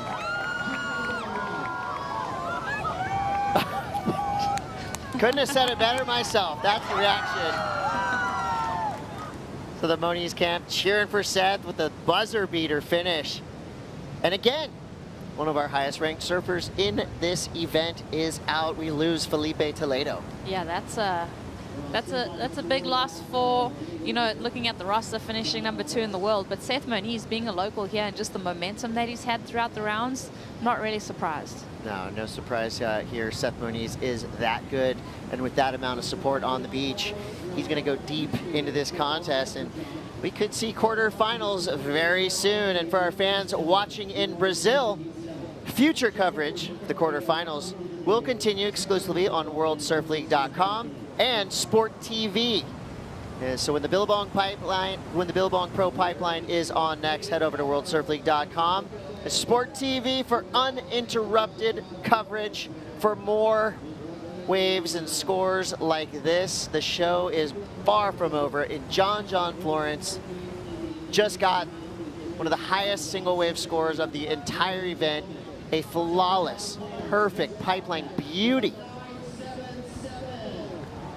And the crowd goes wild when the score is read over the loudspeaker. I mean, this is a day of days. It's insane. And who has the best wave? That was Kelly's, right? Was that a 9.8? It's the nines are starting to add up. The nines you know, are it's not starting as to pile easy as in. it was before. No, it's starting to pile up for sure. And I think John, I mean, what a special moment for him. He's obviously coming in as defending champion to this event, locking into that same mojo. You know, and even John Florence, who is for many reasons Superman and superhuman. He no doubt watched what transpired in previous heats where surfers that were basically meant to win and meant to get out of these heats have gone down. So he knows anything's possible. He is not taking Zhao Qianca lightly, even though he's a rookie. John knows. I mean, he's been in enough events, especially here at Pipe, to be able to put together a technical heat and get the best barrels of the day and just make a magic moments with John Florence. Will continue. Back-to-back waves. He's applying the pressure to Zhao, but Zhao, I'm not counting him out because earlier today he took out Jack Robinson. He's nuts out at pipeline. So, but John, it seems like he's starting to get into that comfortable, happy place. You're not counting him out, but after that wave, how's your confidence level of Zhao Qianca making this heat? Yeah, well, like I said, I've seen John, I mean, think about the final that he had with Jeremy Flores. You would say, hey, it's in the bag for him. So I don't want to say anything or do anything that's going to kind of mess with no any kind of energy. Curse. Yeah, and I just want to see this heat play out the way it's meant to. So John locking into this wave straight after locking in a huge 9-point ride, sneaks out under that doggy door, the guillotine, managed to escape it. So talk about wave selection at the moment. John has had pretty much the best two rides that we've seen in the last 3 or 4 heats. Well, John Florence is turning it on at the right time, adding drama, flair for danger on this wave. That exit was so critical, not just for a score, but for life and limb. Amazing stuff there from John Florence. And the hoots and hollers rising up for this wave. It is Zhao Qianca. Where'd he go? He's out! Zhao Qianca. You were right, Rosie. Don't count him out. That is why I said I am not counting this guy out. I'm going to let this one play out because is that going to be our first 10? I don't know. How does that compare to what John did? But he looks pretty happy about it. He's going to pace out to the outside. The judges are human beings. They are surf fans. They're surfers. They know when something like that happens that is so dramatic, so exciting, I mean, knocks them out of their seats. It's impossible not. He almost lost it right there too. Holds onto the mechanical bull, gets spat out. That's as close to a 10 as I've seen. That's as good as you're gonna see. I mean, this water angle is nuts. Watch, he almost loses it. That's what Strider was talking about. That mental capacity to hold your line, to hold your composure in these big, thick waves. Right there, when we saw that water angle, I was like, there's no way. And then you hear the claps on the beach and you recognize that he has made this wave. And that's the thing that really gets the judges excited, is when there's doubt that the surfer is going to make it out. You kind of have to write him off. That right there, he was like, he almost buckled right there. Did so well to get it back in, readjust his line. And the no-hander too, that adds to the danger element. Yeah. Right there, just a salute to Pipeline, looking back, going, thank you for not. And right in front of John, his competitor, flying out over that wave. Paddle battle. Pretty dramatic. Our surfers resetting themselves in the lineup. They're probably looking at each other going, can you believe what's happening right now? Yeah, and I mean, I'm just looking at the scoreline and what Jiao requires to overcome John. He's obviously comboed 17.77. And we're waiting on the score for that last wave. This is nuts. And Jiao got priority too. Just a little note. We're gonna have to take a minute right here. We're gonna take a quick break. We'll be back. The action is going through the roof here at Pipeline. You're watching the Billabong Pro Pipeline. See you in a minute.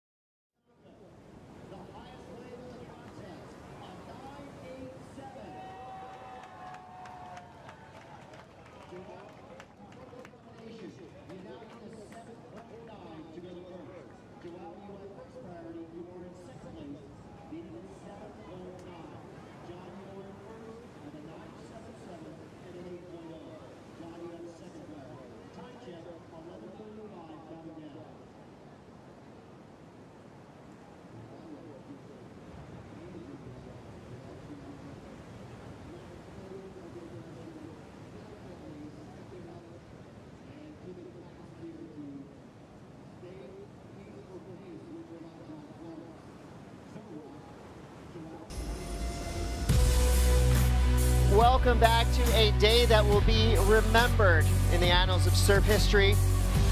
Pipeline is going off and our surfers are rising to the challenge. John Florence, a 9.77 and an 8-point ride, back-to-back waves. Insane, John. Just a huge score, so technically sound on this wave, so premeditated. Every maneuver on that board, every line.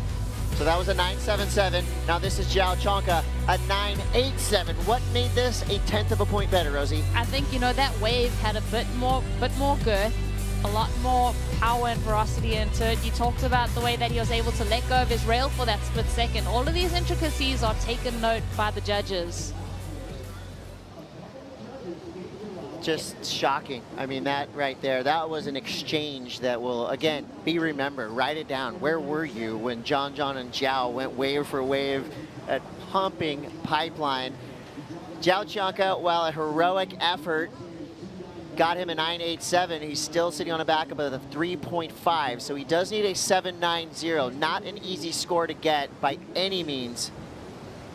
And while all this is happening, Callum Robson and Coyote Belly hit the water. As we see a little bit of a tussle for this wave. It's going to be Jiao again. He wants more. Looking for a 7.9. Nicely done there. Score or not, he's loving it. No, he's having the best day of his life. And that's how you get it. You get into that energy, you get into that rhythm, and you swap the energy. And like we wanted to see, John answers back. Yeah, this is going to be so tricky for John because you're looking at his scoreline. He needs to improve on the 8-point ride, so he's got to find something special to increase his lead. The 7.9 that's required by Jiao, that's, a touch under excellence. So, I think right now the dangerous position is for John to improve upon that 8. That's really what he's going to be concentrating on, and priority, I think, is going to become so important at the end of this heat. Big priority battle is happening right now. Strider almost got ran over by John and Jiao trying to get back into the lineup. Dude, it's on 11 out here. I mean, F1000. I can't believe how intense the competitive energy is between Joao and John. This is like they're racing for a world title at the moment. You know, the head's down, they're paddling super hard.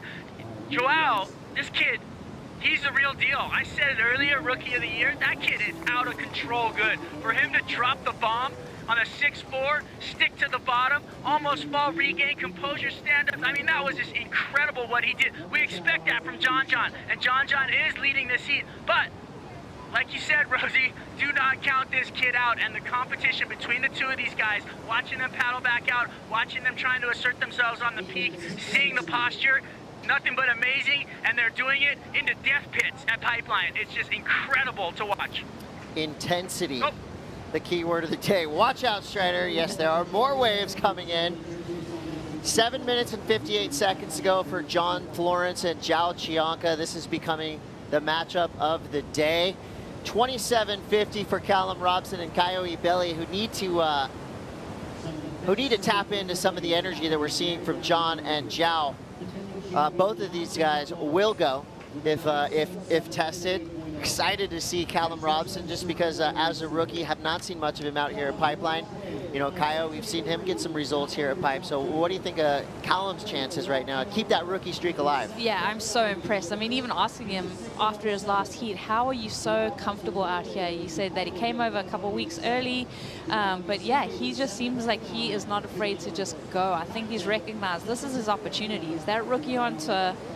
I think the best thing about starting the year at Pipe is that you do have to just let go of any kind of, I don't know if you call it insecurities, but you just have to let go of everything, and you know that you have to push yourself over the ledge. Yeah, you got to come in all cylinders firing. John Florence has, of course, had a storied career, and the stats, the numbers, they back that up. I'm nervous for him right now, Chris, with Zhao having priority, but carry on. Don't be too nervous, because look at that career heat win percentage, 65.58, pretty solid, but the number that I'm looking at is career excellent heats. 140 heats have John Florence in that excellent range. Where he sits right now, you know, he's nearing the 20-point mark, and he's at it again. Where is he? John Florence caught behind the curtain. He goes down. Major sets rolling through right now. Another huge wave on the horizon. And here we go. This is Zhao Chianca right in front of John again. Big snap under the lip, still driving, standing tall in a pipe closeout. That was cool. Shades of Michael Aho and Zhao Chianca. That was really creative and super fun to watch. It's not going to be the score, obviously he fell, but just so cool to see a different read. Well, he's not scared, is he? No, and I mean, I know that his brother's a big wave Charger helmet, but... Strider, how does Zhao Chianca take a licking like that and keep on ticking? Well, he's just got pure adrenaline right now. He's running off a lot of different emotions and feelings. But when that wave came through, I was like, no, that's not the one. And he went, and I was like, oh, loss of priority. I think a mistake for Joao on that one right there. You know, there was a lot of wall down the line. We got huge sets rolling through. This lineup is not going to clean up for the next 10 minutes. It's going to be radical. John just took, you know, the peak and keys to control his heat. And I think that was the heat for Joao in my mind, because taking that wave and losing priority, now he's not going to get his chance, which I think he still needs. Strider, get out of the way. Seriously, there is a massive set coming through.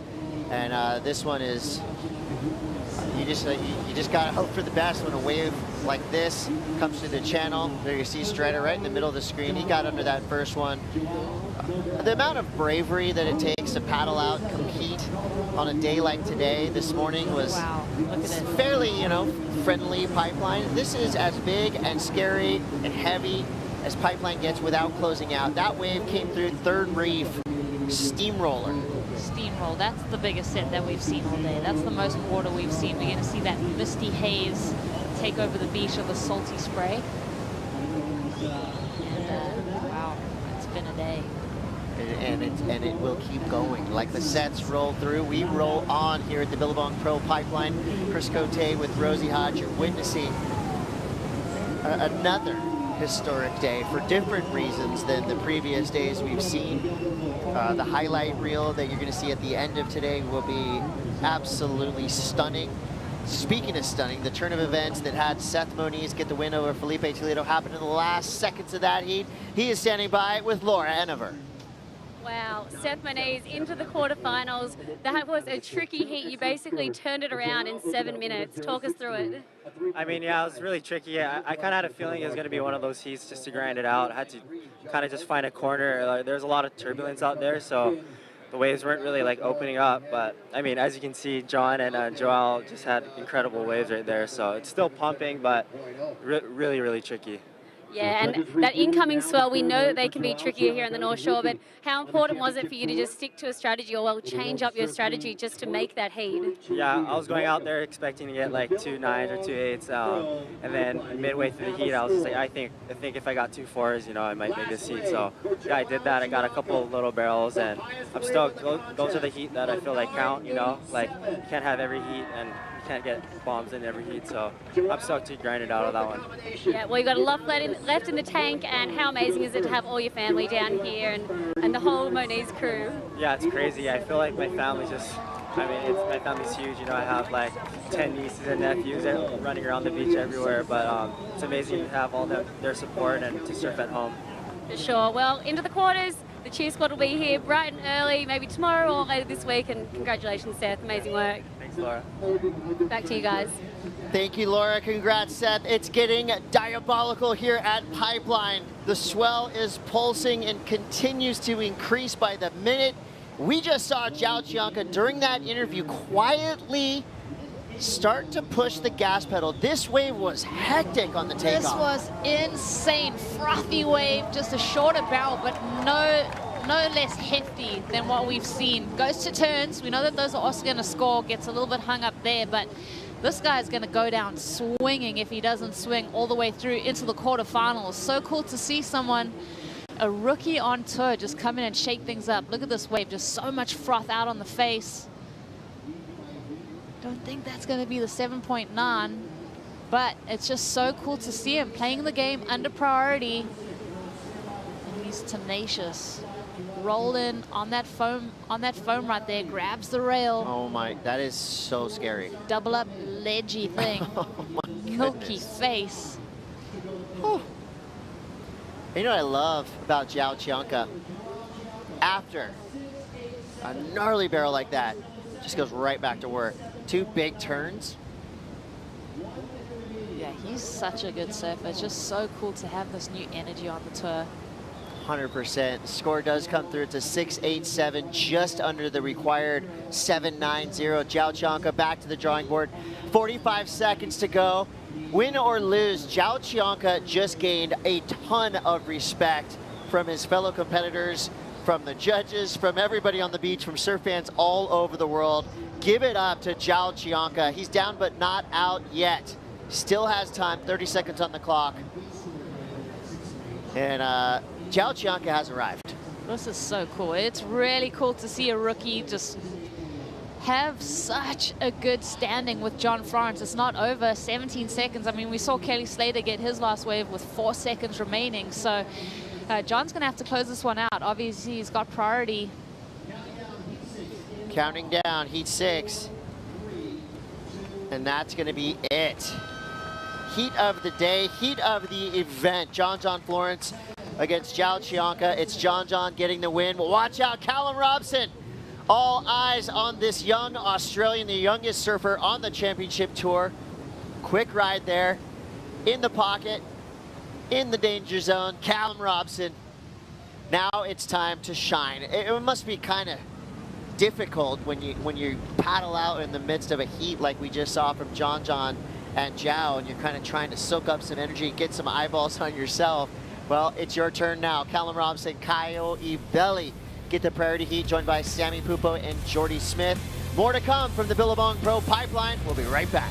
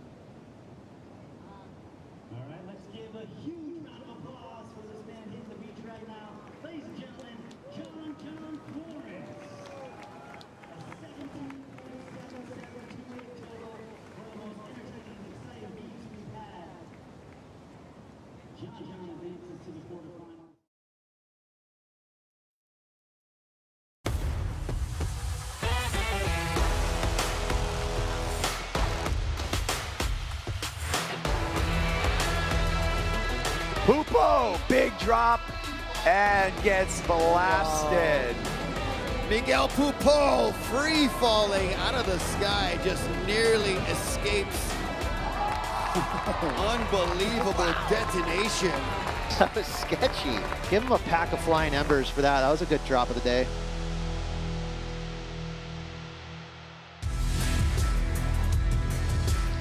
That's an award that gives it up to bravery and grace under fire. Miguel Tudela with the flying embers drop of the day. Well earned. And made the drop, but then got detonated. Double earned. Commitment. He did, like Ross said there. He deserves a pack of flying embers. And some.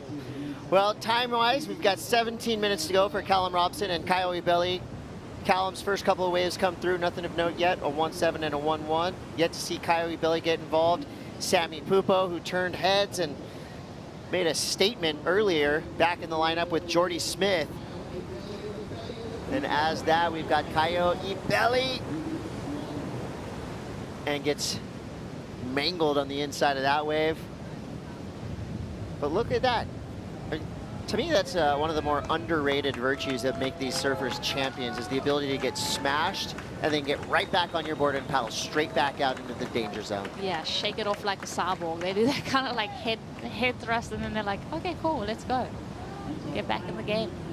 Truly survival of the fittest here, Pipeline today. Bus. Yeah, that old saying, everybody has a plan until you get punched in the face. Well, there's a lot of face punching happening by Pipeline right now. Heavyweight match for every surfer in the water. And I'll tell you this, chatting to Jordy, he's actually got a fractured toe at the moment, a hairline fracture in his foot. So talk about, you know, just having a cup of concrete, hardening up and going out despite any physical ailments. Hard as nails. Each and every surfer that has waged war against each other and Pipeline today deserves a lot of credit. Now, there's no other sport in the world that has all the elements that surfing has. The danger, the drama, the excitement, it's all happening right now in front of our eyes. This is Sammy Pupo, quick ride there. He said, no, I don't feel comfortable out there. He looks comfortable. He does. Doesn't feel like it. He could have fooled us. Yeah, he looks like he's just fitting into this wave so well. His last heat was so impressive. So good to get a look at all these rookies. I love that his brother was hyping him up in the media as well. They're like, well, you know what? You go ahead and doubt my little brother, Sammy Pupo, and watch what he does in Pipeline. He's lived up to those expectations and more. He's got a big heat now against Jordy Smith. Jordy has made his intentions known.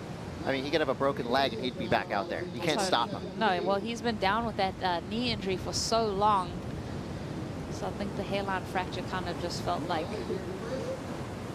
just like he was just going to coast over it after everything that he's been through. He said in his words it would hurt more if he didn't go. Just kind of coast through on that ride. So you can see Sammy just trying to get that comfort level up, get a couple of scores on the board, similar to, you know, what Seth Moniz did in his heat, just trying to get a couple completed rides. So our surfers in the lineup make their way back into the zone. We're watching some replays here of Sammy Pupo. It's a 187. All the scores under that 2-point range right now. But talk about right place, right time. No one has anything disparaging to say about the decision to start at Pipeline because it's going off. Never seen a start to the championship tour like this. I would wager to say Strider would agree with me. I mean, this morning, you know, we knew it was coming, but I had no idea it was going to look like this. It really does look like some kind of other world. It's absolutely incredible out here. I feel like I'm in a surf movie. I mean, watch this wave right here. Look at this thing. Callum over the ledge. Look at the giant bear it pulls up. My gosh, that thing was just throating and spinning. What a wave. Are you kidding me? It's just incredible out here. Look at this thing. Wow. Kyle pulls it up right in the hook. Sucks in, spins out. What a gorgeous ride. I mean, come on, you guys. This is ridiculous. Agreed. Agreed. It's all happening in Pipeline today. You've convinced me, Strider. That was 2 good waves back to back. Same heat, though. Good exchange. I love that Strider has to just keep his eyes on the horizon as he's reporting. It's literally like he's an embedded war reporter, somewhere very dangerous. He's keeping his eyes on the prize and giving us those reports from the channel. And just like that, Sammy Pupo, another wave, goes back-to-back, getting spit out of a perfect pipeline bomb. That claim is such a natural reaction to riding a wave like that, right? That just like coming out, claiming it, like, oh my gosh, like that was. There's a couple of different types of claims on a day like today, right? You have the shocking one that Sammy just did. Go, what's going on? What just happened? I mean, just a minute to breathe here. Let's talk about the rookies, Callum Robson and Sammy Pupo, putting on a show for us, Rosie. Yeah, Sammy letting go of that rail, so he's going to start with something quite staunch in his scoreline against Jordy Smith. Beautiful look from this water angle. Like I said, just letting go of that rail for a split second, gets spat out, standing tall, enjoying the ride. Give me more. He wants more. He'll get it, Sammy. You've got 30 minutes to go, so these heats are 40 minutes long. Surfers have their top 2 scores tallied to get their total. It's pure basics here. If you're just tuning in, you're watching the Billabong Pro Pipeline on the day of days.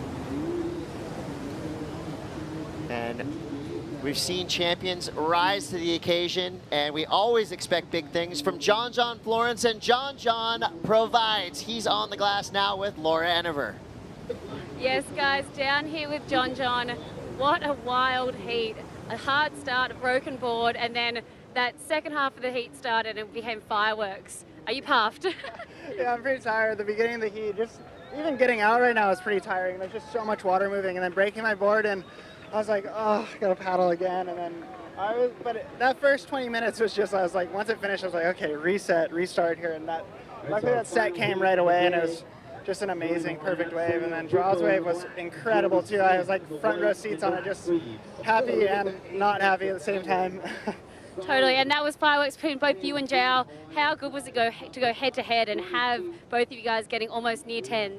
Oh, it was so cool. You know, we had a good heat the other day. We were both getting good scores, and so I was a little nervous having him in because he's just been charging out here. Like, and he looks like he really knows kind of what waves to wait for. And so I knew it was like once they started coming, like it was like he was going to be on the good ones too. But yeah, so it was a hard heat. And a question from Ross. He wants to know, are these your dream conditions or too big? It's pretty good conditions right now. My dream conditions, though, I think were like maybe like an hour ago, like an hour before my heat. Right before it started washing through a bunch, it was just maxing first reef, and that's like the dream type for me. As always, you find the diamonds in the rough, and we can't wait to see you into the quarterfinals. How good does that feel to start the year with the quarters? Oh, it feels super good making the quarters. I was definitely nervous before this event. I've been doing a bunch of contests around here lately, and then this one just feels so much bigger, and there's just so much more on the line. And so coming into it first event of the year and just kind of getting going, it feels really good. Well, keeping the roll alive. We can't wait to watch you later in the week. Thanks, John.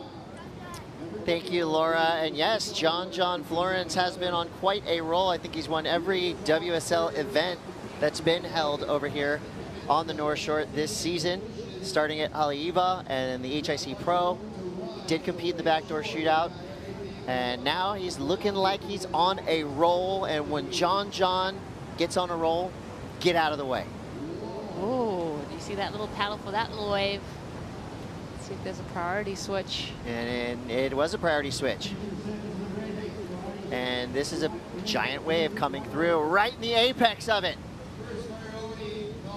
This is going to be Surfer in Black, Sammy Pupo again, pumping down the line, straight into the pit and into oblivion. We've reached terminal velocity here at Pipeline, and we still have a half hour to go in Sammy Pupo and Jordy Smith's heat. Of note, yet to see Jordy ride a wave. Snap leash for Sammy Pupo. He takes one on the head before he can get to the Hawaiian water safety. And these big whitewaters that hit these surfers, I mean, that is just punches to the ribs. You know, it's like body blows from a boxer. It's going to take a lot out of you. And, you know, these are the best water patrol guys in the business. And so for them, I mean, it is equally as dangerous in their position, if not more. I mean, you're sitting on on a giant piece of equipment with a lot of horsepower, and getting in and out of those tight spots is just, I mean, it's incredible to watch. It's so much drama in the water right now. Even for the prop of that jet ski in that frothy inside section, I mean, there's so much air in that section. So just for it to take and make sure that that machine keeps running when you need to hit the gas. These guys are warriors. They're so calm too. I mean, so calm. I can't imagine most humans would be panicking in any situation. I mean, this is truly one of the most dangerous stretches of water in the world. There's a reason, you know, the North Shore lifeguards, our water patrol right now, they're super on edge when swells come like this, because people can be standing. You can be standing on the sand. A wave can come up, take you out from under your feet. I mean, you can be in danger quick out here on the North Shore. So yeah, there are horror stories like careful. that too. Yeah, and here we go, Miggy Pupo doing the caddy duties for his brother.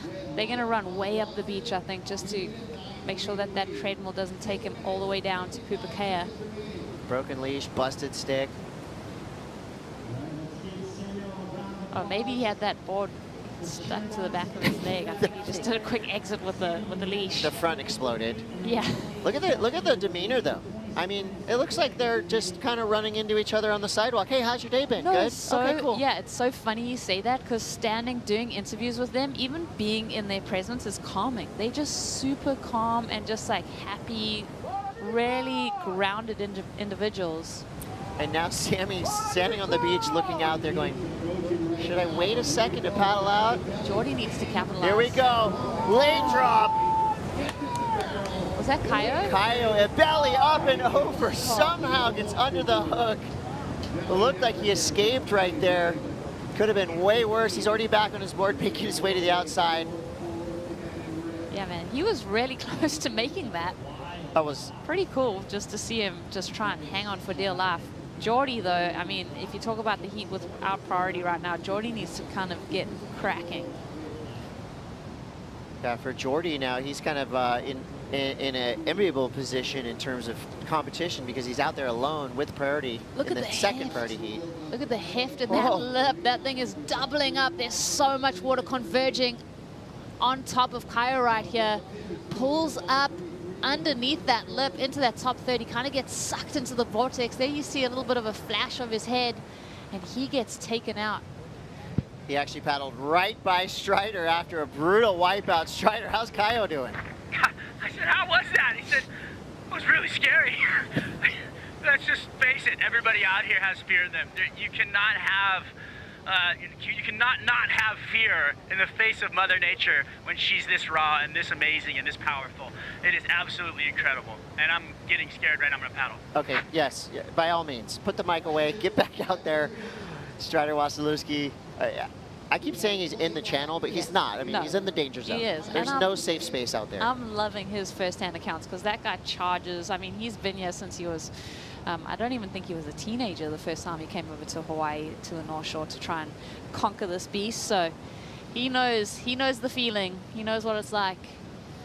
So here's the overview, the bird's eye view of the Bonsai Pipeline. You can see way up the beach. I mean, these are the days where you start to see videos and photos of these mysterious outer reefs here on the North Shore. We have all these marquee spots: Pipeline, Sunset Beach, Haleiwa, and then there's some unmentionables that are just so far out of the realm of what's normal that you know, it's almost scary even talking about them.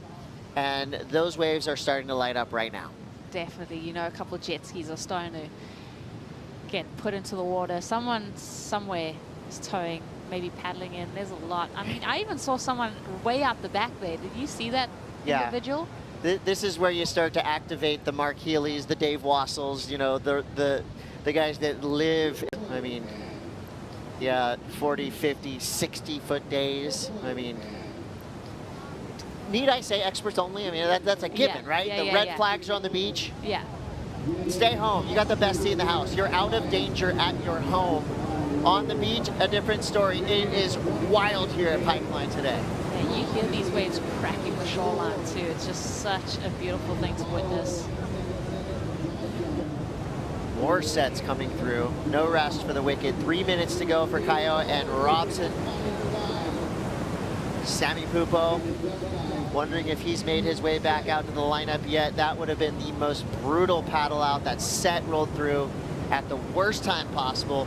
When you are in a free surf and something like that happens, you can come to the beach, sit down, take a breath, time your paddle out back. But for Sammy, he's got 22 minutes. He had to just go. He couldn't wait. No, and it's unloading right now. And just think about even more the adrenaline. He's already surfed today. There's just been so much happening. The nerves. I don't think a lot of these guys have a restful night of sleep. Looking at the buoy readings, thinking about what today held. So there's a lot of energy. I think these guys, I think it's going to be really hard to come down from a day like today for these athletes. Yeah, you can't sleep the night before, you can't sleep the night after. The adrenaline is just pulsing through the veins of these surfers. And I'm excited to see, you know, when the women right now, they're getting a full day to do their research, to study. And this is going to be yet another, just, I keep saying historic, but you can't not say that when you think of all the factors that have come together for this event. 1:50 to go for Coyote Belly, and Robson time is flying by for that heat.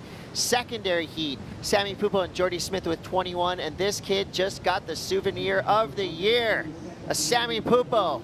That's so good. I mean, it's just so fun to see these Groms just running around the shoreline, because it's going to be, what, another couple of years, and that kid's going to be putting on a jersey, grabbing it from Riley and Ray down at the, you know, the beach marshal tents. Callum Robson now, the rookie, has to hit the eject. That wave was convexing all around him like buildings collapsing down on him. I was going to say a wise decision, but that was really the only decision he could make. That wave was just going to brutalize him, and that's bad. That's bad. That's a lot of water. That's Niagara Falls. Yep, he's getting ragdolled at the bottom. They all are. He's probably, you know, going into that fetal position, probably protecting his face. The reef right there is just so intense. I mean, and as you're getting steamrolled and pounded by these giant waves, in the back of your mind, you're thinking, I need a 9.3, you know? Yeah, and time's winding down. Yeah. You know what, it's good to see the last roll of the dice, or whatever it's going to be for him, but he's just going to take all of these sets on the head, just in that foam. It's so hard to get a breath when you're getting sucked under like that foam around your lips. It really is hard to just get a decent breath in your lungs. Well, he should be very proud of what he's done this week at Pipeline. Callum Robson coming through, the youngest surfer on the championship tour for the males, and definitely a warrior. He just faced Pipeline as big and as gnarly as it gets. And we've seen footage of Callum. We know he'll go on anything, but I got to give him full credit there. Took it to Coyote Belly. Coyote just gets to the edge with a 6.5 and a 6.33. Still more action to come. Sammy Pupo and Jordy Smith in the water. You're watching the culmination of Heat 8 here. This is the Billabong Pro Pipeline.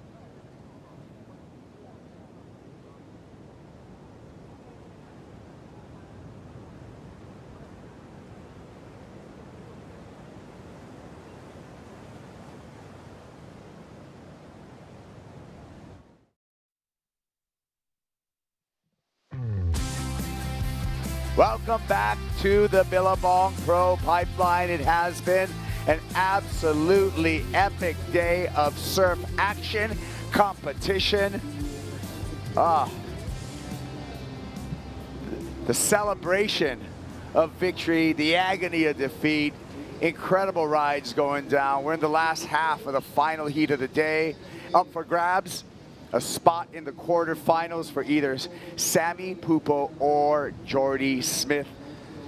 I'm Kaipo Girl, joined by Ross Williams for this final call, and it looks like the rookie right now, Ross, definitely has a bit of an advantage over Jordy Smith.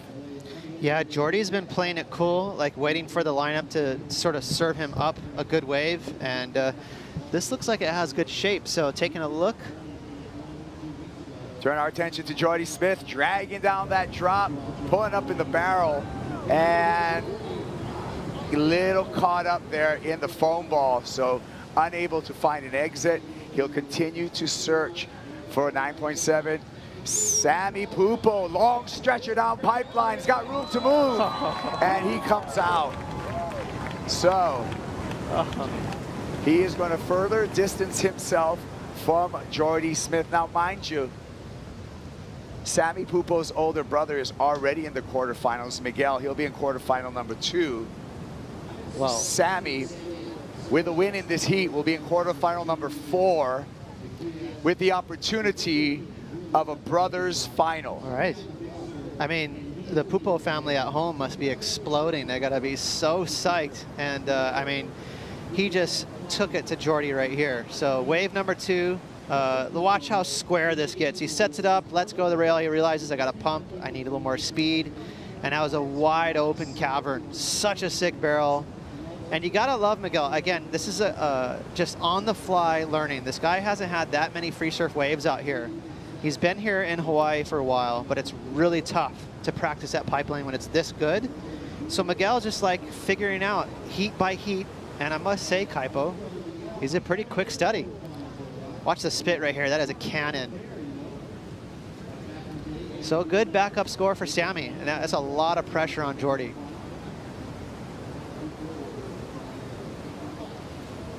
Well, we'll be waiting for that score from Sammy Pupo, and we anticipate a good score. So that's going to put Jordy Smith right up against the ropes. And they're out there all by their lonesome, you know, all day long. You've had 4 people out there, which actually kind of feels nice. When it's 8 to 10 feet, you kind of want company. You're like, who's going? You know, you sort of gauge off of each other and try and figure it out. There's massive third reef sets coming through right now, so there's a lot of navigating heavy water. But these 2 guys got the whole lineup to themselves. 15 minutes and 20 seconds on the countdown. Scores are in 7.33, 7.83 for Sammy Pupo, for a total of 15.16, and Jordy Smith in a combination situation where he needs to crawl out. We got a happy Kyle Belly on the beach with Lauren Ever, because he is in the quarterfinals. Yes, he's very happy. He's a bit out of breath, but Kaio, doesn't it feel like a different day from when I saw you in the dark this morning? Yes, we knew the swell was going to heat at some point, and yeah, it's really big out there. It's scary. The beginning of the heat, we were dodging some sets, and to watch João and John surf that way, you know, was incredible and scary at the same time, because you knew the sets were coming and you're going to have to do the same thing. So yeah, very humble. I put my time out there over the last years, and yeah, I'm super stoked. It's a dream. My best result at the pipe event, and the first time I'm surfing as a wild card here, so it feels great. Amazing, and we have worked out by now that you will go. You have taken off on some of the scariest looking waves of the day. How is the body feeling? What board were you riding? Yeah, I was riding 6.2 this morning, and then halfway through, like between my heat, I switched for 6.4. I put fins in all 6.4s. Then all of a sudden, right before my heat, I'm like 6.6.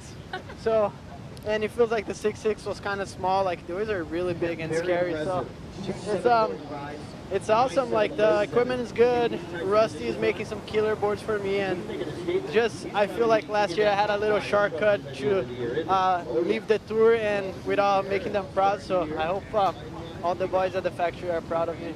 I think everyone is proud of you. Everyone back home in Brazil too. Congratulations, Kyle. We look forward to watching you into the quarterfinals. Thank you. Hey Kyle, I'm proud of you too. He's in the quarterfinals, and Ross, you mentioned it, how sneaky good Kyle Belly is, and how he's a charger, and a lot of times doesn't really get those accolades from the surf media in general. Yeah, I remember a handful of years ago, the waves were pretty big in Tahiti, and Kyle snagged a couple big ones at Chopu. So he definitely is not scared. He spent a lot of time here in Hawaii over the years. So yeah, Kaio is sneaky good. And I must say, he looks really comfortable out there. That one late drop, it wasn't a big score, but that was a gnarly wave, and he just kind of pulled into it like it was a 3-foot wave on a sandbar. Yeah, and that was one of those waves where he had zero hesitation, and I think that's how he made that drop successfully, never even second-guess himself. So, yeah, the will to do so. We're going to see Kyle Ebeli in quarterfinal number 4. Who's he going to meet? Well, right now, it looks like Sammy Pupo, unless Jordy Smith gets it going. Now, an update on Jordy Smith, however, you know, he just came back from that knee injury and the rehab and all that stuff. But earlier in this competition, he sprained his plantar plate in his foot. So not a fracture, but a bad sprain of the plantar plate. And so he does have a nagging injury with him too, and evidently that ligament that's attached to that does sometimes make it painful to stand on. So playing through the pain right here is Jordy Smith. Yeah, and that's not fun because you're pressing pretty hard out there. If you have to pin a really gnarly bottom turn to pull in underneath a lip that could potentially drive you to the bottom, you know, it's a lot of pressure. So the last thing you want to be thinking about is tippy-toeing on your feet. Here we go, Sammy Pupo, big drop. That was just a classic shot. I don't know if that's going to outdo his current scores, but that sure was pretty. Beautiful wave. See if Jordy can get behind this one. He does not like it. So, you know, we've been focusing on Jordy here for a second. You know, he's a title threat. He's a top 5 guy. He's won at lowers before. A lot of these waves on his schedule are great for Jordy. He's one of the guys that people have been talking about for a world title contender. He surfs awesome at Sunset. You know, Bells, obviously, he's great. So he's the kind of guy that you could easily see being in a top 5 at the end of the year. So this is a pretty gnarly heat because, you know, right now he's getting smoked by a rookie. So maybe the toe is affecting him. He's definitely being a little bit overly selective, but a pretty big upset here, Kaipo. Yeah, upset in the making. And to your point, though, when I look at the tour schedule, Jordy Smith has won at Bells, he's won at Sunset. So, you know, statistically, there are some odds stacked in the big man's favor. Right. And again, getting into the top 5 and getting in to the event at lowers, Jordy's a huge favorite there. He surfs really good. So you talk about Felipe, you talk about Italo, you talk about John, a handful of these guys. Jordy's right there as well. But, you know, he's had the short end of the stick here with all these injuries lately. And, you know, to expand upon that, now I've really grown a fan of the Rip Curl WSL Finals in an example of a Jordy Smith who may come in the final 5 in 5th, right? But he will have the opportunity. It'll be the longest road, but he could surf his way to a much-deserved world title. That makes it exciting. It would be such a feat because, like, when I was there last year watching that, you know, it's a lot of energy, and you can imagine even just being in the finals alone, it's best out of 3. So if someone wins, I don't care if it's this year or in the next 10 years, a world title coming in at 5th place, that is a radical physical feat because it's a lot of surf time. Great observation to acknowledge that as well. Here we go, 9 minutes and 20 seconds. The sets continue to roll through and pummel the reefs here at Pipeline. 783, 733 for Sammy Pupo, and the rookie on tour, just 21 years old, surfing far beyond his years as far as both just going for it, but also for heat management, I feel. Yeah, for sure. And it's contagious. I feel his stoke. You can feel like how everything is brand new to him, you know, getting these giant barrels and these big waves at Pipeline right now with a jersey on. He seems really ecstatic, and you can feel it every time he kicks out of a wave. There he is on screen. Sammy, along with Joao Chianca, a couple of really good friends out of Brazil, and both of them fulfilling their dreams, getting on this championship tour. We already saw an impressive performance by Joao. Yeah. Unfortunately, he came up against the most on-fire guy in this entire event, but Joao also with another outstanding performance. So this rookie class, and not to mention Callum Robson that we just saw in the last heat, this rookie class is really impressive. It is, I mean, the the future is looking really bright for the WSL with this rookie class, both for the men and the women. It's going to make for a super exciting year. And just a back tag who you just mentioned with Joao, that was amazing. It was unfortunate that he came up against John because he's one of the form surfers in the whole draw. He charges just like his big brother, and he's got a lot of talent. Jordy Smith, big drop, pulls up, stands up straight, and a beautiful barrel ride for the South African. He exits, and he's going to claw out of that combination and give himself a chance. That was really pretty. That was a lot of spit. I mean, and Jordy has a knack for standing there. Once he kind of locks in and draws his line, he stands tall. I will say, just to critique it a little bit, he might want to think about dragging some body parts to get behind a curtain another second or two, but I don't blame him. You know, it's so perfect out there. He's just standing tall and enjoying it once he gets in the barrel. And look at this, just Pipeline in all of her glory this afternoon, groomed by offshore winds. Another look, this time from the sea angle of Jordy Smith. Wow, look at that barrel. Are you kidding? I mean, that you could fit a house in that thing. It is huge pipe and just getting absolutely spit on. Nice positioning from Jordy too. Behind the peak there, just enough, dragging. Right here, he did the hard work and he's just enjoying it there. Look at that sun behind the lip, illuminating these huge barrels. It's just picture perfect out here. I love the aesthetics and the casualness, but to your point, maybe a little deeper would accumulate more points for Smith. Think back to John's wave where he got the 9.73 and he dragged the whole wave. Keep in mind, that's really hard to do. It's not natural to do that on a 10-foot wave at pipe. That's something you do on a small wave. You know, to drag all your body parts and stall on a huge wave is sketchy because you can get hung up and get tossed over the falls. So it's not natural for surfers, but you got to do what you got to do to get each little point from these judges. Well, we've got 6 minutes left in the final heat of the day, but you don't want to go anywhere because we're going to wrap everything up with the 8:05 post show coming up right after this final heat of the day, where Ross and I will be joined by Strider Wazalewski to talk you through all of today's action. And you know what? There was a lot of it. Is Strider alive? Strider is alive. I'm going to say right now, Strider has been today's MVP. So we will hear from him on the 8:05 post show. So I'm going to be excited to have him on the set with us. He earned his extra gravy all over his plate lunch tomorrow. We're going to give him a couple scoops of mac, everything. We're staying together. He gets dessert tonight for sure. Okay. All right, down to 5 minutes, and the number is in for Jordy Smith, a 7.07. Okay. Now, attainable score for Smith, an 8.09 to take away that quarterfinal berth from Sammy Pupo. Hold the phone, right? That's what Jordy's saying. Wait a minute, Brew. Yeah. Excuse me, Brew. This heat is not over, eh? Sammy. So Sammy's got priority. He's got control, Kaipo. There's just under 5 minutes. This is going to be the ultimate test for a rookie. Perfect pipeline. The pressure's on. Jordy looks as cool as a cucumber. And look at this set. It's got good shape to it, good angle. And there's going to be it is going to be a multiple choice test right now for the rookie with multiple waves hitting the reef. So to your point, really good observation, because this will be a exam, if you would, for Sammy Pupo.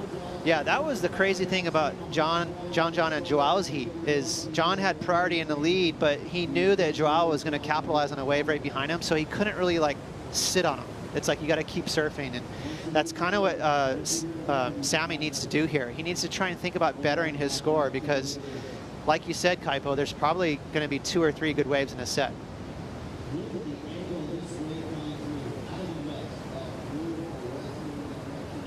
Love these shots from high above. Our drone angles have been outstanding throughout the day, really capturing the beauty and the danger of pipeline. Here we go. It looks like it's going to be like a 5-wave set. Jordy paddling into that, maybe trying to sell one to Sammy Pupo. I mean, Sammy kind of looked at it pretty good. I'm not sure he made a total effort to paddle, so he's going to hold priority. So far, Kaipo, none of these waves really shaped up to be too good. It's like so big right now, it's kind of breaking outside the first reef. So they need one of these waves to ledge up on that first reef to give yourself that nice hollow barrel. And what do you see in a wave to let you know, hey, this is going to be a makeable one? You see, well, you want that A-frame, you don't want a straight closeout, and you want to see it drawing off the reef. Some of these waves that are too big right now, they're tall and they're chipping on the outside, and those ones get kind of fluffy and unorganized. You want that sort of that slabby wave that really piles in on the first reef. Looks like Jordy's interested in this one, just takes a sniff at it, decides not to go.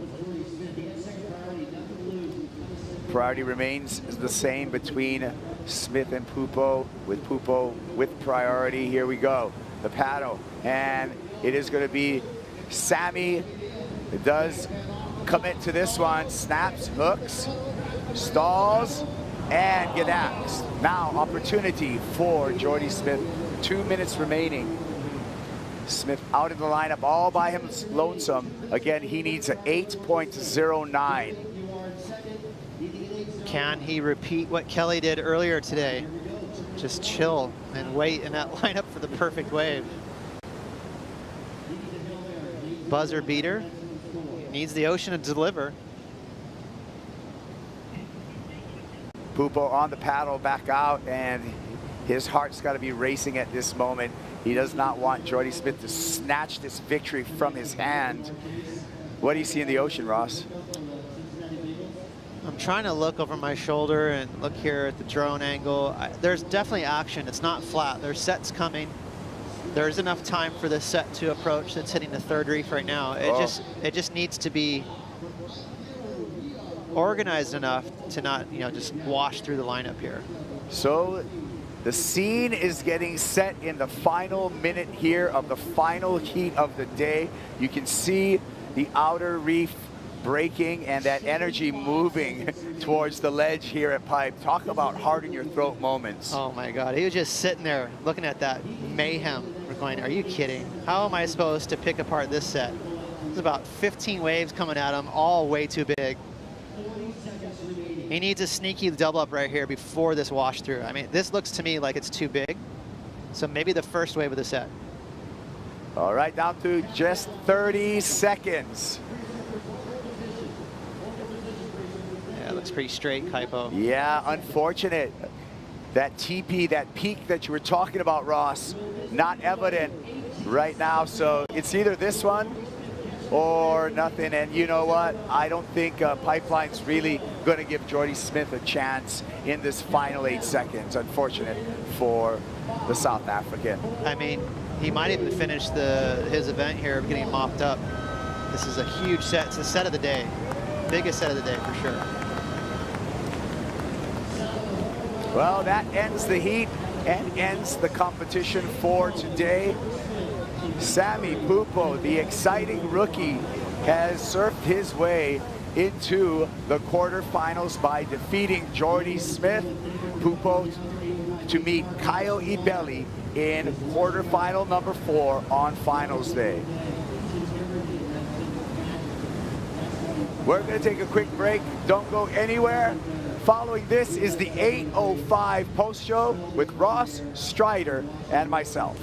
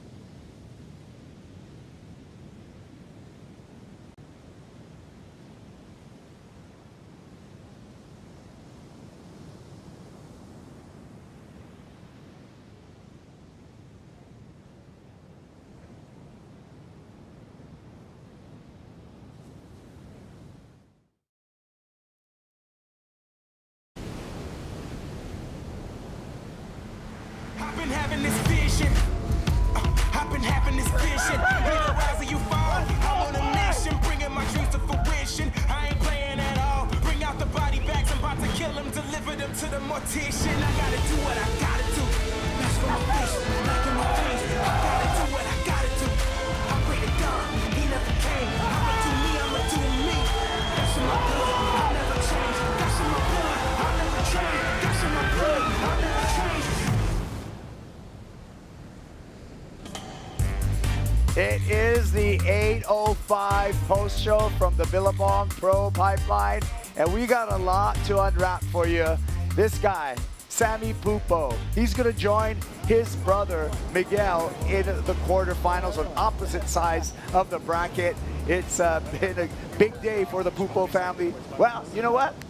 It's been a big day in surfing as a whole. Welcome, I'm Kaipo Guerrero. This is my friend Ross Williams. And this is my friend, Strider Wazalewski, who I have deemed the MVP of the commentary team today for his water reporting. I want to hear about it today. I'm just coming down off a massive adrenaline rush right now, to tell you the truth. Taking in all that emotion, all that energy, all the people, all those stories, just going through it. I was just wave after wave, heat after heat. You know, I mean, just Motown. Guys were just getting thrashed out there. Watching my buddy Kelly Slater get run over by a 25-foot A-framing just vortex on his forehead. It was just radical, Ross. I mean, you've been out there. It is just one of those things. It's unexplainable, and I am just flying off of that entire day. Yeah, I mean, that was pretty gnarly conditions out there. I mean, if you think back to 7:30, 8 o'clock, 9 o'clock in the morning, it was just nice and peachy out there. There's some fun little backdoor waves, and you look at it now, and it's just mayhem behind us. It's washed through, so kudos to Surfline. They kind of nailed it.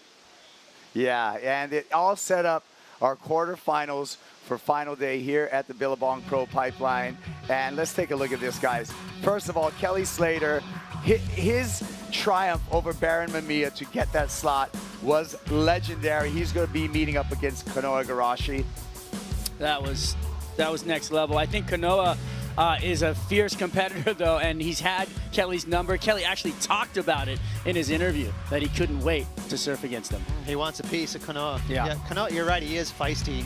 So I think Kelly would like to beat him for sure. Miguel Pupo, Luca Messinas, your thoughts, Ross?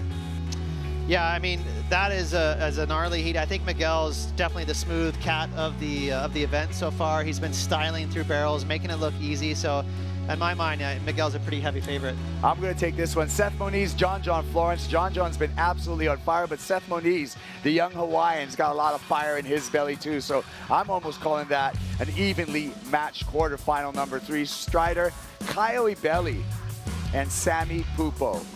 You know what? We just saw Sammy go out there and silence probably a lot of critics.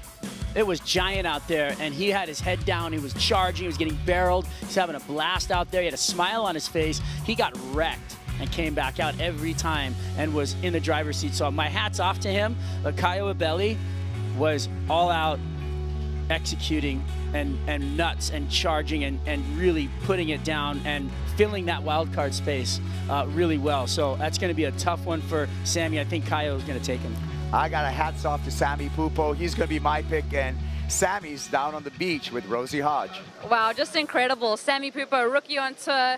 Talk to me about overcoming fear, because you looked fearless out there, but standing here, you tell me that you were scared. How do you overcome that?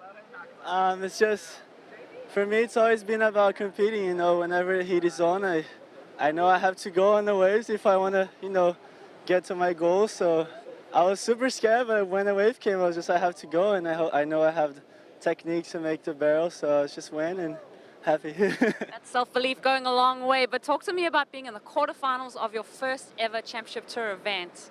That's got to feel good. Yeah, it's unbelievable for me, because this is supposed to be my hard, part of the tour, the toughest stop for me here at Pipe. Never really had a lot of time here in Hawaii, so to get a quarterfinal straight away is pretty fun, and just looking forward to the rest of the event. And lastly, let's just talk about what happened in that heat, because you took a couple beatings. How do you regain composure after that? It's hard. It gets a lot of training. I train really hard to get here, and I was so tired after I broke my board, and was so tough for me to take a little time to breathe and wait for another wave, and the wave came. I knew Jordy was super. He could have got a score until the last second, so I was just hoping the wave didn't come, and it all happened. Nice. Great day for you into the quarterfinals. Well done. Thank you. I like it. Sammy Pupo. So Ross, I'm looking towards you as a coach.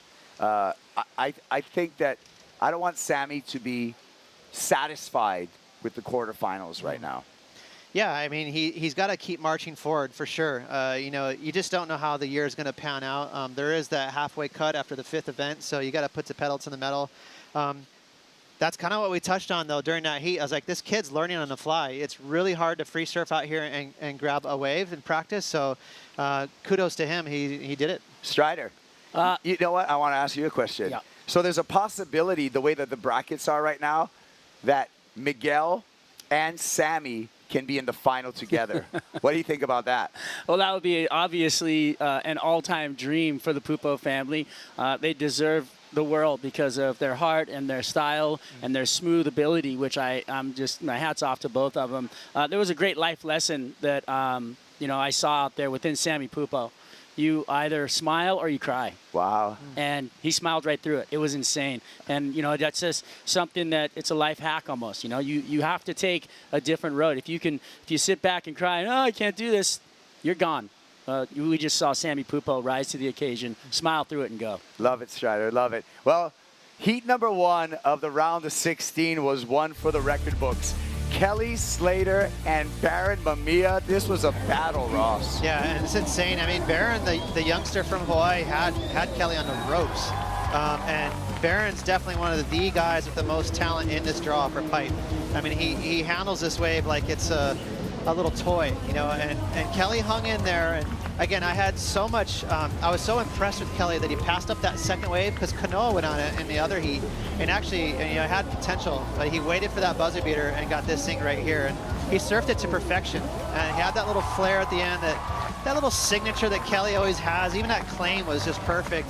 But it was unbelievable. There's literally 3 seconds left on the clock when he took off on his bad boy. What was that like from the water? You know what? It was a moment just to be, right before this, Dave Wassel was out there, a lifeguard on the beach here, and he said, hey, is Baron going to beat Kelly Slater right now? And I said, there's still a couple of seconds left on the clock. You better check yourself. And literally, that wave came in. I looked back at him, and he looked at me, and he was like, this is going to happen. And we watched Kelly take off on that wave, and it was just incredible the way that, everything looked like, okay, maybe he's going to get the score. But at the end, when he opened up, took his hands out and opened everything and just said, yeah, this is me. To watch him come out of the tube like that, I think that just gave him the check mark. You never count them out when they're GOATs. Whether it's Tom Brady, whether it's Kelly Slater, they play till the final second. And that was absolutely incredible. Another great heat. We got to talk about it. Joao Chianca and John Florence. Ross, what a battle this was. Yeah, and it's super physical heat for John, too. I think he caught like 7 or 8 waves, broke a board, paddled back out twice. John put a lot of effort into this heat. We talk about how talented he is out here, but he puts a lot of time at pipe, and it showed in his heat. He really willed his way through it. From the screen, on your screens watching this from home, it's just so hard for it to translate to really know how incredibly massive and how much water is moving around out there, compressed into the screen. There is just a football field of water moving across the reef out there, and you can kind of get an idea there, but Chianca stepped up in my book, and I see a great rivalry happening, and I see, it's an unexpected thing, right? You expect it from John, but for Chianca to press and push somebody to the ropes and give John a run, I think it's an insane look into who Chianca really is. Yeah, just take a look at the numbers here. 17.77 for Florence, 16.7 for both surfers, surfing an excellent heat. Yeah, and he was really close to taking John out. You can remember in the last few minutes, he took off on that white watery wave, and it was really big and chunky. He had gnarlier waves than John. John just surfed to perfection with the stalling and all the little subtleties that John does, but Cianca had the gnarliest waves in that heat. His barrel was just a touch short in that backup score, and that was the difference. Well, that was nerves of steel from John, because I was sitting, I saw that wave come through, and I was like, it could almost be the score, you know, but it backed off and had a nice big barrel, but it was a shorter barrel, and I think John identified that and said, okay, you can have this one. Well, you know? Joao had priority too. Like, they had paddle battles twice in that heat. And, it flipped over to him at that point? That was why John gave him that wave, because wow, otherwise I'm sure John would have went. That's so heavy. Yeah, so much action today. So much action. Well, I mean, with all the action, we're going to have an epic top 5 in the 805 post show. The 805 post show is not over. When we return, we're going to review those top 5.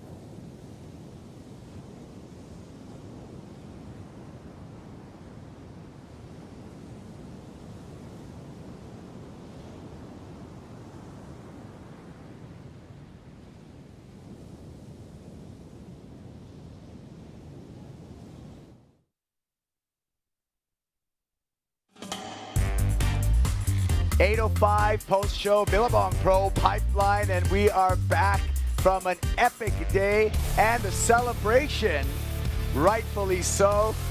Ross, the claims. I mean, these are the kind of waves where these are 100% natural claims. No manufactured, like, give me that 4.8 claim.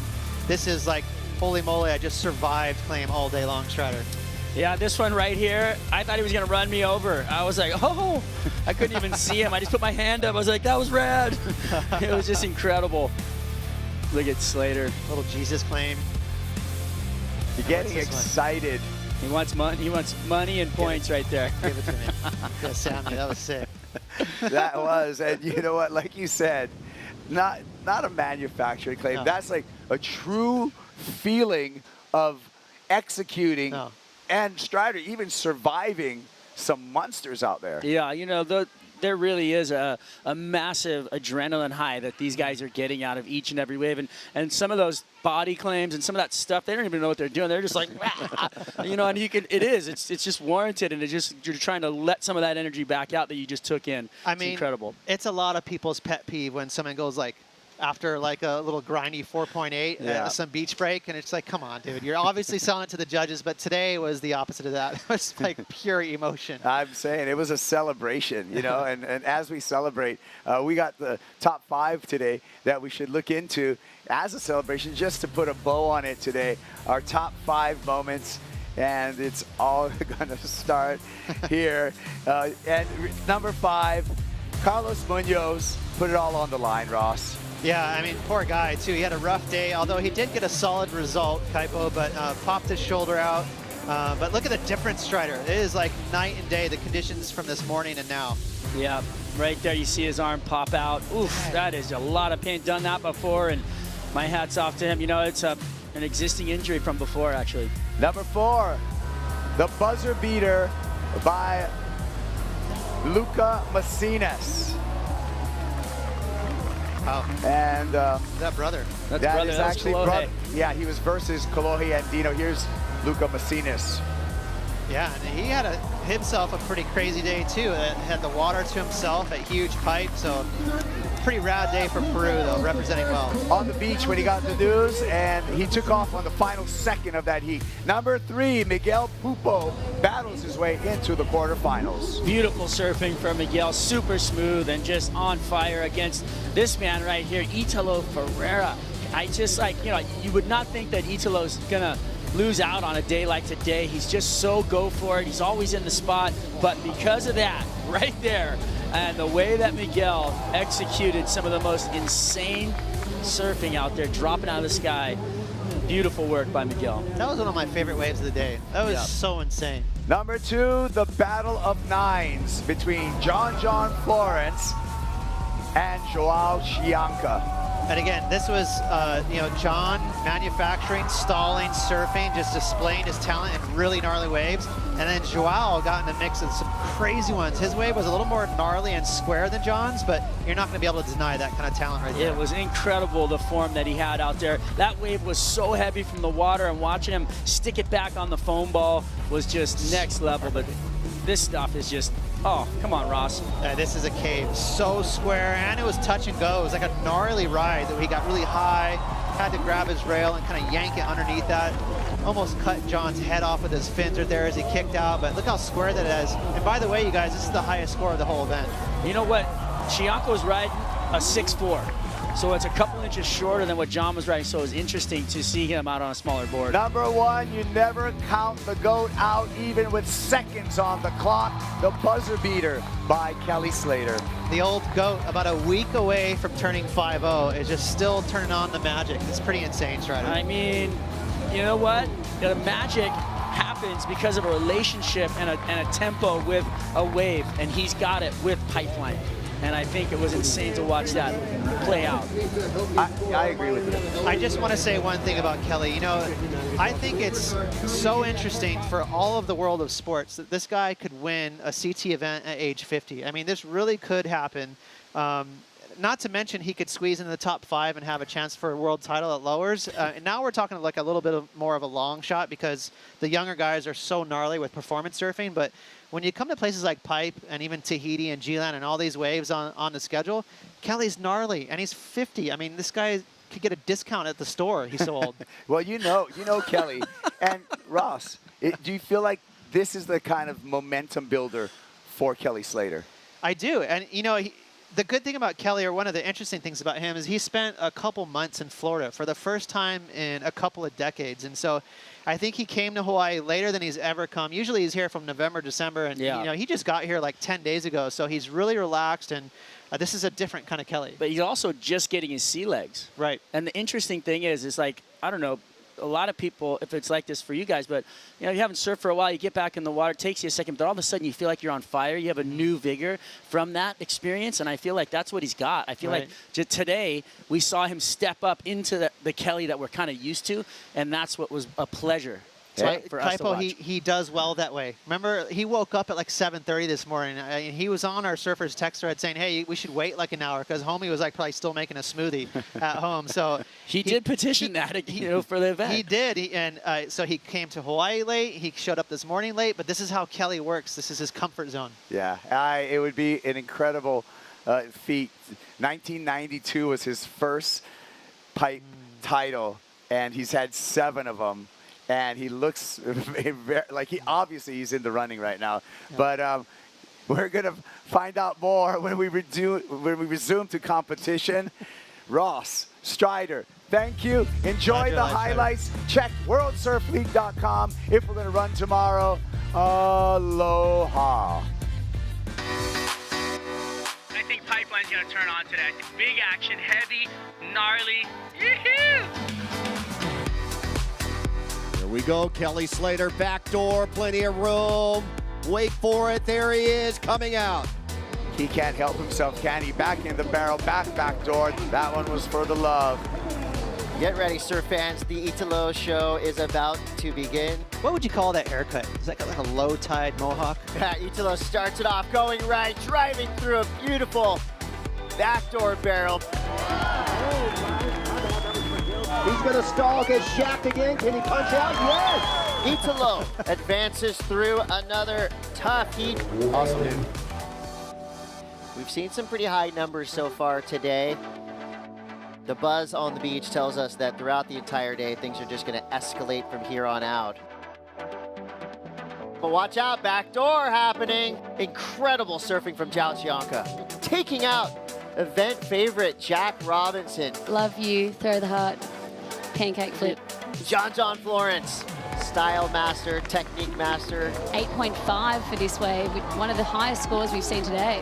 Last few years I've had some breaks. I'm stoked, yeah, and I'm training harder, so I try not to get hurt again. Sammy Pupo again, no-hander. Wow. Right off the bottom. But welcome to the championship, sir. This is your job now, getting barreled at perfect pipe mount. What makes you so comfortable out here? Well, I'm not comfortable.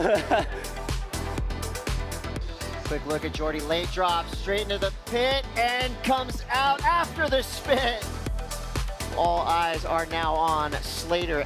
There's 26 seconds of anything can happen with Kelly Slater. Here we go, Kelly Slater looking for a 7-1-8. The goat doing goat things, blasting through.